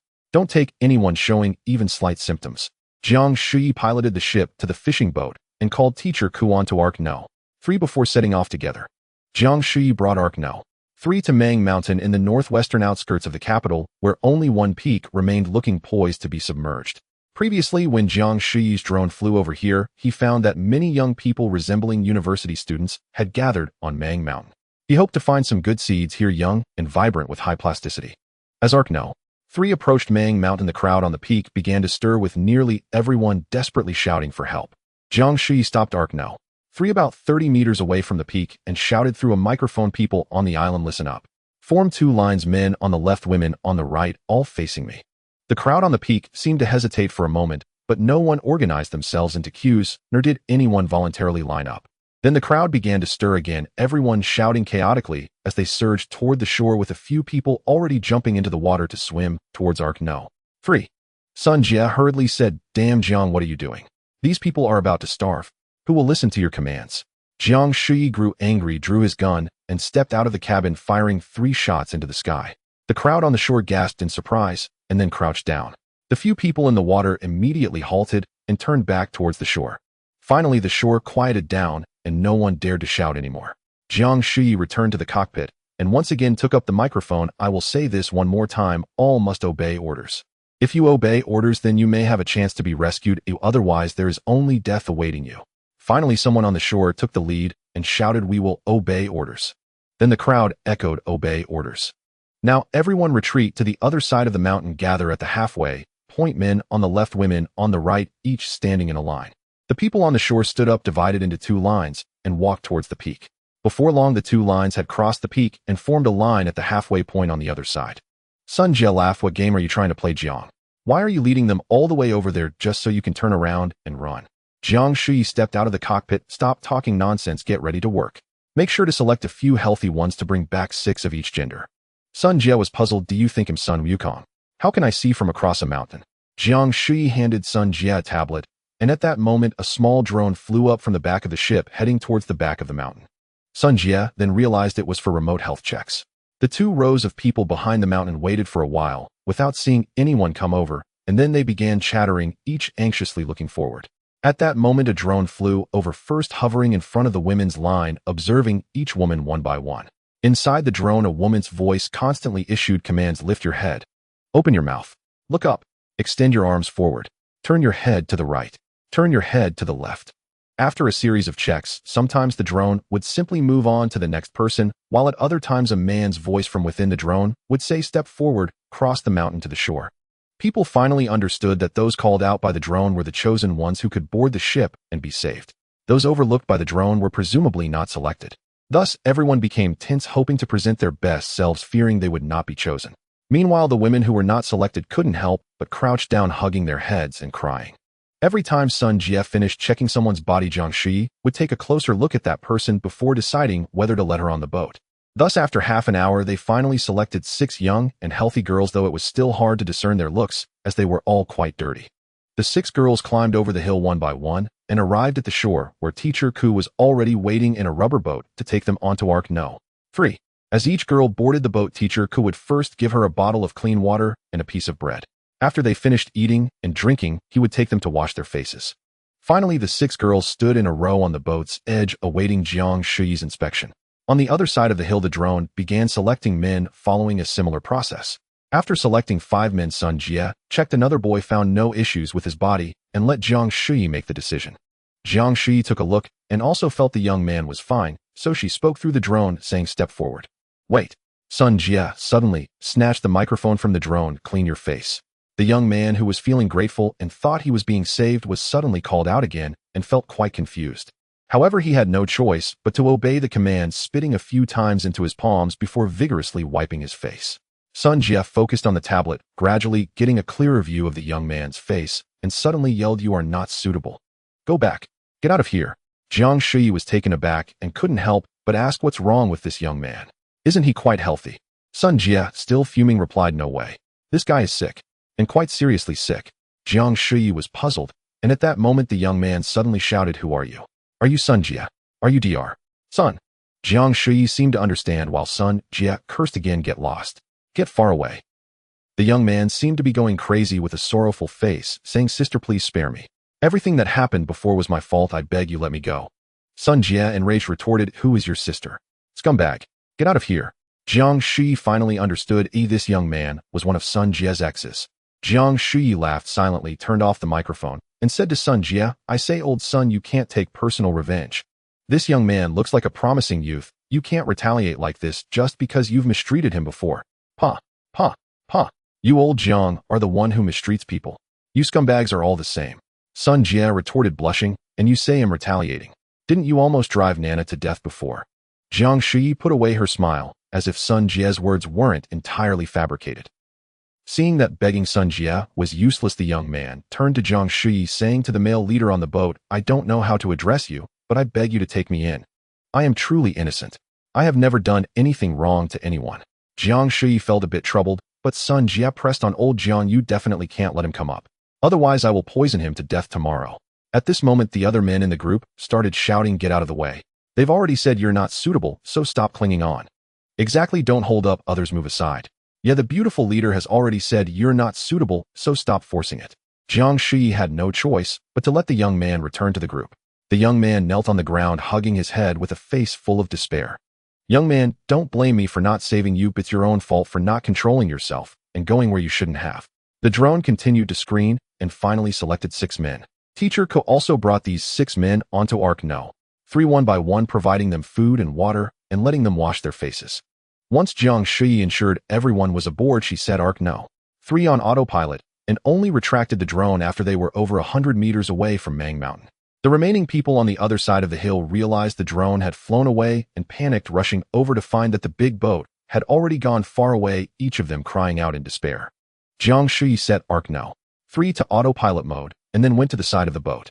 The 6 men and 6 women stood neatly, all looking towards Jiang Shuyi.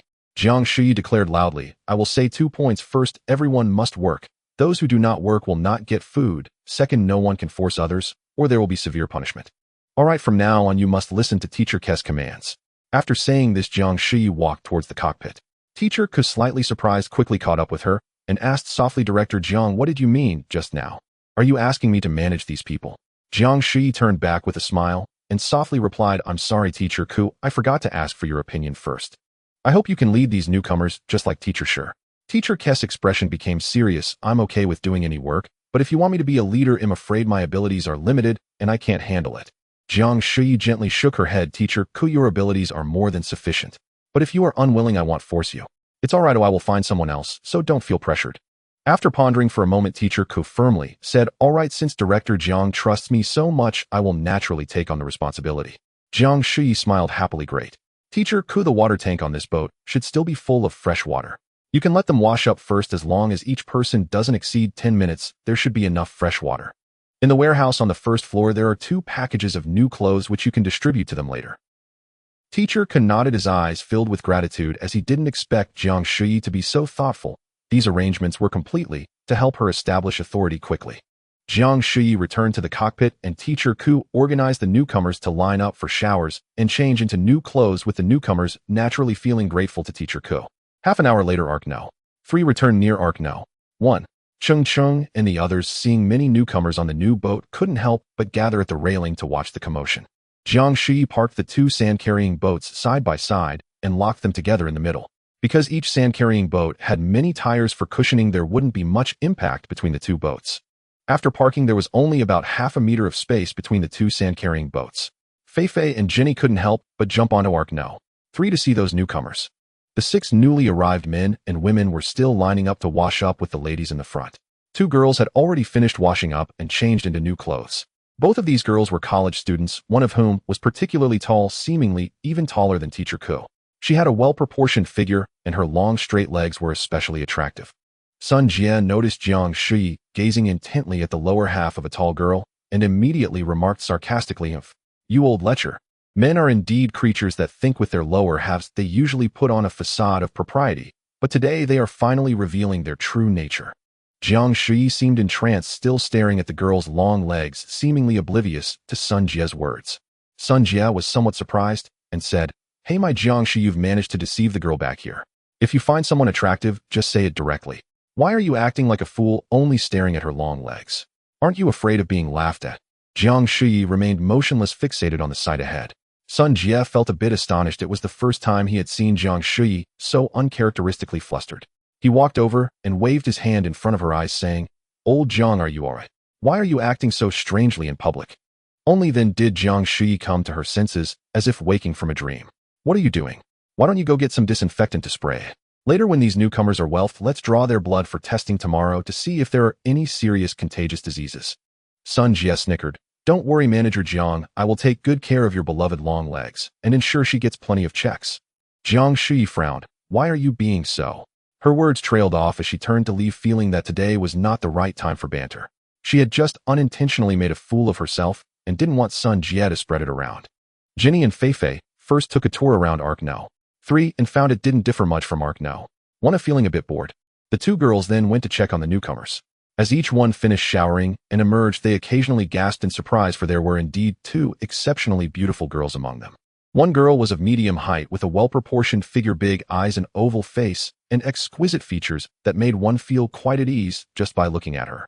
This girl had just finished her shower and changed into a loose-fitting men's tracksuit when she walked out of the bathroom. Fei immediately went over, grabbed her hand, and asked, "Hello, what's your name?" The girl smiled and replied, "My name is Xiao, nice to meet you all." The 3 girls began chatting instantly, closing the distance between them. It turned out Xiao was a graduate student in biological engineering at a university in the capital, 23 years old, just beginning her first year of graduate studies, a talented young woman balancing beauty and intelligence. Fei and Jenny seemed to have endless topics to discuss, while Xiao enthusiastically engaged in conversation with them. Teacher Ku noticed a hint of fatigue on Xiao's face and called out, "Fei, don't disturb the newcomers anymore, they need to rest. You 2 go back and help the others with their tasks." Fei and Jenny then bid farewell to Xiao and linked arms as they returned to Arc No. 1. The newcomers had all finished their showers and changed into new clothes, and Teacher Ku arranged for them to rest in the cabin. Later, Teacher Ku found Jiang Shuyi, who was chatting with Teacher Shi. Teacher Ku began reporting, "Manager Jiang, Teacher Shi, the newcomers have all been arranged. How shall we organize dinner?" Teacher Shi replied, "I had Chung Chung and the others prepare extra dishes. Let's all eat together tonight. Moreover, the coach can also get up and walk now. He is likely to recover soon. Today is a double celebration, so we should celebrate." "Sounds good," Jiang Shuyi responded. "Teacher Ku, if there are any issues in the future, or if anything is lacking, just let Teacher Shi know." Teacher Ku nodded with a smile, and the 3 continued chatting for a while before going back to their respective tasks. Jiang Shuyi found Xiao Kuan and asked him to turn off the laser gun defense system to avoid any accidents with the newcomers. Then Jiang Shuyi entered the medical room, where the coach lay on the bed looking much better. They chatted for a while, and Jiang Shuyi entered the coach's information into the laser gun defense system. As for the newcomers, Jiang Shuyi didn't want to input their information right away as he couldn't fully trust them yet. If any newcomers want to come up to Arc No. 1, they must first seek permission from Xiao Kuan. In the evening, Cheng Cheng and the others finished preparing dinner, the main dish being seafood along with an added stew of seabirds. Last night, another unfortunate bird accidentally got shot down by the laser gun. It seemed to be an omen of good luck, its own flesh serving as the gift. Teacher Shi organized everyone to set up the banquet, while Teacher Ku arranged for the newcomers to take their seats. Jiang Shuyi also prepared plenty of wine for everyone. The group enjoyed drinking until deep into the night. Xiao Kuan still had half a bottle of vodka, but he hadn't drunk a single drop tonight, and went to stand guard on the second deck after eating. After the last night's banquet, the fishing boat had been attacked by pirates, and everyone nearly lost the coach. Such a tragedy must not be allowed to repeat tonight. After finishing his meal, Jiang Shuyi went alone to the fishing boat, setting up a folding bed on the second deck to lie down and gaze at the stars. Around 8 or 9 in the evening, Zhang Mei returned to the fishing boat with her daughter and greeted Jiang Shuyi before entering the first deck cabin. Around 10 o'clock in the evening, Xiao Wei brought Yang Xian back to the fishing boat. Both were tipsy, chatting with slurred speech. Jiang Shuyi chatted with them for a while. Xiao Wei helped Yang Xian into the second deck cabin, and soon snoring could be heard from inside. It seemed Xiao Wei had also gotten drunk and fell asleep right there. This was better as it prevented him from accidentally falling into the water on his way back. From a distance, Jiang Shuyi saw the remaining girls and boys at the bow of Arc No. 1, filled with joy from surviving the ordeal, indulging in song and dance. Before long, Sun Jia unexpectedly released many colorful balloons that floated into the sky, bringing the atmosphere of the banquet to a climax. Jiang Shuyi was puzzled. Where did the balloons come from? He didn't remember bringing any balloons onto the boat. Could they have fished them out of the water themselves? That seemed unlikely. Jiang Shuyi took out his binoculars for a closer look and suddenly realized they were those little raincoats. Well, Sun Jia really has no bounds when it comes to being extravagant. She actually blew up the little raincoats into large balloons and painted them in various colors, creating a bunch of colorful balloons herself. What would the new boys think if they discovered this? It was utterly ridiculous. Jiang Shuyi could only shake his head and smile wryly, hoping they wouldn't be found out. As midnight approached, the night banquet gradually dispersed. Teacher Shi and Teacher Ku organized everyone to return to their rest. Fei Fei and Jenny also paddled back to the fishing boat in a rubber boat. They noticed someone lying on the second deck and were initially startled, but then they both laughed as it was impossible for pirates to board the ship now. Even if there were pirates, they wouldn't be lying there sleeping soundly. The two girls quietly approached the second floor and in the dim light of the moon recognized that the person was Jiang Shuyi. The two girls then kissed Jiang Shuyi on both cheeks simultaneously before laughing and leaving. Jiang Shuyi opened his bleary eyes, feeling something strange, as if someone had just kissed him, but how could there be two mouths? Jiang Shuyi thought he had just experienced a bizarre dream. How could anyone kiss both sides of his face at the same time? That would require an enormous mouth. Seeing that the night banquet had ended, Jiang Shuyi dialed Zaikan's phone. Xiaoquan was still awake, keeping watch in the cockpit of Arc 1. Jiang Shuyi said, "Set the defense system to lethal mode, notify Teacher Ku to tell the newcomers not to wander around, then you can go to sleep. There won't be any danger tonight." Xiaoquan agreed, and Jiang Shuyi hung up the phone, continuing to gaze at the starry sky. The moon shone brightly, and the stars were sparse. Jiang Shuyi felt an infinite sense of emotion rising within him. Only half a month had passed, yet the world had turned upside down. After a brief reflection, it felt like a lifetime ago. Just half a month earlier, Jiang Shuyi was still bowing to the whims of 5 pecks of rice, toiling day and night for mere scraps of silver. What kind of days were those? No matter how hard he worked, he could see no hope. That was a life akin to hell. This cataclysmic tribulation was not the beginning of the end, but rather the end of the end, at least for Jiang Shuyi. Thinking of this, Jiang Shuyi smiled, taking out a bottle of red wine and a high-stemmed glass. He began to pour himself a drink. Raise a glass to invite the bright moon. I laugh at the whole world. How laughable the petty and greedy humans, all their obsessions and prejudices are but a cause for a smile. Not long after, Jiang Shuyi drifted off to sleep again. Suddenly, he felt a heaviness upon him, as if something had quietly appeared, leaving him a bit breathless. Jiang Shuyi opened his eyes. Beneath the moonlight was a pale figure gently in front of him. What? Here. Just like this. Jiang Shuyi was startled, widening his eyes, his pupils dilating several times along with other indescribable feelings. Jenny placed her right index finger gently on Jiang Shuyi's lips, signaling him to remain silent. All right, let's try to remain quiet. After an unknown amount of time, what felt like an instant or an eternity, Jenny finally lay still on his chest, her rapid breathing pushing warm air against Jiang Shuyi's neck. In the end, Jenny left him with a deep and lingering kiss before getting up and leaving, truly coming and going without any attachments. That night was tranquil with a gentle evening breeze, and the air still carried the warmth of the enchanting figure, intoxicating. Jiang Shuyi fell asleep again blissfully. This was the kind of spring night one should have in the human world. After an unknown amount of time, suddenly Jiang Shuyi felt something again. What? So soon back again? Jiang Shuyi opened his eyes and was instantly taken aback, almost crying out. The figure before him was not Jenny at all, but Fei gently pressed her hand over Jiang Shuyi's mouth, then shook her head slightly, signaling him to remain quiet. This, how can this be? How can you, little girl, do this? Jiang Shuyi was filled with mixed feelings, at a loss, his body no longer obeying his commands, involuntarily becoming stiff again. Although he wasn't familiar with Fei, it still. Alright, since resistance was futile, he might as well let things take their course. Minutes later, Fei lay still on him, and Jiang Shuyi gently caressed her cheek. Fei smiled, kissed his lips lightly, and then got up and left.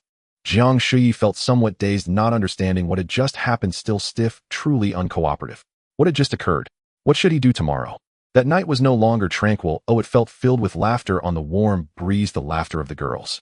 The next morning, Jiang Shuyi went to Arc 1, sitting by the iron trough pondering life. Before long, Teacher Shi woke up, greeted him, and began to tidy up the leftovers from last night. Jiang Shuyi also went over to help, but Teacher Shi hurriedly told him to sit down, saying he should not interfere if he didn't know how. Jiang Shuyi no longer insisted. Before long, Teacher Ku and Cheng also woke up and came over to help. The three women busily worked while chatting. Teacher Shi said, just throw away the leftover crabs, they can't be eaten. The fish and meat are still relatively fresh, let's heat them up for breakfast. Cheng said, alright, I'll make some porridge, let's make fish slice porridge. After the three women finished their tasks, Teacher Ku asked Jiang Shuyi, Jiang Zong, what are the plans for today? Jiang Shuyi came back to his senses. Today, we will take the newcomers to dig soil and collect firewood, make sure they eat more in the morning. Understood. Saying this, Teacher Ku went to wake the newcomers up. After breakfast, Jiang Shuyi untied the ropes between the two sand transport boats, calling Xiaoquan to board Arc 3 and prepare for departure. At that moment, Fei and Jenny were paddling over in a rubber boat, looking as if they had just woken up. Jiang Shuyi was taken aback, feeling a bit at a loss.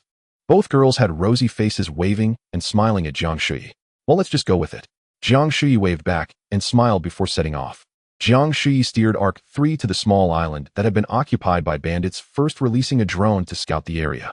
Confirming that there were no threats on the island, he finally docked the boat safely. Xiaoquan took his gun and went ashore to keep watch. Then Teacher Ku organized the newcomers to go down and dig soil. The boys were responsible for digging and loading the soil, while the girls worked in pairs to carry and transport it. Teacher Ku poured the soil brought by the girls into the iron trough on the boat. Everyone was busy in an orderly manner when suddenly two women ran down from the top of the hill on the island. Those were the same two women Jiang Shuyi had spared when he killed the bandits. Jiang Shuyi's drone had just spotted these two women, but he thought they posed no threat, so he didn't pay them any mind. There were clearly several small boats at the shore of the island, yet these two women did not escape, indicating they were not good people. Jiang Shuyi quickly opened the intercom. Xiaoquan, be careful, two women are coming down from the hill, don't let them approach the shore. Received, understood. Xiaoquan raised his gun, aimed at the two women, and shouted loudly, stop. Don't come any closer, or I will shoot. The two women stopped about 10 meters away from Xiaoquan, almost simultaneously crying out, Big Brother, help us. Save us, please. Xiaoquan hesitated, momentarily indecisive. Looking at the two women, their clothes tattered and dirty, barefoot, they looked pitiful. Jiang Shuyi hurriedly said, Xiaoquan, don't feel sorry for them. Don't let them get close. Xiaoquan picked up the intercom. Jiang Zong, these two women seem quite pitiful, should we take them in? Seeing Xiaoquan seemingly softening, the two women stood up and began to run toward the shore. Jiang Shuyi panicked, Xiaoquan, check your phone immediately. Xiaoquan quickly opened his phone, and at that moment the two women were almost rushing onto Arc 3. Zayakin's eyes turned red. He put down his phone, raised his gun, and fired 2 shots, accurately hitting the heads of the two women. Jiang Shuyi thought he had just experienced a bizarre dream. How could anyone kiss both sides of his face at the same time? That would require an enormous mouth. Seeing that the night banquet had ended, Jiang Shuyi dialed Zayakin's phone.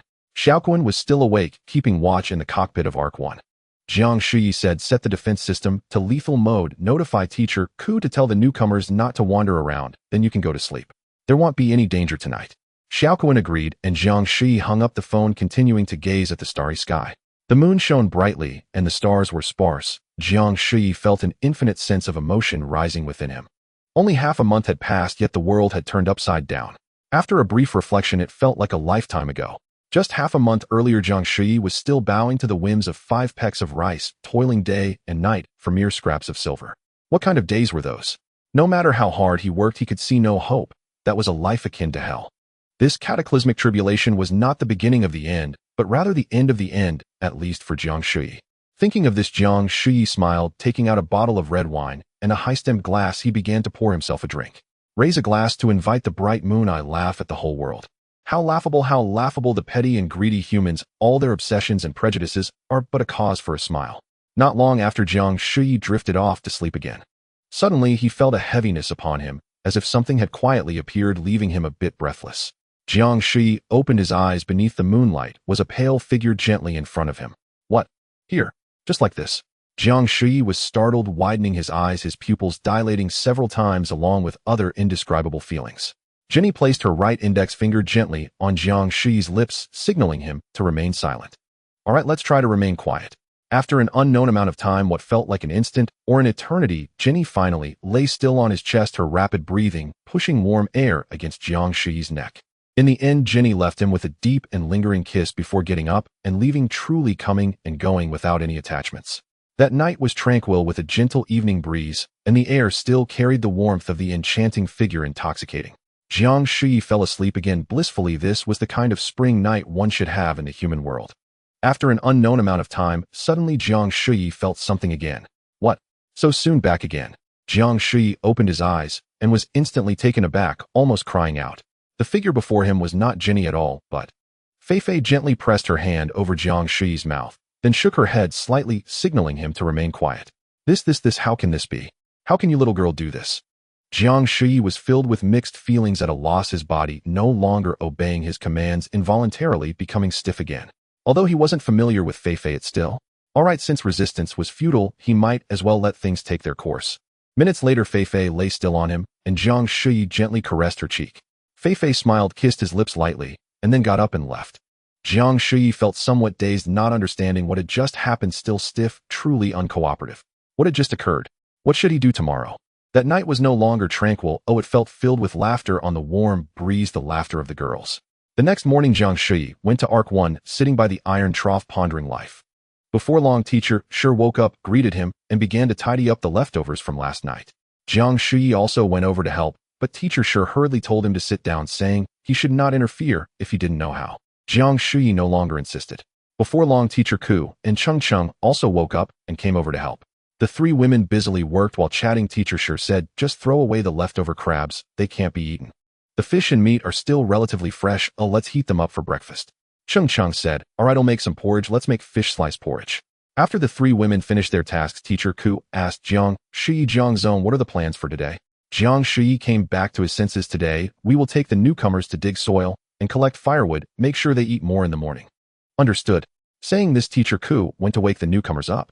After breakfast, Jiang Shuyi untied the ropes between the 2 sand transport boats, calling Xiaoquan to board Arc 3 and prepare for departure. At that moment, Fei and Jenny were paddling over in a rubber boat, looking as if they had just woken up. Jiang Shuyi was taken aback, feeling a bit at a loss. Both girls had rosy faces, waving and smiling at Jiang Shuyi. Well, let's just go with it. Jiang Shuyi waved back and smiled before setting off. Jiang Shuyi steered Arc 3 to the small island that had been occupied by bandits, first releasing a drone to scout the area. Confirming that there were no threats on the island, he finally docked the boat safely. Xiaoquan took his gun and went ashore to keep watch. Then Teacher Ku organized the newcomers to go down and dig soil. The boys were responsible for digging and loading the soil, while the girls worked in pairs to carry and transport it. Teacher Ku poured the soil brought by the girls into the iron trough on the boat. Everyone was busy in an orderly manner when suddenly 2 women ran down from the top of the hill on the island. Those were the same 2 women Jiang Shuyi had spared when he killed the bandits. Jiang Shuyi's drone had just spotted these 2 women, but he thought they posed no threat, so he didn't pay them any mind. There were clearly several small boats at the shore of the island, yet these 2 women did not escape, indicating they were not good people. Jiang Shuyi quickly opened the intercom. Xiaoquan, be careful, 2 women are coming down from the hill, don't let them approach the shore. Received, understood. Xiaoquan raised his gun, aimed at the 2 women, and shouted loudly, stop. Don't come any closer, or I will shoot. The 2 women stopped about 10 meters away from Xiaoquan, almost simultaneously crying out, Big brother, help us. Save us, please. Xiaoquan hesitated momentarily, indecisive. Looking at the two women, their clothes tattered and dirty barefoot, they looked pitiful. Jiang Shuyi hurriedly said, Xiaoquan, don't feel sorry for them. Don't let them get close. Xiaoquan picked up the intercom. Jiang Zong, these two women seem quite pitiful. Should we take them in? Seeing Xiaoquan seemingly softening, the two women stood up and began to run toward the shore. Jiang Shuyi panicked. Xiaoquan, check your phone immediately.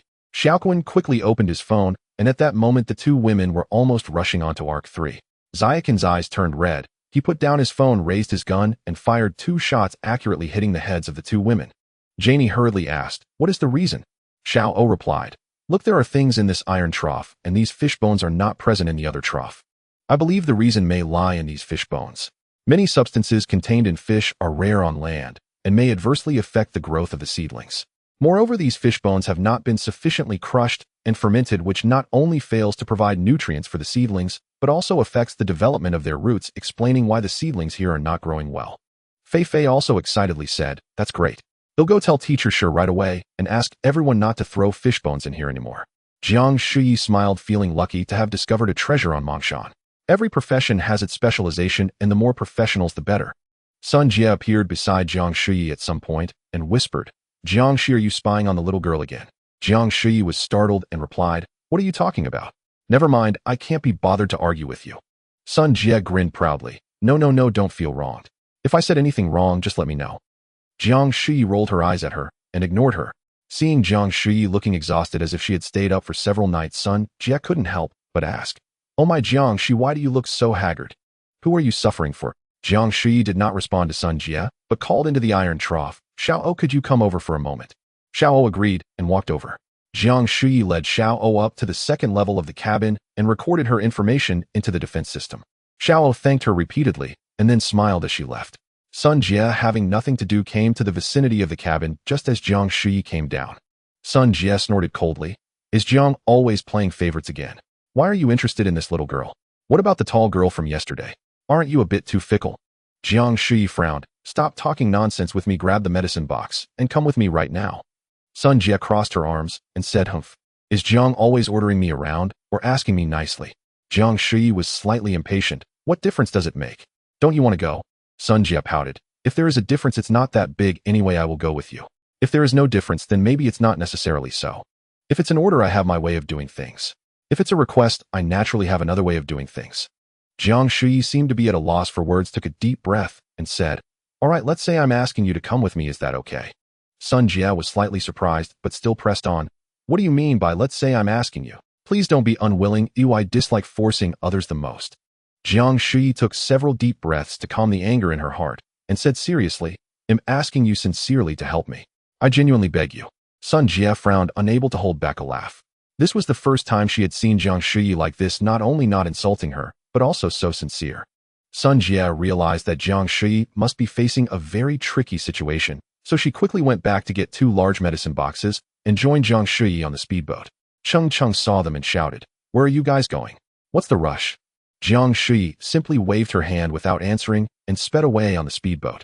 Before long, Jiang Shuyi's speedboat arrived near Wang Shikong's yacht. Sun Jie couldn't help but exclaim, you sly old Jiang, you were hiding a luxurious yacht all along, yet let so many of us squeeze in the cabin. Don't think too much, this is not my yacht. Didn't you see that it has been neglected for a long time? Jiang Shuyi retorted. Sun Jie took a closer look and indeed saw that the yacht seemed to have been uninhabited for a long time, with the upper 2 levels covered in seabirds and many bird nests. Jiang Shuyi docked the speedboat at the edge of the deck at the back of the yacht and helped Sun Jie onto the yacht. Sun Jie saw a mini police armored vehicle parked on the deck and said with a laugh, what is this? Are we in a little people's country? Jiang Shuyi did not answer her, just waved her hand, urging her to hurry up. The two quickly entered the first level of the yacht and saw a woman lying on a spacious sofa. The woman was stunningly beautiful, wearing a sports outfit on top, but only an adult diaper on the bottom, exposing her long white legs. Sun Jie was taken aback to see the beautiful woman lying on the sofa, staring blankly at the ceiling, and exclaimed, you sly old Jiang, where did you con this beautiful girl from? What did you do to her? Jiang Shuyi frowned tightly, looking helpless. Please don't talk nonsense. If I were that kind of person, you would have all been dead by now. Sun Jie still found it hard to believe. Then what's going on with this beauty? Jiang Shuyi thought for a moment. Let's not discuss that for now, I'll explain it to you later. First check what's wrong with this woman. Does she have any illness? Sun Jie quickly put down the medicine box, took out the stethoscope, and began examining the beautiful woman. After a while, Sun Jie stopped and said, "This woman's body seems very normal. She doesn't appear to be ill at all. What is actually wrong with her?" Jiang Shuyi lowered her head and pondered for a moment before slowly saying, "I discovered this yacht yesterday. When I came up, she was the only one here. But she can't speak or move, and I have to feed her, as she can't even take care of her own bodily functions. I don't know what happened. That's why I came to find you." Sun Jie frowned as well and carefully examined the woman again. Suddenly, the woman focused her gaze on Sun Jie, and her lips began to move slightly. Sun Jie was startled and quickly stepped back. Jiang Shuyi said, "She must be hungry, don't be afraid," saying that she took out a piece of bread and fed it to the beautiful woman's mouth. The woman's mouth opened and closed, seemingly unable to chew, struggling greatly to swallow the bread, or rather to suck it down. Jiang Shuyi fed the beautiful woman a few more pieces of bread and a slice of luncheon meat, then gave her some water, and only then did the woman lie down motionless. Sun Jie began to have difficulties, muttering to herself, "What kind of strange illness is this? It's definitely not Parkinson's, the symptoms don't match. It's not polio either, as polio patients shouldn't be unable to speak. If it were Down syndrome, that would be too absurd. Oh, I've never seen such a beautiful person with Down syndrome." After studying for a long time, Sun Jie finally concluded, "I think she may have experienced immense shock resulting in amnesia combined with a disruption in her nervous system leading to these symptoms." Jiang Shuyi sat beside her, brow furrowed. "Then what do you suggest we do? Can she be cured?" "As for the issues with the nervous system, it mainly relies on her own recovery. Outsiders can help her and provide some medications for auxiliary treatment, but the effects are limited. Ultimately, whether she can recover still depends on fate." "Depends on fate? Why does that sound like something a fortune teller would say?" Jiang Shuyi raised her head and asked, "What kind of medicine is it? Do we have any right now?" "I need to check what medicine is required when I get back," Sun Jie replied, already shifting her gaze from the patient and starting to scan the surroundings. Jiang Shuyi couldn't suppress her rising anger. "What kind of doctor are you?" "A barefoot doctor. You need to check back to prescribe medicine." Sun Jie had already begun to wander around the yacht, murmuring to herself, "Rich people understand how to enjoy life. If I had such a yacht, what would I fear from a deluge?" She was already heading towards the second floor. Jiang Shuyi panicked and hurriedly called out, "Hey, don't go up. It's dangerous up there." Sun Jie naturally didn't believe her, flashing a mysterious smile at Jiang Shuyi. "Dangerous? What's the point if it's not dangerous?" With that, she quickly climbed the stairs to the second floor. Jiang Shuyi realized it was too late to stop her and could only leave it to fate. Soon sounds of Sun Jie's exclamations came from the second floor. "Goodness, you old Jiang, you old lecher. Still claiming you're not a pervert. Let's see how you evade this one."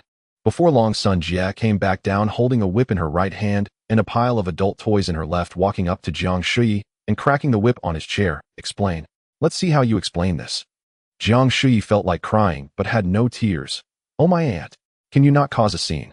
This yacht isn't even mine. How could those things possibly belong to me? What do you want me to explain?" "Not yours. Then how do you know what's up there? Why didn't you let me go up? Are you guilty of stealing?" Sun Jie still didn't believe her. Jiang Shuyi was too lazy to argue. "Can you please take the patient seriously? Stop wasting time. I can't treat this patient either. Please change to another department." Sun Jie said, throwing down the toy in her left hand, shaking the whip in her right, and walked back upstairs. Jiang Shuyi shouted, "Don't go up there. There are birds' nests." Sun Jie didn't respond and continued her ascent. Before long, Sun Jie returned cursing with several blobs of bird droppings on her. "Damn stupid birds pooping everywhere. It's disgusting." Jiang Shuyi couldn't help but laugh. "You went wandering into their nests and blamed them for treating you to their droppings. Who told you not to listen to my advice?" Sun Jie rolled her eyes and began rummaging through the first floor of the yacht. Not long after, she actually found several pieces of high-end women's clothing and excitedly began trying them on. Jiang Shuyi could only shake his head helplessly. At that moment, the comatose beauty suddenly made some sounds beneath her, a few soft noises. Jiang Shuyi had a tearful expression. "Old Sun Dr. Sun, please come quickly. She just soiled herself." "What?" Sun Jie looked troubled. "What do you want me to do? Do you want me to change her diaper? Do I look like someone who does that?" Jiang Shuyi earnestly put on a pious face. "My dear angel son, please show some mercy. You can't expect this big man to change her diaper." Reluctantly, Sun Jie walked over, pinching her nose, looking around as if unsure where to start.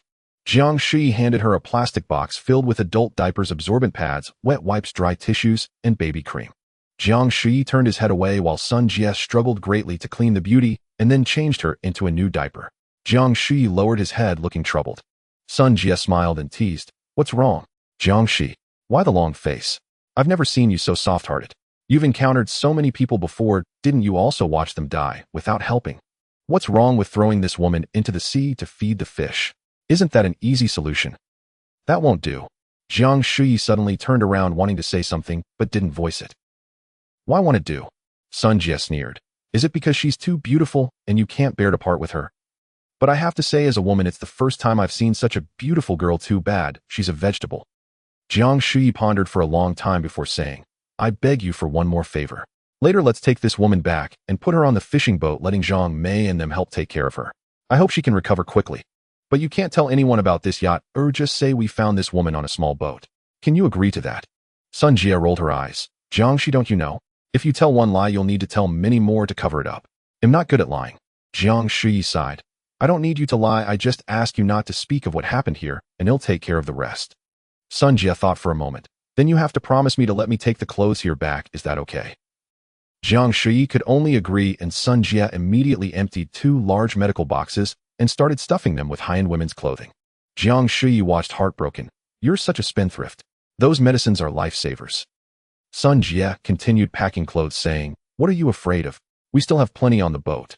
Jiang Shuyi had no choice but to find another box, carefully storing those medicines away, first moving them onto the speedboat, and then moving the plastic box with the comatose beauty onto the speedboat. Sun Jie was still packing clothes. Jiang Shuyi urged her several times before Sun Jie finally stopped, and before leaving, she took off her sportswear and changed into a set of high-end fashion. Sun Jie was utterly bewildered, unsure of who Zhang Mei was calling. The beautiful woman remained dazed, much like an infant just born. Jiang Shuyi quickly said, That's not Sister Xiaolin, let's go inside first, and he'll explain later. Zhang Mei felt incredulous. How can it not be Sister Xiaolin? She looks just like her. What happened to her? He'll tell you later, Jiang Shuyi replied, as they helped the beautiful woman into the cabin, laying her down on a bed. This bed was originally used by Teacher Ku, but now that Teacher Ku had moved to Arc No. 3, it was vacant. Zhang Mei followed and, still looking surprised, what happened to her? She looks just like Sister Xiaolin.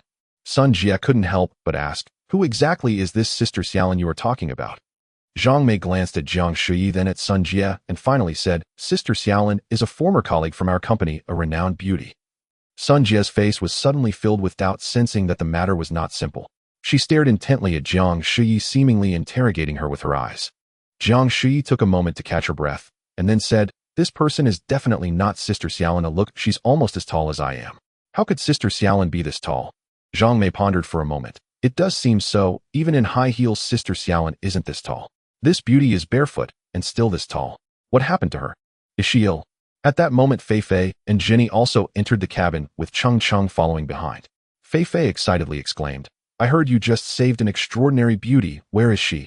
Sun Jie pointed to the bed, and the 3 girls hurried over to take a look. Fei Fei and Jenny couldn't help but exclaim, Wow, she's so beautiful. She is simply stunning. Cheng Cheng, however, was very surprised. Isn't this our company's Sister Xiaolin? How did she end up here? Fei Fei looked a bit confused. Who is Sister Xiaolin? Jiang Shuyi replied, Sister Xiaolin was our former colleague, but this woman is not Sister Xiaolin. Hey, she just looks remarkably similar. I found a broken ship yesterday, and she was the only one there. She couldn't move or speak, which is why I asked Dr. Sun to rescue her today. Jenny couldn't help but feel pity, instinctively covering her mouth. Oh my God. How could this happen? That's so sad. Fei Fei also said, Yes, such a beautiful woman. How could she be in such a dire situation? What illness does she have? Jiang Shuyi slowly said, Dr. Sun mentioned it could be a neurological disorder, and there is a chance for recovery. We might need your help to take care of her in the future. She can't even take care of herself right now. I hope it won't be too much trouble for you all. Fei Fei immediately replied, Of course I'm willing to take care of her. Jenny followed up, I am willing too. Cheng Cheng, however, noticed something was off. Dr. Sun, did you just change into a new outfit? Everyone then noticed that Sun Jie was dressed in fashionable women's clothing, quite different from the others. Sun Jie chuckled awkwardly and blinked. Oh, this outfit has been in my collection for a long time. Oh, I never had the heart to wear it. Today, meeting such a beautiful woman, I decided to wear it to match the occasion. Cheng Cheng asked again. I remember when you just set off you weren't wearing this outfit. Did you change outside? Sun Jie let out a few awkward laughs, twisting her waist, stroking her chin, and glancing at Jiang Shuyi, clearly struggling to come up with an explanation. Jiang Shuyi quickly said, By the way, Cheng Cheng, do we have any wet wipes or adult diapers on the ship? Although there is a box next to this beauty, I'm worried it won't be enough. Cheng Cheng thought for a moment. We have some wet wipes, but no diapers. Jiang Shuyi added, Alright, I'll go look for some. I hope you'll be more considerate in the future. Taking advantage of the moment, Sun Jie slipped out of the cabin, loading 2 boxes of new clothes onto a rubber dinghy and rowing over to Arc No. 1. Sun Jie felt like a thief trying to sneak back to her cabin. At that moment, everyone was busy, and she suddenly spotted the new tall girl, momentarily stunned, as if recalling something. Just then, Jiang Shuyi returned to Arc No. 1 and saw Sun Jie standing there in a daze and walked over to scold her. "What are you doing, you squanderer? Are you on a runway? Why aren't you hurrying to change your clothes?" Sun Jie finally snapped back to reality, hurriedly taking a couple of steps, but then stopping to look back at Jiang Shuyi. "Old Jiang, I've noticed something very strange. Do you remember when you asked me to give the newcomers a physical exam? I noticed that the tall girl had a mole on the inner side of her thigh, which was small, but very conspicuous. What kind of pervert are you? You don't check such private areas during a physical exam." Jiang Shuyi scolded softly. Sun Jie shook her head. "Just listen to me. When I changed the diaper for that comatose beauty today, I saw she also has a mole on the inner side of her thigh. It's exactly the same. Even the position is the same. Isn't that strange? What's so strange about it?" Jiang Shuyi appeared somewhat impatient. "Maybe tall beauties just have that. Don't make a big deal out of it." Sun Jie pouted and turned to leave, but Jiang Shuyi quietly said, "You better hide those clothes well and don't change often. Otherwise, be careful I strip you and throw you into the water." "Mph, old lecher. You finally spoke your mind. You just want to strip me, right? Go away." Jiang Shuyi was genuinely annoyed this time. She turned back to see the tall girl and couldn't help but shake her head and sigh, her face filled with regret. At that moment, Ching also returned to Arc No. 1 and quietly asked Jiang Shuyi, "Honestly, is that beauty really Sister Xiaolin? How could there be someone in the world who looks so much like her?" Jiang Shuyi turned back, puzzled too, but she is definitely not Sister Xiaolin. Sister Xiaolin is at most as tall as you, while this beauty is almost taller than I am, unless Sister Xiaolin has grown taller. Why don't you contact Sister Xiaolin? Don't you have her number?" Cheng shook her head. "I haven't been able to reach her for a long time. Among the people from our company, only the 3 of us might still be alive." Jiang Shuyi unloaded quite a lot of food from the speedboat. "I hope you can help, but we need to feed that beauty a few times a day." Cheng nodded. "By the way, what is her name?" "She must have a name. Let's call her Linlin." After Jiang Shuyi finished speaking, she boarded the speedboat, returned to the super battleship, flopped onto the big bed, hugged her head with her arms rolled around for a while, and finally shouted, "Jiang Shuyi, oh Jiang Shuyi. What have you done? What will happen to Linlin in the future? Why did you create her?" In the early hours of the previous day, Jiang Shuyi woke up feeling listless and came up with a bold idea. He wanted to create a person, a living being, a super beauty. Thus Linlin was born. Jiang Shuyi had previously scanned the upper body of the first beauty, Sister Xiaolin.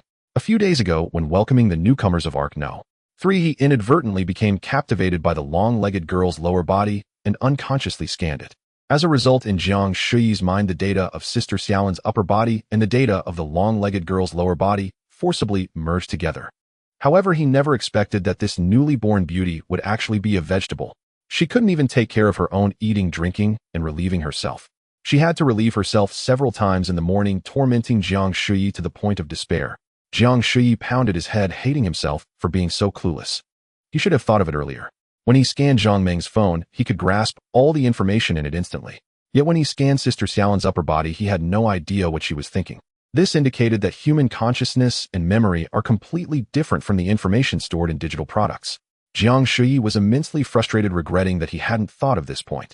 If he had printed a lamb or a crab, it wouldn't matter. Who cares if they have souls? They're just food. However, when he printed this living being, a 30-year-old upper body combined with a 20-year-old lower body, yet with the intelligence of a newborn, what was he to do? Could she be considered a true human? If not, then what was she?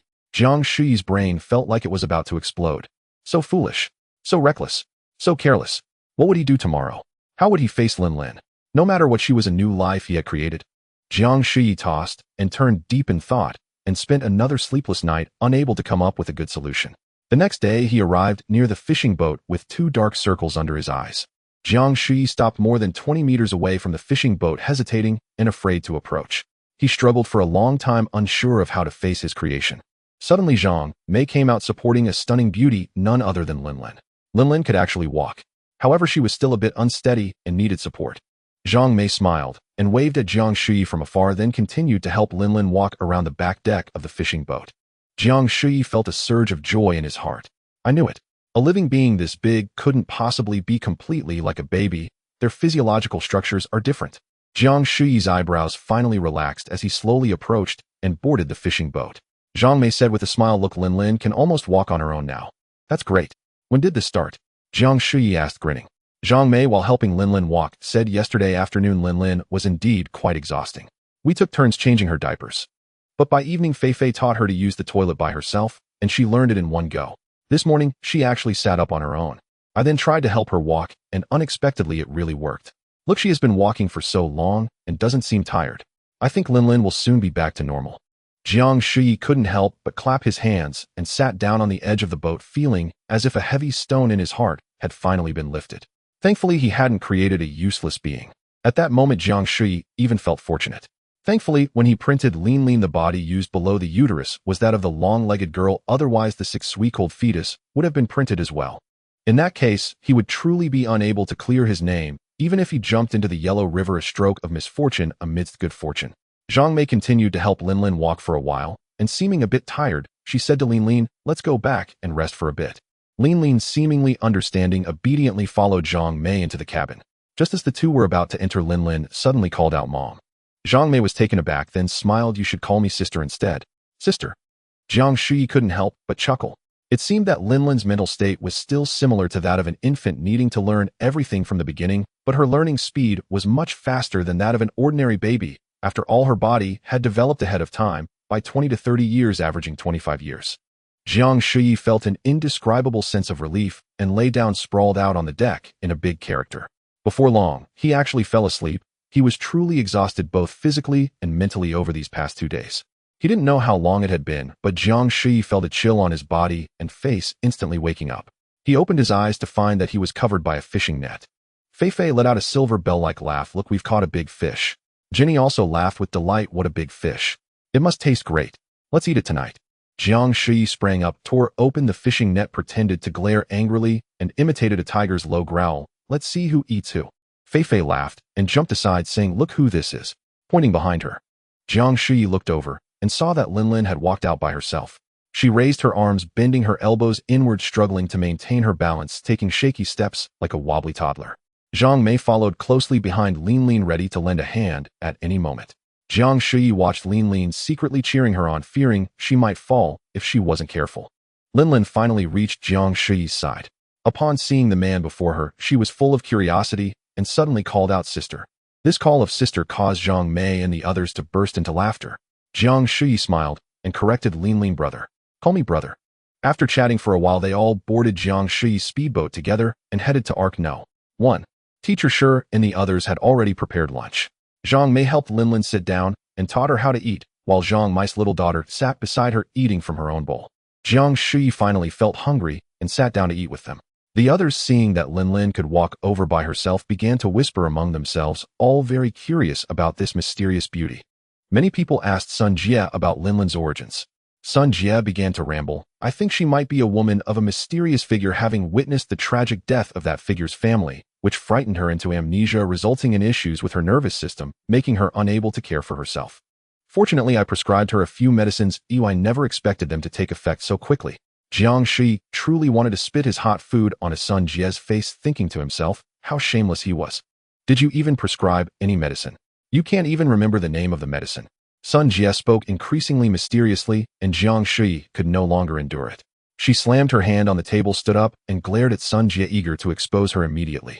Seeing the situation turning unfavorable, Sun Jie also glared at Jiang Shuyi, raised her right hand, and shook it a few times, mimicking a whip-cracking motion. The implication was clear. "What do you want? If you dare to expose me, I'll reveal the yacht incident." Jiang Shuyi suppressed her anger and sat back down. Sun Jie immediately revealed a triumphant smile, while Yang Shaojing next to her felt very confused and couldn't help but ask Dr. Sun, "What kind of spell is this? How did you scare Jiang Sir like that with just a flick of your hand?" Sun Jie replied proudly, "You can't be gentle with stubborn people, you have to be ruthless." Everyone nearby couldn't help but laugh. Jiang Shuyi stood up and cursed Ba, then angrily left. Jiang Shuyi couldn't help but feel relieved, thankful that she hadn't brought Sun Jie onto the super battleship yesterday. When he ultimately faced the newly born Linlin and couldn't cope, he thought long and hard before deciding to take Linlin to Wang Shikong's yacht first before seeking Sun Jie's help. If he had impulsively let Sun Jie know about the existence of the super battleship at that time, he might have had to resort to killing to keep her silent. After everyone finished eating, they went about their own business, leaving only a few to clean the dishes. Linlin wandered around on Arc 1, finding everything fresh and exciting. She wore a tracksuit on top and a skirt made from a large bath towel on the bottom, revealing her fair long legs. Though her outfit was odd, it added an inexplicable charm. Others who saw Lin were also filled with curiosity, unable to help but stare. No matter whom she encountered, Lin would call them sister, eliciting waves of laughter from everyone. A tall beauty, nearly 175 meters, walked like a toddler, just learning to walk, making her quite amusing. Jiang Mei followed her closely, fearful that she might accidentally fall into the water. After wandering around Arc 1 for a while, Lin surprisingly stepped onto Arc 3. Jiang Mei immediately picked up her daughter and handed her to Chung before chasing after Lin. On Arc 3, there was a newcomer who was chopping wood. Upon seeing the mysterious beauty stumbling toward him, he stood up and stared at Lin. This boy wasn't tall and had an average appearance. Lin seemed very curious about him as well and stopped to stare back. The boy was overjoyed and waved, saying, "Hello, gorgeous." Lin tilted her head to the left and then to the right, seemingly not understanding his words. Suddenly, the boy stretched out his arm, intending to embrace Lin. Jiang Mei came up, glaring angrily. "What do you think you're doing?" The boy, seeing Jiang Mei's fierce expression, quickly retracted his arm. "Nothing, I thought she was going to fall." Jiang Mei pulled Lin's hand and walked back, giving the boy another glare before leaving. He was so frightened that his hair stood on end, almost wetting his pants. Jiang Shuyi secretly laughed, thinking, "You really don't know how high the sky is and how deep the earth is. Today you are lucky, but if it were another occasion, you would have already been bloodied on the spot." He truly had no idea how many people Jiang Mei had personally killed while struggling for survival. A woman who should have been charming had now turned into a cold-blooded killer. The intensity of love in her heart could give rise to an equally intense hatred. The murderous aura and affection emanating from Jiang Mei were perfectly harmonious, truly a miracle created by the creator.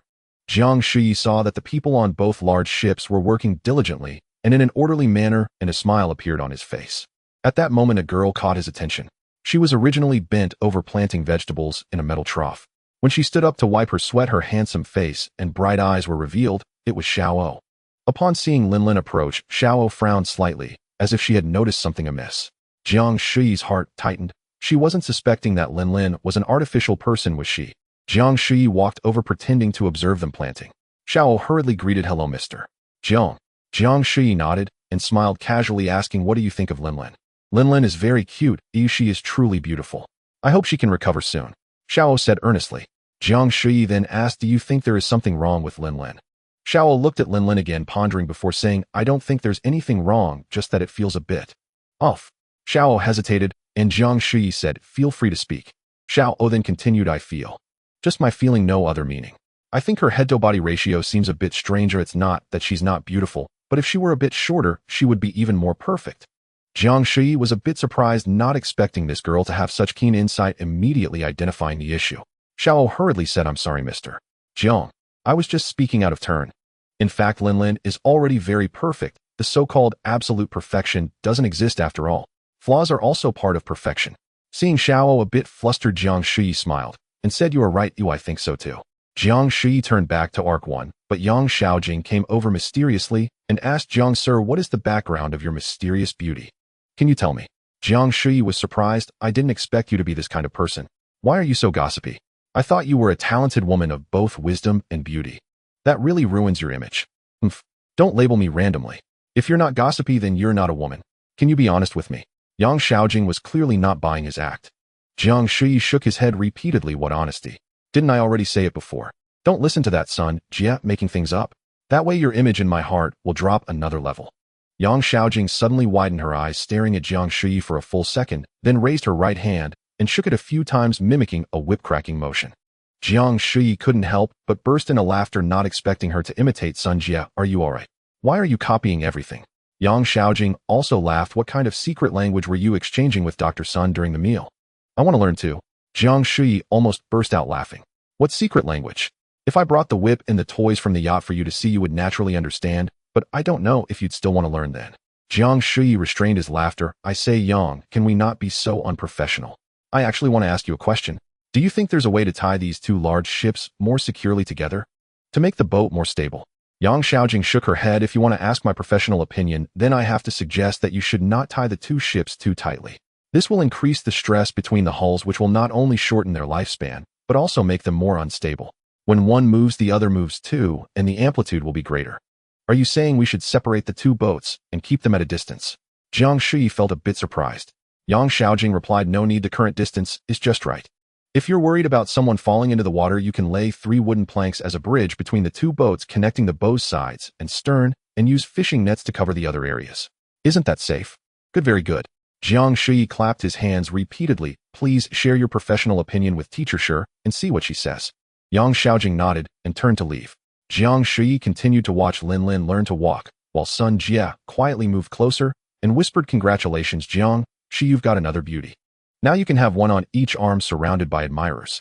Jiang Shuyi turned to look at Sun Jie, his face filled with disdain. Stop talking nonsense, will you? Do you really lack even a shred of basic compassion? Compassion? Don't tell me you saved her out of compassion, or I wouldn't believe you. Sun Jie scoffed. Jiang Shuyi didn't want to argue with him, turning to walk into the cabin. The thought of Linlin's fair legs and the scene of her skin submerged in filth made him want to throw up. Where would there be any desire left? It was like a most vivid lesson in abstinence. Oh my God. This really is a single misstep leading to eternal regret, ruining one's lower body happiness. Jiang Shuyi arrived at the control room on the 2nd level of the cabin, where Xiao Wei was keeping watch for Xiao Kuan, and the two began to chat. Jiang Shuyi asked, what do you think we still lack at this point? Xiao Wei thought for a moment and replied, our basic survival conditions are decent, but to ensure safety and continued development, to be frank, I think we lack a lot of things. Doctors, engineers, skilled workers, we can't rely on fishing and farming forever. Ultimately, I think what we lack the most are people, various technical talents. Jiang Shuyi nodded. I plan to find another large ship and then go to Shishan to rescue some people to bring aboard. Oh, would you like to come with me? Of course, no problem, Jiang. Xiao Wei readily agreed. I meant to ask you to be the supervisor for the new ship, like Teacher Shi and Teacher Ko. Xiao Wei paused for half a second. Jiang, you know I used to work in human resources management. If it's about recruiting, assessing, or training, I'm fine, but honestly, I don't have any experience in direct management. Jiang Shuyi smiled. Someone in human resources management doesn't understand management. Isn't that a joke? I just want to know if you're willing. If you are, then you'll be the supervisor for the new ship. Xiao Wei lowered his head and thought for a moment, then firmly said, all right, I agree. Haha, great. We'll set off together tomorrow morning. After leaving the control room, Jiang Shuyi went to the fishing boat alone. At that moment, the fishing boat was very quiet. He went up to the 2nd level, lay on a folding bed, and gazed at the blue sky and white clouds, feeling very comfortable. Suddenly, with a bang, the support of the folding bed collapsed, and Jiang Shuyi fell to the deck along with the bed. He didn't feel much pain, so he just lay there, and before long he fell asleep again. He really needed to make up for some sleep. After an unknown amount of time, Jiang Shuyi suddenly felt warmth on both sides of his face. He woke up in an instant, and upon opening his eyes, he found 2 girls pressed against his face. It was Jenny and Fei Fei. What? Here again? Both of them at the same time. Jiang Shuyi panicked. You guys, what do you want? The 2 girls jumped up laughing, and Jenny called out, lazyhead. Get up. It's time for dinner. It turned out that after waking up, it was already dark. It was indeed a bit embarrassing. Jiang Shuyi got up and saw that both girls had flushed faces, looking very charming. He instantly felt that the happiness in his lower body seemed to have returned. What's for dinner? Jiang Shuyi asked. Fei Fei pouted. Isn't it just fish soup noodles? Just thinking about it makes me full, and there aren't even any vegetable leaves. Sigh. When will our little vegetable seedlings grow up? Suddenly, Jiang Shuyi had a bold idea. Do you want to come with me? Fei Fei looked a bit confused. Where to? Jenny smiled and said, darling, don't you know? What don't I know? Fei Fei was even more confused. Jenny looked at Jiang Shuyi, who nodded. Fei Fei then said, our Jiang has a secret shelter. It's very big and has a lot of things, like an underground mall. Really? Where is it? Is it on the mountain? Fei Fei exclaimed in surprise. I can't really say exactly where it is. Jenny glanced at Jiang Shuyi, and he smiled. If you want to go, I can take you there right now. How about it? That's great. Let's set off right away. Fei Fei was practically bursting with excitement. Jiang Shuyi initially wanted to greet Teacher Ku, but didn't know how to say it, so he decided to skip it. The 3 of them boarded the speedboat and sped away like the wind. When they arrived above the super battleship, Jiang Shuyi remotely commanded the elevator in the command island to rise to the surface, directly lifting the speedboat, and then slowly lowered it down. Both girls were deeply shocked, letting out exclamations. When the 3 of them arrived at the living area, Fei Fei was ecstatic at the sight before her, as if she had returned to the era of urban civilization before the flood. Jenny led Fei Fei to browse the mall, and finally the super battleship was filled with life. The 2 girls wandered through the mall, chatting and enjoying themselves, instantly bringing vitality to the super battleship. Jiang Shuyi set up a dining table in the middle of the mall and quickly printed out a sumptuous dinner, including traditional Chinese soup and Western desserts and salads, with steak and macaroni as the main course. After Fei Fei and Jenny had strolled around, they returned to the center of the mall and were stunned to see the table of dinner. Brother Jiang, you can actually cook. How did you do it so quickly? Jiang Shuyi chuckled awkwardly. Haha, Actually, these are all pre-prepared dishes that have been stored in the food cabinet. I just took them out to heat them up. The three sat down to eat, and Jiang Shuyi opened a bottle of white wine. The two girls raised their glasses immediately, putting on serious faces pretending to be British aristocrats from the TV, but after a few words they couldn't help but laugh. While eating, Fei looked around and noticed a huge bed next to the dining room measuring 6 meters long and 5 meters wide. She was instantly confused again. Brother Jiang, why is there a ring here?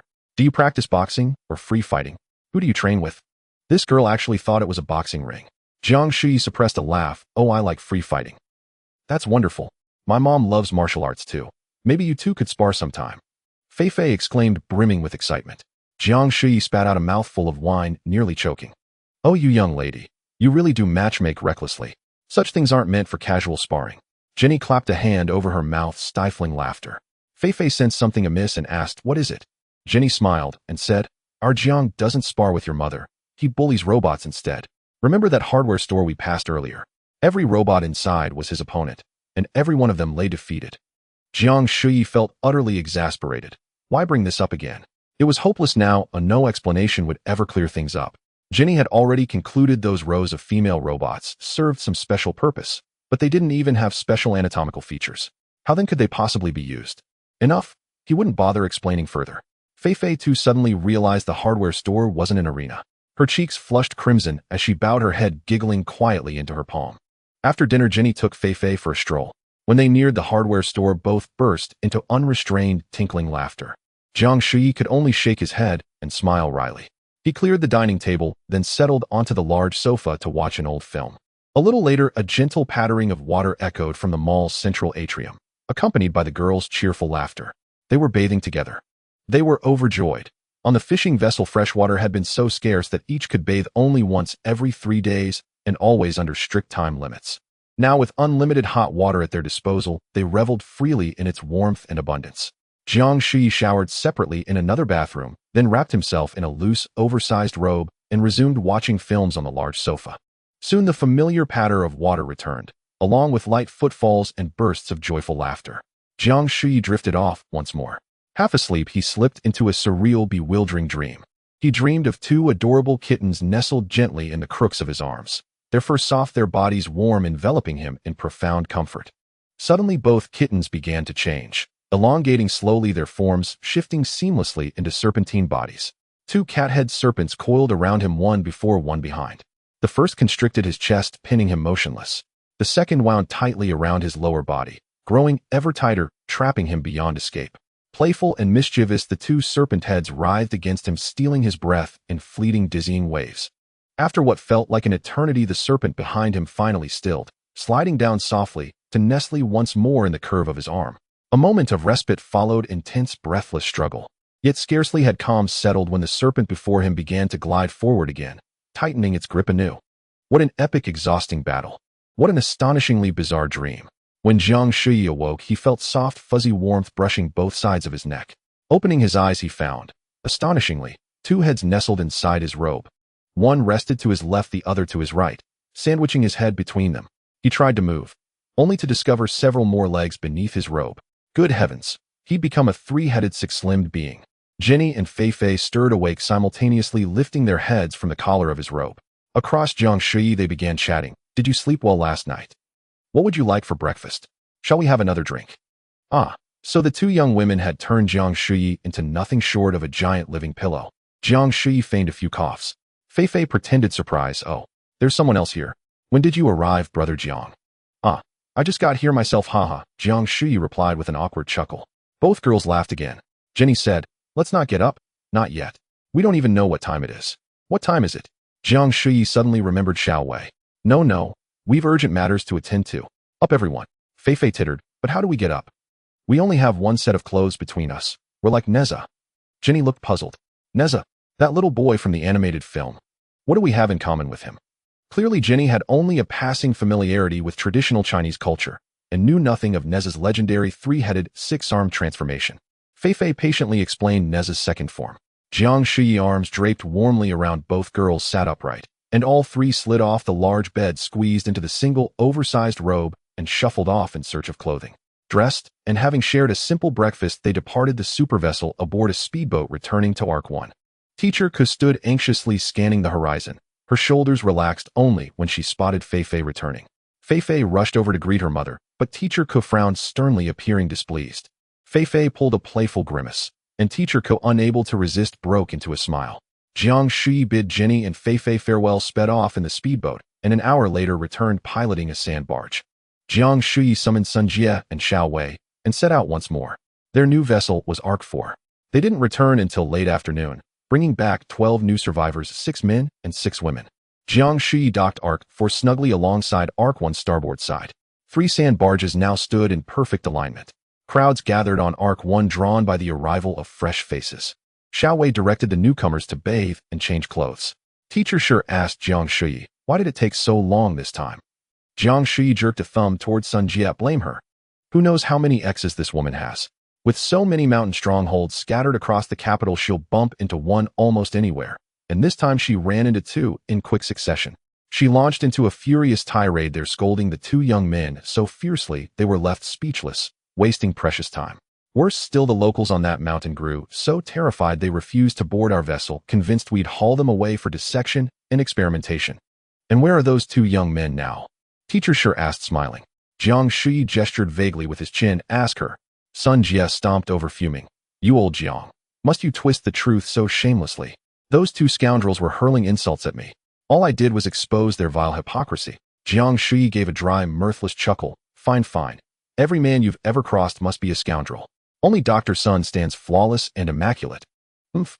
Sun Jie opened her mouth to retort, but Teacher Shi gently grasped her hand. "Dr. Sun, you've worked hard. Go rest inside, please." Only then did Sun Jie retreat into the cabin. Jiang Shuyi stayed behind for a brief conversation with Teacher Shi, offering a concise introduction to the newcomers. In truth, the main reason for the delay was Xiao Wei's meticulousness. After Sun Jie selected a group of healthy candidates, Xiao Wei conducted 2 rounds of video interviews, eliminating the vast majority, before finally narrowing the field to these 12 qualified newcomers. Though Xiao Wei's rigorous selection process consumed considerable time, it yielded an unexpected reward. Shindi was a mechanical expert around 30 years old, of medium build, with yellowing hair and small eyes behind a thick pair of glasses. When he smiled, his eyes turned into 2 tiny dots. Shindi was undoubtedly the greatest asset aboard Arc No. 4. Though his appearance was ordinary, his theoretical and practical experience in mechanics was exceptional. After being introduced by Xiao Wei, Yang Xiaojing quickly became familiar with Shindi. Although they were not from the same field, one studied engineering and the other mechanics, it did not hinder their communication. Once they started talking, they found many common topics. Yang Xiaojing took Shindi on a tour of Arc No. 1 and Arc No. 3, providing him with detailed introductions to each functional module. That evening, Shindi made a suggestion. He noticed that there were many solar panels on Arc No. 1, which Jiang Shuyi had originally given to Cheng, and the others for charging mobile phones, but were now seldom used. This was because using solar energy for cooking was insufficient in both power and capacity, and for lighting they could only use it for a short time each night, leading to most solar panels being idle. Shindi proposed an idea to connect the solar panels to a desalination device. With a simple converter, it could be used for heating. Although this amount of electricity was not enough to boil water, distilling seawater did not necessarily require boiling. As long as it was heated, it would accelerate evaporation, allowing for the collection of distilled water. This method would save a significant amount of fuel and manpower. Teacher Shi conveyed Shundi's suggestion to Jiang Shuyi, asking for his opinion. Jiang Shuyi said, "You can let him try boldly. After all, there is no danger." Teacher Shi nodded, and Jiang Shuyi added, "Teacher Shi, in the future for similar issues you can decide on your own without needing to consult me." That night, Jiang Shuyi stayed on the second deck of the fishing boat, opting not to sleep on the rickety bed. He simply laid out an air mattress on the deck and lay down to gaze at the stars. As expected, he dreamt of the cat-head snake again that night. The next day, Shindi began his experiments aboard Arc No. 1. Xiao Wei and Xiao Kuan took other newcomers to dig soil, gather leaves, and firewood, returning only in the evening. After a busy day, Shindi's new device finally succeeded. 2 solar panels powered a boiler. While the distillation of seawater was slightly slower, it was indeed feasible. When Shindi poured the first bucket of fresh water into the tank, everyone on the ship erupted in enthusiastic applause and cheers. In Jiang Shuyi's heart, a belief grew stronger: professional talents and skilled workers must be prioritized in future recruitment. That evening, Teacher Shi organized another night banquet at the bow of the ship, a grand celebration among the 3 vessels. Today was indeed a day of triple joy as they welcomed newcomers, successfully developed a new fully automatic desalination device, and the coach was nearly recovered. It was yet another seafood feast where no one left sober. Jiang Shuyi was too lazy to return to the super battleship and directly set up a tent on the second deck of the fishing boat to enjoy the warm evening breeze. When dawn broke, he sought Teacher Shi to discuss plans to rescue more newcomers needing a new ship and a new supervisor asking Teacher Shi to recommend a suitable candidate. After some thought, Teacher Shi surprisingly recommended Xian. Jiang Shuyi was somewhat surprised. Xian. Can she handle it? She's been so low-key and hasn't shown any outstanding performance. Is she capable? Teacher Shi shook his right index finger. It's not quite like that. Although this young girl is usually very low-key, she has great ideas, is smart in her work, and is very good at getting along with people. Everyone likes her. Jiang Shuyi nodded and went to discuss with Xian. Xian was at the stern cutting the dried fish into small pieces for storage. Upon seeing Jiang Shuyi, she simply smiled politely. Jiang Shuyi said, Xian, sorry to interrupt you for a moment. Can I talk to you about something? Xian quickly replied, Mr. Jiang, go ahead. Jiang Shuyi shook his head repeatedly. Please don't call me Mr. Jiang, but sounds really awkward. Just call me by my name like before. Xian slightly lowered her head. That doesn't seem appropriate. Things are different now. Indeed, they had changed. Before the flood, Jiang Shuyi felt that there was too much disparity in their economic status and didn't want to ingratiate himself with her parents, hence he was reluctant to pursue a relationship. Now, however, their statuses had completely reversed, and Jiang Shuyi could fully understand Xian's mindset. Stepping back was often the last choice for the humble to maintain their dignity. However, Jiang Shuyi did not want to become the person he once despised. He hoped Xian could still interact with him on equal terms. Thus he said, what's different? Are we no longer friends? To me, you are still the same as before. How do you see me? Xian raised her face, a hint of grievance passing over it before. Did you think we were equal back then? Though you never said it to me, I know, I truly know. Tears had already begun to flow from the corners of Xian's eyes. I never looked down upon you because of your economic situation, but you looked down on my family, my parents. Jiang Shuyi also felt wronged, but didn't you mention something back then? Don't you remember? Did you think I could afford a house in the imperial capital back then? Xian finally couldn't hold back her tears, which fell like rain. I did mention that, but what about later? Did I bring it up a second time? Why did you stop responding to me afterward? Were you afraid of something? What was he afraid of? Xian's words struck at the core of Jiang Shuyi's heart. Indeed, he was afraid. He was afraid to see Xian again, afraid she would say, I no longer need you to buy me a house. Let's be together. Jiang Shuyi initially thought his actions were clever, quietly withdrawing when Xian expressed a desire for him to buy a house, believing this would preserve her last shred of dignity, making her think he left due to financial constraints. However, in the end, Xian saw through everything. Eventually, she reached out to him several times, but he did not keep the appointments. After that, she stopped trying, for she already knew Jiang Shuyi had no place for her in his heart.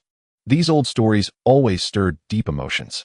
Jiang Shuyi did not wish to continue discussing them, but at least one thing was clear: Xian could indeed become a competent manager, as she was perceptive to people's hearts. After a moment of silence, Jiang Shuyi finally said, Xian, let's not bring up the past. Now I just want to ask you one question. We need to recruit another group of newcomers. Are you willing to be their supervisor? Xian felt a bit surprised, staring blankly for half a second before saying, Supervisor? You want me to be the supervisor? I'm afraid I won't be able to handle it. You should arrange someone else. Jiang Shuyi firmly said, You can do it. We all have faith in you. Xian shook her head. You know, I used to work in the data center of the headquarters, which is a specialized role. I know nothing about management. Moreover, you don't need to make special arrangements for me. I'm doing just fine as it is. Xian mistakenly thought Jiang Shuyi was making special arrangements for her out of consideration. Jiang Shuyi felt a bit helpless. Xian, to be honest, it's not that I want you to be the supervisor, but Teacher Shi highly recommended you. She has great confidence in you. Xian was stunned again. After hesitating for a few seconds, she still shook her head. Teacher Shi trusts me so much, but I really don't think I can do it. Please find someone else, I'll explain to Teacher Shi. With the conversation reaching this point, Jiang Shuyi could no longer insist, and could only smile and nod before leaving. Who would be suitable to be the supervisor of the new ship? Newcomers definitely wouldn't work. Jiang Shuyi barely knew them, let alone trust them. Among the initial 12 people who boarded the ship, excluding Teacher Shi, and Xiao Wei Sunjie and Xiao Kun, were also unsuitable, as they each had their own specific tasks. The coach's health had not fully recovered, so he couldn't be considered for the role. Cheng Cheng was responsible for the overall management of all materials on the ship, and she was already extremely busy, making it difficult for her to take on another role. Xian was unwilling to take the position, leaving only Yang Xiaojing, Nana Xiao Gu, and Zhang Meng as candidates. Xiaogu was too young and might struggle to command respect. Zhang Ming was often depressed and gloomy, resembling a fragile figure. It was hard to imagine her as a manager. That left only 3 people to choose from. Yang Xiaojing seemed more like an engineer while Yang Xin was a programmer. With more people in the future, they would need to utilize their specialized skills, making them unsuitable for management. After much thought, it turned out that only Nana was left. Oh my, what a twist of fate. How could she be informed? Last time, when Jiang Shuyi scolded Nana, she had nearly drowned someone. Although the conflict was later resolved, it was impossible for Nana not to harbor resentment. How could someone as proud and self-important as her easily forgive and forget? Moreover, was she really suitable to be a manager? Jiang Shuyi fell into a dilemma, unable to make a decision. After lunch, he stood on the 2nd level of Arc No. 1, watching dozens of people below busily working, feeling suddenly tired. Being a manager is truly not easy. This is only dozens of people. What if there are hundreds, thousands, or even tens of thousands in the future? At that moment, Nana unexpectedly approached. Manager Jiang, may I disturb you for a moment? Jiang Shuyi came back to his senses. Oh, is there something? You speak. Nana stood respectfully, her hands clasped behind her. Manager Jiang, I heard you're planning to bring in some newcomers. Yes, that's correct. I heard you're selecting a supervisor for the new ship. Yes, indeed. Nana lowered her head slightly, thought for a moment, then looked up. Manager Jiang, I believe I can take on the role. Could you consider me? She was actually here to recommend herself. This put Jiang Shuyi in a difficult position. Setting aside his previous dislike for Nana, simply looking at her current demeanor, even facing Jiang Shuyi, she was so assertive. How could she manage newcomers without becoming a tyrannical queen? Let me think about it. Jiang Shuyi could only respond this way. After Nana left, he furrowed his brow. The recruitment of newcomers had to be put on hold for now. Jiang Shuyi suddenly remembered Arc No. 2. What had happened to those bizarre individuals? Were they all still alive? In the afternoon, Jiang Shuyi took a speedboat alone and found Arc No. 2. From a distance, the ship looked lifeless, like a ghost ship abandoned in the water. As Jiang Shuyi approached Arc No. 2, he saw that on such a large sand-transporting ship, only Yang Jide was moving about. What was going on? Had the others all died? Jiang Shuyi anchored the speedboat and saw Yang Jide squatting in front of a stove, struggling to start a fire. However, there were only some damp water plants underneath that wouldn't catch. Yang Jide saw Jiang Shuyi and hurriedly stood up, waving at him, but couldn't speak. Undoubtedly, his voice was hoarse again. Jiang Shuyi walked over and handed Yang Jide a bottle of water. He immediately drank half of it, then let out a long breath. After a few coughs, he finally spoke. Manager Jiang, you've finally returned. Why are you the only one here? Where are the others? Yang Jide's face was filled with worry as he pointed towards the cabin's direction. They can't stand up anymore. Jiang Shuyi looked over and saw 3 people lying outside the cabin. It was Denyo Shaoqi and Qin Hua, all lying motionless like dead dogs. Jiang Shuyi went into the next storage room and saw the highest-ranking Mr. Zhao Sun lying in a pool of dark blood. He had already begun to emit a foul smell of decay, indicating he had been dead for quite some time. Jiang Shuyi hurriedly covered his nose and exited, then went up to the 2nd level of the cabin, where he saw 3 women lying in one cabin, looking like white chickens scalded by hot water. Jiang Shuyi reached out to check one woman's breath, and it was barely there. Jiang Shuyi glanced at the remaining cabins, where the raucous Wei Chao was lying on the ground with 3 other women, all completely naked, resembling a morgue. Jiang Shuyi returned to the ship's edge and asked Yang Jide what on earth happened here. Yang Jide leaned against the iron railing weakly, saying, We've run out of food, and there's no firewood. He had only said a couple of sentences before stopping to catch his breath, as if it took a lot of effort. Jiang Shuyi pulled out a piece of chocolate and a piece of bread, handing them to Yang Jide, who immediately began to devour them. After finishing the bread and chocolate, he drank the rest of the half bottle of water and slowly regained some energy. After a while, he continued, Manager Jiang, a lot has happened while you were gone. First, Brother Sun went to seek revenge on Wei Chao. He secretly hid a plastic tube, sharpened one end, and one night tried to kill Wei Chao. However, possibly because he hadn't eaten for too long, he was too weak, and the plastic tube only grazed Wei Chao's skin. In the end, Wei Chao seized the tube and ended up injuring him badly. Truly, the raucous pig had thick skin. Yang Jide paused to catch his breath, then continued. Later, Brother Sun crawled back to the storage room and never came out again. What about the others? What happened? Yang Jide sighed deeply, alas. A few days ago, everyone finished the food, and we couldn't catch any fish, nor had soil to plant vegetables. Now we have no firewood left either. It is easy to imagine that these people who only sat and consumed eventually turned into mere bones. Jiang Shuyi did not know how many of them were still alive, nor did he want to check each one individually. So he returned to the speedboat, took out a loudspeaker and a large plastic bag, and went back to the bow of the boat. Jiang Shuyi turned on the loudspeaker and shouted, Everyone listen up, those who can move gather at the bow of the boat immediately. Yang Jide quickly moved to the bow, but the others did not come over. Could it be that they were all wiped out? Jiang Shuyi shouted a couple more times before Daniel and Shao Qi finally came to their senses and slowly crawled to the bow. Jiang Shuyi handed the plastic bag to Yang Jide, which was filled with bread and clean water, instructing him to distribute it to those who came. Before long, the tenacious Qin Hua also crawled to the bow. To his surprise, he was still alive, which left Jiang Shuyi somewhat disappointed. Jiang Shuyi shouted once more, and the raucous Wei Chao crawled out of the cabin completely naked.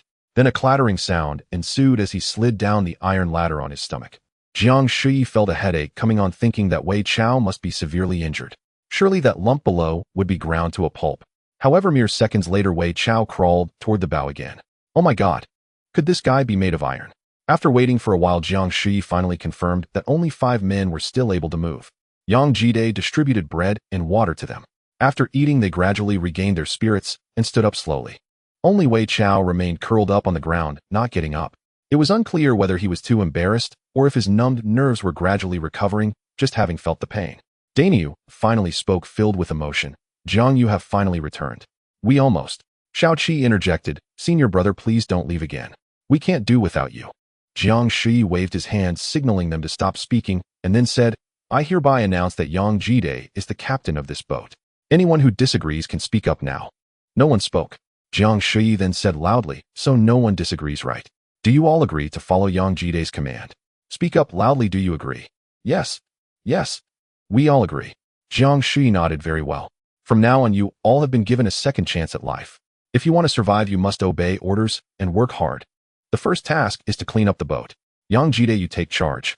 Yang Jide quickly nodded in agreement. Understood, Jiang. By the way, what should we do with those women upstairs? What else can we do? Just throw them overboard. Are we supposed to let them rot and attract maggots? All right, understood. Yang Jide said, leading the 4 of them to clean up. They first threw the body of the highest official into the water, then Yang Jide commanded Wei Chao to clean up the blood in the warehouse.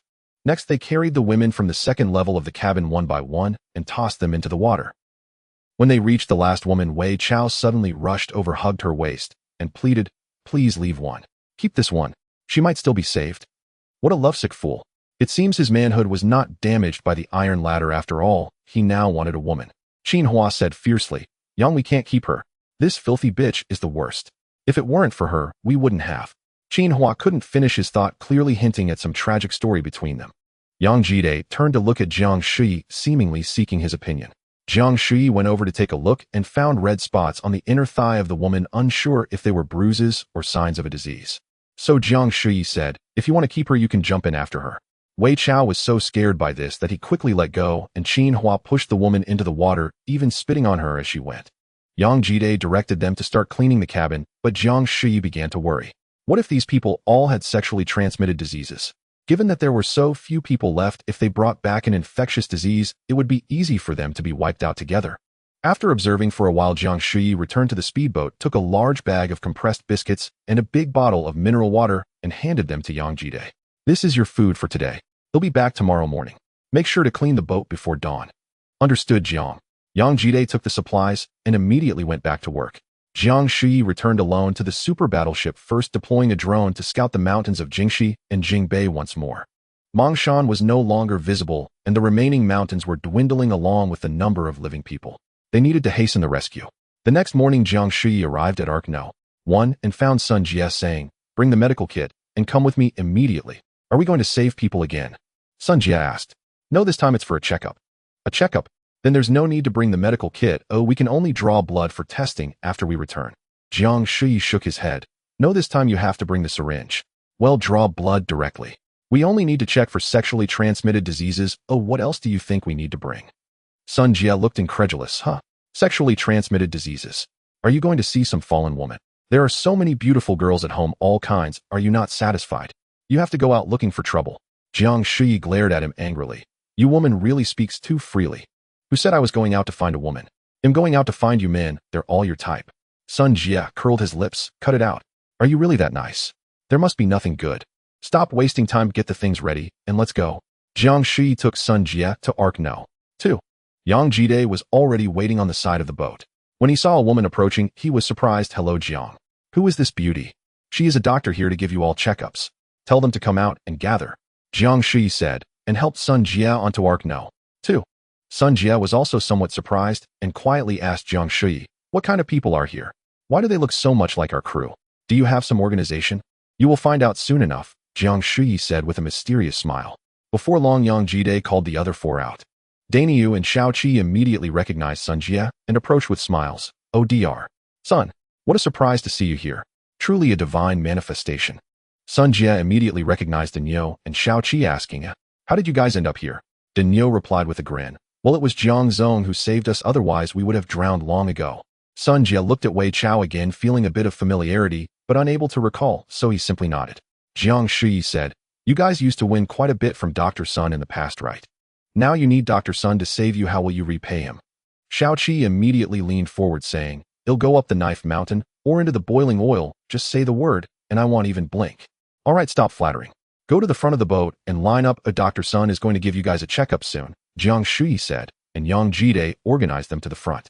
Sun Jia rarely held back, covering his mouth while laughing. He turned to Jiang Shuyi and asked softly, "Who is that one at the back who looks like a husky? How does he even know me?" Jiang Shuyi replied, "You know Daniyu and Shao Qi well, they are old partners. The one at the back who looks like a husky is called Wei Chao. He has played cards with us a few times. You might not remember her, but she definitely remembers you." "Really? I didn't expect to have such charm." Sun Jia felt a bit proud. "If that guy would want to jump on a sow. Get lost." Yang Jide and the others lined up, and Jiang Shuyi took out a stool. Sun Jia sat in front of a bucket as she took blood samples from them one by one. After all five had given blood, Jiang Shuyi asked, "How long will it take to get the results?" "At the earliest, it will be tomorrow morning." "Why is it so slow? Can it be faster?" Jiang Shuyi was clearly unwilling to wait too long. Sun Jia said, "If you want it faster, you can assign me to the lab and I can deliver the blood samples. I can get the results in 3 hours. Why is it so troublesome? Do you think it's a pregnancy test? Just dip the test strip and get results in a few minutes. You're lucky this time. I interned in the lab during my school days, otherwise, just wait."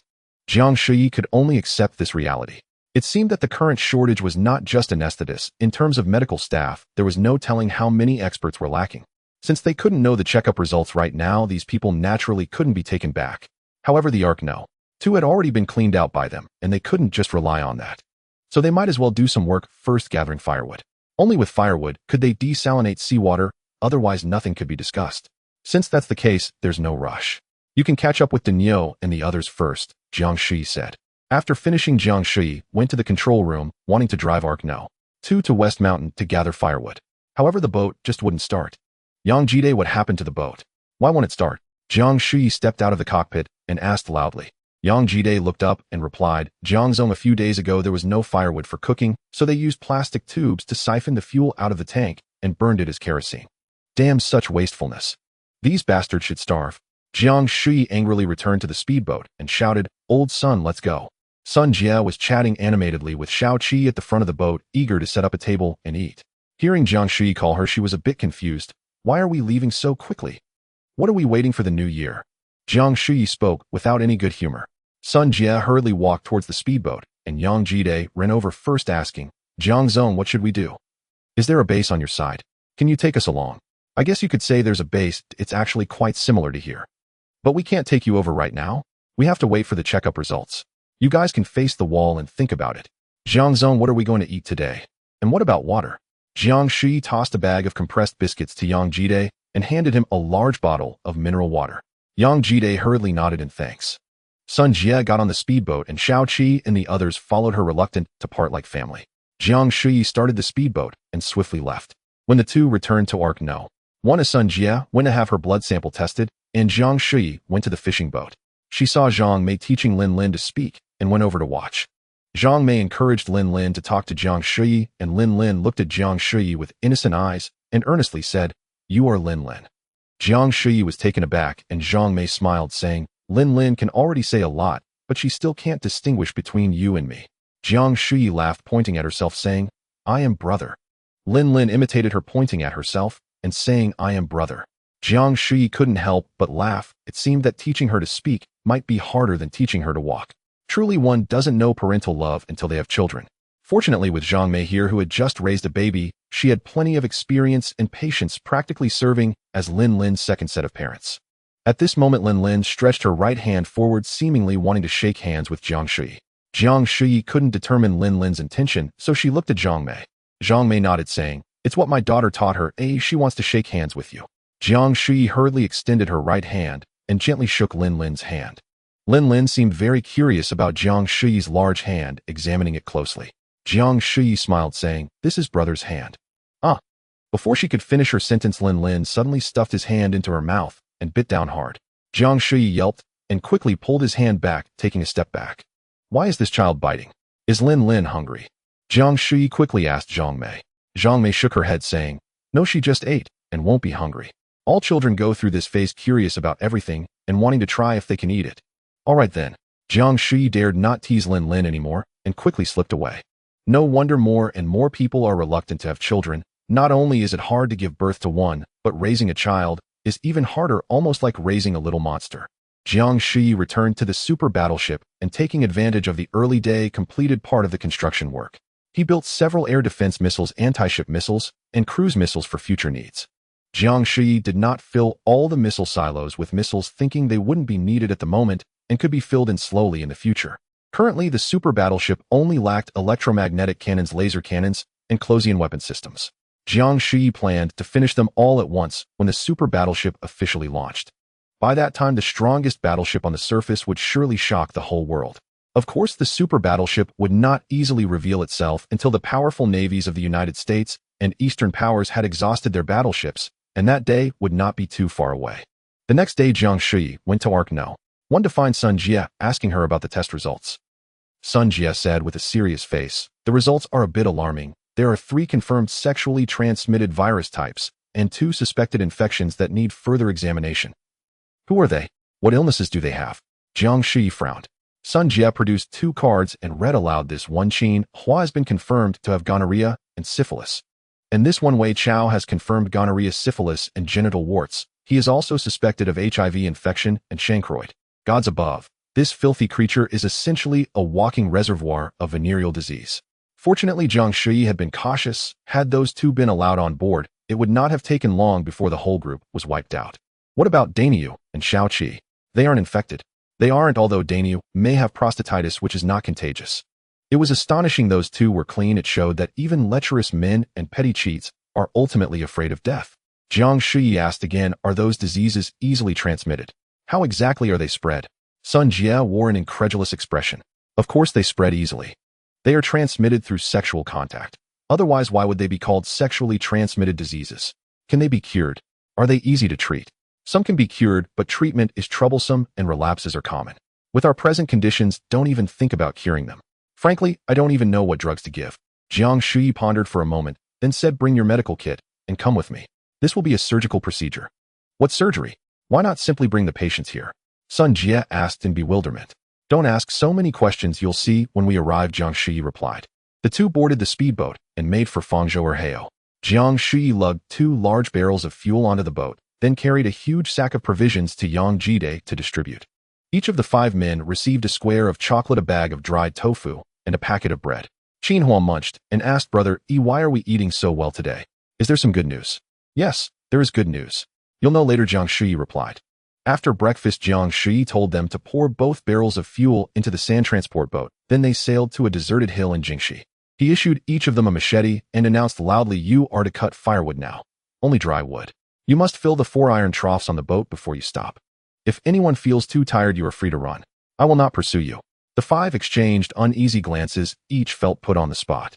Yang Jide shouted, "Here, Mr. Zhang's instructions. What are you waiting for? Up the hill and chop." He led the way and the others followed sluggishly. Sun Jie and Jiang Shuyi stood on the boat's 2nd deck, watching them work and feeling a little bored. "Jiang Shuyi, where are your patients? Weren't we supposed to perform surgery?" "Be patient. Soon enough," Jiang Shuyi said. By noon, the 5 had finally filled all 4 iron troughs with dry wood. Jiang Shuyi called them back, collected the machetes, and handed out lunch. In addition to the bread and dried tofu, each man received a packet of pork jerky. Though exhausted, the sight of meat sent them into raptures, and none of them could remember when they had last tasted it. After lunch, Jiang Shuyi gave Wei Chao and Qin Hua each a packet of juicy beef and a small bottle of white liquor. Dainyu and the others were surprised by the favoritism, but dared not ask. Wei Chao beamed and said, "Thank you, Mr. Jiang. Is there really good news today? Tell us." "Not yet. Finish your meal first." Wei Chao devoured the beef and drained the little bottle of liquor to the last drop. Xinhua finished his beef and had only half the bottle. Everyone looked expectantly at Jiang Shuyi, waiting for him to announce the good news. Jiang Shuyi called back Dr. Sun, please read yesterday's physical exam results. Sun Jie descended the ladder, took out the cards, and read Wei Chao's and Xinhua's test results aloud. Xinhua slumped to the ground, rendered speechless. Wei Chao stood dumbfounded, tears welling in his eyes as he begged Sun Jie, Dr. Sun, beautiful doctor, please save me. Please cure me. Sun Jie shook his head apologetically. I'm sorry, I'm not a urologist or a dermatologist. I don't know how to treat these diseases. Then what are we to do? Wei Chao crouched, clutching his head, feeling utterly abandoned and trapped. Jiang Shuyi spoke loudly. You have two choices now. First, leave immediately and go ashore. From then on, fend for yourselves. And the second choice? Xinhua asked at once. Both of them understood all too well that going ashore was effectively a death sentence. If not drowned, they would starve to death. The second, either the human stays and the male organ goes, or the opposite, one decisive cut. Remove that mass below, and we can continue to shelter you. At Jiang Shuyi's words, Wei Chao and Xinhua both cried out together, that's impossible. Jiang Shuyi grew impatient. Decide at once, thou'll only count to 3, 1. Wei Chao leaped up and pleaded, Mr. Jiang, please help us. Send us somewhere with a hospital. I'll be grateful forever. I'll work for you in the next life. Jiang Shuyi produced a pistol and racked the slide. Impossible. Decide now, get off the boat or be cut. 2. Wei Chao shrank back against the rail in terror. Daniel chuckled, forget it, old Wei. Better to live and have a chance later. Just cut it, it's not the end of the world. His tone was casual, which made Jiang Shuyi almost smile. Xiaoqi laughed too. Cut it then, old Wei. You've played enough. Those girls we left behind. I checked. Some were internet stars, some escorts. Any one of them charging for an outing would fetch tens of thousands, sometimes hundreds of thousands. Do the math. How many times have you used them these past days? Even if you count each time as 50,000, how much is that? Others may spend a lifetime and never touch a fraction of what you've spent. Xiaoqi's crude calculus and relentless prodding, though rough, carried a certain pragmatic logic, and it seemed to sway Wei Chao. Wei Chao clenched his teeth and, sobbing, said, fine. I'll cut. Jiang Shuyi glanced at Xinhua, who rose as well with a look of utter desolation. I'll cut too, Xinhua muttered. Jiang Shuyi smiled and turned to Sun Jie. Sun Jie was taken aback. What? You expect me to perform the cut? Are you joking? I'm a thoracic surgeon, not a butcher. I don't know how to do this. Jiang Shuyi smiled again. You too heard that, Dr. Sun refuses. Go beg her to do it. If she consents, fine. If not, Daniu and Xiaoqi will do the deed. Daniu clapped his hands approvingly. I have no problem with that. I know what to do. Although I've never done it on a man, I have seen others castrate pigs.